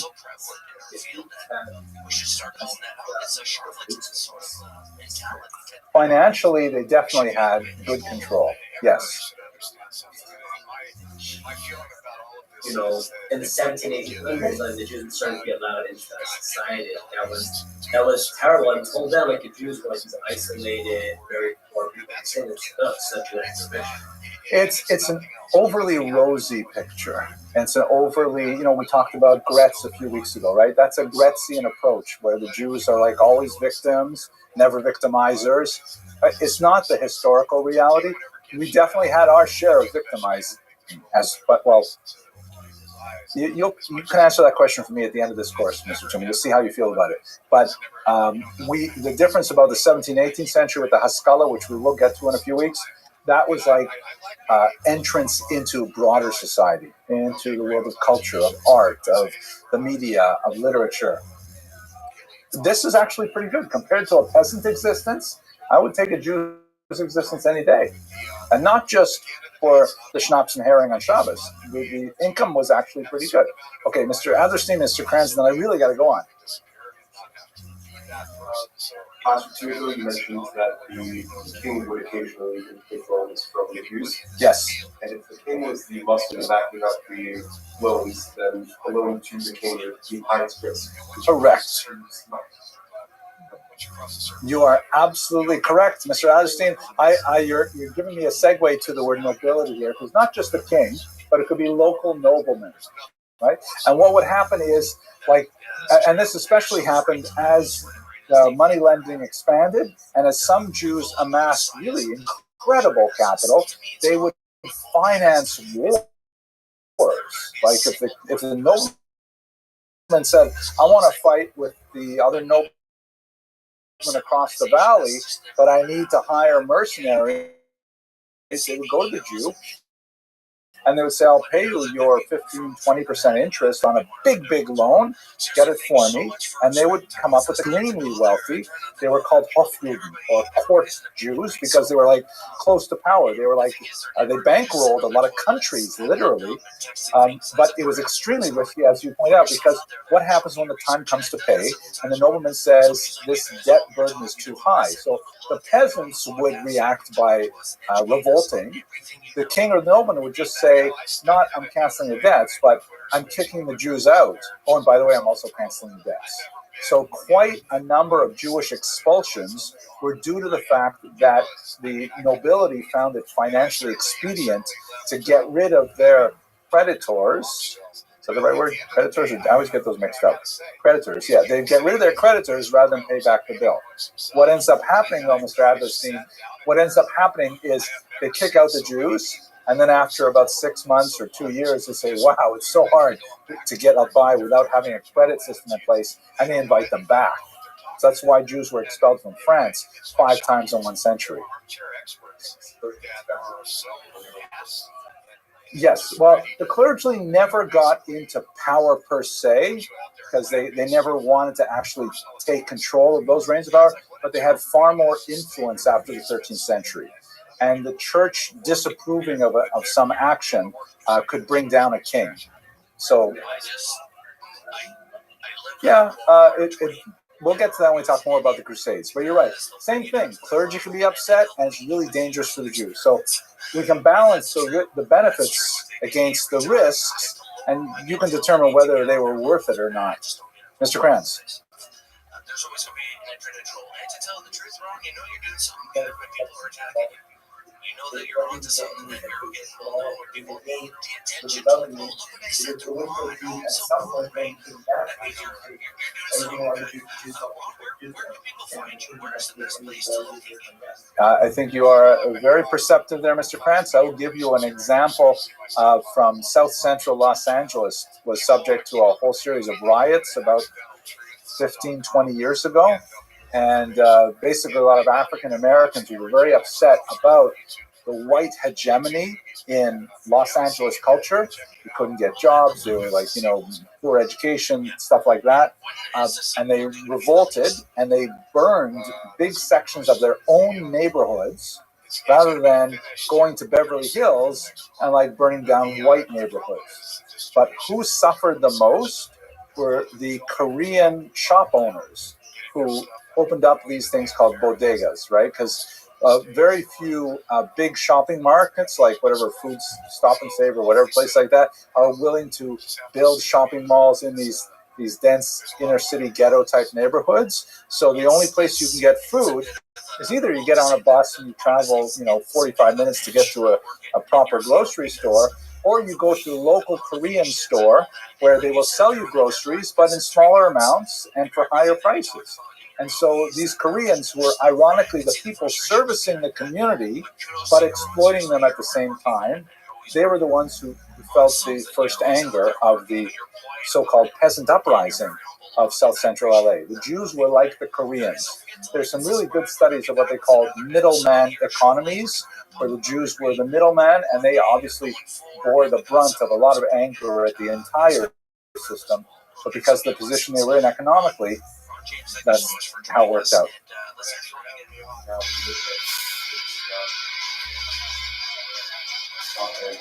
Yeah, it could be. I think there are a lot of metaphors. Let us go on a little further. Right. So the bottom line is Jews have relatively more wealth and power than peasants. Again, we can't exaggerate this, and we are painting with a very broad brush over hundreds of years, but relatively speaking, the existence of a peasant, but it was tenuous, because you could have these popular uprisings resulting in these explosions of violence called pogroms, or from the landed estates, you could be expelled. You could be kicked out because the debt load to the nobility was too high. Okay, let's go. So when did it all end? I mentioned earlier the Italians ended it in the 15th century. The Italians said, hang on a second, this is just way too much. It's been going on for hundreds of years. There's so much money to be made in money lending. Can't we possibly find a loophole to allow Christians to engage in money lending? And they came up with it. They called it the Monte di... I don't exactly know why they named their banks the Mountains of Piety. Maybe because they had like mountains of money that they could lend out or stuff like that. But by the 15th century, this, by the way, is a debt agreement, a loaner's agreement from a Monte di Pieta. They essentially charge interest 4 to 15%, but they didn't call it interest. They had a legal fiction to say this is to cover the overhead of the bank, meaning this bank, this Monte di Pieta, still has to have a physical structure. We have to pay to keep the lights on. We have to pay to keep the heat on, stuff like that. So you can borrow money from us interest-free, but you pay 4 to 15% of what you borrow for the maintenance of the bank as a whole. Well, this is more like a bank. But the thing is, I was about to say halakhically, Bahavdil. In the Catholic Church, halakhically, a Christian can't charge interest at all. So they're not allowed to charge 4 to 15% interest, but they can charge 4 to 15% overhead. Furthermore, quite often, the church, which was involved heavily in creating the Monte di Pieta, they forced the Jewish communities to underwrite the Monte di Pieta and to pay punitive taxes, like when the church was more powerful, pay punitive taxes to keep these competitors open. So the Jews were still lending money and paying their competitors a subsidy to keep them open. And the whole idea was to take that cash flow away from the Jews and direct it towards the church. Ironically, it failed. Anyone guess why the Monte Pieta? I mean, they eventually succeeded. They turned into commercial banks because society became more secular and people didn't care about the biblical provision anymore at all. But why did the Jewish money lending actually increase, not only survive, but increased at this time? Yes, Mr. Blasco, what do you think? The king was also taxing these guys. Not quite as much, though. This is a counterintuitive. You're not going to get this. But Mr. Tillman, last guess. No. This 15th century, the Italians are really smart. They know this stuff. Mr. Pariente, last chance. Reputation? What do you mean by that? Yeah, no, the church has a big reputation too. This is the main reason why the main reason why the month of Pieta did not extirpate Jewish moneylending is because they had all kinds of religious rules attached to it. So when you went to the month of Pieta, if you owed money, you had to give a confession.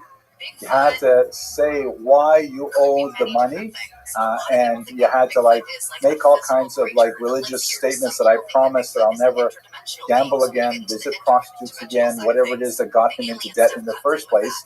And it was they couldn't guarantee secrecy, they couldn't guarantee confidentiality. Whereas if you went to the Jew didn't care why you were in debt. The Jew just wanted to make sure you could pay back the debt, and all that kind of moral stuff was set aside. So ironically, even when the Monte di Pieta is set up, and even when the Jews were burdened with more taxation to pay for them,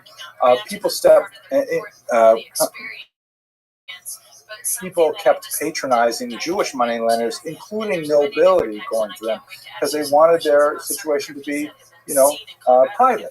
It's just like when you put a hit on your credit report. Every time you ask to borrow money, it gets reported to the credit agencies. But if you go to a loan shark, he's not going to report you to the credit agency. He just wants you to pay your money. And if you know you're going to be able to pay back within a certain amount of time, and you don't want the credit agency to know that you fell into debt again, then you go to the loan shark. And that's one of the reasons why the Jews were able to survive this. Yes, Mr. Timman. Why is it you see a shitty Chevy Tahoe driving on the freeway and a Ferrari? It probably, I don't know, it's a good question. How did it impact the Jews' reputation? I don't think it substantially improved their reputation other than the fact that they maintained confidentiality, which is a good thing, right? Like, if you're engaging in illicit or illegal activities, you want your partners to be at least confidential. But it doesn't mean you're going to respect them more or name them sisterhood member of the year or whatever. Okay, so the demand for credit as because we're talking now about growing economies, big time growing economies. Now we're into the Renaissance, is really happening in a big way. Societies need so much more credit to build themselves up. Jewish money lending was able to continue through this period. However, by the time we get to the 15th century, the Western Europe is far less hospitable to Jews, and we're going to move shortly into the Eastern European Ashkenazic period of history, which changes dramatically. So if we could do that in our oceans, why not above the ocean as well? So we think we have it pegged on what's on the surface, but we probably are missing several species. Exactly. So okay, and is the microphone wireless? Great. Okay, we should be all right. Our screen sharing. Let's hope it all works. Okay, we talked about agriculture. We began talking about Servi Camerai Regis. Remember what that term meant? Servi Camerai Regis? Mr. Edlerstein? Okay, let me bring my... go ahead. So that was the right to a vampire is a human that was turned into a vampire. Therefore, not a cryptid. Ghosts. Correct. It's not necessarily the right to serve the king. It's kind of like a location in society. If I remember correctly, I think I have actually a chart of this. No, I don't. It'll be in another class. But basically, we're in the feudal era right now. You guys remember what is feudalism? Yes, Mr. Blaschka? Yeah. Some people might argue with me on that, but I do think that that is another version of yes. Can you tell me a little bit about that structure? Here on Earth that we've yet to identify. So I think that that's a huge possibility. That's why fairies are not on my what is not a cryptid list. So we're going to get straight into the juicy good shit. We're going to go to Bigfoot. So excellent. Very good. I would just refine it a little bit. If you imagine feudalism, or it's sometimes called corporate society, involves dividing the population up into big blocks, which is primarily socioeconomic in nature. You have like the huge number of people who are peasants, who are stuck on the land, and they produce agricultural products. Then they are managed by a group of nobles who are effective. The original arrangement that created feudalism, and there's a lot of discussion about whether or not this is truly the origins, but this is the story that, you know, you have all these farmers who are like fed up with the fact that they keep being attacked by external nomads coming down and raiding their farms. So they hire people who are really good fighters and say, listen, you guys, don't worry about farming. We'll take care of the farming. We will pay you to protect us. And those became, again, according to the Marxist analysis, the origins of the aristocracy. They were essentially paid security guards. But as things developed over hundreds of years, the idea is that the nobility who are coming from those knights begin to demand more money and more privileges from the peasants. The peasants are impoverished and they find themselves in a state of vassalage to their lord, which means they owe them fealty, they owe them obedience. And this reifies into this kind of heavy structure, this very, top-down in terms of authority, and is only occasionally upset by peasant rebellions, which happen every couple hundred years. The church, this is what I'd like to refine, Mr. Blashka, where exactly does the church fit in that? Does the church report to the king? Does the church report to the nobility? Where does the church fit in there? Good.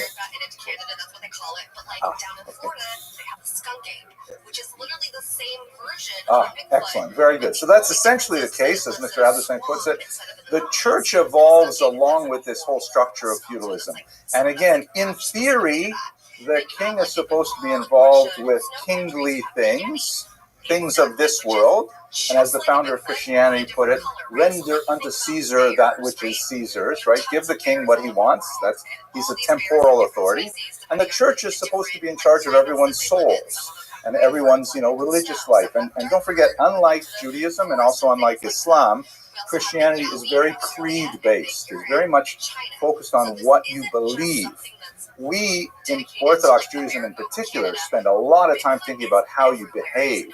Everything from how you wake up in the morning, the first things you say, what order you put your clothes on, how do you wash your hands, how do you put your shoes on, right shoe, the left shoe, tie the left shoe, tie the right shoe. We're like really into the details of actual behavior. The church does very little of that. It's very much into what you believe. So credo is very important. Hang on one second, I'll get through Mr. Krantz.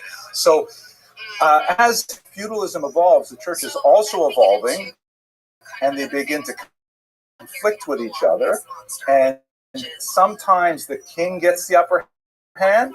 When the king has more authority, Jews tend to do well.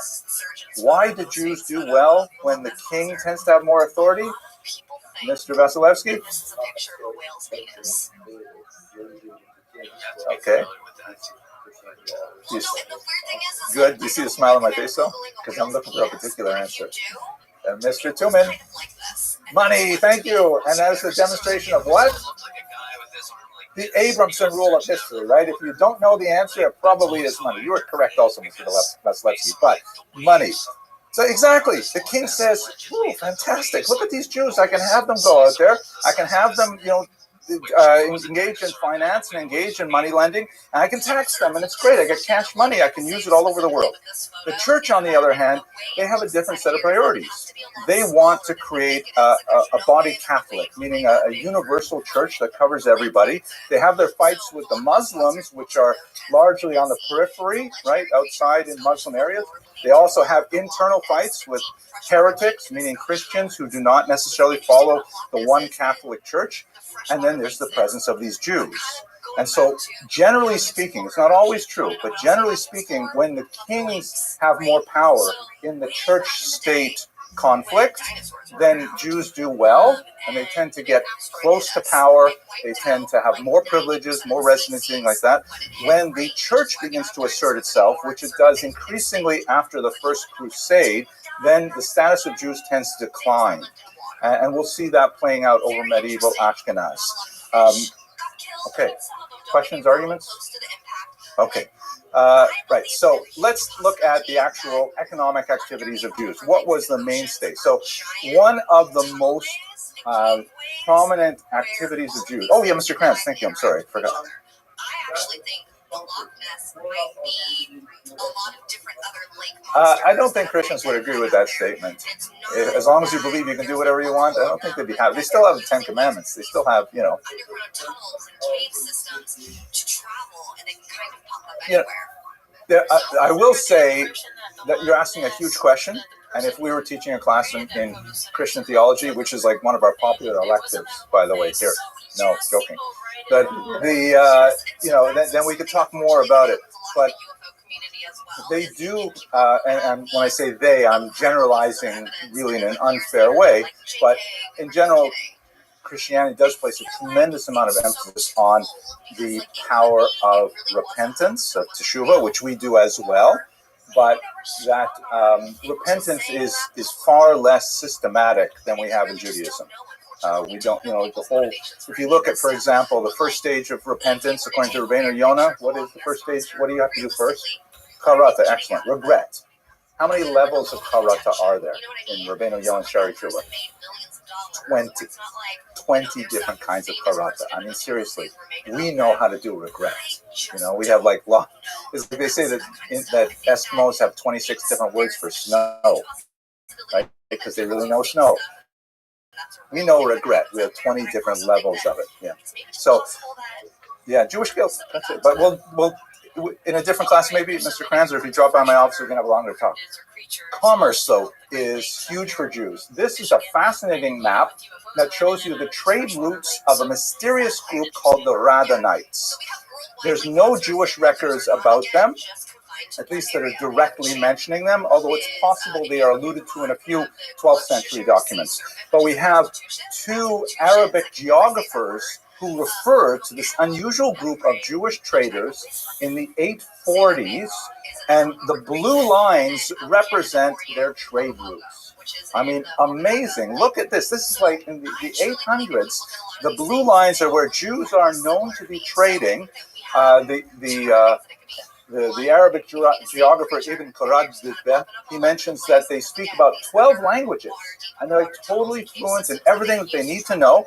The pink lines here, or the violet lines, represent the extended types of trade that goes beyond them. So they may not get all the way up to Iceland, for example, but they will pick up some Icelandic goods here in the Frankish Empire and send it all the way out to China.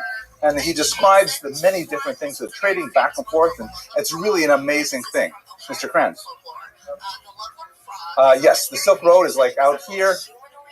They're definitely on the Silk Road. I'm not sure if they started it. You are absolutely correct. So Bukhara, which would be right about here, more or less, that's where they're or a little bit higher, sorry. That's where we've actually found some documents that may be associated with the Radhanites. There's a slicha from Rosh Hashanah in Hebrew that was discovered here in the 9th century. Fascinating stuff. The word Radhanite, in Arabic, Radhaniya, we're not sure what it means. There are a few different theories. One theory is that it's based on a Persian word, that to know the way. I think that's a little stretched. There's also a region of Iran that is called Rada, and possibly come from there. Moshe Gil, important historian, says that. Cecil Roth, one of my favorite historians, suggests they are based here at the southern part of the Rhone River in Provence. We saw Provence earlier. Can I get out of here? Well, I'll find out soon. Because in Latin, the name of the river was Rhodonus. So the Radhanites might come from Rhone. Unfortunately, we don't have any other documents about them. But this is just a very early example of how Jews were involved in commerce. How do we get out of here? Anyone know? What if I hit escape? There we go. Okay, but then it shrinks this. Go all the way to the big thing. Okay, here we go. Right, so risks and benefits of commerce. Risks, why is commerce risky, especially on these kind of things? People, you can get robbed, right? Definitely. Jews in particular, standing out, carrying cash, valuables, things like that, very dangerous. It's a little bit easier in the Muslim world because when it becomes united under a single legal system and a single language, it's a lot easier for it. What about the benefits of commerce? Money, yeah, thank you. That was a good illustration of the Abraham rule. A little bit obvious, but I think very true. There's a huge amount to be raised here. Mr. Tillman. I don't understand your question. You didn't have to live anywhere? Oh. Excellent. Very good. Not subject to one ruler. Eventually, they got to settle down with a wife and kids, you'd think, though, so they probably are subject somewhere. But it's easy to pick up and move to a more hospitable place. That's also true. I didn't think of that. Very good. The question, though, is the profit versus the effort. Right? This is a hard way to make a living. Very hard way. It reminds me of when I was growing up. I was born and raised in a very small town in northern Ontario, and my family was the only Jewish family. A collector for Beis Yaakov of Miami, and he would literally hitchhike, 600 miles all the way up from Toronto to my hometown. He would stay in every little Jewish family he could possibly stay in. I had to be kicked out of my room so that he would have my room when he came up there. But it was amazing. This guy, he was like my age at the time, 60 years old, hitchhiking in the northern part of Canada for a few dollars for a Beis Yaakov. It's amazing. So it's a hard life, right? It may be very profitable, but the effort is high. Huge dangers of travel and transport, not only robberies, but tolls, right, which are like sanctioned robberies, where you want to cross the border, you got to pay a lot of money when you cross the border. Tariffs, in other words. So Jews didn't always go into commerce. However, they had some advantages that made it easier for them. Why do you think Jews would be naturally disposed to engage in commerce, Mr. Adlerstein?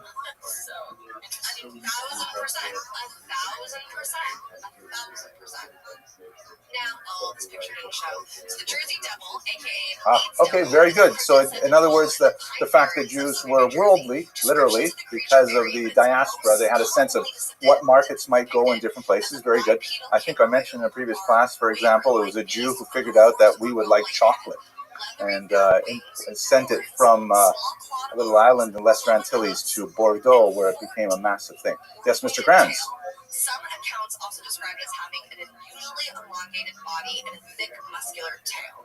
The Jersey Devil is also said to have spoken like a single guy, right? But what happens when you leave your wife and kids behind, and you go off on the road for who knows long?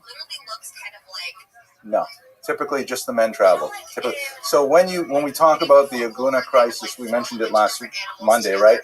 That historically, the most common type of Aguna was when the husband went off to go do business and never came back, and nobody knew what happened to them, right? So there you have a situation where he was probably killed on the road, but he might have just decided to leave behind everything, or who knows what. So that is a practice that we know from ancient times of leaving a get behind, a conditional get. You see it in the Gemara and in Gita and Ksubos, long discussion of it. And of course, it's a practice today in the IDF as well, that if you go into Babylon, God forbid, you're kidnapped and MIA, nobody knows you're alive or dead, God forbid. So that's they would travel as men, and it's got some dangers, but they got some advantages. Language, right? That even though Jews overwhelmingly spoke the vernacular of wherever they lived, they would also have at least some facility in Hebrew as a common language. This was especially useful in commerce because you could leave, Paris, make your way to Tangiers, and then make your way to Baghdad, and even though you can't speak the local languages, you can definitely hook up with the Jewish community, show up in shul, and say, yo, I'm here, I'm trying to sell some furs that I got from Iceland, and you would find takers, and you would find a way to it. So this is something that most Christians and most Muslims did not have, the diaspora community and a common language. Shall we go on? Yes, of course we should. legal systems and norms, right? When you're going into a strange community and you want to sell things and you want to like sell on credit, a person says, wow, I love these tremendous axe heads that you're bringing me from Germany. I want, can you bring me 10,000 more axe heads? And you say, no problem. All I need is a deposit of X amount of money and I'll be back here next year with your axe heads. So if you are a Christian and a Muslim and you don't know each other and stuff like that, it's hard to build the trust that is essential for these kinds of financial transactions. But when you have two Jews who are united by the same Talmudic code, when you sit down and you have Shabbos meals with them, you can see whether or not they seem like an Ehrlich person, and then you can rely on the same rules. You can go to the Rabbi, you can they're literate, they're numerate, you can draw documents up, and you know you have a much greater degree of trust that facilitates this kind of widespread trade. Also very important, one of the most popular games that Jews like to play is, of course, Jewish geography. And this is actually a serious thing in the medieval world, that, you know, in order to develop trust, because trust is at the foundation of any kind of interaction, if you can communicate that you know people in common and that, you know, that sort of like artificially broadens your social envelope, you can include them in your world of trust. So playing Jewish geography, when a guy from Paris shows up in Tangiers and he says, yeah, I'm from Paris. Somebody says, oh, I know someone from Paris. His name is Moshe Cohen. He said, Moshe Cohen. I know him, but wait a minute, there's more than one Moshe Cohen. Does he have a hunchback? Yeah, that's the Moshe Cohen, right? And they would connect each other, they would trust each other, they would leave deposits, they would sell on credit, and it was, you know, way more successful a venture. And this is an advantage that Christians and Muslims did not have. Very much. Now, largely through this trade network, which develops slowly and expands. The fact that the Radhanites can do it in the 9th century indicates that they must have had a phenomenal reputation. Unfortunately, we only have basically 3 paragraphs talking about them. And it's one of the great mysteries in medieval Jewish history. Who were these strange people? You know, we don't have any internal documents about them. But we all know that commerce is historically something that Jews have engaged in for a very long time. And we're at a huge divide from most of humanity, which overwhelmingly was agriculture in nature.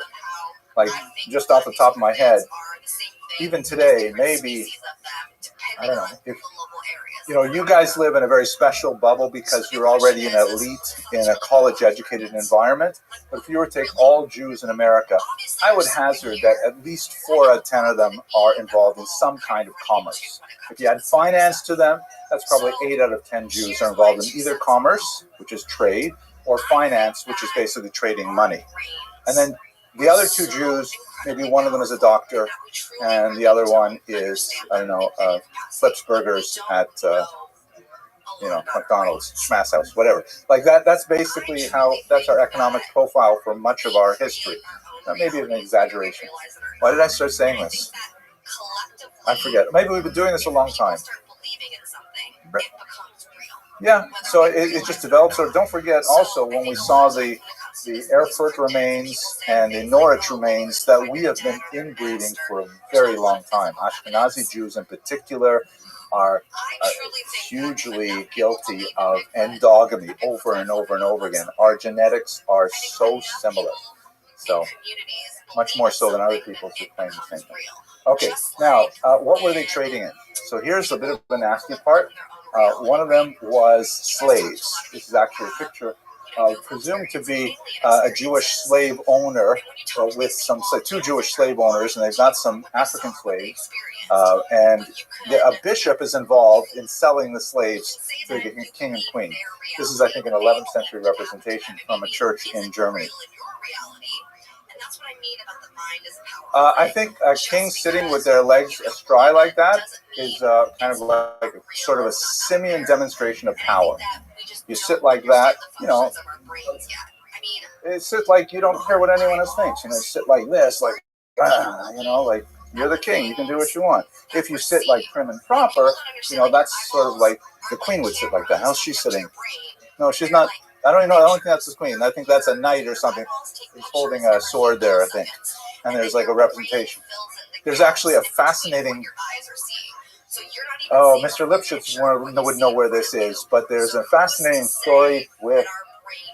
I think it is maybe the Taz. Maybe it was the Shach. I can't remember, but apparently when Shabbatai Tzvi was really active, they sent an emissary to find out if he really was Mashiach, and the emissary came back, and he described what he saw when he met Shabbatai Tzvi, and he described how he sat, and at one point he was sitting on the ground cross-legged, and right away, whether it was a Shach or the Taz, I don't remember, someone said, he can't be Mashiach. There's no way Mashiach would sit cross-legged. It's just not derech eretz. I guess if you're Mashiach, guys like me can sit cross-legged. But slaves. So from the 5th to the 7th century, Jews are definitely trading in slaves. Slaves are I don't put them here, did I? Yeah, I'll get back to slaves, but we'll talk about it right now. We should disabuse ourselves of the notion that Jews were not involved in the slave trade. Slaves were a major element of all trade at the time. There's stocks for trades. Stocks mean like blocks to put their hands in, or like no. Stock market really develops like 17th century. We're still a few hundred years shy of that. But they would know physically they would take enslaved peoples and bring them elsewhere and sell them. So we should not have this kind of a halcyon idea that, Jews were so nice, Jews never traded in enslaved peoples. So we did. There is, however, a tremendous amount of energy coming from people who have not necessarily historical agendas to try and exaggerate the role to which Jews were involved in slavery. I think it would be fair to say that Jews were disproportionately involved in slavery if you compare them to the entire population, but they're also disproportionately involved in anything that's traded, like perfumes or silks or whatever, because there were more traders in that. When you get, hang on, Mr. Grant's going to say that. When you get to especially the transatlantic slave trade, then it becomes a very different story. But prior to the transatlantic slave trade, we should understand that slaves are basically a luxury good. People could only buy slaves if they had a tremendous amount of money, and they were used primarily as home servants. They were not used to farm massive plantations in inhuman conditions. It was basically like buying, lahavdil, a really expensive car. Like if you could afford a Bentley, take care of your Bentley. You would not let it get rusty. You would not you would wash it every day. So slaves were a status symbol that wealthy people had. Jews traded them like they traded in all other status symbols and much more beauty symbols as well. Just to jump ahead, for the sake of argument, on a very savage type of trade, where they were prepared, people who were bringing them across the ocean were prepared to lose a large number of them just in the passage, the middle passage, where they would literally die of starvation, malnutrition, overcrowding, and disease. And then once they got to the plantations, they were often overworked to death, family separation, all kinds of terrible, terrible things. But basically, Jewish participation in the transatlantic slave trade, while not minuscule, was not disproportionate. There are a lot more people who are involved who made a lot more money than Jews did. But don't excuse Jews from this rather noxious trade, because it was a reality as well. Okay, Mr. Grant. I think that we are so tied up in having to think that we are special, that we were created specially. Right, not African Americans, but African Africans. Yeah, the slave trade in West Africa was absolutely disgusting, but it was because money, right? People made money from it. That's being projected out there, so that's the reality that we live in. And until we are able to strip that back and understand that we are so much so there's a lot of different ways to get slaves. It's not only Africans. Africans tend to constitute the bulk of them. The term slave may be derived from the same root as the word Slav, as in like Polish, Ukrainian, Lithuanian, Russian. So I'm not sure if Lithuanians are Slavs. And they were often captured in war. They're pagans and brought over. Where you do see, by the way, a huge issue is with Jews owning Christian slaves or Jews owning slaves that decide to become Christian. The church has no problem with slavery at this time. By the way, this is an important point I forgot to mention. Like, nobody thinks slavery is a problem in the Middle Ages. Everybody thinks it's perfectly normal. They also think that way basically up until the 1700s. It's only at that point when people begin to say, maybe it's not so good that we should be enslaving other people, right? This was like, it's asking them to have a 21st century mindset and morality when those standards were not applied in the medieval ages. But what the church did really care about a lot is the idea of a Jew owning a Christian. That bothered the Christians tremendously, especially churchmen, who were especially nervous that if they were to take slaves, not only Christian slaves, but even pagan slaves, much more common, who then decided they wanted to become Christians, then you would have an untenable situation where a Jew would be in a position of lordship over an individual, and the church definitely did not want that. Kings, on the other hand, were very happy with Jews owning slaves because Jews could sell slaves for cash money, and then they could be taxed for it. So quite often the idea of Jewish ownership of slaves is also a church-state conflict. Right, okay, so what will eventually happen is, as restrictions are going to be placed on Jews throughout the later Middle Ages, Gesundheit, Jewish trade is going to be reduced and become much more smaller scale. They tend to go, they're no longer great like the Radhanites used to be, but they're still heavily involved in it, and we'll explore that next time we meet. Oh, look at this, we'll close with this picture. This is kind of a cool image. I relate to this topic because this is my father, Oliver Shalom, and he took over my grandfather's store. My grandfather is Alex, and my father is the son. He did not want me to take over the store, so that's why I ended up a professor. But that's my dad. It's like 1957. The store was around for 100 years until my father passed away. My mother took it over for a few years, and then finally they closed it. But it was, Northern Ontario. Shmatas, textiles. Jews very big into textile industry. Work clothes, work boots, stuff like that. Okay, gentlemen, let's close it for tonight. I apologize once again for the delay. On Monday, we're going to have a very important class. We're going to get into money lending and the church, which is hugely important for understanding the economy. Okay, thank you for learning with me.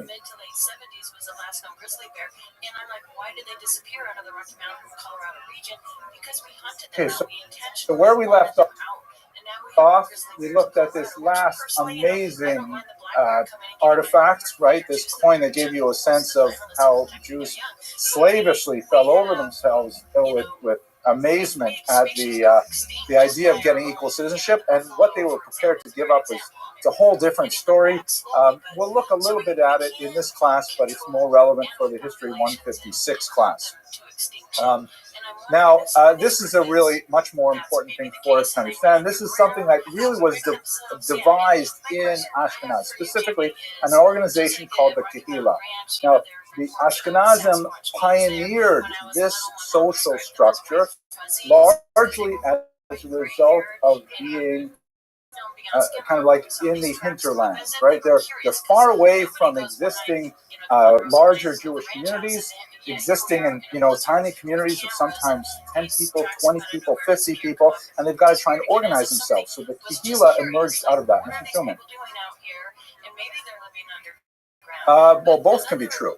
It was deliberate. They had to figure out a way to organize, and as they had to respond to social, and political, and economic needs, then they added on features and developed and so on. Yeah, definitely deliberate. We have explicit takanot. And we're going to talk about that in a few minutes. We have explicit discussions of, hey, we have to organize. This is how we are going to organize ourselves. Okay. And it is essentially how we do it today, although in a limited fashion. It's really good that we just contrasted the era of Napoleon, because the main difference between the Kahila of, let's say, 65 is that membership is voluntary. Meaning, if you want to affiliate with the Jewish community, if you want to contribute some of your income to the maintenance of the Jewish community, you can. But if you don't, God forbid, you can just walk.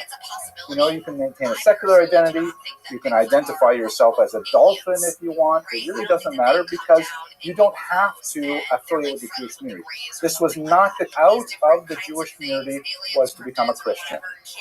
That's it. There was no secular identity, no middle path. And the advantages of being in is that you have, not speaking about religious advantages, but just social anthropological advantages. You have a community supporting you. You have a social service network that we're going to actually look at in more detail. You have protection. You have potential marriage partners. You have all kinds of things associated with it. The disadvantage is you got to pay for it. Nothing in life is free. You have to pay for it. Wait, I got to get this. Mr. Schwartzman.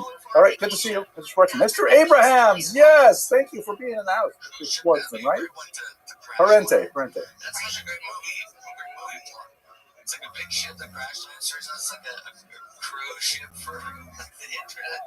Yeah, and they just go, like here we go to like little. Right, Spinoza is a trailblazer in this regard, because, and he is really unique, and he set fundamentally a precedent in so many ways. But that, we're talking already the 1600s, so it's right when the Kahila starts to begin breaking down. It breaks down at different rates in different parts of Ashkenazic Europe. It will persist until 1844 in Russia, for example. But Spinoza is a great example of someone who left the community, was forced out, if you like, because he had a harem, but he did not join the Christian community. And that was very rare. It also had to do with the fact that it was in Amsterdam, which was an unusually tolerant place that could handle a variety of these things. Mr. Eberstein. They kind of look like a dog, but not a dog. Or this mishmash of like different creatures put together, like the Jersey Devil, and it's like they don't really know. It would be kind of like, me showing up to like India. Yes, correct. And, like, wearing traditional Indian garb. I would look fucking out of place because I don't really understand the culture. I don't understand what you're supposed to wear or not wear. I would just like see something on TV and be like, oh yeah, they were stuff like that. So you're asking a brilliant question. It is complex to answer it. Complex both because we're compressing several centuries and several regions, right? And the Haskalah was very different in many different places and times. At the time of Napoleon, you definitely had, largely because of the Portuguese Jewish Sephardic influence in the south of France, you had the possibility of a somewhat lackadaisical religious identity. Not saying that Portuguese or Sephardic Jews are lackadaisical, but they were former Christians who began to identify as Jews, and that in itself implied a liminal quality to their Judaism. And so that made those things possible. But the wide open, hey, why don't we just get baptized kind of Haskalah, that wouldn't happen until 50, 60 years later in Germany. But let's not get too far ahead, because we're still here basically around the year 1000. And this is way before the Haskalah happens. But taxation and self-government go hand in hand, that in order to organize yourself, in order to have a functioning community, in ein kemach, ein Torah, you have to have money to do it. You're not going to be able to apply for federal funds. There's no such thing. You have to raise it from yourselves. One of the things that was especially true of the Kahila, that although it had these warm and enveloping and protective elements, it was also quite coercive. And the leaders of the Kahila would literally tell you what to do and how much money you had to pay. And if you didn't like it, there's only one exit door, and that is to become a Christian. And that some people did take that route. Sometimes they did it and they were very bitter about it, as we shall see, but that's the only way out. Also, we should realize that the participation of women has kind of a fascinating aspect to this. The Kahila was very androcentric, meaning it was based on the values and leadership of men by and large, principally concerned with the demands of men, the needs of men, things like that. Women were largely secondary. However, women also exercised a tremendous amount of power at the grassroots level through an organization called the Chevras, which was kind of like an important executive function of the Kehillah. And so they were able to exercise power in certain ways, but not in direct ways. Perhaps the most obvious way would be who gets to be a member of the leadership of the Kehillah, only men. Who gets to vote for those leaders, only men as well, and even only propertied men for most of the time being, most of the period we're discussing. You could not vote unless you held, for example, a house. So those are a few caveats. Let's now look at actually how it worked. So it was based on a Talmudic model. If you look in the section of Megillah, you'll see that there's a discussion of these people called the Tuvei Ha'ir, or the good people of the city. Usually there would be kind of like a board made up of typically 7 men who were all fairly wealthy. And sitting on the board meant on the one hand you got kavod, you got honor, but on the other hand you were expected to pay. You were expected also to pay for that honor with generous contributions to the community. This is exactly how we do it today. You know, usually when I speak to adult audiences, I say the opposite. It's totally unlike synagogues today, and they all laugh because they realize, of course, that's how it works today. If you are the member of the board of directors of a shul, you're not there because people think you have a nice haircut. You're there because people expect you to pony up every year, and people of the city of Tuvei are constituted up there. By the way, really important sort of ground is there are 3 routes to status in the Jewish world. There are 3 ways you can get status. There's also no bears in that area. There's not really a lot of wildlife in that area in general. Even when the only thing we saw was one. That's so nice. I was not quoting Pirkei Avos, and I'm sure that in the coastal basin measures, that is really the answer. But in doing it on a more pragmatic and low-level way of thinking like myself, money, thank you, money. And I'll also tell you now, ask me when we finish this, what is the Abramson rule of history? I will tell you in a second. But the first way to achieve status in the Jewish world is money. Have lots of money. Mr. Blashka, Rabbanus, close. I'm looking for a slightly different word. What do you think, Mr. Abrams? Reputation is very valuable, but typically you get reputation for one of 3 things, which are the 3 things. Wisdom, also close,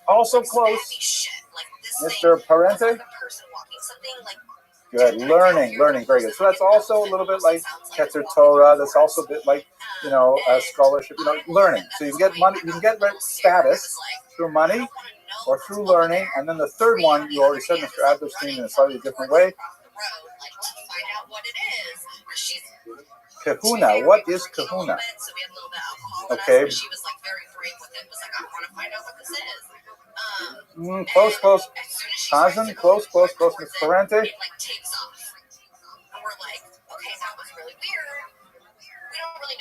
Aha, very good. So can only Kohanim have status? Excellent. The Hebrew word for this is yichus. Thank you. Yichus. Right? If you have lineage. Money, learning, lineage. Those are the 3 ways you get status. If you can find another way to get status, I love it. Tell me about it. But in my 30-odd years of advanced study of Jewish history, I found those are the 3 ways. And by the way, the only way that's truly open to outsiders, which is a good thing, it's a meritocracy, is learning. So unless you guys are descended from the Chafetz Chaim, or unless you guys have gazillions of dollars, learning's your only shot. Pay attention, because there's going to be a test. You can always make more money. It's definitely better. Mr. Rubin, Mr. Vasilev. So this thing had to be like at least 7 to 8 feet tall to me. And that's, again, not a bear. If it was like a bear, I could see like a bear on all fours sniffing around the tent. But this thing is like upright, kind of over a tent, and not smelling, but breathing. I think that's true. Yeah, there definitely is yichus. If you have a great rabbi and then his son takes over afterwards, he has like a head start. Terrified, like literally in the right, middle of the but you can lose that too. You know, you can lose that. I think it's the least stable because, you know, people look at you and say, people look at a person and say, oh, you know, he comes from such a wonderful family, and look at Nebuch, what he is, right? So it's not the most durable. Money too is also not durable, but learning is the best discard, right? Torah. Mr. Vasilevsky. Could I have grabbed my phone and started recording? Absolutely. Did I think about it in that moment? Yeah, so that's also attaching yourself to status, and that gives you status too. You know famous people, that makes you a shtickle famous too, right? But it's in general, yichus, like whether, and the word yichus really means like connections, right? It means connections in terms of who you're born from, but you can also have connections horizontally too. Okay, Mr. Alderson, now we better go on. Doing terrible things, you can get status. Yeah, negative status, I guess. If this was some sort of an animal that was just looking for food, why is it standing over our tent? And why did it not go look at the literal smorgasbord of shit we had? Yeah, but that's not status. That is infamy, maybe. It depends on who you know. Like personally, I have so many jokes running through my head, but I am recording this, so I'm not going to tell you those jokes. Maybe afterwards when we shut off the machine. That's true. That's true. Okay, so let's go on and look at the structure. First, at the top is the Tuvei Ha'ir. These are people who typically have status through money. That's like the most fungible asset because they're going to have to give some of that away. But some of those people might be there because of yichus. They might be there because of learning. But money is the most important here. Under them is a body called, or a person called the Parnas. The word president in English is definitely related to this, but it comes from the verb lefarnes, right? To provide, to give parnasa, to give a livelihood. So the parnas is really the president. He reports to the board. I will use the male gender male pronoun because these are all men. Whoops. Yep. Right. Okay. So the parnas, and he carries out the executive function, meaning like the Tuvei Ha'ir decide what they want to do. The president is the person in charge of making it happen. You also have, beside the president, the rabbi or the Beit Din, the judicial branch. Right? I know all about this because I just had my citizenship test. This is the judicial wing. And here, we don't have a legislative wing in this, really, because that's really built into the judicial wing in this system here. But the rabbi and the Beit Din are there to make sure that what the Tuvei Ha'ir asks for is within the boundaries of halacha, and there is kind of like a dynamic tension between the parnas and the rabbi all the time. The reason is because the parnas is typically one of the Tuvei Ha'ir. He's like nominated from among them, so that means he has what attribute, typically? Money, right? The parnas is wealthy, and the Tuvei Ha'ir represent largely the wealthy classes of the Jew. The rabbi, on the other hand, who pays his salary? The Tuvei Ha'ir, exactly. So he is an employee of the Tuvei Ha'ir. But what is the power base? Again, I'm not talking like hashkafically, philosophy, things like that. What is the actual human power base of the rabbi? I don't know what the fuck that was, but that opened my eyes to. He makes laws, but who supports him? Tuvei Ha'ir give him money, right? But what if, I'll give you a theoretical example. Let's say the Parnas wants to have a huge party, and they're going to invite some inappropriate, I'm trying to think of an example that I could keep on the recording here. But let's say this happens in the Gemara, actually. You have examples of this with the Reish Galusa quite often, where they want to do something that's just not really according to Torah principles. And they have the money to do it, and they want to do it. And the rabbi speaks up and says, no, you can't do that, right? Because it's against halacha. So couldn't the Tuvei Ha'ir just shut down the rabbi and say, well, forget it. We'll get another rabbi. Very good. That's exactly right. The people support the rabbi. He's the popular person. He's the one who is offering spiritual support to the people. He consoles them, he teaches them, he does all those kinds of things. So just like in a modern shul today, the rabbi and the president are sometimes at odds with each other. The president may want to decorate the shul in a particular way or have a particular kind of event or something like that. The rabbi says, no, the halacha doesn't go like that. And they have to, they could be, at loggerheads. Sometimes the Parnas and the Subayir will win a conflict like that. Sometimes the rabbi will. But it always ends badly if they have a prolonged conflict. They have to work it out. It's a dynamic tension between the religious principles supported by the larger masses of the people and the will of the wealthy elite who largely support the community, but on the other hand, they sometimes, maybe because of conspicuous consumption, they might overstep their authority. Now, how does this actually translate into services for the people? So both groups have gabayim. You all know the term gabai. Today we tend to think of a gabai as a likable person, and he's charged with a task that a lot of people don't necessarily want to do, of organizing who gets what aliyah and who goes up to do Hagban and things like that. But the term gabais, you'll see in Pirkei Avos, it actually means collector, the gabot, enforcers, right? So in the case of the rabbi, his gabayim are there to make sure that people don't step out of line halachically. And gentlemen, it may surprise you to learn that throughout much of medieval history, the rabbi had the power of corporal punishment. It's actually a Gemara in Daf Yomi just recently, or maybe it's just coming up, about Rav Huna cut off someone's hand. That's pretty extreme, and you don't see too many examples of that. But you do see examples of the Beit Din ordering floggings. And we would have the floggings take place, flogging with a whip, to whip people. Sometimes in the synagogue itself, sometimes in the synagogue courtyard, sometimes in a symbolic way with like shoelaces, rarely with like actual meant to cause pain. Definitely to use social opprobrium, that's more of a typical Jewish tool. But the rabbi did have gabayim to do so. Where this might come up is like, let's say, for example, if a person refused to appear before the Beit Din after he had a summons several times and was warned and so on. You also see it with, it's much more of a problem at the turn of the 20th century, but with men who leave their wives and refuse to give them a get.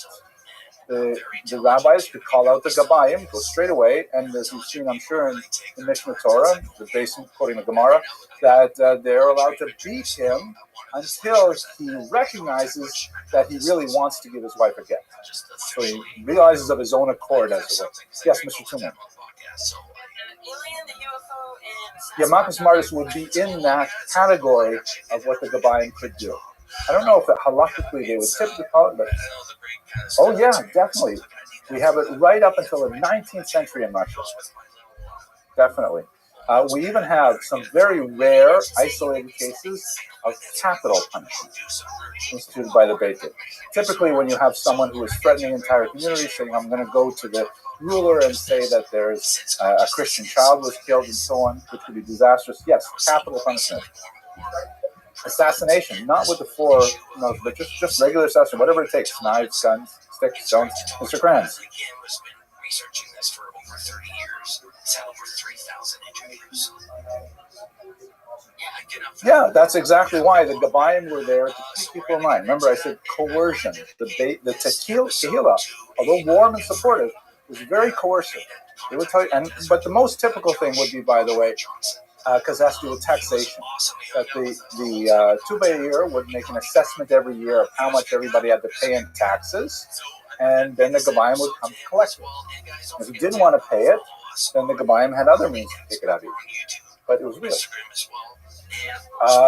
That's an excellent question. That's like an essay question. But they've got plenty of extra legal powers that they can simply impose. Just like Rav Huna and Gemara Sanhedrin actually cut off someone's hand because he was a repeat offender, threatening to hit people. So they could say, we want to establish ourselves as a Tehillah. This is the way we're going to do it. We've got to collect money. That's how we're going to do it. Mr. Adlerstein.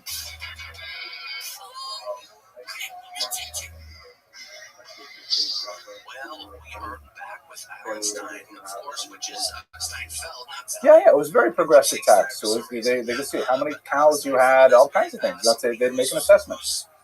And again, remember, we're talking about really small communities, maybe 500 people in a community, and they're looking around saying, "Oh, look at that! I see you painted your house. You must be doing well. The chickens are selling well this year, right?" And then they would say, "We figure you should make contributions to shul of 500 zloty." Mr. Abrams. Absolutely. Ellen and I think the first time we met was... Yeah, absolutely. This is not a caste system, so you could have upward mobility. You couldn't change from, Yisrael to Levi or to Kohen, but you could easily move up in terms of status with wealth. Largely because of Napoleon. Because Napoleon shut down any police authority on behalf of the rabbis. And modern states basically follow that as well. We had a situation here in New York and New Jersey about 4 years ago was the most recent time it happened. I mentioned the cases of men who refused to give their wives gets. So there were some guys actually in Jersey who hired thugs to go and put hoods over this man and kidnap him, and then they beat him with rubber hoses and to threaten him. And then what happened is he figured out who it was, and he sued the people, and they went to jail. Because we're not allowed to do that in America, right? I'm an American citizen. I just did the Pledge of Allegiance. Now, no, can't have an independent police force. But this is how it worked. I mean, it got done, right? You didn't have an Aguna crisis until the 20th century, largely as a result of the power of the Biden. Mr. Parente, then we're going to go on. I'm having this guest, and I need questions he's never been asked before, and it's assisted me in this because I was like, okay, talk about this, ask questions on this, and it's brilliant. So I think for podcasting, Brock is amazing.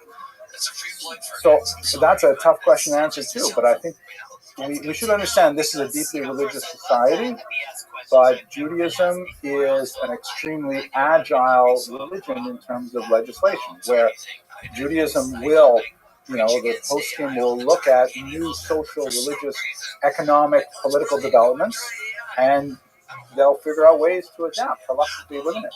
Everything from Prozbul to Eruvin and things like that are various adaptations throughout the centuries trying to figure out how do we live in society, what does the Torah allow us to do. So I would say it is religious, but it's definitely not isolated from what impinges on it, as we shall see with Takash Rabbeinu Gershom in a moment. Now the Parnas is required to manage the Chevron, and most Jews, this is where they're actually going to interact with the Kehillah. These are so-called committees, right, from the word Kevra, meaning friendship or circle, that kind of thing. And unlike all of these other groups, this is where women tended to be especially powerful and predominate. And you could have a whole pile of these, depending on how big and sophisticated and wealthy the community is. Like, for example, the most important of the Chevras was the Chevra Kadisha, the burial society, which used to be the case where they would only take people who were a certain age and had a certain reputation and things like that. I know from my experience in America that unfortunately, we have an inverted age pyramid in some parts of the world, like Florida, where I live, that they'll take guys like me even. And then the burial society had tremendous power. One of the first things that the Beit Din could do, if a person didn't want to, comply with a summons or a payment or a get or something, they would say, if you don't follow through, we will tell the Chevra Kadisha not to give you burial rights. And you can be thrown into a pit after 120 years, a communal burial site with all the non-Jewish people who live in the area. We don't care. And people would be terrified, and they would say, okay, I will pay, I will give the get, whatever it is. The Chevra Kadisha was a really powerful one. Usually it was the first Chevra established once the community got started. But there's so many others. The Chevra Shas in charge of education, Bikra Kolim, of course, take care of the poor, Tomchei Shabbos, taking care of the sick, Tomchei Shabbos, which of course we still have today. In most communities we'll have a Tomchei Shabbos, supporter of Shabbat, which means, giving food to people to help them get through Shabbat. Ozer Dalim for poor people, Hachnasas Kala, also very important. Chevra that would deal with providing for poor brides to start their homes. Linat Tzedek for travelers. Chevra Tehillim for people who want to get together and say Tehillim. Whatever it is, the Tehillah would set up those Chevras. And with the obvious exception of Kever Kadisha, where you had to have men taking care of men for burial, many of these societies, these Kevers, would be populated by women and run by women, and they would be funded by all of the taxes collected by the Tuvei. So I've given you kind of like the dark side of it, where they'll force you to pay taxes, and they'll send out Gabayim if you don't comply, and all kinds of things like that. But the upside is, this was an extremely rich, sophisticated, dense social support network that rivaled anything you have in Europe until really the 20th century. You know, this is way before universal education was required, way before you had hospitals for the poor. All of these things that we take for granted were really pioneered by the Ashkenazim in Ashkenaz in the 9th, 10th, and 11th centuries. They were figuring out, okay, we can't rely on outside society to take care of us. We're going to become self-reliant. And it's an amazingly beautiful achievement that has stood the test of time, and we still benefit from it today. Okay, Mr. Tuman, Mr. Parente.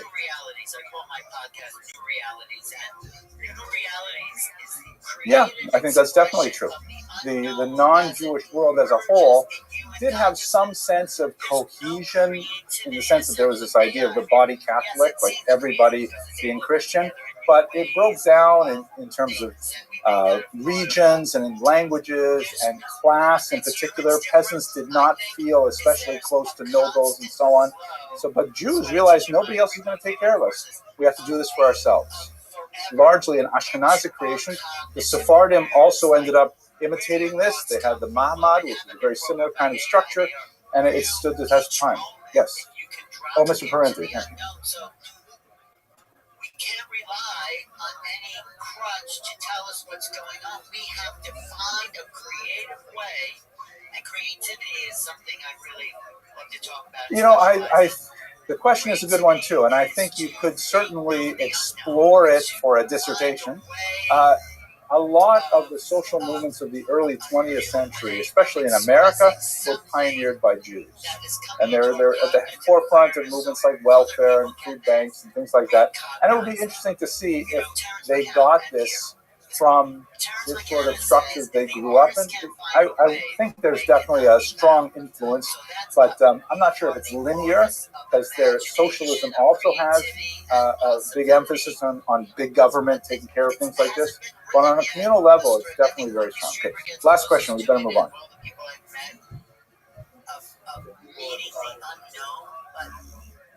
Yeah.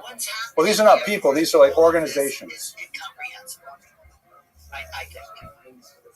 At this stage of human evolution, yes. Yeah, because there is sort of this aspect of the, there's metaphysical and then not metaphysical. It's probably more like it is today. I mean, again, this is not meant to be the people club. This is the organizational chart, right? But the people are like way below here, and they're taking advantage of all of these services. You know, if they're running short of money for Shabbos, they'll appeal to Tomkei Shabbos. If they're poor and they need money to start their family, they'll go to Hafnat Tala. You know, and if they just want to get together, old people want to get together and recite Tehillim together, they'll go to Shevet Tehillim, things like that. But there's always going to be a class conflict as well. There will be Jews who are very wealthy who may not get along necessarily with Jews who are at much lower level of status. But as my father would say, plus ça change, plus c'est la même chose. I didn't tell you the Abramson rule of history. Oh, I have to tell you that because I forgot. The Abramson rule of history, I'll repeat it again. It's really worth learning. Does anyone know the Abramson rule of history? Mr. Rubin, what is the Abramson rule of history?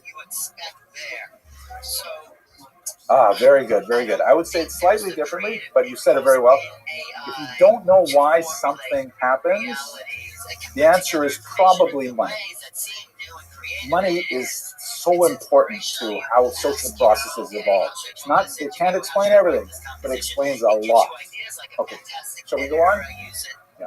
Now, women, I did mention how they were disadvantaged in the sense that they did not vote for the Tuvei year. They could not be the Parnas or be among the Tuvei year. They couldn't be the rabbi and so on. But there were some interesting kind of avenues that were open to women to take charge of their destiny, not only through leadership of the chevras. And by the way, go to your local schools and just look at the organizational structure there. I bet you'll see that most of the adult ed and the Medos groups and all those things, the women are all over the place. They're really involved in actually doing this stuff at the chevra level. But you also had this long-standing idea of sanctioned disruption being open to women.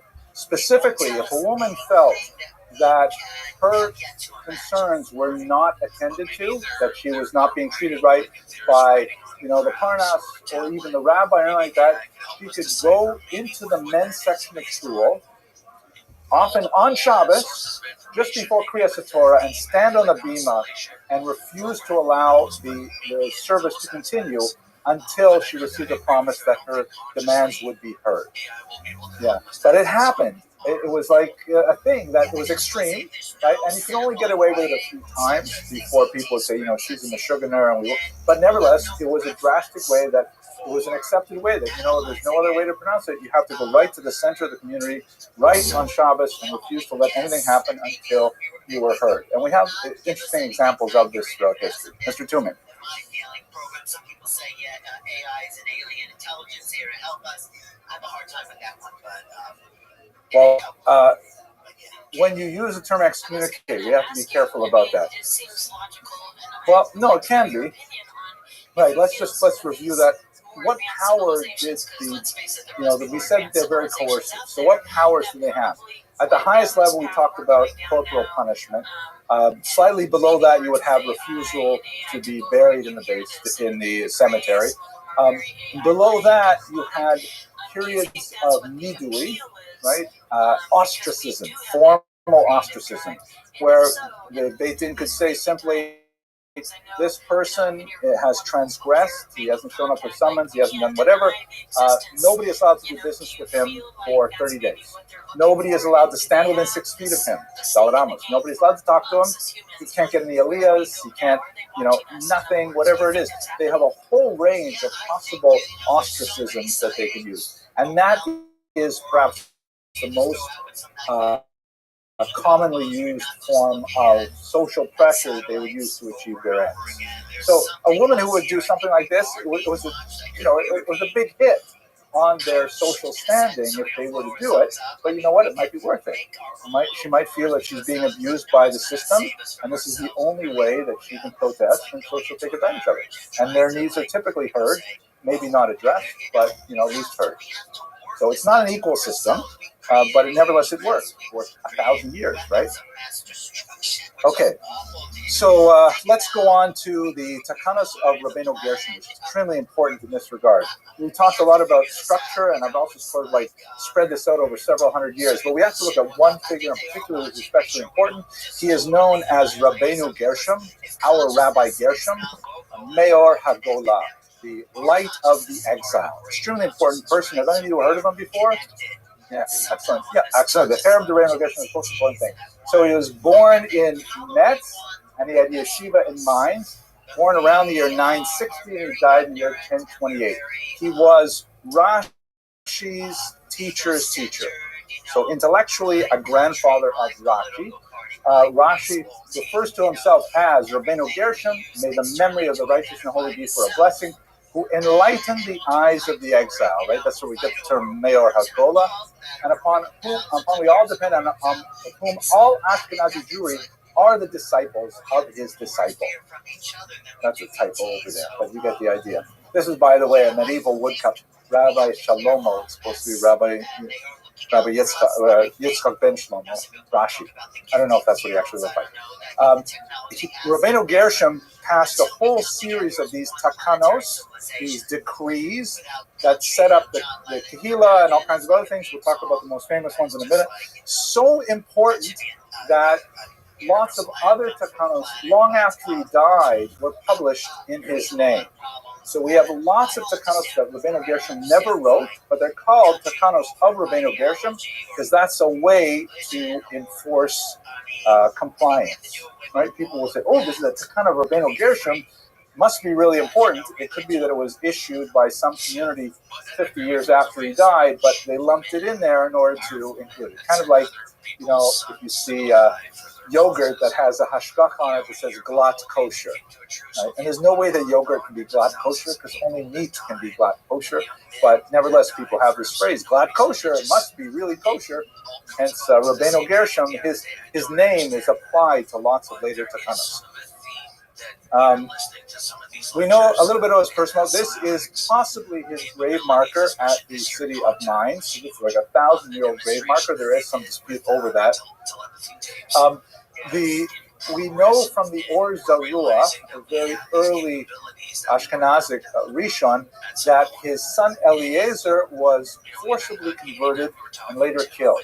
There were pogroms in 1012, and he was somehow wrapped up in this. There is some question about the nature of that conversion and how Rabbeinu Gershom dealt with it. That is the subject of machlokas among historians. He was married twice, and we do have the ketubah for his second wife, whose name was Bona, dated 1213, which suggests that it could be his first wife was killed in those same persecutions. The most important, I think, I'm sure you associate with Rabbeinu Gershom, is his takanos. Where was it? Oh, put it here. The consent. Well, actually, it's the very bottom one. Here, it's Banner Polygamy, right? That's the one that I'm sure you're familiar with. I know you guys are aware of this, but I'm going to put this on the web later, so just for everybody in the web audience to know, historically, Jews practiced polygamy, right? Abraham had Sarah and Hagar as a kind of a half-wife, as a concubine. Yaakov, of course, Jacob had 4 wives, or 2 wives and 2 concubines, so it's like certainly within the realm of possibility for Jewish men to have more than one wife historically. But around the year 1000, in the era of early Ashkenaz, Rabbeinu Gershom comes up with a ban, a cherem, right, which is one of these terms used kind of like excommunication, that you are not allowed to marry more than one wife. That's it. We're just going to have one wife for now. Now, why did he make this ban? Which is like a good, 3,000 odd years after we know that our patriarchs practiced polygamy. What were the reasons for the ban? Any ideas? Any guesses? Yes, please. Evening out the ratio of men to women. No, the ratio of men to women is basically stable, except in times of war, when men tend to die at a higher rate.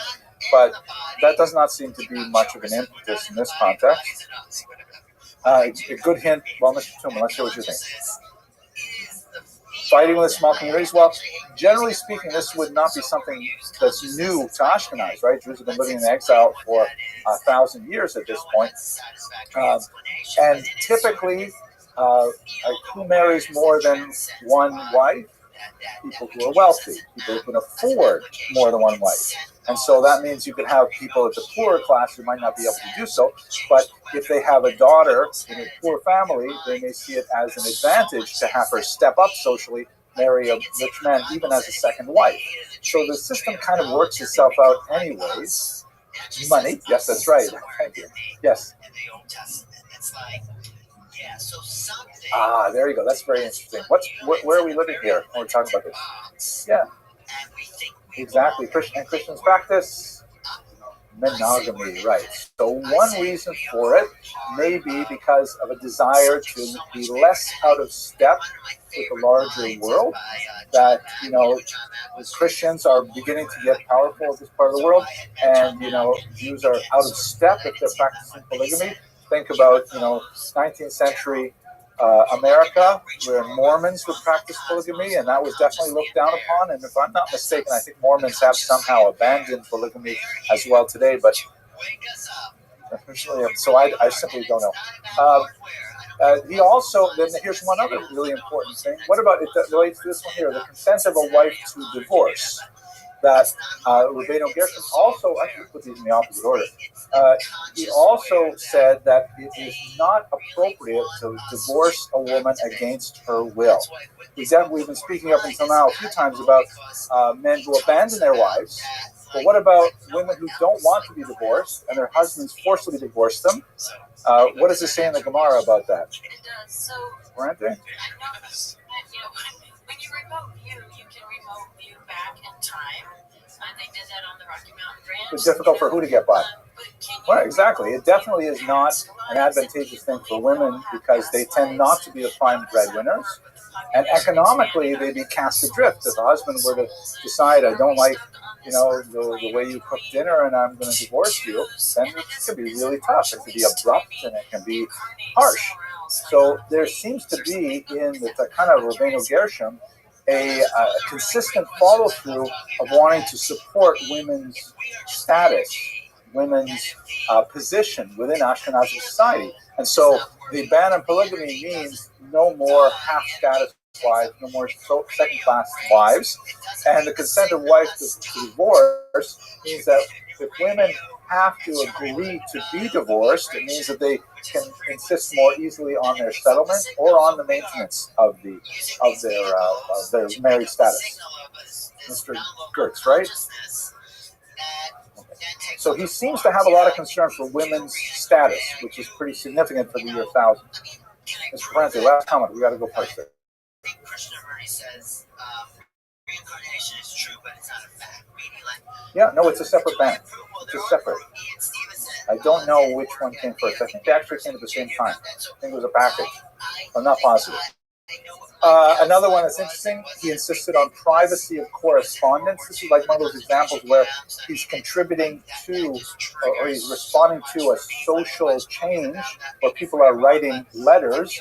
And, there's no halacha before Rabbeinu Gershom that says you can't read other people's mail. Mail was not common in the times of, we do have a mail system in Persia at the time of the Gemara, but I guess nobody felt at that time it was necessary to make a halacha you can't read anyone else's mail. How do we know, by the way, obviously, that we have lots of mail in the Persian era, besides the fact that we know about it from other records? Right, the Megillah is all full of letters, right? It's like sending letters back and forth, So he insisted at this point, for the sake of efficacy of business communications, that you're not allowed to read anyone else's mail.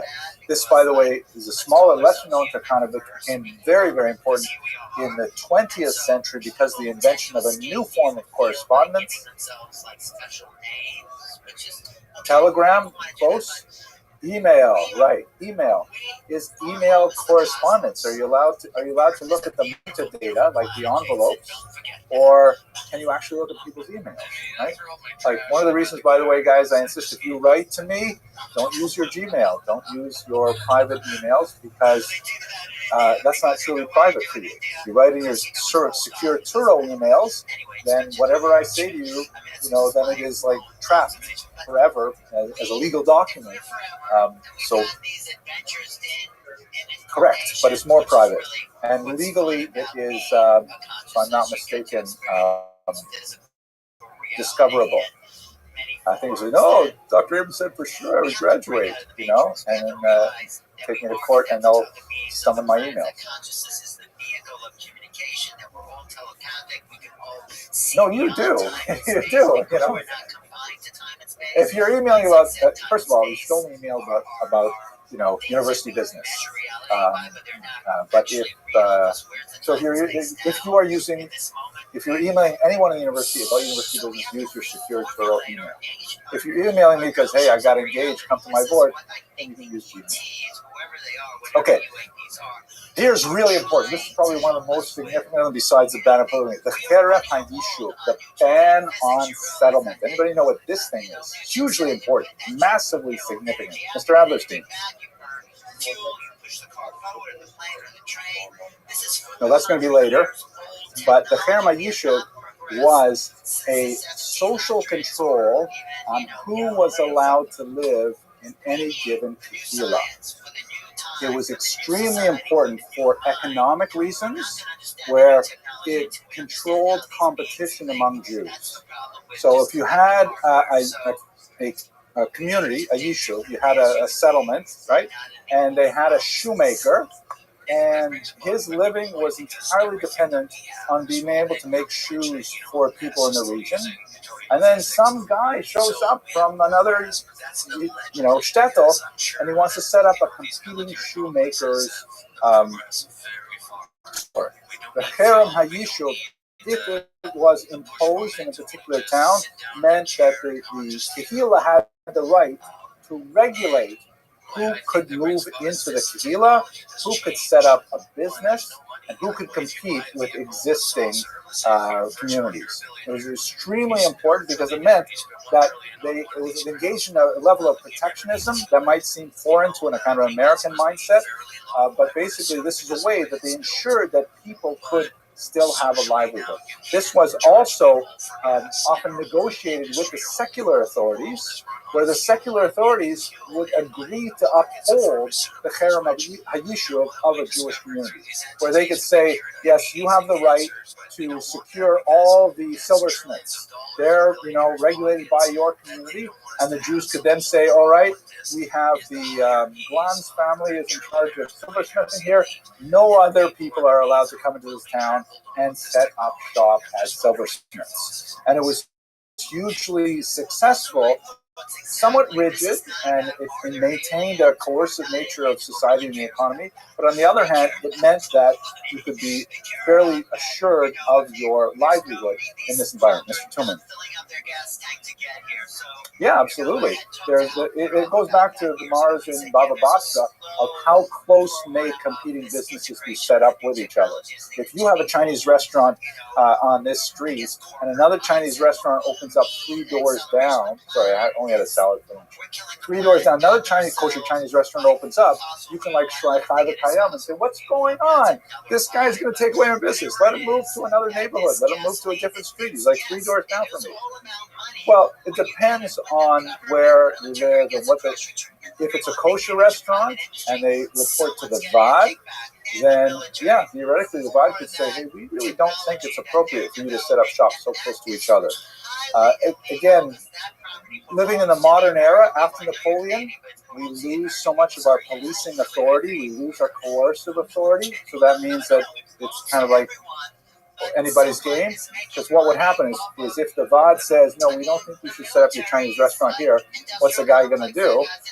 He might go to another say, what do I need this VAD for? I'm going to go to a different VAD. And that's how we have, our community kind of loses its integrity because it triggers out different multiple authorities. There's a downside to it. On the upside, you have coercion. On the upside, you have consistency and community holds together, but on the downside, typically means higher prices because you only have one shoemaker, one kosher Chinese restaurant to shop at. And this is basically the compromise they made that was extremely effective and kept the Kehillah going for 1,000 years. Only exception to that rule, also Gemara, when is there no Cherem HaYishuv, no competition right here, you can set up another day school, another yeshiva right next to it. Because with Torah, it's open game, anybody can teach Torah. Okay, let's see now. So we talked about why, right? So let's do the last part here on the impact. This is Chagall's painting of a wedding. That's not Chagall. Yeah, this is Chagall, right. So the ban is especially interesting, you'll see over the next many years, because the way he formulated the ban on polygamy was it was only to be for 500 years, and then it was supposed to theoretically expire.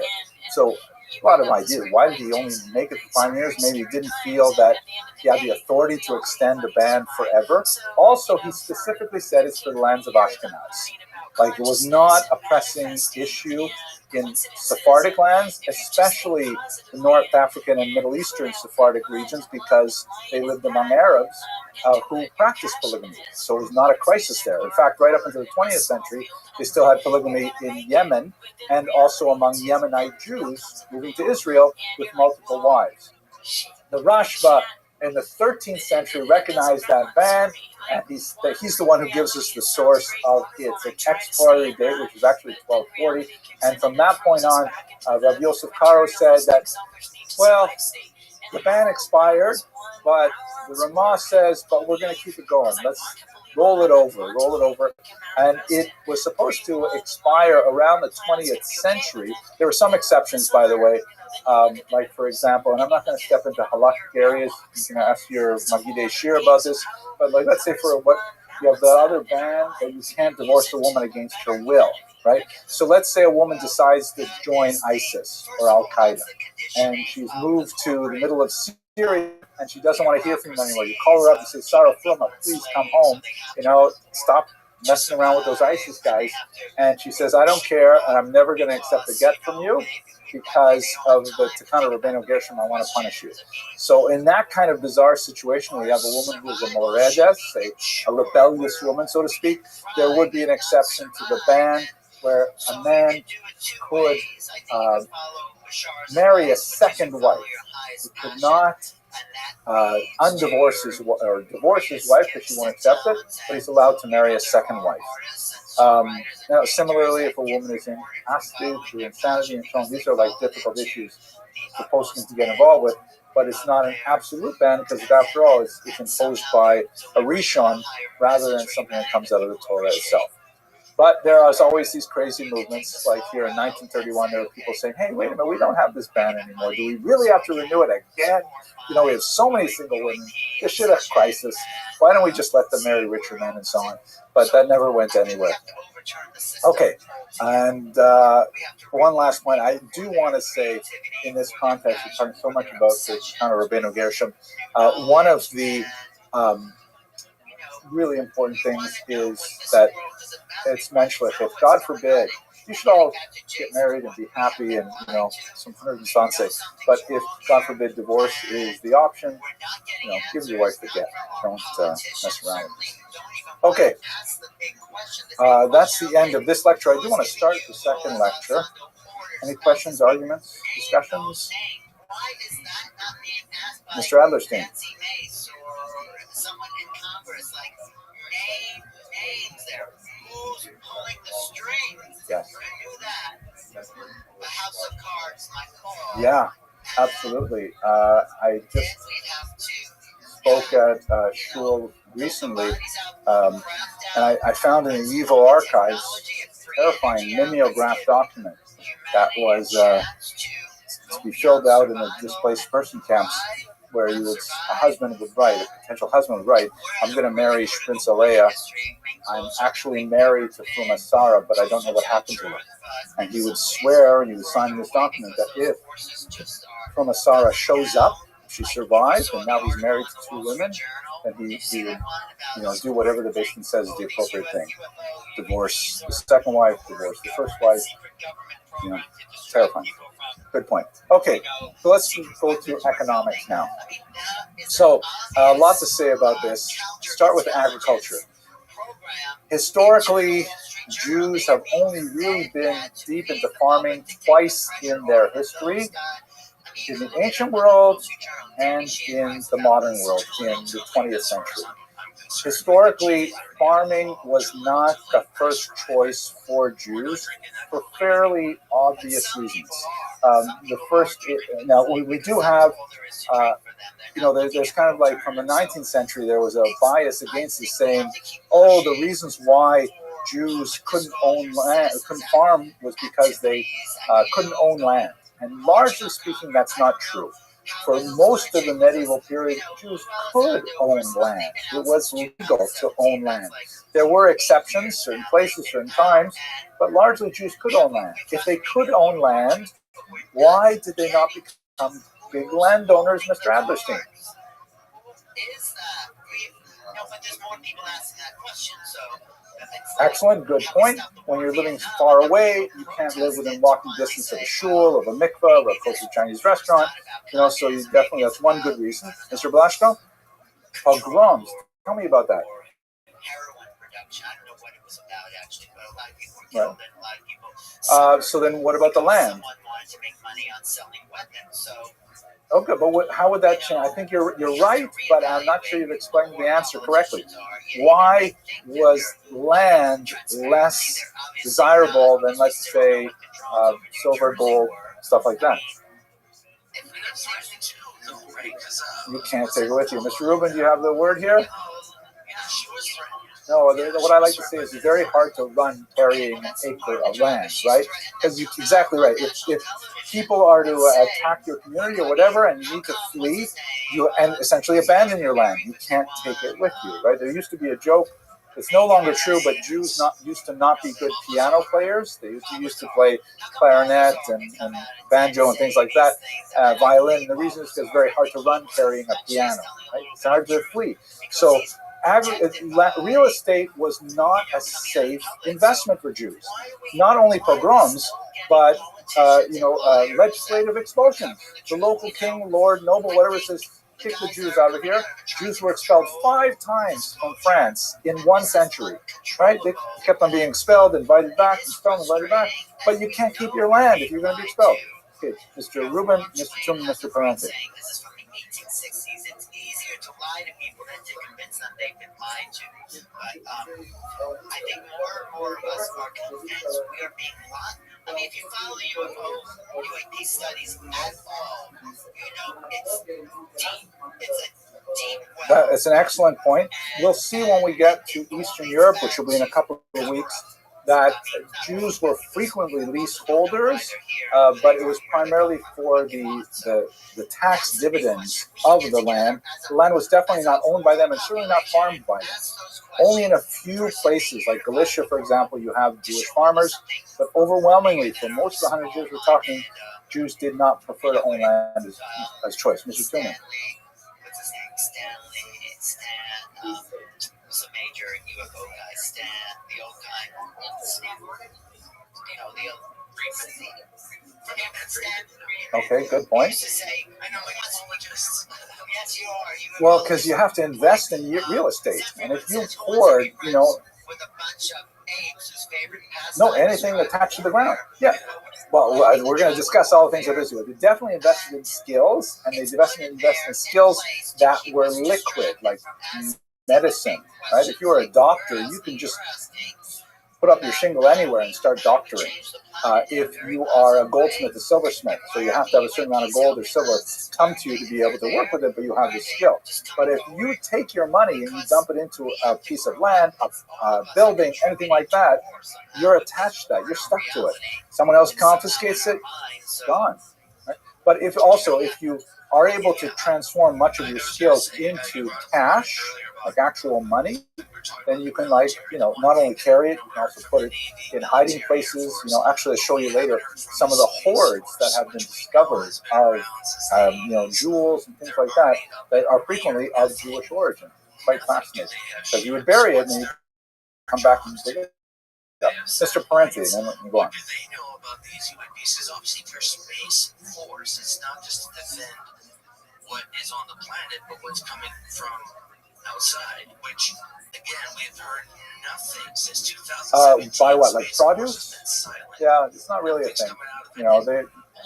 Jews generally, when they were farmers, or more likely they were like dairymen and things like that, their goods were sold just as well. It's really about price then.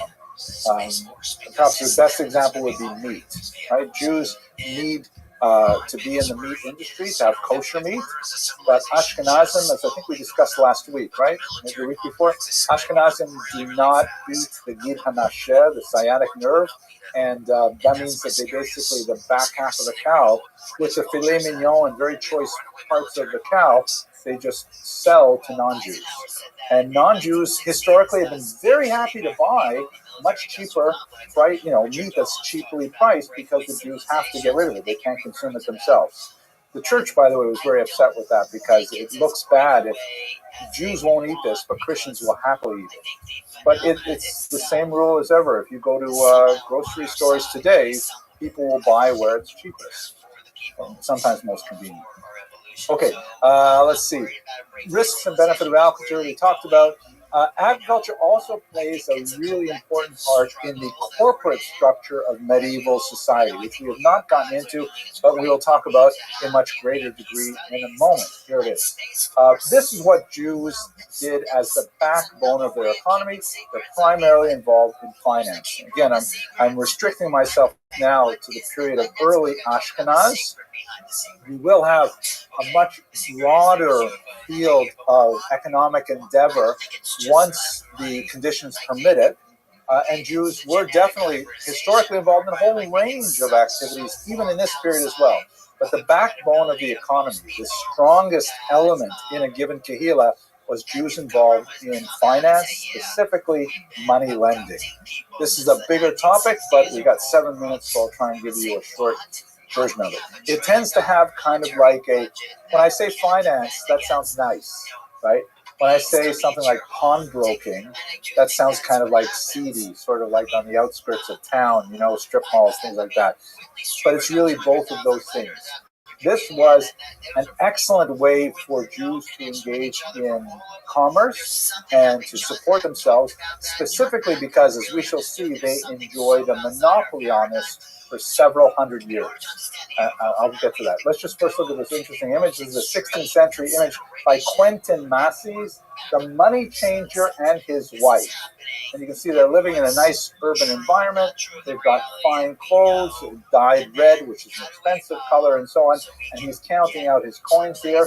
The only problem is, for our purposes, it's not actually a Jewish book, a Jewish couple, because here she's reading like clearly a Christian illuminated manuscript, very expensive, but it has like a Christ figure and Mary there, so definitely not a Jewish figure. By the way, you can also see the artist here portrayed a small conceit. He's put himself in the mirror at the bottom here, so you can see his actual face in it. It's not very good resolution, but nevertheless. So it worked basically like this. When the king wanted to collect taxes, which is things that kings want to do, there's a few different ways that he can do so. He can either collect taxes in kind, which means farmers who are growing wheat can give a portion of their wheat to the king, which is great, right? Wheat is really useful. You can make it into bread and things like that. But it's difficult to transport. It has to be stored. It requires a tremendous amount of energy to transform that into other things the king might want, like, for example, fur coats or, Apple watches or whatever it is. So, taxes in kind are not the best thing for the king. Also, remember that this is a very, very primitive economy. There's actually very little cash money in circulation. In Europe, they're way behind. They're just emerging from the Dark Ages. They don't even have advanced minting available where people are making coins. Very common in the Roman era, but this is at the end of the Dark Ages. People are just beginning to come out of this. Most business is conducted in barter. I will give you one dead rabbit for those 15 tomatoes in your basket. Right? The basket is extra, things like that. The other way is corvée, which is forced labor, where the king can say, look, I don't want your wheat. I have so many acres of farmland. I would rather you just come and work my fields, let's say 1 day a week. And he can force the peasants to take whatever, have it rotating. Mondays, all the people from this village have to come and work the Lord or the king's land and grow the wheat. And then the rest of the week they can work on their own stuff. So it's taxes called corvée. And the third kind of taxes, the best kind of taxes, is cashola, gold and silver money. But the thing is, that's in short supply. People don't have precious metals to use for money. Most people are still dealing at a very, very primitive level in their economy. So along comes the Jews. Jews are really good at this because they are literate, right? They can read, they can make records of who borrowed money, how much did they pay back, what rate of interest are they paying. They're also, relating to that, they're numerate. They know how to do math. They can say, yes, I will gladly lend you money to, buy a new plow. It'll cost this much money.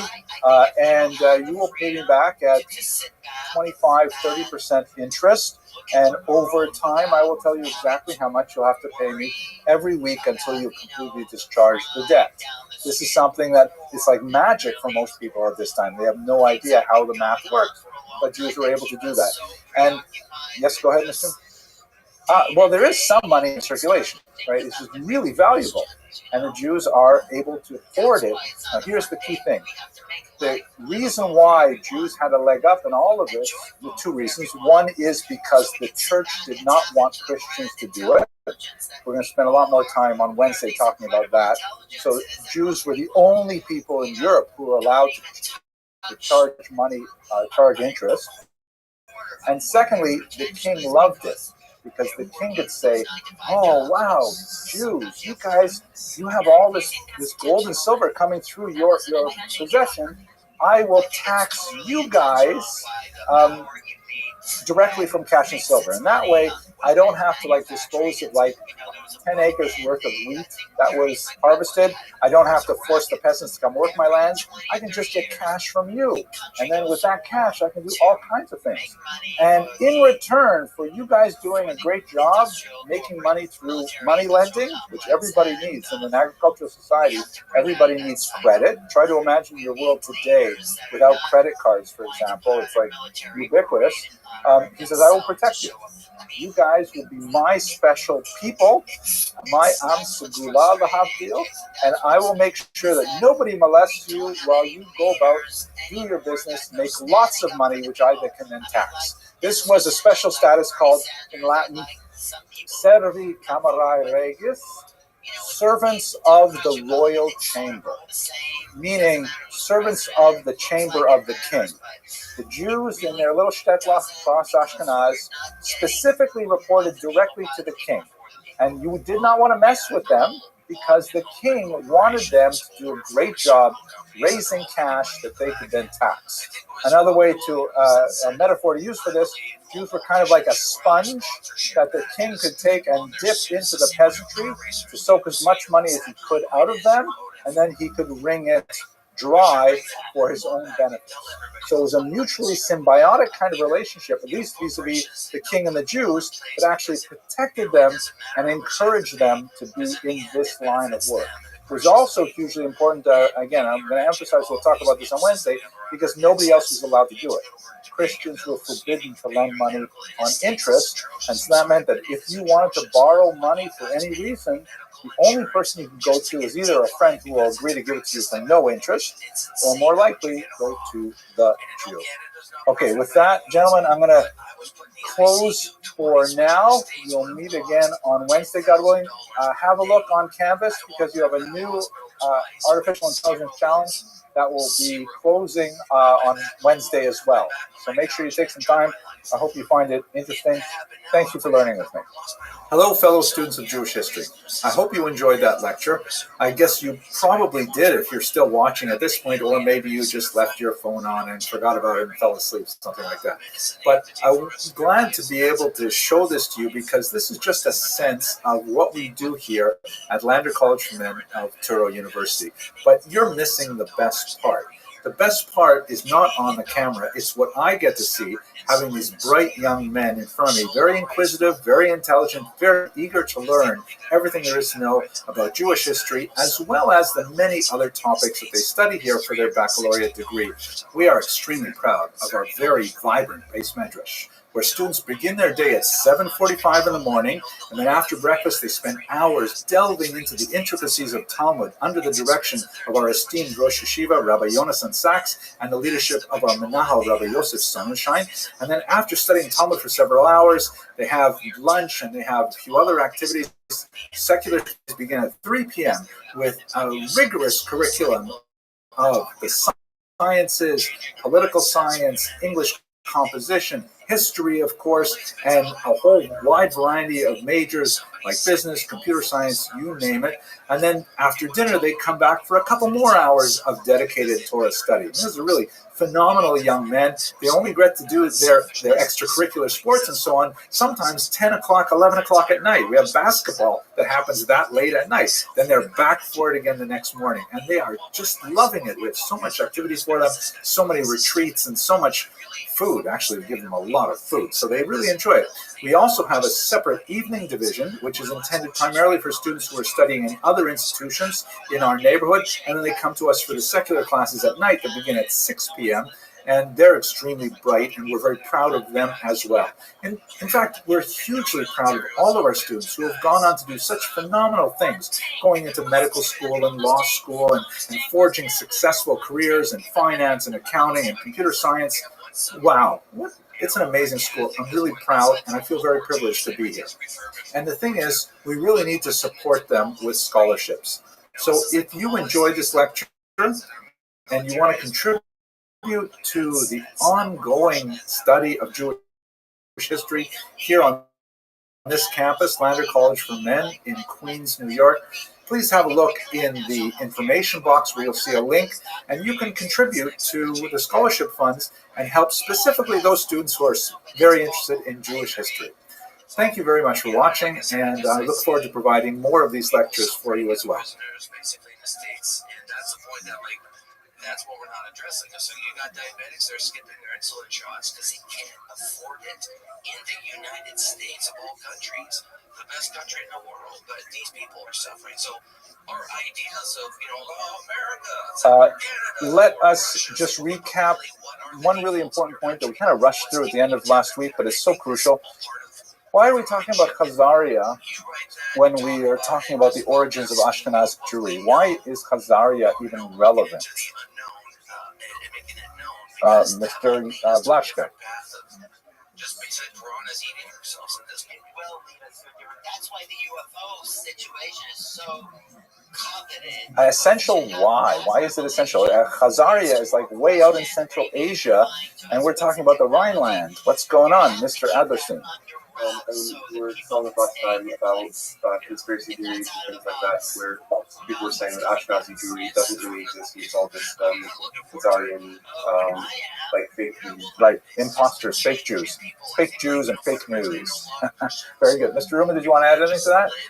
Yeah, that's the big deal. Because if you want to say that Ashkenazi Jews in particular are not ethnically related to the Jews of the Bible, then you automatically sever the historical connection between the Old Testament Jews that evangelical Christians love so much and contemporary real-life Jews. And on the one hand, and that way you can say that, oh, we can treat Ashkenazi Jews at least badly today because they're not really the children of Abraham, Yaakov, and Yitzchak, right? And on the other hand, much more relevant politically is since Ashkenazi Jews played such a major role in the initial years of the modern Zionist movement, late 19th, early 20th centuries, it is true there is going to be a massive influx of Sephardi and Middle Eastern Jews afterwards. But in those years, it was a huge project of Ashkenazi Jews. You can say, if they're actually Khazarians and not descendants of the biblical inheritors of the land, you can say they have no right to make any kind of a claim on the land of Israel. That is the logic behind pushing the Khazarian hypothesis as the origins of Ashkenazi Jewry. Now, once again, Mr. Kranz, a way of lying to... Allowing some, yeah, it's an excuse for anti-Semitism. It has actual, political implications for modern-day Israel. It's huge because, Elise Stefanik, the representative to the UN, just recently said that Israel has a biblical right to Judea and Samaria. That should be a non-controversial statement because if the Jews of Israel are descended from the Jews who lived in Judea and Samaria based on the Bible, then whether or not you think that right is sufficient to lay claim to it doesn't really matter. They definitely have a biblical claim. If, on the other hand, you say that all Ashkenazi Jews are descended from Polynesians, then maybe you would say, well, what are you talking about? They don't have a biblical right to the land of Israel, right? So that's the reason why we had to spend some time on it. Now, one thing we did not spend a lot of time on is, I just told you that there is no basis to the Khazarian hypothesis, but I didn't tell you, why, right? So let's just explore that briefly. How do we know that we're not descended from Khazarians? Asked the Ashkenazi Jew. Mr. Rubin. Other Jews aren't descended from, we're not even functionally descended from. Correct. And in other words, Ashkenazi DNA has broad similarities with Sephardic DNA, Middle Eastern Jewish DNA, like the genetic basis is really clear that we're mishpacha, that we are family. We are not family in any significant way with Central Asians.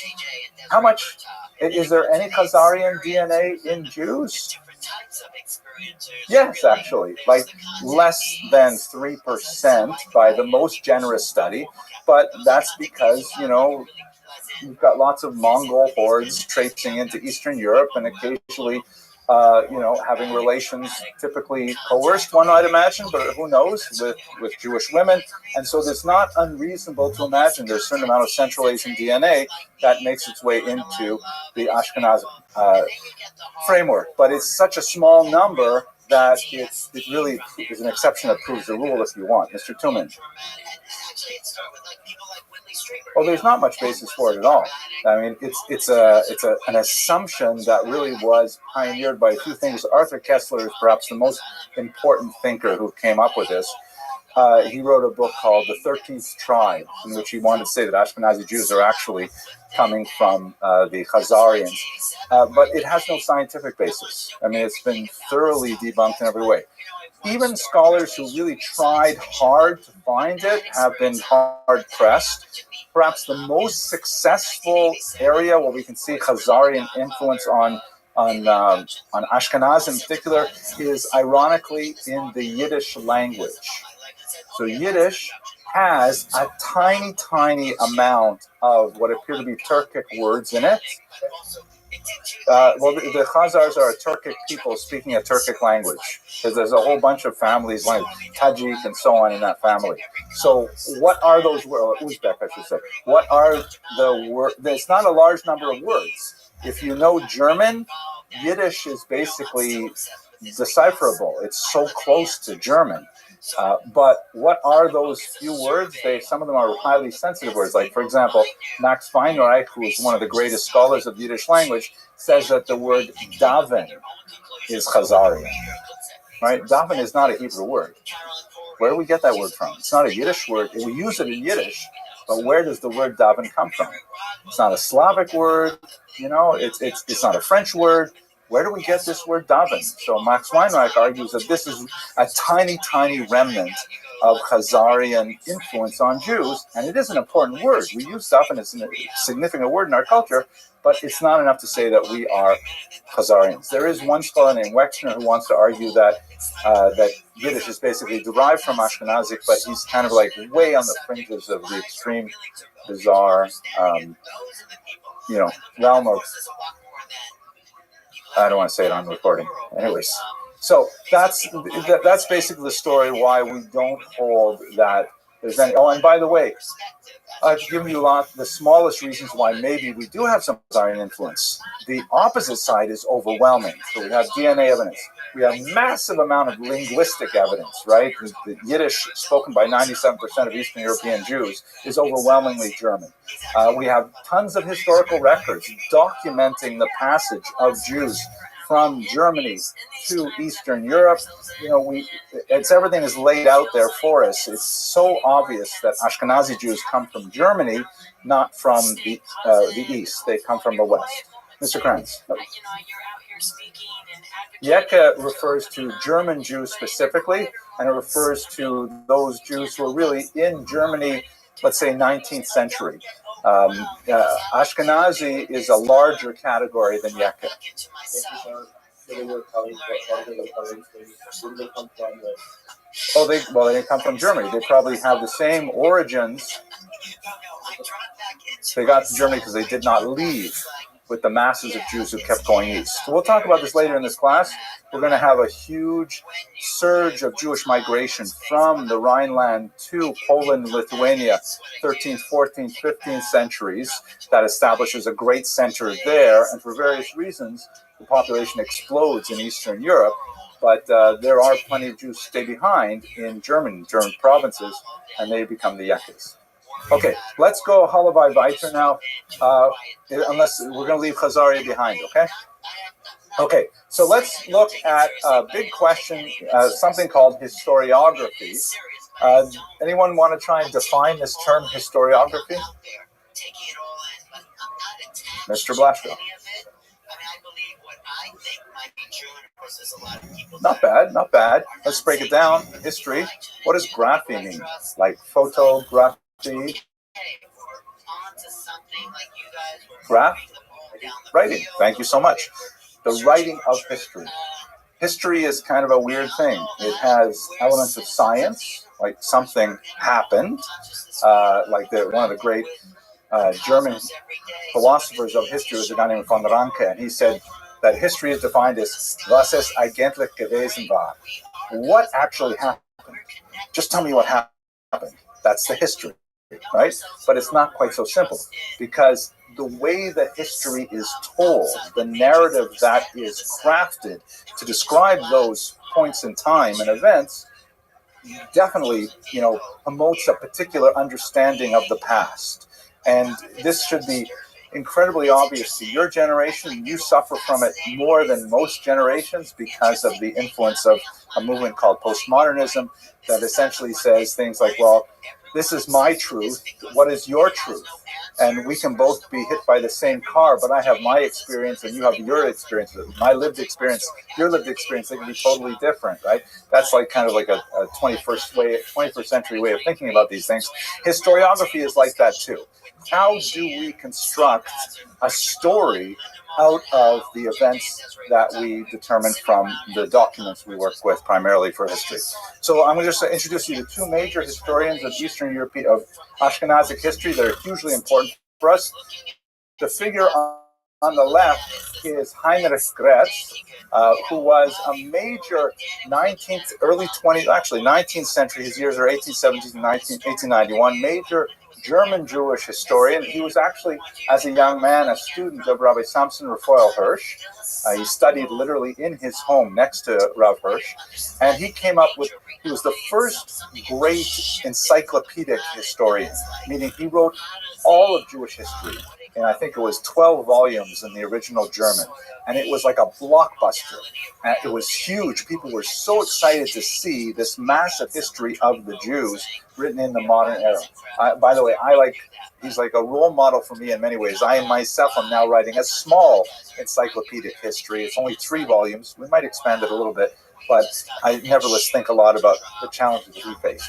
And one of the arguments about Gretz's approach to Judaism, which you may find very appealing, it's kind of like the same approach taken by, for example, Rabbi Beryl Wein, who was written in the modern era, also an encyclopedic, multiple volume history. It's a heroic, muscular history of the Jews that emphasizes what has been criticized as being Leidensgeschichte, meaning sad stories. It's how the Jews were always persecuted, but we're so good and we're never to blame for any bad things, and we make all these beautiful contributions to society, and people don't understand us, they persecute us, and so on. And it has kind of like a feel to it that you just read it and you walk away saying, what do they say? Очень счастливый я, потому что я еврей. You know that song, Mr. Vasilevsky? No? I am so delighted that I am a Jew. It's a Breslov song in Russian. Очень счастливый я, потому что я еврей. I am so happy to be a Jew. Right? You read these books and say, my gosh, everybody should be Jewish. Look at these people. They're amazing. They're so good. They're so blameless. They do amazing things, and yet the world hates them and despises them and stuff like that. And that's kind of like the tone that he created in his books. It's a little bit of an exaggeration, but that's nevertheless why he was so popular with Jews and so hated by Germans. Because the Germans, especially the great historian Heinrich von Feitschke, put his name down here, great senior historian of the era, he said, what is this Dreck? I can't believe you're actually telling me this. Didn't you study the history documents? I did too. And I'm saying that, Gesundheit, we have Jews who are involved in speculation. We have Jews who are involved in crime. And not every time the Jews moved into a country where they treated badly and so on. And he points out lots of historical flaws in Gretz's very heroic work. And he says that you're not being fair to the German people. And you're like pumping up your own story, and it's not accurate. And not even not accurate, it is misleading. And so he came up with really the father of anti-Semitic slogans of the time. if you've ever seen like the big Nuremberg rallies that Hitler used to run, they would have the slogan like pasted in like 3-foot high letters, Die Juden sind unser Unglück. The Jews are our misfortune. Meaning these Jews, they don't take any self-criticism. They are hopelessly self-absorbed, narcissistic, and they present their history as if there are no dark spots in it whatsoever. You follow the debate between these two historians? Well, he was a raging anti-Semite, but he was also a brilliant historian. You know, it's not like he was faking it.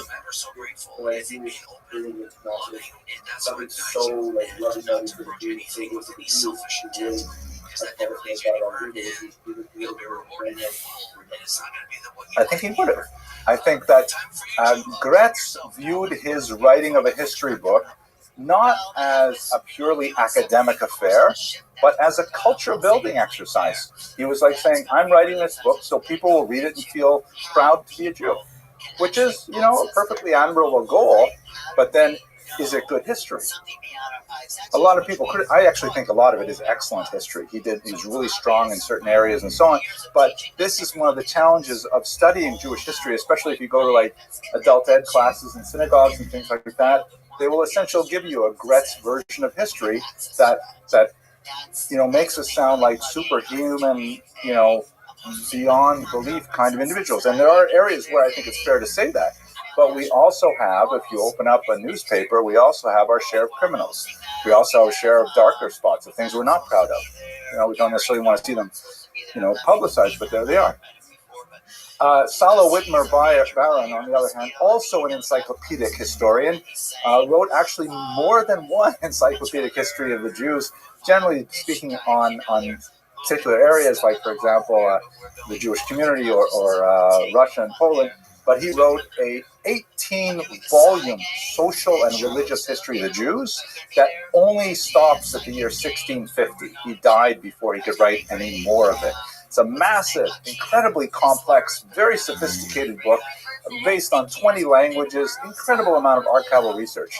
And he said that essentially, when you look at Gretz's model of the history, it is, and he also used a German term, Leidens- und Gelehrtengeschichte, which means sadness and learning history.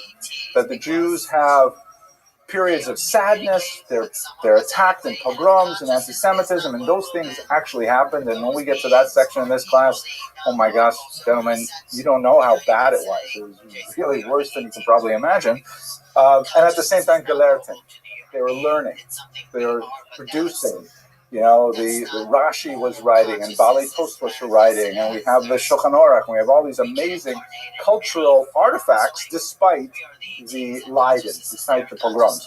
But he said that all of that stuff, it may be true, but it is what he called lachrymose, meaning full of tears. That's how he categorized Gretz's research, saying that, you know, it's more of a cultural activity than an academic one. And so his book is 18 volumes, which is in my office. If you want to see it, it's massive, almost unreadable. I don't actually know anyone in my 30 years of teaching history at the college level. I have never met anyone who has actually read all of Barron's 18 volumes, because they're really thick and dense and difficult. But nevertheless, he provides a totally different version of history, which is more academically correct, but it doesn't have the same feel to it. But we're going to try and chart a course in this class that I hope to have you walk away with a kind of Gretzian feel, because I do believe that we are an amazing people. I'm putting it in the first person plural. We are an amazing people, phenomenal people. But on the other hand, I'm trying to give you a little bit more of the academic spin to it, so you'll see that there are some dark moments, and there's some areas where we can engage in reasonable self-criticism too. Arguments, discussion, debates, objection. No? What's the translation of Leiden? Leiden und Gelehrten Geschichte. The word Geschichte is history. Leiden is sadness. And Gelehrten is like we are learning history. Sadness and learning. Or as one historian put it, Jewish history is basically books and pogroms, pogroms and books. And there too, but there are unfortunately lots of pogroms and lots of books. Okay, so let's go to Ashkenaz to begin with. We talked last of the Jews in Ashkenaz. Let's look at the literary record at this point. You've already had a chance to look at Bishop Rudiger's charter. This Europe, beginning in Ashkenaz, later we'll see them appearing in Sepharad as well. Not so much in the Middle East, but very, very important in Ashkenaz. This is really when we begin to see it for the first time. Yeah, we also see it in, what do we mean by a charter, Mr.? It's more of a general term for a legally binding document. A legally binding document. Excellent. Between whom? Who are the parties? In our context? Excellent. Exactly, that's right. Government at this point is a fairly mushy term. We're talking about, again, major cities in the year 900 might have 10,000 people in them. Right? These are not really complex organizations, but the local lord, the potentate, the prince, maybe the king would be involved in creating an agreement with this significant Jewish minority. And this agreement was typically put down in words, which you should recall had this kind of magical calming effect on anybody who saw them. Because very, very few people were literate. The Jews are highly unusual in that throughout our history, we have been incredibly more literate than our surrounding societies, with some exceptions. It's definitely true in Ashkenaz. Remember, Ashkenaz, they're barely even out of the pagan period. They're barely even at that area by the time you get to the year 900, where they have a literate class, a small class of people in the church, many of whom themselves are illiterate. The nobility is almost always illiterate. Charlemagne himself very likely could not read, although his son and grandson might have had some ability there. I'll show you some examples of something in that right in a moment. But if you could produce a charter in writing, even if people couldn't read it for themselves, it was kind of like a magical talisman, an amulet that you could say, hey, we're allowed to be here, we're allowed to do these things, we're allowed to have monopoly because this is a charter that was written a long time ago that promised us these things. It had, it was law, but law was something like overwhelming to peasants and even petty nobility at the time. People didn't, discard these documents. They considered them very hard. There's also a significant number of forged charters that were probably concocted by Jewish communities in order to retroactively defend their positions or their rights and privileges in particular places. So they don't necessarily have to be 100% historically accurate to work. It's not like we have ways of verifying these documents, but just pulling these documents up simply make a difference. This, by the way, is an interesting English charter. You can see it's written here in Latin, and it has a little Hebrew codicil at the bottom in the seal that has some notes for Hebrew readers as to what the content is. Yes, Mr. Tuman.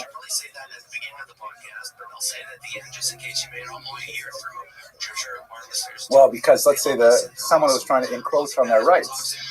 Let's say, for example, the Jews had a right to be the sole providers of alcohol, which is something that we will see very much the case in Eastern Europe. You've heard maybe the term krechma, like a little inn. Jews frequently had a monopoly on distillation and distribution of alcohol. It goes all the way up to the 20th century as well. Let's say some other peasant said, how come, the Jew is the only guy who can make vodka? I'm going to make some samahon here in my own bathtub, and I'm going to sell it myself. And Jews find out that he's undercutting their business, and they go to the local porets, and they say, hey, we have the right to be the only producers of alcohol in the neighborhood. And the poret says, I don't even remember saying that. And he said, oh, it wasn't you. It was your Zaidi who said it to us. And they pull out the charter. And even if the porters can't read it, it's like they've got the document. It's like magic. And that can be a temptation for forging these documents too. Yes, Mr. Anderson. Right of property ownership. This was a huge thing. So we didn't actually look at this charter, but it's one of the earliest. Louis the Pious is the grandson of Charlemagne. Remember, the son. Charlemagne was a hugely important European king. Louis the Pious is his son. He, in 1839, explicitly writes a charter saying that Jews are allowed to own property. What kind of property? Land, exactly. Have you ever heard this idea that Jews are not allowed to own land, and that's why they went into finance? Yeah, maybe. It's a widespread myth. Jews were allowed to own land for most of our history in Europe. It was just not necessarily such a good investment for Jews to be in real estate. Why might real estate not be a good investment for Jews in the middle period? Mr. Kranz? No, people always like land. Mr. Remind me your name? Mr. Schwartzman. You might get kicked off your land, right? One of the most important rights that Jews sought was the right of residency. Can I live here? It is exactly that reason that I'm going for my immigration interview on Wednesday, because I don't want ever for the government to say, I'm sorry, you can't live in this country. And that's why I don't go to, pro-Hamas protests or anything like that either. No, there are other reasons for that. But the right of residency is something that the Jews desperately needed, and the fact that it was denied to them for much of medieval history is a large part of the story we're going to tell. Very good. Mr. Loiky. Literature, well, it depends on when and where. We often don't have a good way of actually measuring it, but if, for example, you look at 1897, the Russian Empire did a major census, and that's quite late. That's already the modern era. Jews had roughly 60% literacy. That was reported. Is probably an undercount, because they probably didn't consider, of course I can write in Yiddish. I thought you only meant Russ had more like 15%. So the big gap. Mr. Kranz, I like your opinions, but you got to raise your hand so we maintain order. Go ahead. Yes, precisely. That it's built into our culture in a very much. If you go back to there's even, I don't want to go to the ancient period, but chances are those numbers are really much, much larger for the medieval period, where, I'll show you some examples in a screen in just a minute, and you'll tell me what you think. Okay, Louis the Pious, right of ownership. That's a charter that was issued and preserved, and because he was actually the king, especially important. Rudiger, who you looked at in the assignment, notice how he started out. He says that I want to attract Jews to Speyer. I want actually Jews to come here, and so therefore I'm going to lay out all these privileges that they get. They're allowed to have the right to, sell meat to non-Jews. That was a bit of a controversy with the church, because the church didn't like the idea that Jews would shecht an animal, and as I'm sure you're aware, the gid hanasheh is difficult to remove. Ashkenazim typically don't even bother trying. They just sell the back half of the cow to non-Jews because it's not treif for them, and it's cheaper to simply sell it at a good rate than to try and do nikur and remove the gid hanasheh. Sfardim, on the other hand, with their taste for filet mignon, they say we have to actually do the removal of the gid hanasheh, and they don't necessarily sell the back half. But the church didn't like it, because how does it look if the Jews are saying, we're not going to eat this meat, but we'll sell it to you non-Jews, right? So that was something that sometimes Jews were criticized for, and they were not allowed to sell. We still have these problems today, by the way. There are countries in Europe that have banned shechita. Like, you can't buy kosher meat in a lot of the countries of Europe unless it's imported from a country where shechita is permitted. Lots of other things that you read about in that charter that are really important, but I want to highlight one of them, or just a few of them. Privilege of having a wall around their ghetto. Maybe I shouldn't use that word ghetto. Why would the Jews ask the bishop for the right to build a wall around their community? To keep them separate? And like, what kind of separate? What are we worried about, Mr. Blanchko? Pogroms, that's right. It's defensive, purely defensive, right? And if you have a hard time in imagining that, I would direct you to Boca Raton, where you see all these gated communities that are, heavily populated by Jews, and the same idea. The wall later became confining, especially in places like Venice and Frankfurt am Main, where it became a ghetto, became like a prison. But certainly in the medieval period, in the early Ashkenaz, they wanted the wall because it was a way of making sure that they could be safe. Don't forget, they're a highly distinct minority. They're the only non-Christians living in the region. They tend to be much wealthier for reasons that we'll explore when we talk about the economics of it. And so they're a target for predation. It's so much better if they can have a wall to protect themselves. They also ask for a graveyard for obvious reasons, but this often marks the presence of an early Jewish community if they can get a place to bury their dead separate from others. Their archisynagogas, which is, it's interesting to see it in this particular context. That's an ancient Greek term that we actually have on very, very old church documents and even Jewish documents that refers to the head of the synagogue, the president of the synagogue. Archos means leader, and that archisynagogus could serve as a judge. So in other words, Jews were given the right of self-government. I'll show you some examples of that in just a minute. Hiring Christian employees. Why would that be a problem, hiring Christian employees? Mr. Tuman. It's beneath the Christian employees, very good, especially owning slaves. You have the church very upset with the idea that Jews could own slaves, and especially if those slaves were Christian. That was like hugely insulting, got very upset about it. What else might happen if Jews have Christian or even pagan employees? They might even become Jewish. Judaism was a highly competitive ideology at the turn of the millennium, and Christians are frequently, especially churchmen, are frequently, unhappy with the contact that Jews had with uneducated peasants. Mr. Kranz.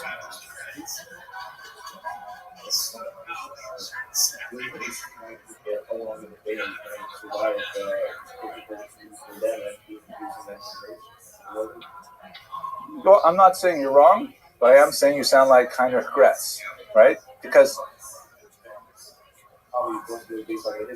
well, I think just imagine yourself in those days, right? Jews today, first of all, we want Maslow's hierarchy of needs, what are the things you want first? First, we want safety and security. Then we want community. Then we want, financial success. We want all these things. And so you will have a whole range of Jews who will be behaving at various points along Maslow's hierarchy. So there are definitely lots of Jews who want, first of all, we want not to be attacked. But there are lots of Jews who want to get rich too. And it's not bad. A lot of Christians want to get rich as well. And selling meat, we already mentioned. Okay, so these charters are hugely important. We have quite a few of them, large and small. Now let's go to Mr. Loiki's discussion of literacy, which is so fascinating. This is another great Jewish historian. His name is Guido Kish. I always thought it strange that a Jewish historian has the name Guido, but as I state, he was an incredible historian. He was a brilliant lawyer who spent a lot of his time studying law and the Jews. And although he made his fame originally as a historian of medieval German law, he also applied a lot of what he had studied and learned to understanding Jewish history. There's an interesting kind of larger personal story about him in that he compiled this massive, 4-volume, big, thick medieval volumes of German law, and the Nazis confiscated all of it. And he eventually survived. He moved to Chicago, where he was a professor. But the building that the Nazis took all of his records to was bombed by the Allies, and all the records were lost. And Kish actually reconstructed it basically from memory. He was able to, with tremendous, prodigious intellectual skill, to essentially go back and rewrite this huge 4-volume work on medieval German law. Now, in particular, and why this is relevant, is he studied a document called the Sachsenspiegel, which is really fun to pronounce. Sachsenspiegel. That makes me happy. Sachsenspiegel. Sachsen is a place in Germany. It's like a province. And Spiegel means mirror. And it is a 12th century book of law. It's as if you called it like the Queen's Mirror. Why would you call a book of law the Queen's Mirror?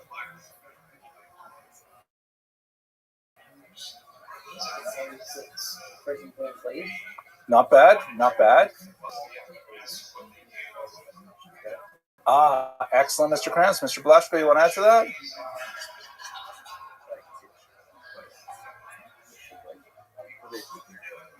Yeah, exactly. Reflecting more the reality than the ideal.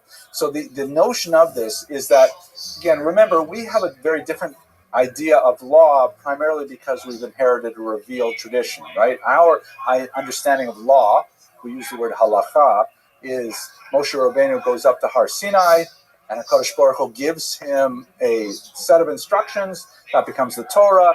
And of course, we have an interpretive tradition, the rabbis who make into it the Shulchan Aruch, Mishnah Berurah, and so on. But it's got a source with a capital S. But in medieval Ashkenaz, they're not working with a source.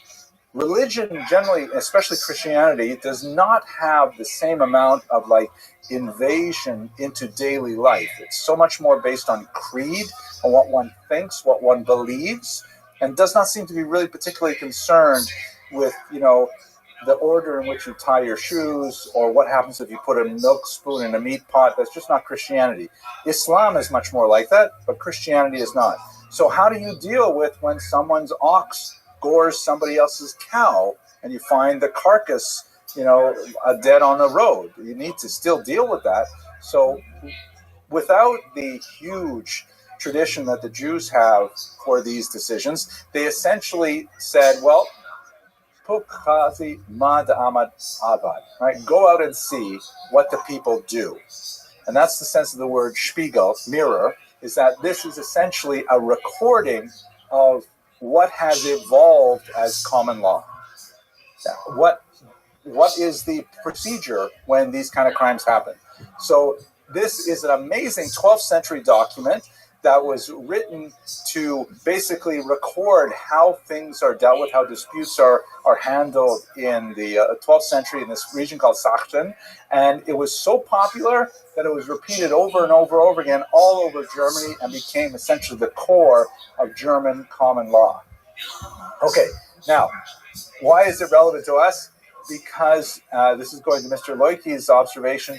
Most of the people who wanted to read German common law could not read the books, meaning the judges, certainly the government officials, the kings. Nobody could read the words. And so they had to provide a graphic novel version of a law code. Can you imagine that? Like those of you who are studying comic book version. If you're studying like pre-med, you say, well, this biology text, there's so many big words in it. Can you just give me like a picture version of it? And that would be your Sachsenspiegel. So he was great, Guido Kish, at pulling out the cartoons. And here's, for example, an illustration, 900 years old, from the Sachsenspiegel. And let us interpret it, okay? Who are these people?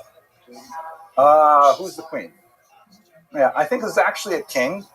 But you're right, royalty, right? Royalty, royal person, crown, right? Long hair, but yeah, could be. No, not bearded, right? But Christians are not bearded generally. These gestures are important. What does this gesture mean? That would be you. Yeah, I'm teaching you what you need to know. The first thing you got to do is this, right? Instruction. You often find in debates, you'll see they're depicted with their fingers like this. Who are these people here?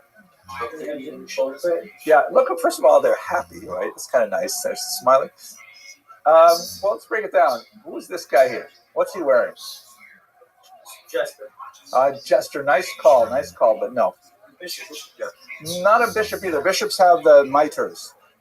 He's a member of the church. He's a member of one of the mendicant orders, like the Dominicans or the Franciscans or whatever. He's wearing like this monk's robe, right? So an official of the church. And who's this guy here? Exactly, another mendicant order, right? With the usher haircut kind of thing, right? Another friar, exactly, like Friar Tuck. Those guys, I don't know if you watch those things. They only have teacups. It's like the one with like only teacup. This one here. Yeah, that's what I'm This is, I think, is a long finger thing, like you're the guy, you know. I have. You guys ever hear of? You guys ever hear of a rapper named Nissim Black? Yeah. So I'm sort of like, you know, like social media friends with him, and we have done a couple of things together. Like we had a podcast type thing once. But I happened to see him at the OHEL once. I was there with him at the same time he was at the OHEL, and he stood beside me. You know, we said, hey, let's take a picture, right? So my son takes a picture of me and Nissim Black, and Nissim Black, he just puts his finger out like this, pointing at me. Felt so good, you know? I'm going to blow that up. Anyways, so here's two mendicant friars, good. Who are these people? Women, good. Why are there two women? I think they mean bichlal, women. Just women. Yeah, all women. You put two, a plural, to mean all women. Right, you have it. Well, wait, you've got three men. You got a king. You've got one type of mendicant friar. You've got another type of mendicant friar. You have two women, which represent kind of like a class, gender of women. And who's this guy? Jew. Right, okay, not Gandalf. Good guess. Right, so why? Yeah, so how do you know he's a Jew? Beard is a good guess, but you can have other people as beards too. The hat, right? This is a special hat called the Judenhut, or Jew hat, which was, according to the Fourth Lateran Council, a church council that convened in 1215, all Jews were required to wear a distinctive article of clothing. This document actually predates the Fourth Lateran Council, but it is from there that we get the institution of the Jewish badge, where sometimes it would be a round circle representing a coin, or it would be this kind of funny hat, but not a star. That comes later. But it's meant to label, for our purposes, this is a Jew. We'll see it over and over again in the images we're going to look at. There is some debate as to whether or not, I see your hands, I'll get to you in a sec. There is some debate as to whether or not Jews actually complied, or it may be a convention of the art world at the time, that when you wanted to depict a Jew, you always put something like that on him. But for our purposes, this is a law document, right? It's a legal document. It's trying to teach us something about society, and a Jew is clearly a character here. Okay, he's Mr. Gertz and Mr. Kranz. Mr. Gertz, Mr. Kranz, and Mr. Vasilevsky.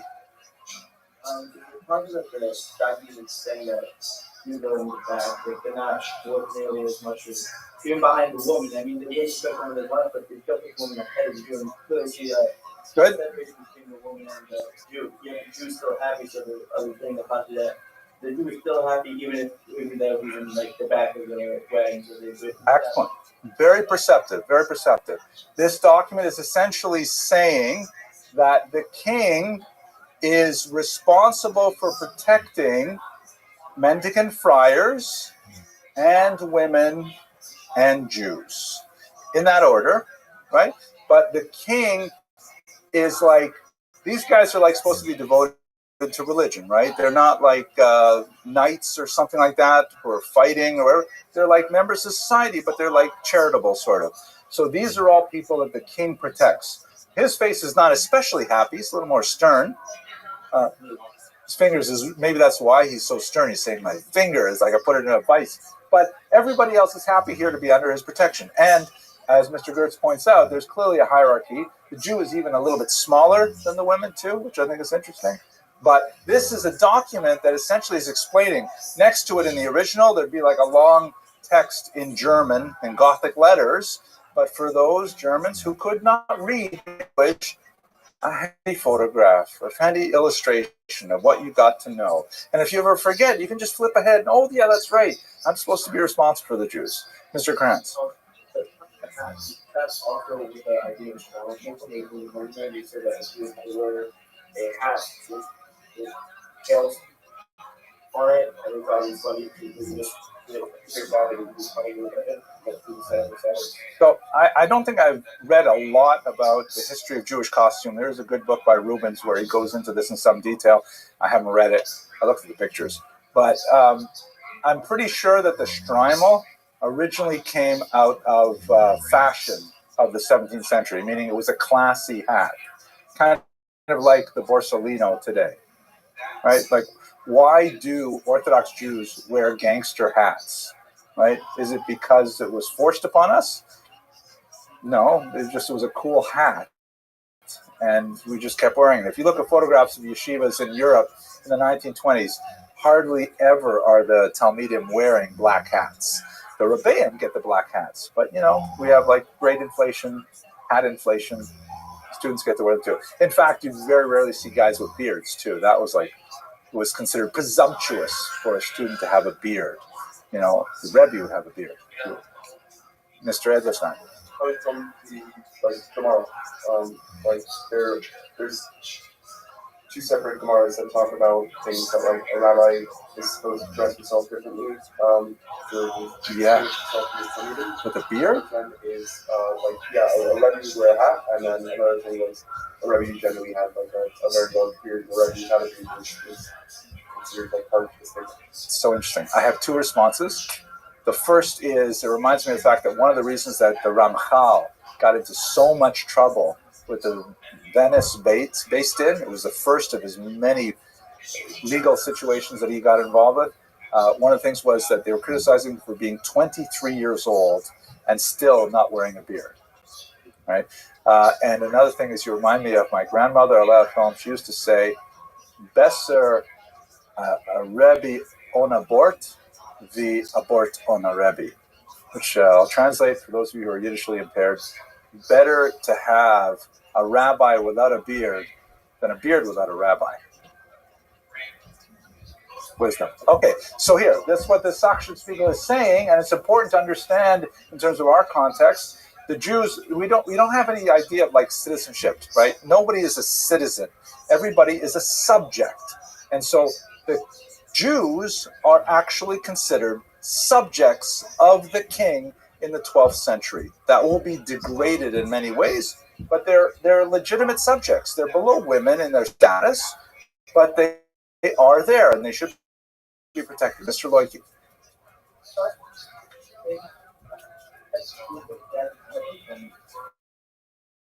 Well, in this particular picture, if a judge is saying, okay, the king in this case, the king says, okay, do I really have to help these Jews out? I mean, they're enemies of Christ and everything. Why do I have to for the mendicant friars, the women, and the Jews too? And you have to protect them. The Sachsen Spiegel is actually very pro-Jewish. This is a slice in time where you will see that Jews have a significant amount of rights and privileges, and that will erode over time significantly. Oh, I'm sorry, Mr. Vasilevsky, you had your hand up earlier. Did they try to be part of What do you think? Yeah, I think so. Derogatory. We'll see even worse things. Actually, you saw it in the beginning here. This is an English tax roll. This image here. So an English tax roll from about the same period. Okay? This guy you sort of recognize, right? This would be the devil, right?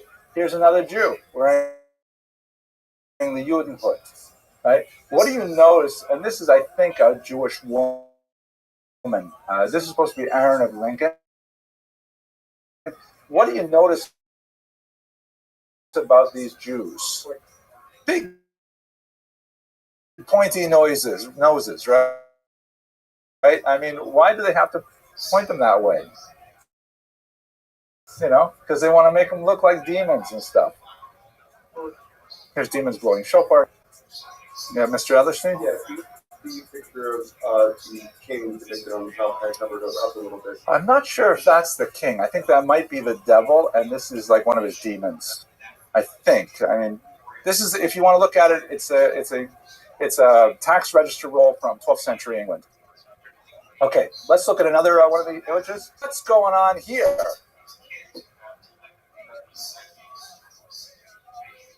Mr. Gertz. Well, he's no. Yeah, they're weapons, right? Okay, so what's going on here? You got these. Good army draft. And who's this guy? Yeah, probably. Doesn't look like a king because there's a crown, but probably like a general type guy. And he's standing there on the wall, which indicates how we're going to organize our defense against the Mongol hordes or whoever is coming into town. And who has to listen to him? So you got hoi polloi, right? The dark, unwashed masses. Everybody has to put down their plows, and they've got to come defend the city. We'll give you a pike. You're going to be able to poke some of our, those nomadic people who are coming to attack our town. But everybody's got to chip in, even the Jew. Any note on the Jews' participation? He doesn't have a pike, right? Jews, you got to help, or you don't get a pike. So this is essentially saying that Jews will be responsible for the defense of the city, but not necessarily armed. Go ahead, Mr. Everson. It's going to be any less armed than anyone else? Because these guys all have pikes coming out here, right? This guy, where's his pike? Oh, wait a minute, we should count it. Wait, maybe you're right. Maybe let's count. 1, 2, 3, 4, 5, 6, 7, 8, 9, 10. 1, 2, 3, 4, 5, 6, 7, 8, 9. I think it's a girl in the back, though. I don't think she's a girl. I think that's a peasant. But, so you want to say that the Jew has the pike, but this guy doesn't? What are you saying? His hands are... Everyone's hands are empty. It looks like the pikes go in the back or something. It's a good, it's a good question. We'll have to go back and look at Guido Kish's comments on this picture. Maybe I'm reading it wrong. What for sure is involved is that the Jew is included. I don't know. But the message we got to get is that Jews have some civic responsibility. Maybe it's not the same as the peasants, but they're required. We saw that also with Rudiger's one as well. And here's another one that also I find quite interesting. It just amazes me how maybe this P and that W might be some kind of like legend that goes with the text. I love how primitive this art is. Like this is like a book that the king would read. It's like amazing. It's so poor. What's going on here?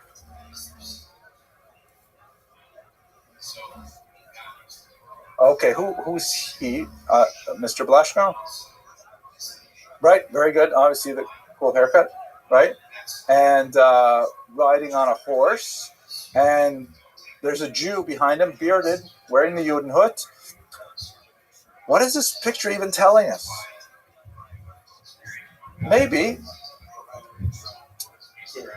Yeah, it could be. We have to see what the context is in the other picture. It's been a while since I looked at this.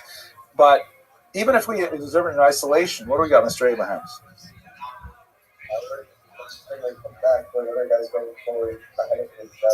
That was interesting. Yeah, possible. This looks like he's inviting them, saying, "Come along." I'm not sure what to make of this gesture here. Well, what about? But how often do you see a Jew riding a horse? Not too often. It's actually illegal in Muslim lands at this time for Jews to ride horses. Jews are not allowed to ride horses. They have to ride either donkeys, or there are some exceptions that are allowed to ride side saddle, but they can't ride like regular. Camels, they're allowed to ride. What about this thing here? It's a nice big sword. It's a Gesundta sword for sure. Not as long as a pike, but pretty long, right? In Muslim lands, Jews are not allowed to carry weapons. So what is this document overall telling us about the status of Jews, Mr. Adlerstein? I was just going to say, I don't think it's just Jews. I think that he's not Muslim. Yeah, any non-Muslims who are dhimmi, exactly. If you're a non-Muslim and you don't make the dhimmi category, you can't even be there. But you're right, Christians as well. So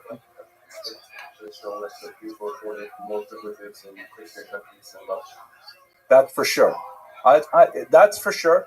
And even if they're not aware of what's going on in Muslim countries, it's showing that Jews at least have the same rights as Christian mendicants when it comes to status things like riding a horse, really expensive thing, and bearing arms. So it's not, that's nice of you. Seems like the fire service as a covering of this yeah. Again, given the skill of the artist, I don't know how much sense they're making that, but I do think that this is saying to the king, hey, it's okay if Jews are armed. Hey, it's okay if Jews are, on horseback. Mr. Rubin. No, it is. This is a law textbook. This is when the king needs to decide something about how to run his society, and he says, please bring me out the Sachsenspiegel so I can see what we do in Sachsen. And they'll take it out and they'll flip through and they'll say, is there anything about Jews in here? And they'll see this picture of Jews. Oh, I was wondering if they could carry a sword. So here is it. Obviously, they can carry swords because that's what it says right here, black and white. Mr. Wait, is it Mr. Yampel? One, yeah, with your hand up. What's your name? Schwarzman, Mr. Schwarzman. Yeah, it's a good question. We really got to go back and figure out that pike picture. We're not sure if that pike picture. Jews have to participate in civic defense. Whether or not they're pikes, I'm still not sure. You guys ruined my lecture that way. Okay, go ahead, Mr. Rubin. It isn't a sword belongs to Jews, so he's allowed to carry it. But like, we're not giving you a pike. If you want to carry it, we're not giving you one. Could be. It's hard because the talent of the artist is not so clear, and it's been a while since I actually read Guido Kisch's research. But you can look it up yourself. Maybe you'll write your essay on, Jews and pikes, Jews and arms, or something like that. Okay, but what I think we can walk away from this here is that we started the discussion of historiography. When you think about charters and you think about Jewry law, would you want to hazard a characterization in general about the status of Jews in medieval Ashkenaz, especially this period of time up to the 12th century? Are they like hated and chased out everywhere? Or what is their status?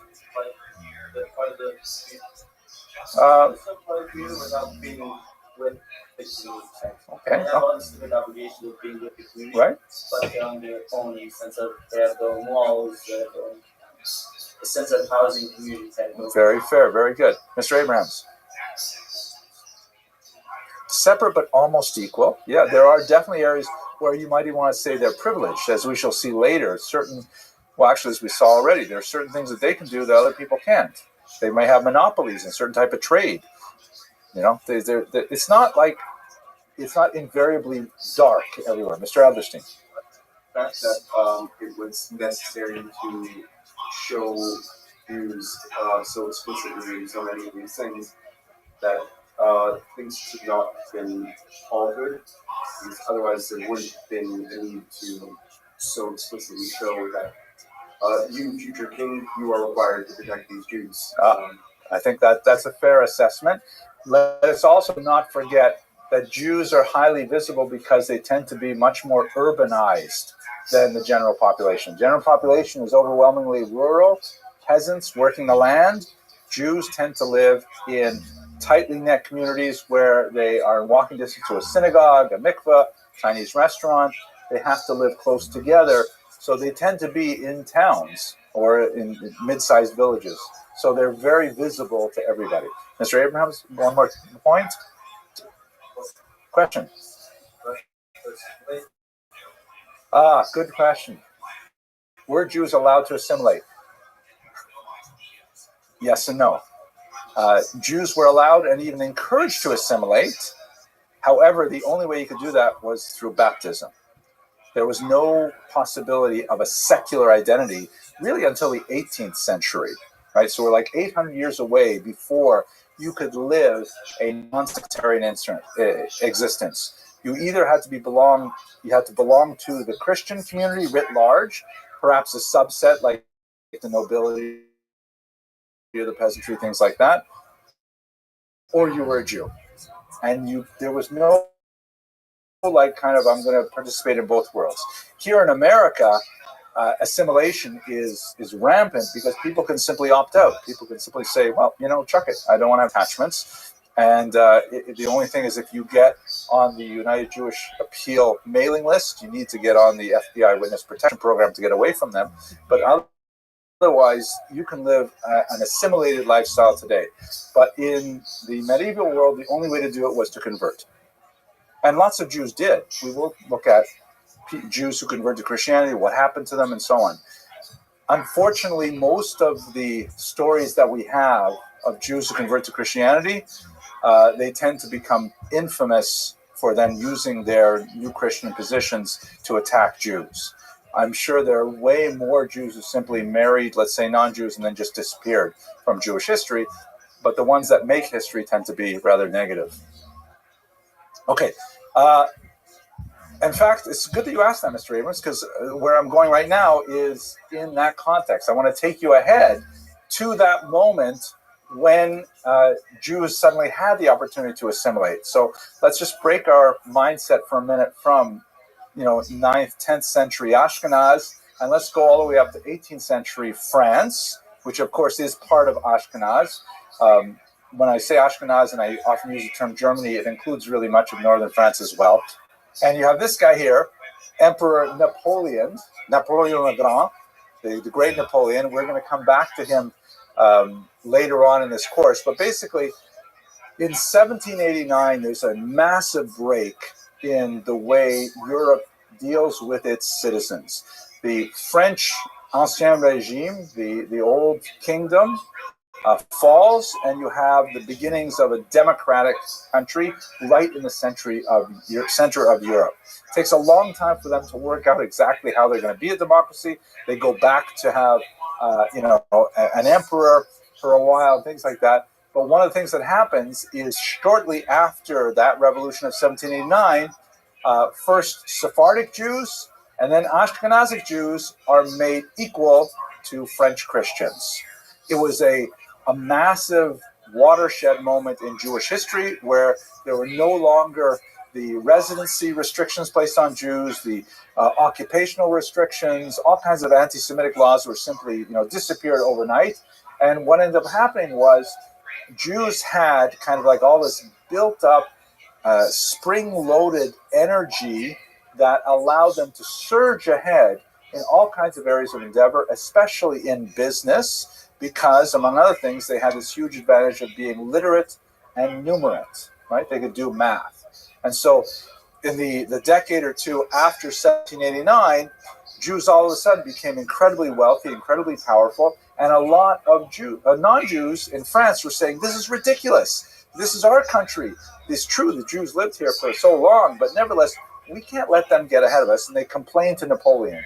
So Napoleon said, well, I hear what you're saying, especially in the area of money lending, right? Because Jews were allowed to charge interest on lending money. We'll get back to that, God willing, a little bit more when we go back to Jews and the economy.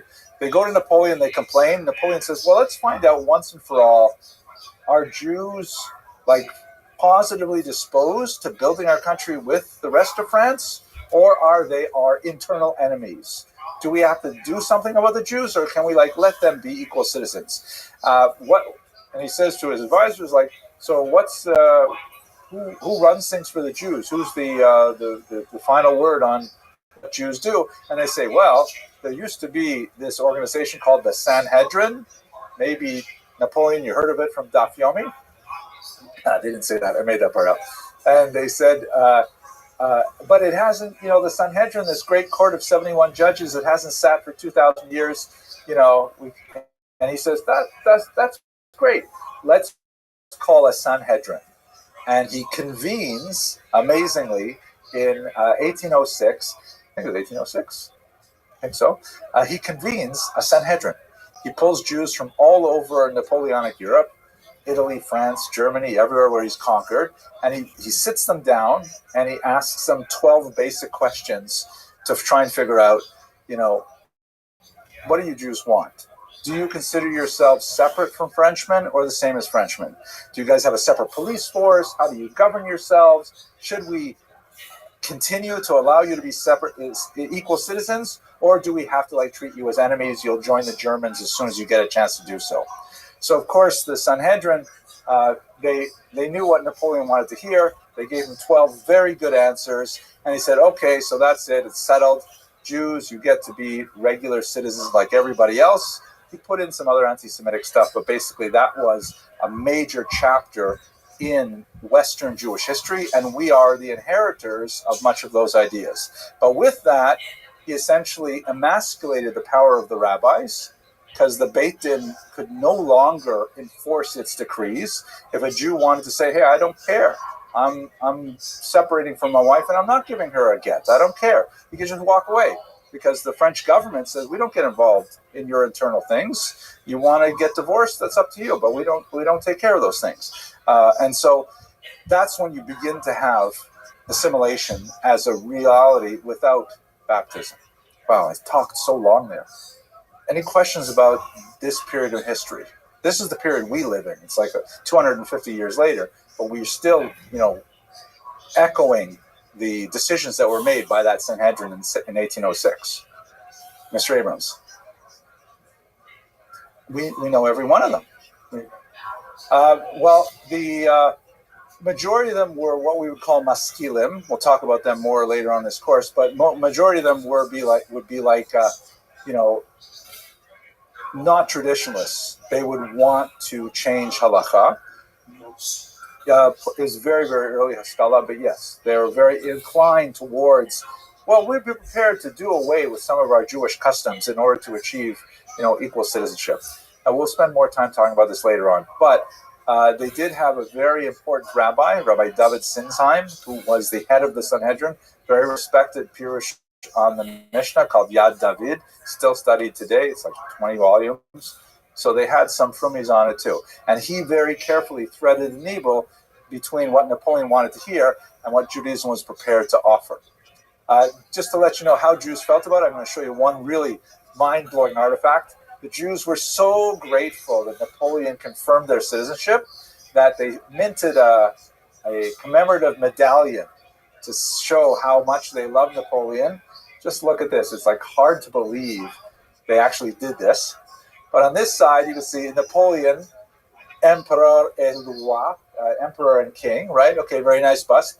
And on the other side, what is going on here? You can see it says Grand Sanhedrin and has the years when it sat. What is going on here? Who's this guy? That's Napoleon, right? Who's this guy? Yeah. Moshe Rabbeinu. It's crazy. And what's he giving Moshe Rabbeinu? Yikes. And what does that mean? He's portraying that. Yeah. That's like a wild artifact, right? And it's saying, Napoleon, Jews made this. Napoleon, you are to us like Hashem, Lahavdil, Elef, Alfe, Havdalos. You're like Hashem, giving the luchos to a grateful, genuflecting Moshe Rabbeinu. This was not this did not get an outscroll Haskama. I'll tell you that. It was to please him, but it was. Well, I have a feeling that they definitely wanted to please him. He was, an incredible narcissist, and he loved these kind of things. Yeah, I would say that most world leaders are, actually, in my humble opinion. But I'm going up for my citizenship interview on Wednesday, so I don't want to mess that up. So, but it's also indicative of the slavish attitude that a lot of Misnagdim took to say, we'll do anything to get our equal rights. Yes, Hasidim, especially Chabad, were very much against this. They called, Napoleon means, Bonaparte means Helek Tov, and there were Jews that were saying, he's the Helek Tov, he's like Mashiach, he's the good portion. And Chabad was saying, are you crazy? He's like the opposite of that. Anyways, this is the last article. We'll stop with this. Okay, so let's first of all ask the question, where is Ashkenaz? Ashkenaz, I'm sure you're aware, we call the Jews Ashkenazi. The yud at the end means of Ashkenaz, right? Jews who are from Ashkenaz. Where exactly is it? The first, hang on, not too fast, Mr. Kurtz. The first example we have of Ashkenaz, the word, is over here in Bereshis, Perek Yud, where we have this description of the grandchildren of Gomer, right? Or no, sons of Gomer, who are the grandchildren of Noah. Let's just go through this again. I forgot my little clicker, so I'm going to stand over here for a second. You have Noah has a son Japheth. Japheth has a son Gomer, and Gomer has a son Ashkenaz. So here we have the first reference to this thing called Ashkenaz is in the Bible, and it is a person, not a place. It is associated with the people who descend from Ashkenaz, and then during the medieval period, Jews applied that moniker to a particular piece of geography, and more specifically, it ends up referring to the Jews who come from that place, which is associated with a biblical ancestor, not necessarily, as in this case, Jewish. That's where we first get the term Ashkenaz. Mr. Kurtz. Kranz, sorry, thank you. Good, you are anticipating my next slide. So, by the way, how many people are we talking about? In the period that we're looking at today, about the 9th century, maybe 5,000 to 10,000 people, fairly small population. But by the time you get to 1939, on the eve of the Holocaust, that's about 80% of all Jews in the world were Ashkenazi. Of course, that number is going to precipitously decline with the Nazi onslaught, but it became a very, very significant population. So we know Ashkenaz so far is a place somehow associated with a people. Where exactly is that place, like Mr. Kranz was asking? So we have another reference to the word Ashkenaz that occurs in Yirmiyah. So Yirmiyah is written around the 6th century before the Common Era, right? Yirmiyah talks about the destruction of the Beis HaMikdash, the first one. So there's a description here, reading in English: raise a standard on earth, sound a horn among the nations, appoint nations against her, assemble kingdoms against her, Ararat, Mini, and Ashkenaz. So here, there's these three kingdoms, Ararat, Mini, and Ashkenaz. We sort of know where Ararat is. Anyone know where Ararat is, at least in the biblical imagination? Yes, exactly. So if you look at this map of the ancient Near East, and this is kind of like a 19th century cool map. The world as known to the Hebrews, according to the Mosaic account. Here, of course, is the land of Israel in the center. And if we were to place these on a map, Ararat is showing up in Turkey, which is a little different from what Ashkenaz is. This is where one particular scholar places it, in actually Turkey. And here is the region of Gomer next. Oh, look at that. It bounces up. Here's Ashkenaz. This particular map identifies them with the Phrygians. Not especially good grounds for that association, primarily linguistic, but it's most likely somewhere in the ancient Near East in this context. Possibly up here in the Caucasus Mountains, near the Caspian Sea. This would be modern-day Georgia, things like that. Nowhere near Germany at this point, right? These are roughly where we think these places existed. Here is, by the way, Shinar, which of course is Babylonia, also home of some very famous chemistry teachers. Some of you might get that, but okay, those of you who are not new students. Anyways, how do we get to Germany? So if you look over here at the Chuvos HaGeonim, which is written by Rav Chai Gaon around the year 1000, right? So we're jumping from the biblical account in the Chumash, which just gives us a place. Then we go to Yirmiyah, who probably, if we guess that those three places, Ararat, Mini, and Ashkenaz, are somewhat close together, has to be somewhere in Asia Minor. And now we get to the year 1000, which is 1600 years later.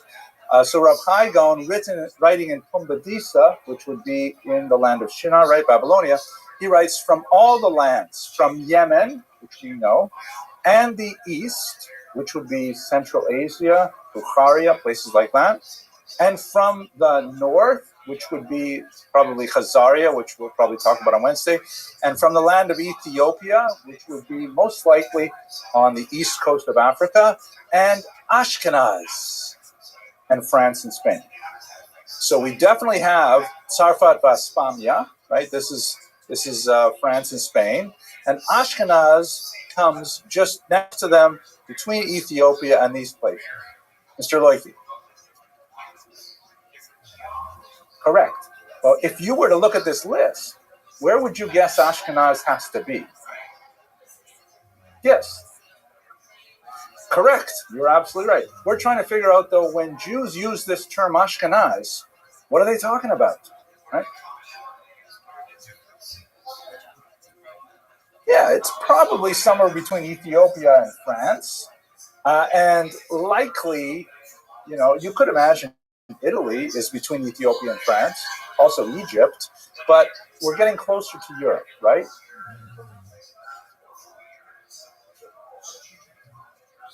Yes, those places have places, so why not name them? You're right.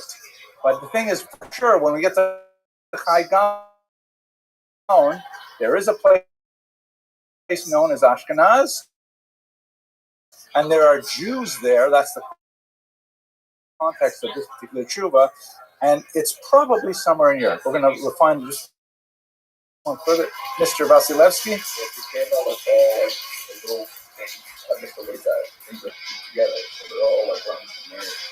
You'd think so, right? Yeah, especially if you look at the Vavs. Kush, the Ashkenaz, the Tzarfas, the Ashpamia. Okay, so let's do this.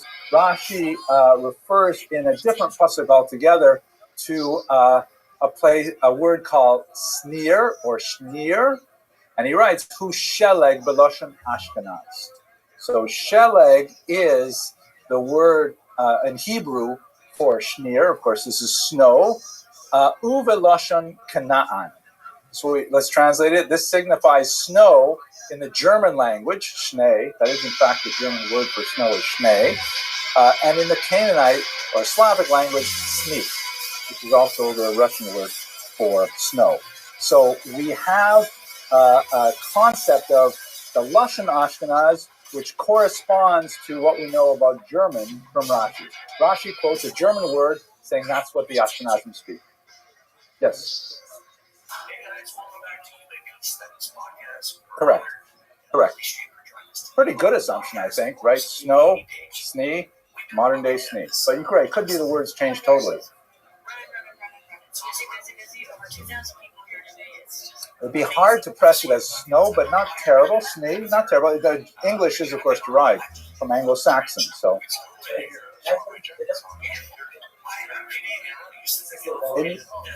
yes, correct. It narrows it down to Anglo-Saxon regions, at least, or at least Saxon regions. So we're getting closer at it. But by the way, guys, the number of times that the word Ashkenaz shows up before Rashi is like infinitesimally small. A dozen maximum, right? It's like they may throw out the word Ashkenaz with no context whatsoever, but when you drill down, it seems we're getting to Germany. And I'm going to show you a map that hopefully will settle this linguistic discussion. This is, for sure, by the time you get into the Baalei Tosfos, this is Jewish geography. We've got a region here which is kind of cut off, Sarad, which is identified with Spain. That goes to a pasuk in Habakkuk, which was identified with Spain, possibly incorrectly, but nevertheless it was well accepted. Provincia, which is a region of southern France, but it was really very different culturally than Tzarfat, which is France proper. And then you have Ashkenaz, which is associated with the Rhineland in particular, northern Germany in particular, places like Köln, this early settlement, Frankfurt, you can't see it here, but Speyer, Worms, and Mainz are smaller towns where Jews live. And then you have this unusual place over here in Eastern Europe, Canaan. They called it Canaan because this was one of the major slave markets of the world at the time, and Canaanim were associated with slaves. It may be related to the word for Slav in English, although most Slavs don't like that, and they say, no, the word Slav is related to the word Slava, which means glory, not like Slava Ukraina, right? Glory to Ukraine, not Ukrainians are slaves. But it does translate basically the same way. So that's our Jewish geography. This is what we're talking about here. The Jews who lived in this part of the world. Later, they are going to migrate to Eastern Europe. And later, they're going to migrate all the way to North America. But this is the history we're going to start with. Mr. Loifi, I saw your hand. Okay, Mr. Kranz?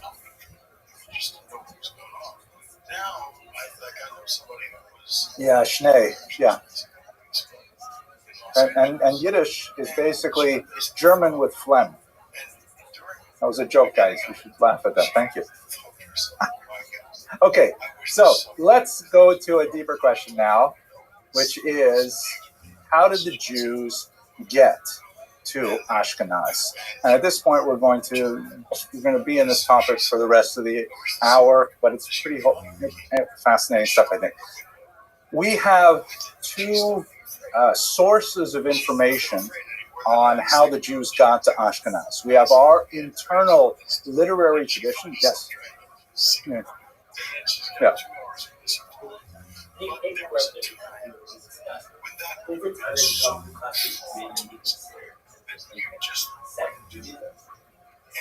I don't like the word sect of Judaism. That's kind of, I don't think a lot of Jews would say, that sounds like a little bit too harsh a boundary. I would say an ethnic subgroup. I mean, Ashkenazim, just in terms of their complexion, tend to look different from Sephardim, for example, or Yemenite Jews. We're going to see today. Okay, ask me again. If I haven't answered this question in 30 minutes, then I'll give you $5. Okay. Yes, Mr. Wade Siegel. Yes, including this recording, because I got a camera. So I'm going to put the recording on. You can listen to it as many times as you want. It's very soothing. You can put it by your bed, clock. Mr. Remind me again? Adlerstein. Which German was back in that time that Rashi was around, and the word for snow at the time was Sneak. Neat, perfect. Thank you so much. Vielen Dank. Okay, which is the kind of German they would speak today. So we have two traditions of Jewish settlement of Ashkenaz. We have our internal literary tradition, meaning like who wrote down how the Jews got to Ashkenaz. It's essentially a rabbinic tradition. It's associated with a group called the Hasidei Ashkenaz that we will study later. But they tell us that essentially there were a small group of Jews who made their way primarily from northern Italy to this region somewhere in the 800s. We even know the names of some of the families, the Colonimus family, for example. That's the tradition. Why did he get there? Well, in our own literary traditions, we refer to the invitations from local monarchs. Here's where it gets a little bit more hagiographic, meaning a little bit more kind of legendary and kind of self-serving. Like, for example, Charlemagne, who was a very, very, from 47 to 814, he probably did not invite the Jews himself. This is interestingly a gold bust of him from his capital city of Aachen. And I read on one site, this is said to contain his actual skull cap.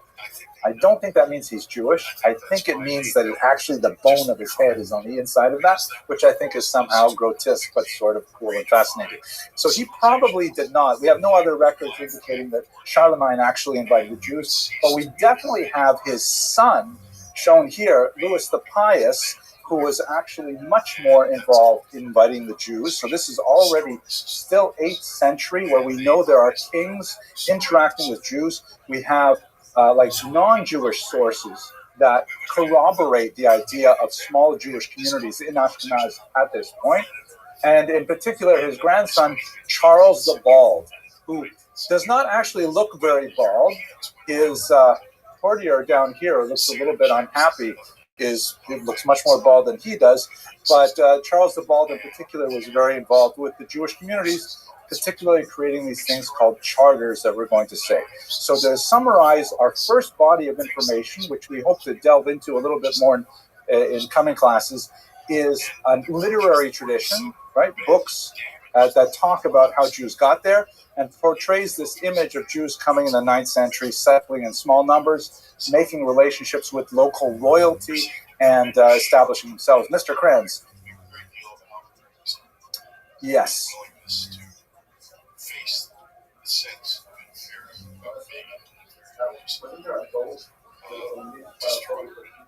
Yes. There's this interesting story of the 3 boats that were released by Vespasian in the, well, there's 2 actual rudderless boat stories. One of them goes all the way back to Vespasian. The other one is a boat that was captured by pirates, and then Jews were sent to abroad. Let's go to the first one. The Vespasian rudderless boats one says that Vespasian, in his cruelty, he put a whole bunch of Jews on boats in the 1st century. This is after the destruction of the Beis Hamikdash. He gave them no skippers and no rudders and pushed them off into the Mediterranean, and they went and they landed at 3 distinct ports. At Lyon in France, at Arles, also in France, and strangely enough in Bordeaux, although to get to Bordeaux there's no access from the Mediterranean. They would have had to go out into the Atlantic and come all the way around. And those were the establishment of the first 3 Jewish communities in France. Most likely an apocryphal story, kind of made up, but not this story. This story has some actually good scientific data behind it, as we shall see. What's going on with these this period of these 3 kings in particular? So we have them giving out these things called charters as incentives for Jewish settlement, meaning the kings want the Jews there. And they say, if you live here, we will give you these privileges. You will have the right to establish monopolies in these businesses. You'll have the right to settle here and no one will kick you out. Some desirable things that Jews wanted. And as we shall see, when you go on to Canvas, that's one of the very first assignments is I'm going to show you one of those charters, and I want you to analyze, is this good or bad for the Jews? Is it a good thing to accept these charters or not? The Colonimus family that I mentioned earlier, they moved to the Rhineland, late 19th century. They ended up becoming an extremely important family, provided one generation after another of Jewish leaders at the time. And this is all part of the literary tradition. What about the genetic record? What can we say about Jews genetically? Here we're getting to me saving $5 because I'm going to tell you the story of how they're somewhat different. I want to explain to you something called the founder event and the bottleneck that created Ashkenazi Jewry as a distinct ethnic subgroup within the Jewish people. I want to take you to a place called Erfurt, which is right here in central Germany, where in the 14th century, a small Jewish community had a cemetery, and the municipality in the 21st century, our century, asked for permission to dig up that cemetery because they were doing some renovations to the city center. Jews typically lived in city centers. If you go to any great city in Europe, the Jewish quarter is almost always right there downtown, usually right next to the river, because Jews were early settlers and very much involved in trade.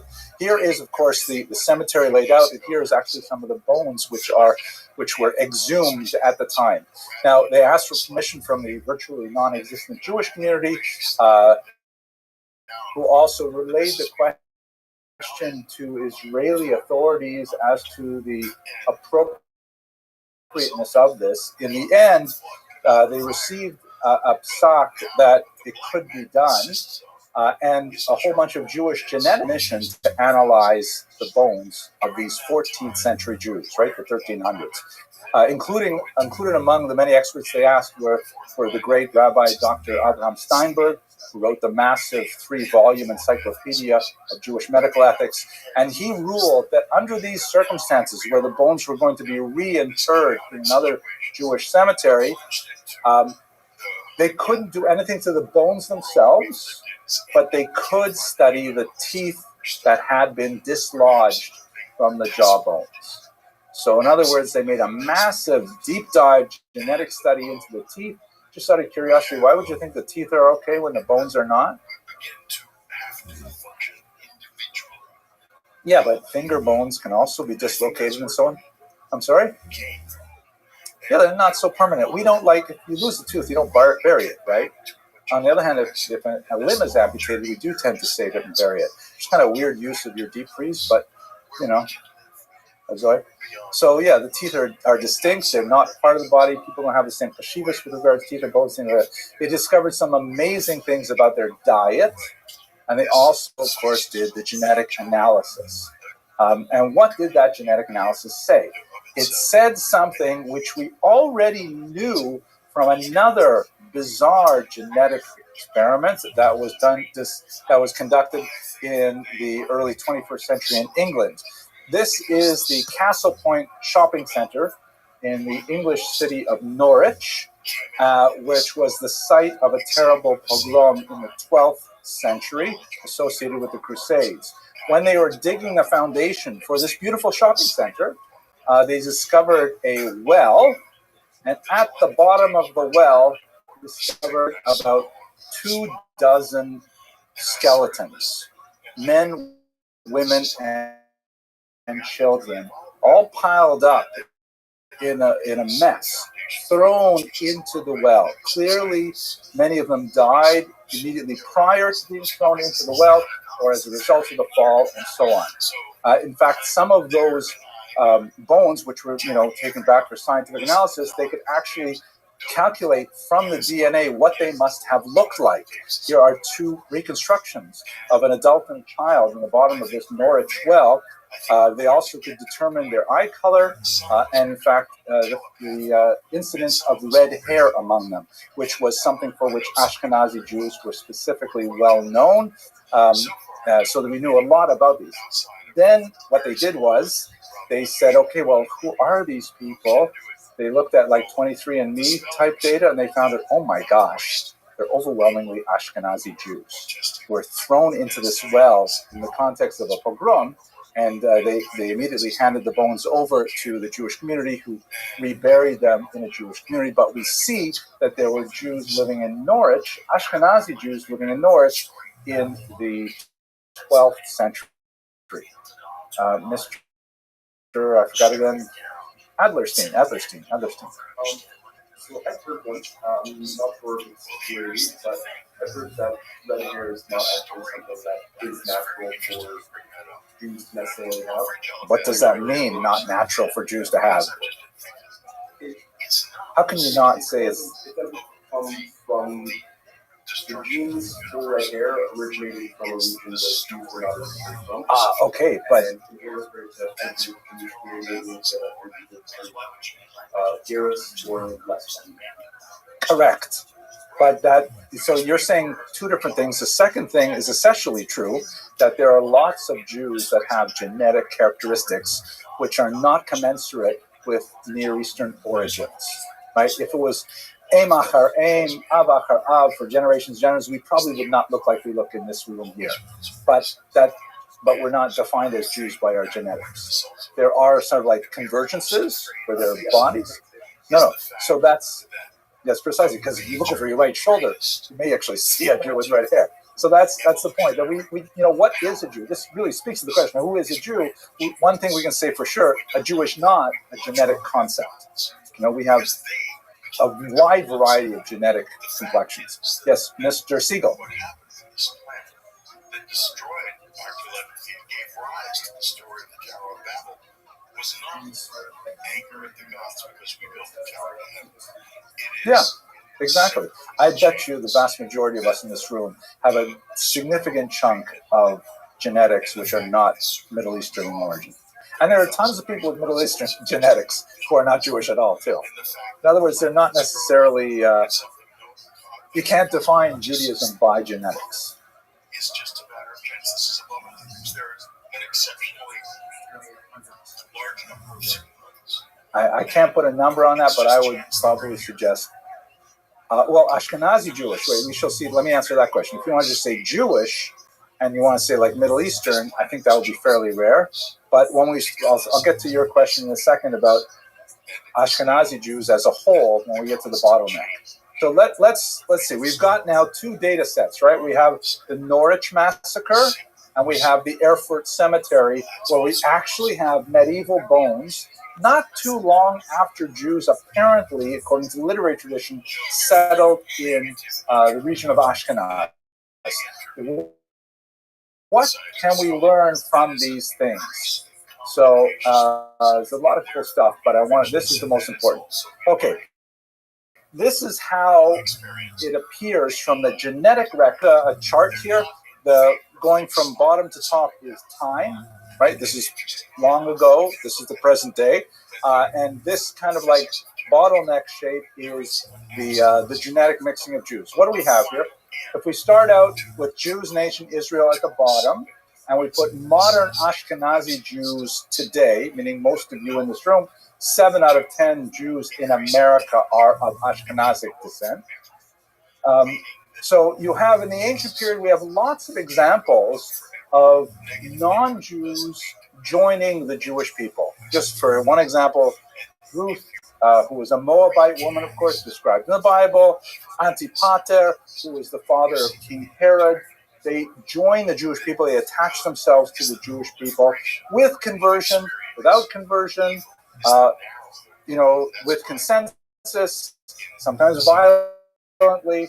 We have non-Jews who get into the gene pool of the Jewish people, and they are absorbed one way or the other. Helena of Adiabene, another great example. When you read about her in Masechta Sota in particular. Queen Hilni, she comes to us as Malka Hilni from Adiabene, which would be today's Syria. And then we have another major event with the destruction of the Second Temple in the 1st century, where we have somewhere in the neighborhood of 100,000 Jews who are shipped off to Rome to be slaves, not only in internal Jewish sources, but also, for example, in Josephus, who is writing for a Roman audience, a huge number of Jews shipped off to Italy. When those 200,000 Jews, maybe not 200, but 100,000 Jews are living in Italy now for generations, they're mixing with South Italians, again, not necessarily willingly. In a different context, I would show you some of the archaeology of we have, for example, a gravestone of a Jewish woman who was taken captive and was forcibly married to a Roman soldier, and he fell in love with her, and when she died, he actually put up a beautiful tombstone in memory of her that we have today, dating from the 1st century in Italy. So we know that Jews are involved in the gene pool. They're also marrying with North Italians, which have a slightly different genetic mix. And then at some time, around 800, you have what's called the founder event. This is the founder event of Ashkenazic Jewry. A certain number of Jews, particularly from northern Italy, make their way up to northern Europe. Remember that one of the cool things about genetics is that not only can you calculate forward as to, what kind of, God forbid, diseases a person might have, hair, eye, complexion, things like that. You can also calculate backwards. You can figure out, when did this come into this person's system? How many generations back does it go? That's why some amazing studies have been done on Kohanim that indicate that most Kohanim have a chromosome, a feature on their Y chromosome, which is consistent with the idea of a single male ancestor living about 3,000 years ago, which is like mind-blowing. That doesn't mean that every person who calls himself a Kohen is in fact a kosher Kohen, but genetically, most people who call themselves Kohen can say, I have the same great, who knows how many Zadis back as someone else, which is consistent, of course, with the biblical account. So what happens in the year 800? Yes, please. I've forgotten your name already. You got to tell me again. One more time? Tumen. How can I forget that?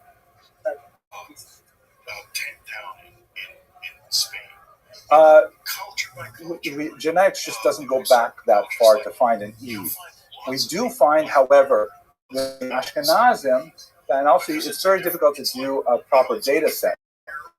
But when you study Ashkenazim, there is among Levites in particular, Leviim, that 46% of people who are Ashkenazic and Levium come from 4 women. I think they're called Sarah, Rebecca, Rachel, and Leah. But no, 4 women who lived around the year 800 in northern Italy. Non-Jewish women, right? Italian women are the mothers of half of people who call themselves slaves. So, well, it's through the father, right? A Levi can marry a Gioris. Right, so if a woman converts, then she becomes Jewish. Yes, if she converted. And what is, then you get into a massive question, which is not for us today, but what is conversion, right? We have a basic idea of, for a woman to be mikvah and Kabbalah's all mitzvos. So what if her daughter goes to the mikvah and is mekabel all mitzvos, even if her mother wasn't properly converted? There's some really interesting tshuvas on this from the Moshe. Not my area. I don't want to get in trouble with the rabbinic side of the college. You can ask about that, though. But what exactly is conversion? What we do know is genetically, half of Ashkenazi Levium are descended from 4 Italian women. Okay, so anyways, what happens here? We get the Erfurt and the Norwich remains, and amazingly, they are remarkably consistent with each other and with modern Ashkenazi Jews. In the study of the Erfurt Jews in particular, the researchers, which were centered in Hebrew University, were blown away by how incredibly similar on a genetic level modern Ashkenazi Jews are to Jews who lived in Erfurt 700 years ago. How did that happen, that Ashkenazi Jews are so similar after 700 years? Constant endogamy, constant in marriage. You know, over and over again, this tiny community, that's the bottleneck, right? The founder event is when you have a tiny group of Jews who move here, maybe 200 people, very small amount, and they're always cousins marrying cousins over and over again. That's why we have a lot of inherited diseases. Lactose intolerance is associated with Ashkenazi Jews. Tay-Sachs is a great example. My own parents are actually, I think, 3rd cousins with each other, and they were married in the 20th century. It's just that that's how Ashkenazi Jews essentially came to be formed based on the genetic record. Okay, that's the bottleneck, which is a good reason for like marrying an Ethiopian Jew or a Yemenite Jew or something like that. But you didn't hear that from me. Any arguments, questions, discussions about this?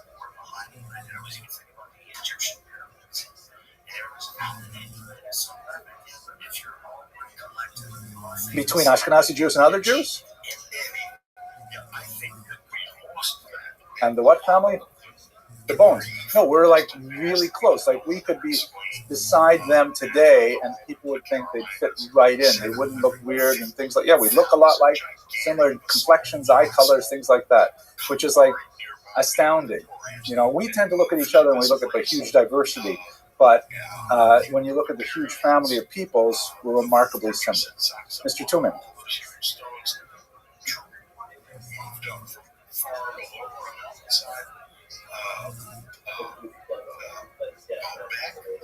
Right, we had a bottleneck based on a very small origin founder event and then constant endogamy over the last 700 years. I can give you the citation for the study, which goes into it in great detail. Mr. Adlerstein. So, at first that Ashkenazim are so genetically close to each other that basically every Ashkenazi Jew is as genetically similar as their cousin. It sounds not unreasonable. I don't know the science well enough to affirm or deny, but it's consistent with what I've read too. Mr. Vasilevsky. Oh, this is crazy. Where's the remains? They're right here. Like, let's say 800 so on is when we start the founder event, and then I probably should not have made these curve. It's basically like a straight up and down. What is expecting is back in the ancient world, we had like a huge number of Jews coming in. Whoops. Huge number of Jews coming in. I don't know how to do that. And then at a certain point, like other Jewish populations, not necessarily going to Italy, would have moved across North Africa, mixed with, you know what, let me just show you the next slide. This will be even better.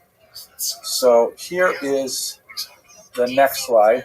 This is the best map we have of how the Ashkenazim came to be genetically.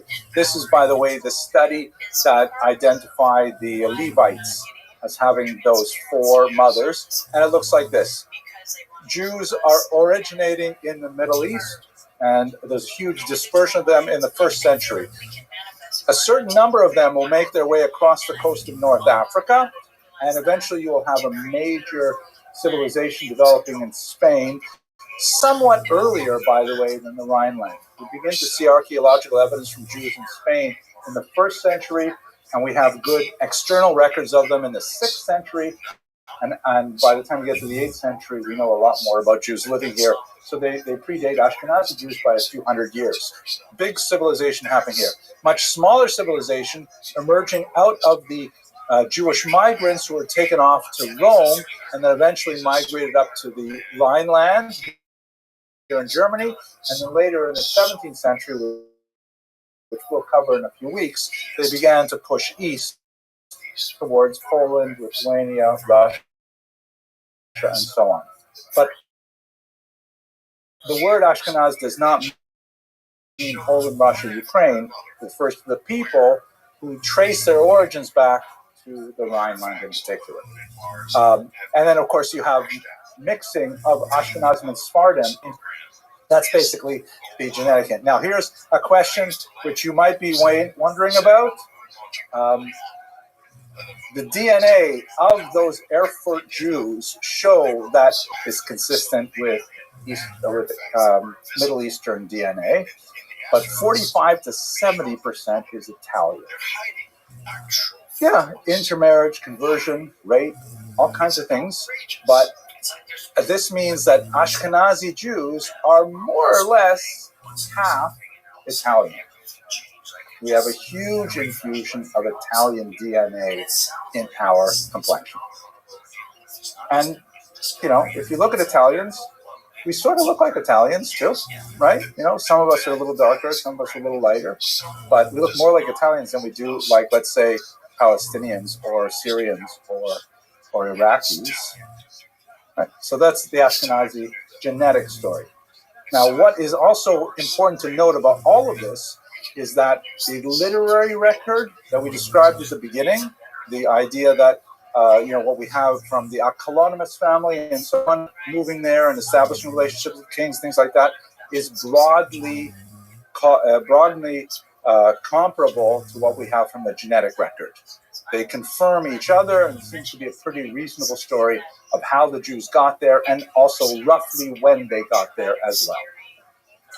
Okay. Questions, arguments? Yes, Mr. Leakey. Well, again, when you look at Erfurt, they had about 20 different people to look at. Not a massive chunk. But when they broke them down and they look at these two groups, every one of them had at least 15% Middle Eastern DNA and at least 45% Italian. And then the rest could be, German, French, or whatever we would associate European at that time. Mr. Siegel. Well, I don't think I said it quite like that. We definitely have, well, what is a Jew? Right? What is a Jew? If you want to say a Jew is a product of a Jewish mother, you go back very far, and yes, all Jews, at least before, let's say, Yitzchak Avinu. Before Yitzchak Avinu, all Jews are either, no, I can't even say that. Jews are either a product of a Jewish mother or convert to Judaism. And it's always been that way.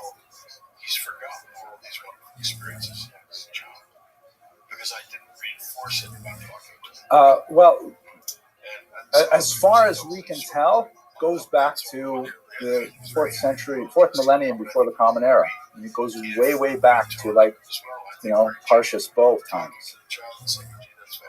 But it gets very hazy there because we don't even know what to do with it. We don't have big samples of other peoples also. This huge amount of people moving around in different parts of the world.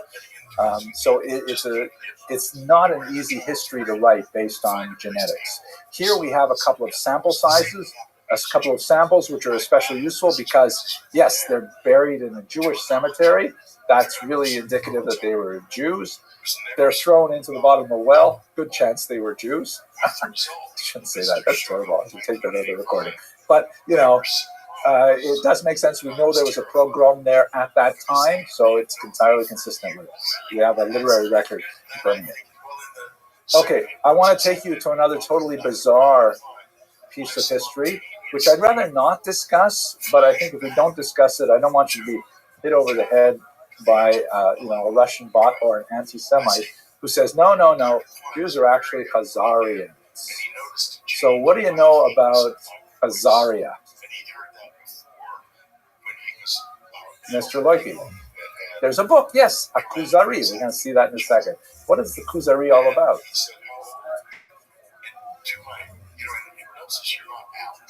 Yeah, a king from this region in Central Asia. Let me just close this a little bit. That's not helping. Okay, we're going to lose this for a little while. Yeah, and there's no screen there, so I'll have to get maintenance to figure that out.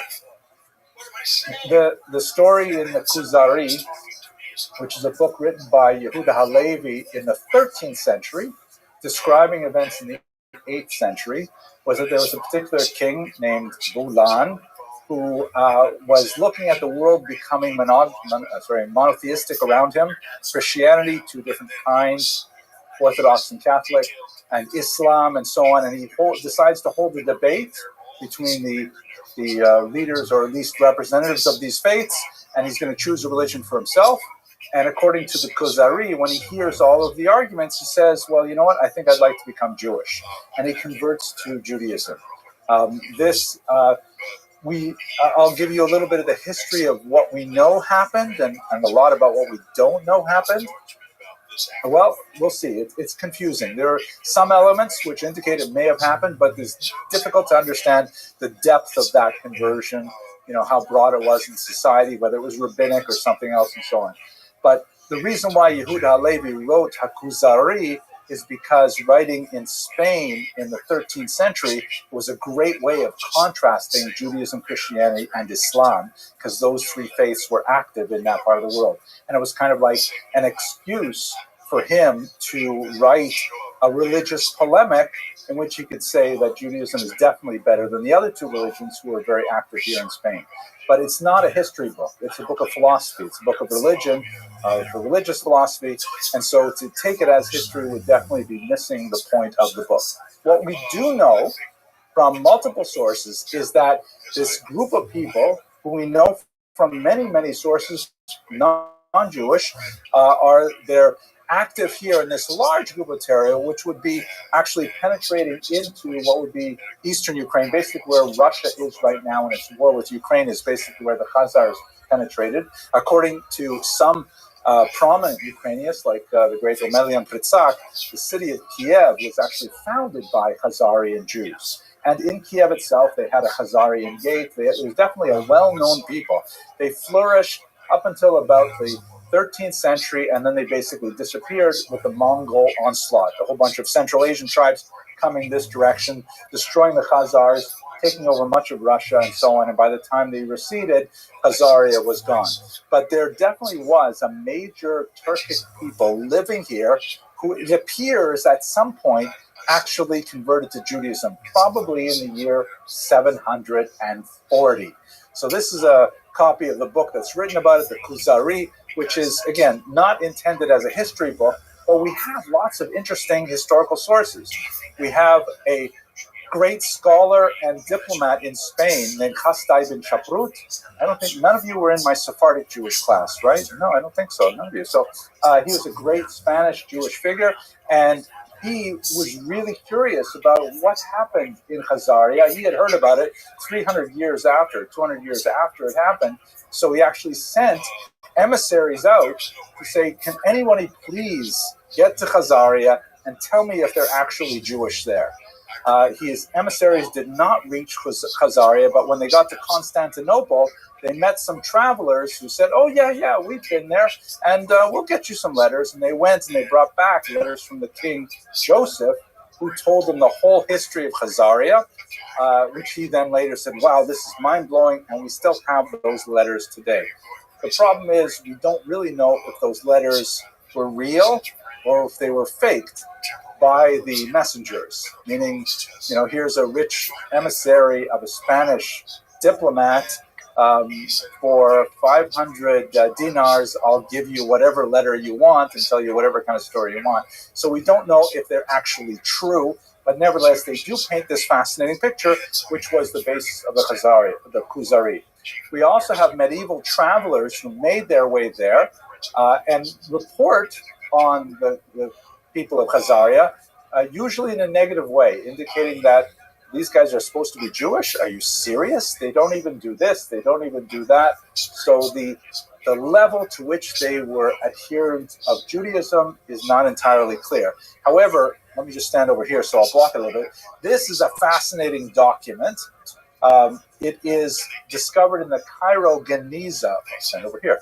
The Cairo Geniza, which is just a massive treasure trove of documents that was discovered in a synagogue just outside Cairo that has tremendous amount of data about Jewish living in the medieval period. And this is a document which sometimes is called a petek. Have you ever heard the term petek? You may have heard it like as a ticket. I'm sorry? No, that would be petach, but petek with a kuf.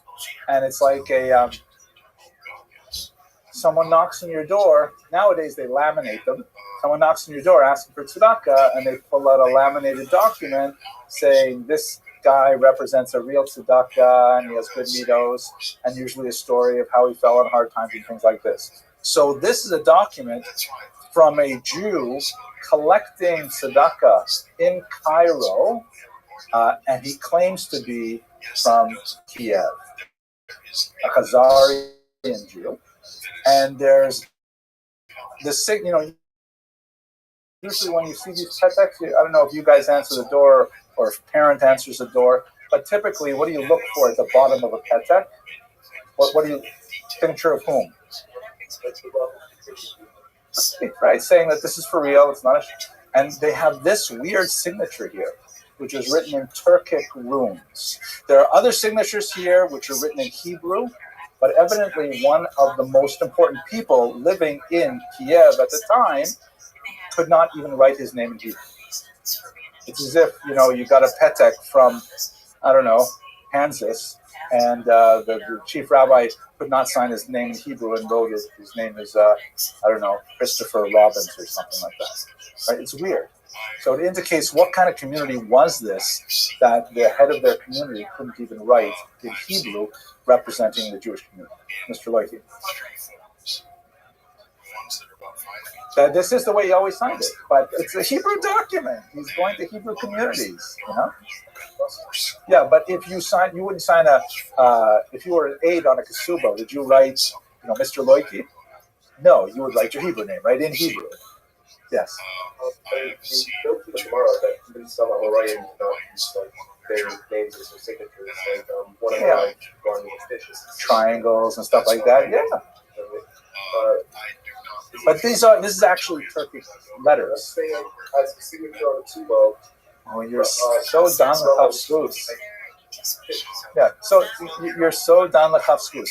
This, I think, means he's an ignoramus. Does not write his name in Hebrew. But maybe, this is like, we're so close to Kafskai Yeshiva, we should be down the Kafskus. No, it's an Arab. It's definitely, it says, we have read it, and then there's a signature, Ilik. That's what it says. I think that's a really interesting idea because something is wrong. Exactly, because he's an important guy. He's the president of the Jewish community. If the president of the Jewish community can't sign his name in Hebrew, you wonder what's going on there. And it tells you something about the nature of the Judaism there. We also have Arab historians who write about the Khazars, and they have no problem just saying, yeah, there's these Jews living in the Middle Central Asia. They don't necessarily know the ramifications of how Jewish is Jewish, but they're perfectly willing to accept this notion that there was this Jewish community. And then we have this amazingly strange document called the Chronicle of Bygone Years. It's a Russian document. Poves Vremeniach Let is the original title of it. And what it refers to is how the great Prince Volodymyr converted to Christianity in Kiev back in the year 988. And amazingly, the Russians have, I should really say the Ukrainians, because it's happening in Kiev, although the Russians claim this is their story too. The people of Kiev and the Rus claim the same story as the Kuzari. This Prince Volodymyr, who was like a pagan, they were worshiping essentially trees and thunder and rivers, things like that. He says, we can't stay pagan anymore because it's the year 9088. I mean, it's already almost the year 1000. It's a modern era.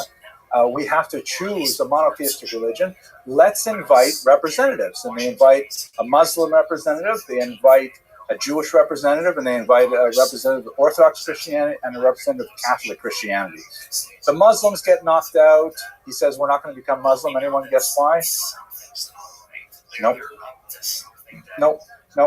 He was probably illiterate, but that's not why. What do Muslims not do that Ukrainians and Russians definitely like to do? Drink alcohol, right? Muslims don't drink alcohol. It's forbidden. It's, what do they call it? Haram. So he says, no way. He says, literally, we will not give up our cups. So, and then there's a little comment, which was probably added by a Christian monk afterwards, saying, and also they smear their beards with excrement, which is hard to believe. I think that the monk just added that for extra flavor. Then he comes very, very close to adopting Judaism.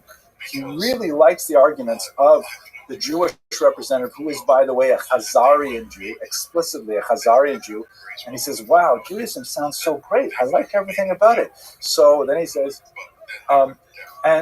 where's your kingdom? Where's your homeland? And they say, oh, unfortunately, we have been exiled from our homeland for our many sins. And he says, well, you know what? If it weren't for that, I would definitely become Jewish. Can you imagine if Kiev in Russia became Jewish, if that whole part of the world was Jewish? Came that close. And then he goes back and forth between the Catholics and the Orthodox, and he ends up going with the Orthodox Christians, and that's how Kiev became Orthodox Christian in the year 988. But it's identical to the story of the Kuzari, although with a very different, outcome, obviously. Okay.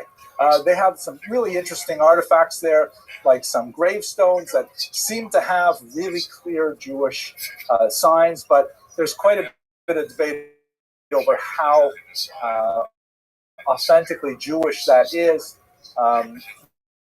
We don't exactly know what happened because they have not left behind many sources. My senior colleague, Professor Shaul Stamfer, has written quite a bit on the Khazars. He believes it's entirely made up. He calls it a science. He asks, why would they have been in the first place? He thinks it's entirely made up. I disagree. I personally think it probably did happen, maybe not to the same degree that, for example, the Khazari seems to take it. Definitely a big question is, how Jewish were they? All the evidence indicates they were not especially Jewish, especially not rabbinic. Meaning, even though they're very close to the Gaonim and places like Babylon, we don't have a lot of correspondence between, let's say, Baghdad and Khazaria, probably because maybe they had Karaite leanings, something like that. And three, what ended up happening to them? What happened to those Khazars? How come they just disappeared? So here's the argument, which is why we started this discussion and where we're going to conclude it. There are many figures, especially anti-Semites, and without some exaggeration, some self-hating Jews who want to say that Ashkenazi Jews are not even Jewish at all. That Ashkenazi Jews are actually the descendants of these Khazars. That these Khazars sort of jumped in and adopted the Jewish identity. If you remember the map, it's true that Ashkenazi Jews definitely go back to Germany, but the great bulk of where Ashkenazi Jews lived by the time you get to the 20th century is in Eastern Europe. Some scholars, and pseudo-scholars, a lot of pseudo-scholars will say Ashkenazi Jews are simply an invented people, right? Shlomo Sand, who was one of the darling historians of the anti-Semitic world, writes this book, The Invention of the Jewish People, indicating that Ashkenazi Jews have no connection to the biblical past. You have to say it again, Mr. Kranz.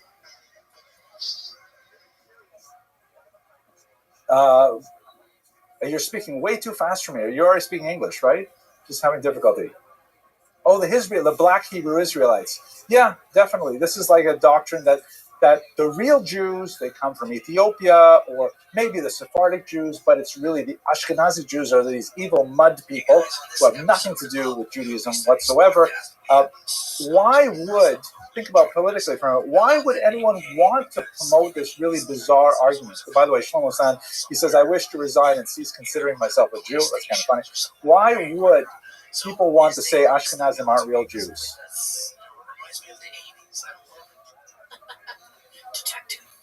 Which land? Israel. Good. What do you mean by that, Mr. Kranz? That's going to help us all of us researchers exactly. and investigators and those that are just Exactly. Go back to Poland where you belong, you Khazars. If you look carefully at the nastiness in comments, you will frequently see that pro-Palestinian sources will accuse the Jews of being illegitimate colonists of a land that is not theirs, saying they're all descended from Khazars. They have nothing to do with ancient Israel, right? Jews will say, hey, what are you talking about? We've got this biblical precedent. Everybody's been reading the Bible for over 2,000 years. It says clearly, Jews, Israel, it's the same thing. And they'll say, oh, that may be true. For the true Jews, who are they? Probably the Palestinians. And those fake Jews, especially the Ashkenazim, they also conveniently omit the fact that more than 50% of Israel's population is actually Sephardic and Middle Eastern in origin, not Ashkenazic in origin. But they'll say that there is a separation between the land of Israel and the Ashkenazic people. One more political context. What else would it mean if you want to say that Ashkenazim are not the descendants of Abraham, Yitzhak, and Yaakov? What else do we not have claim to? Hold on, Mr. Kranz, brilliant. What do you mean by that? Right, we're not the chosen people, is what the argument is. Oh, those Ashkenazim, they're not the Jews of the Bible. The Jews of the Bible, we love them. We can be so nice to them. David, Saul, Solomon, they're great. But Shloimi and Davido, definitely not Jewish. They're Khazars, not Jews at all.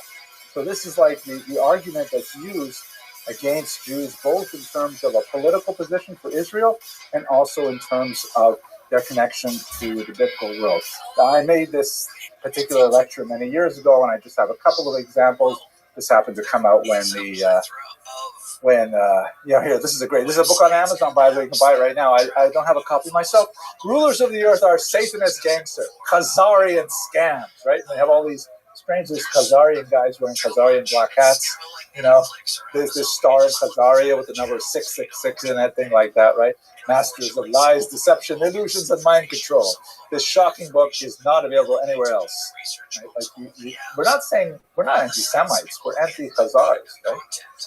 Okay, I am actually at the end of today's lecture. Do you have any last questions or arguments? Mr. Tuman. Right, are not racially Jewish. It has to. The only way this argument makes sense is if you adopt a racial definition of Judaism, which we never have. Thank you very much, gentlemen. See you on Wednesday.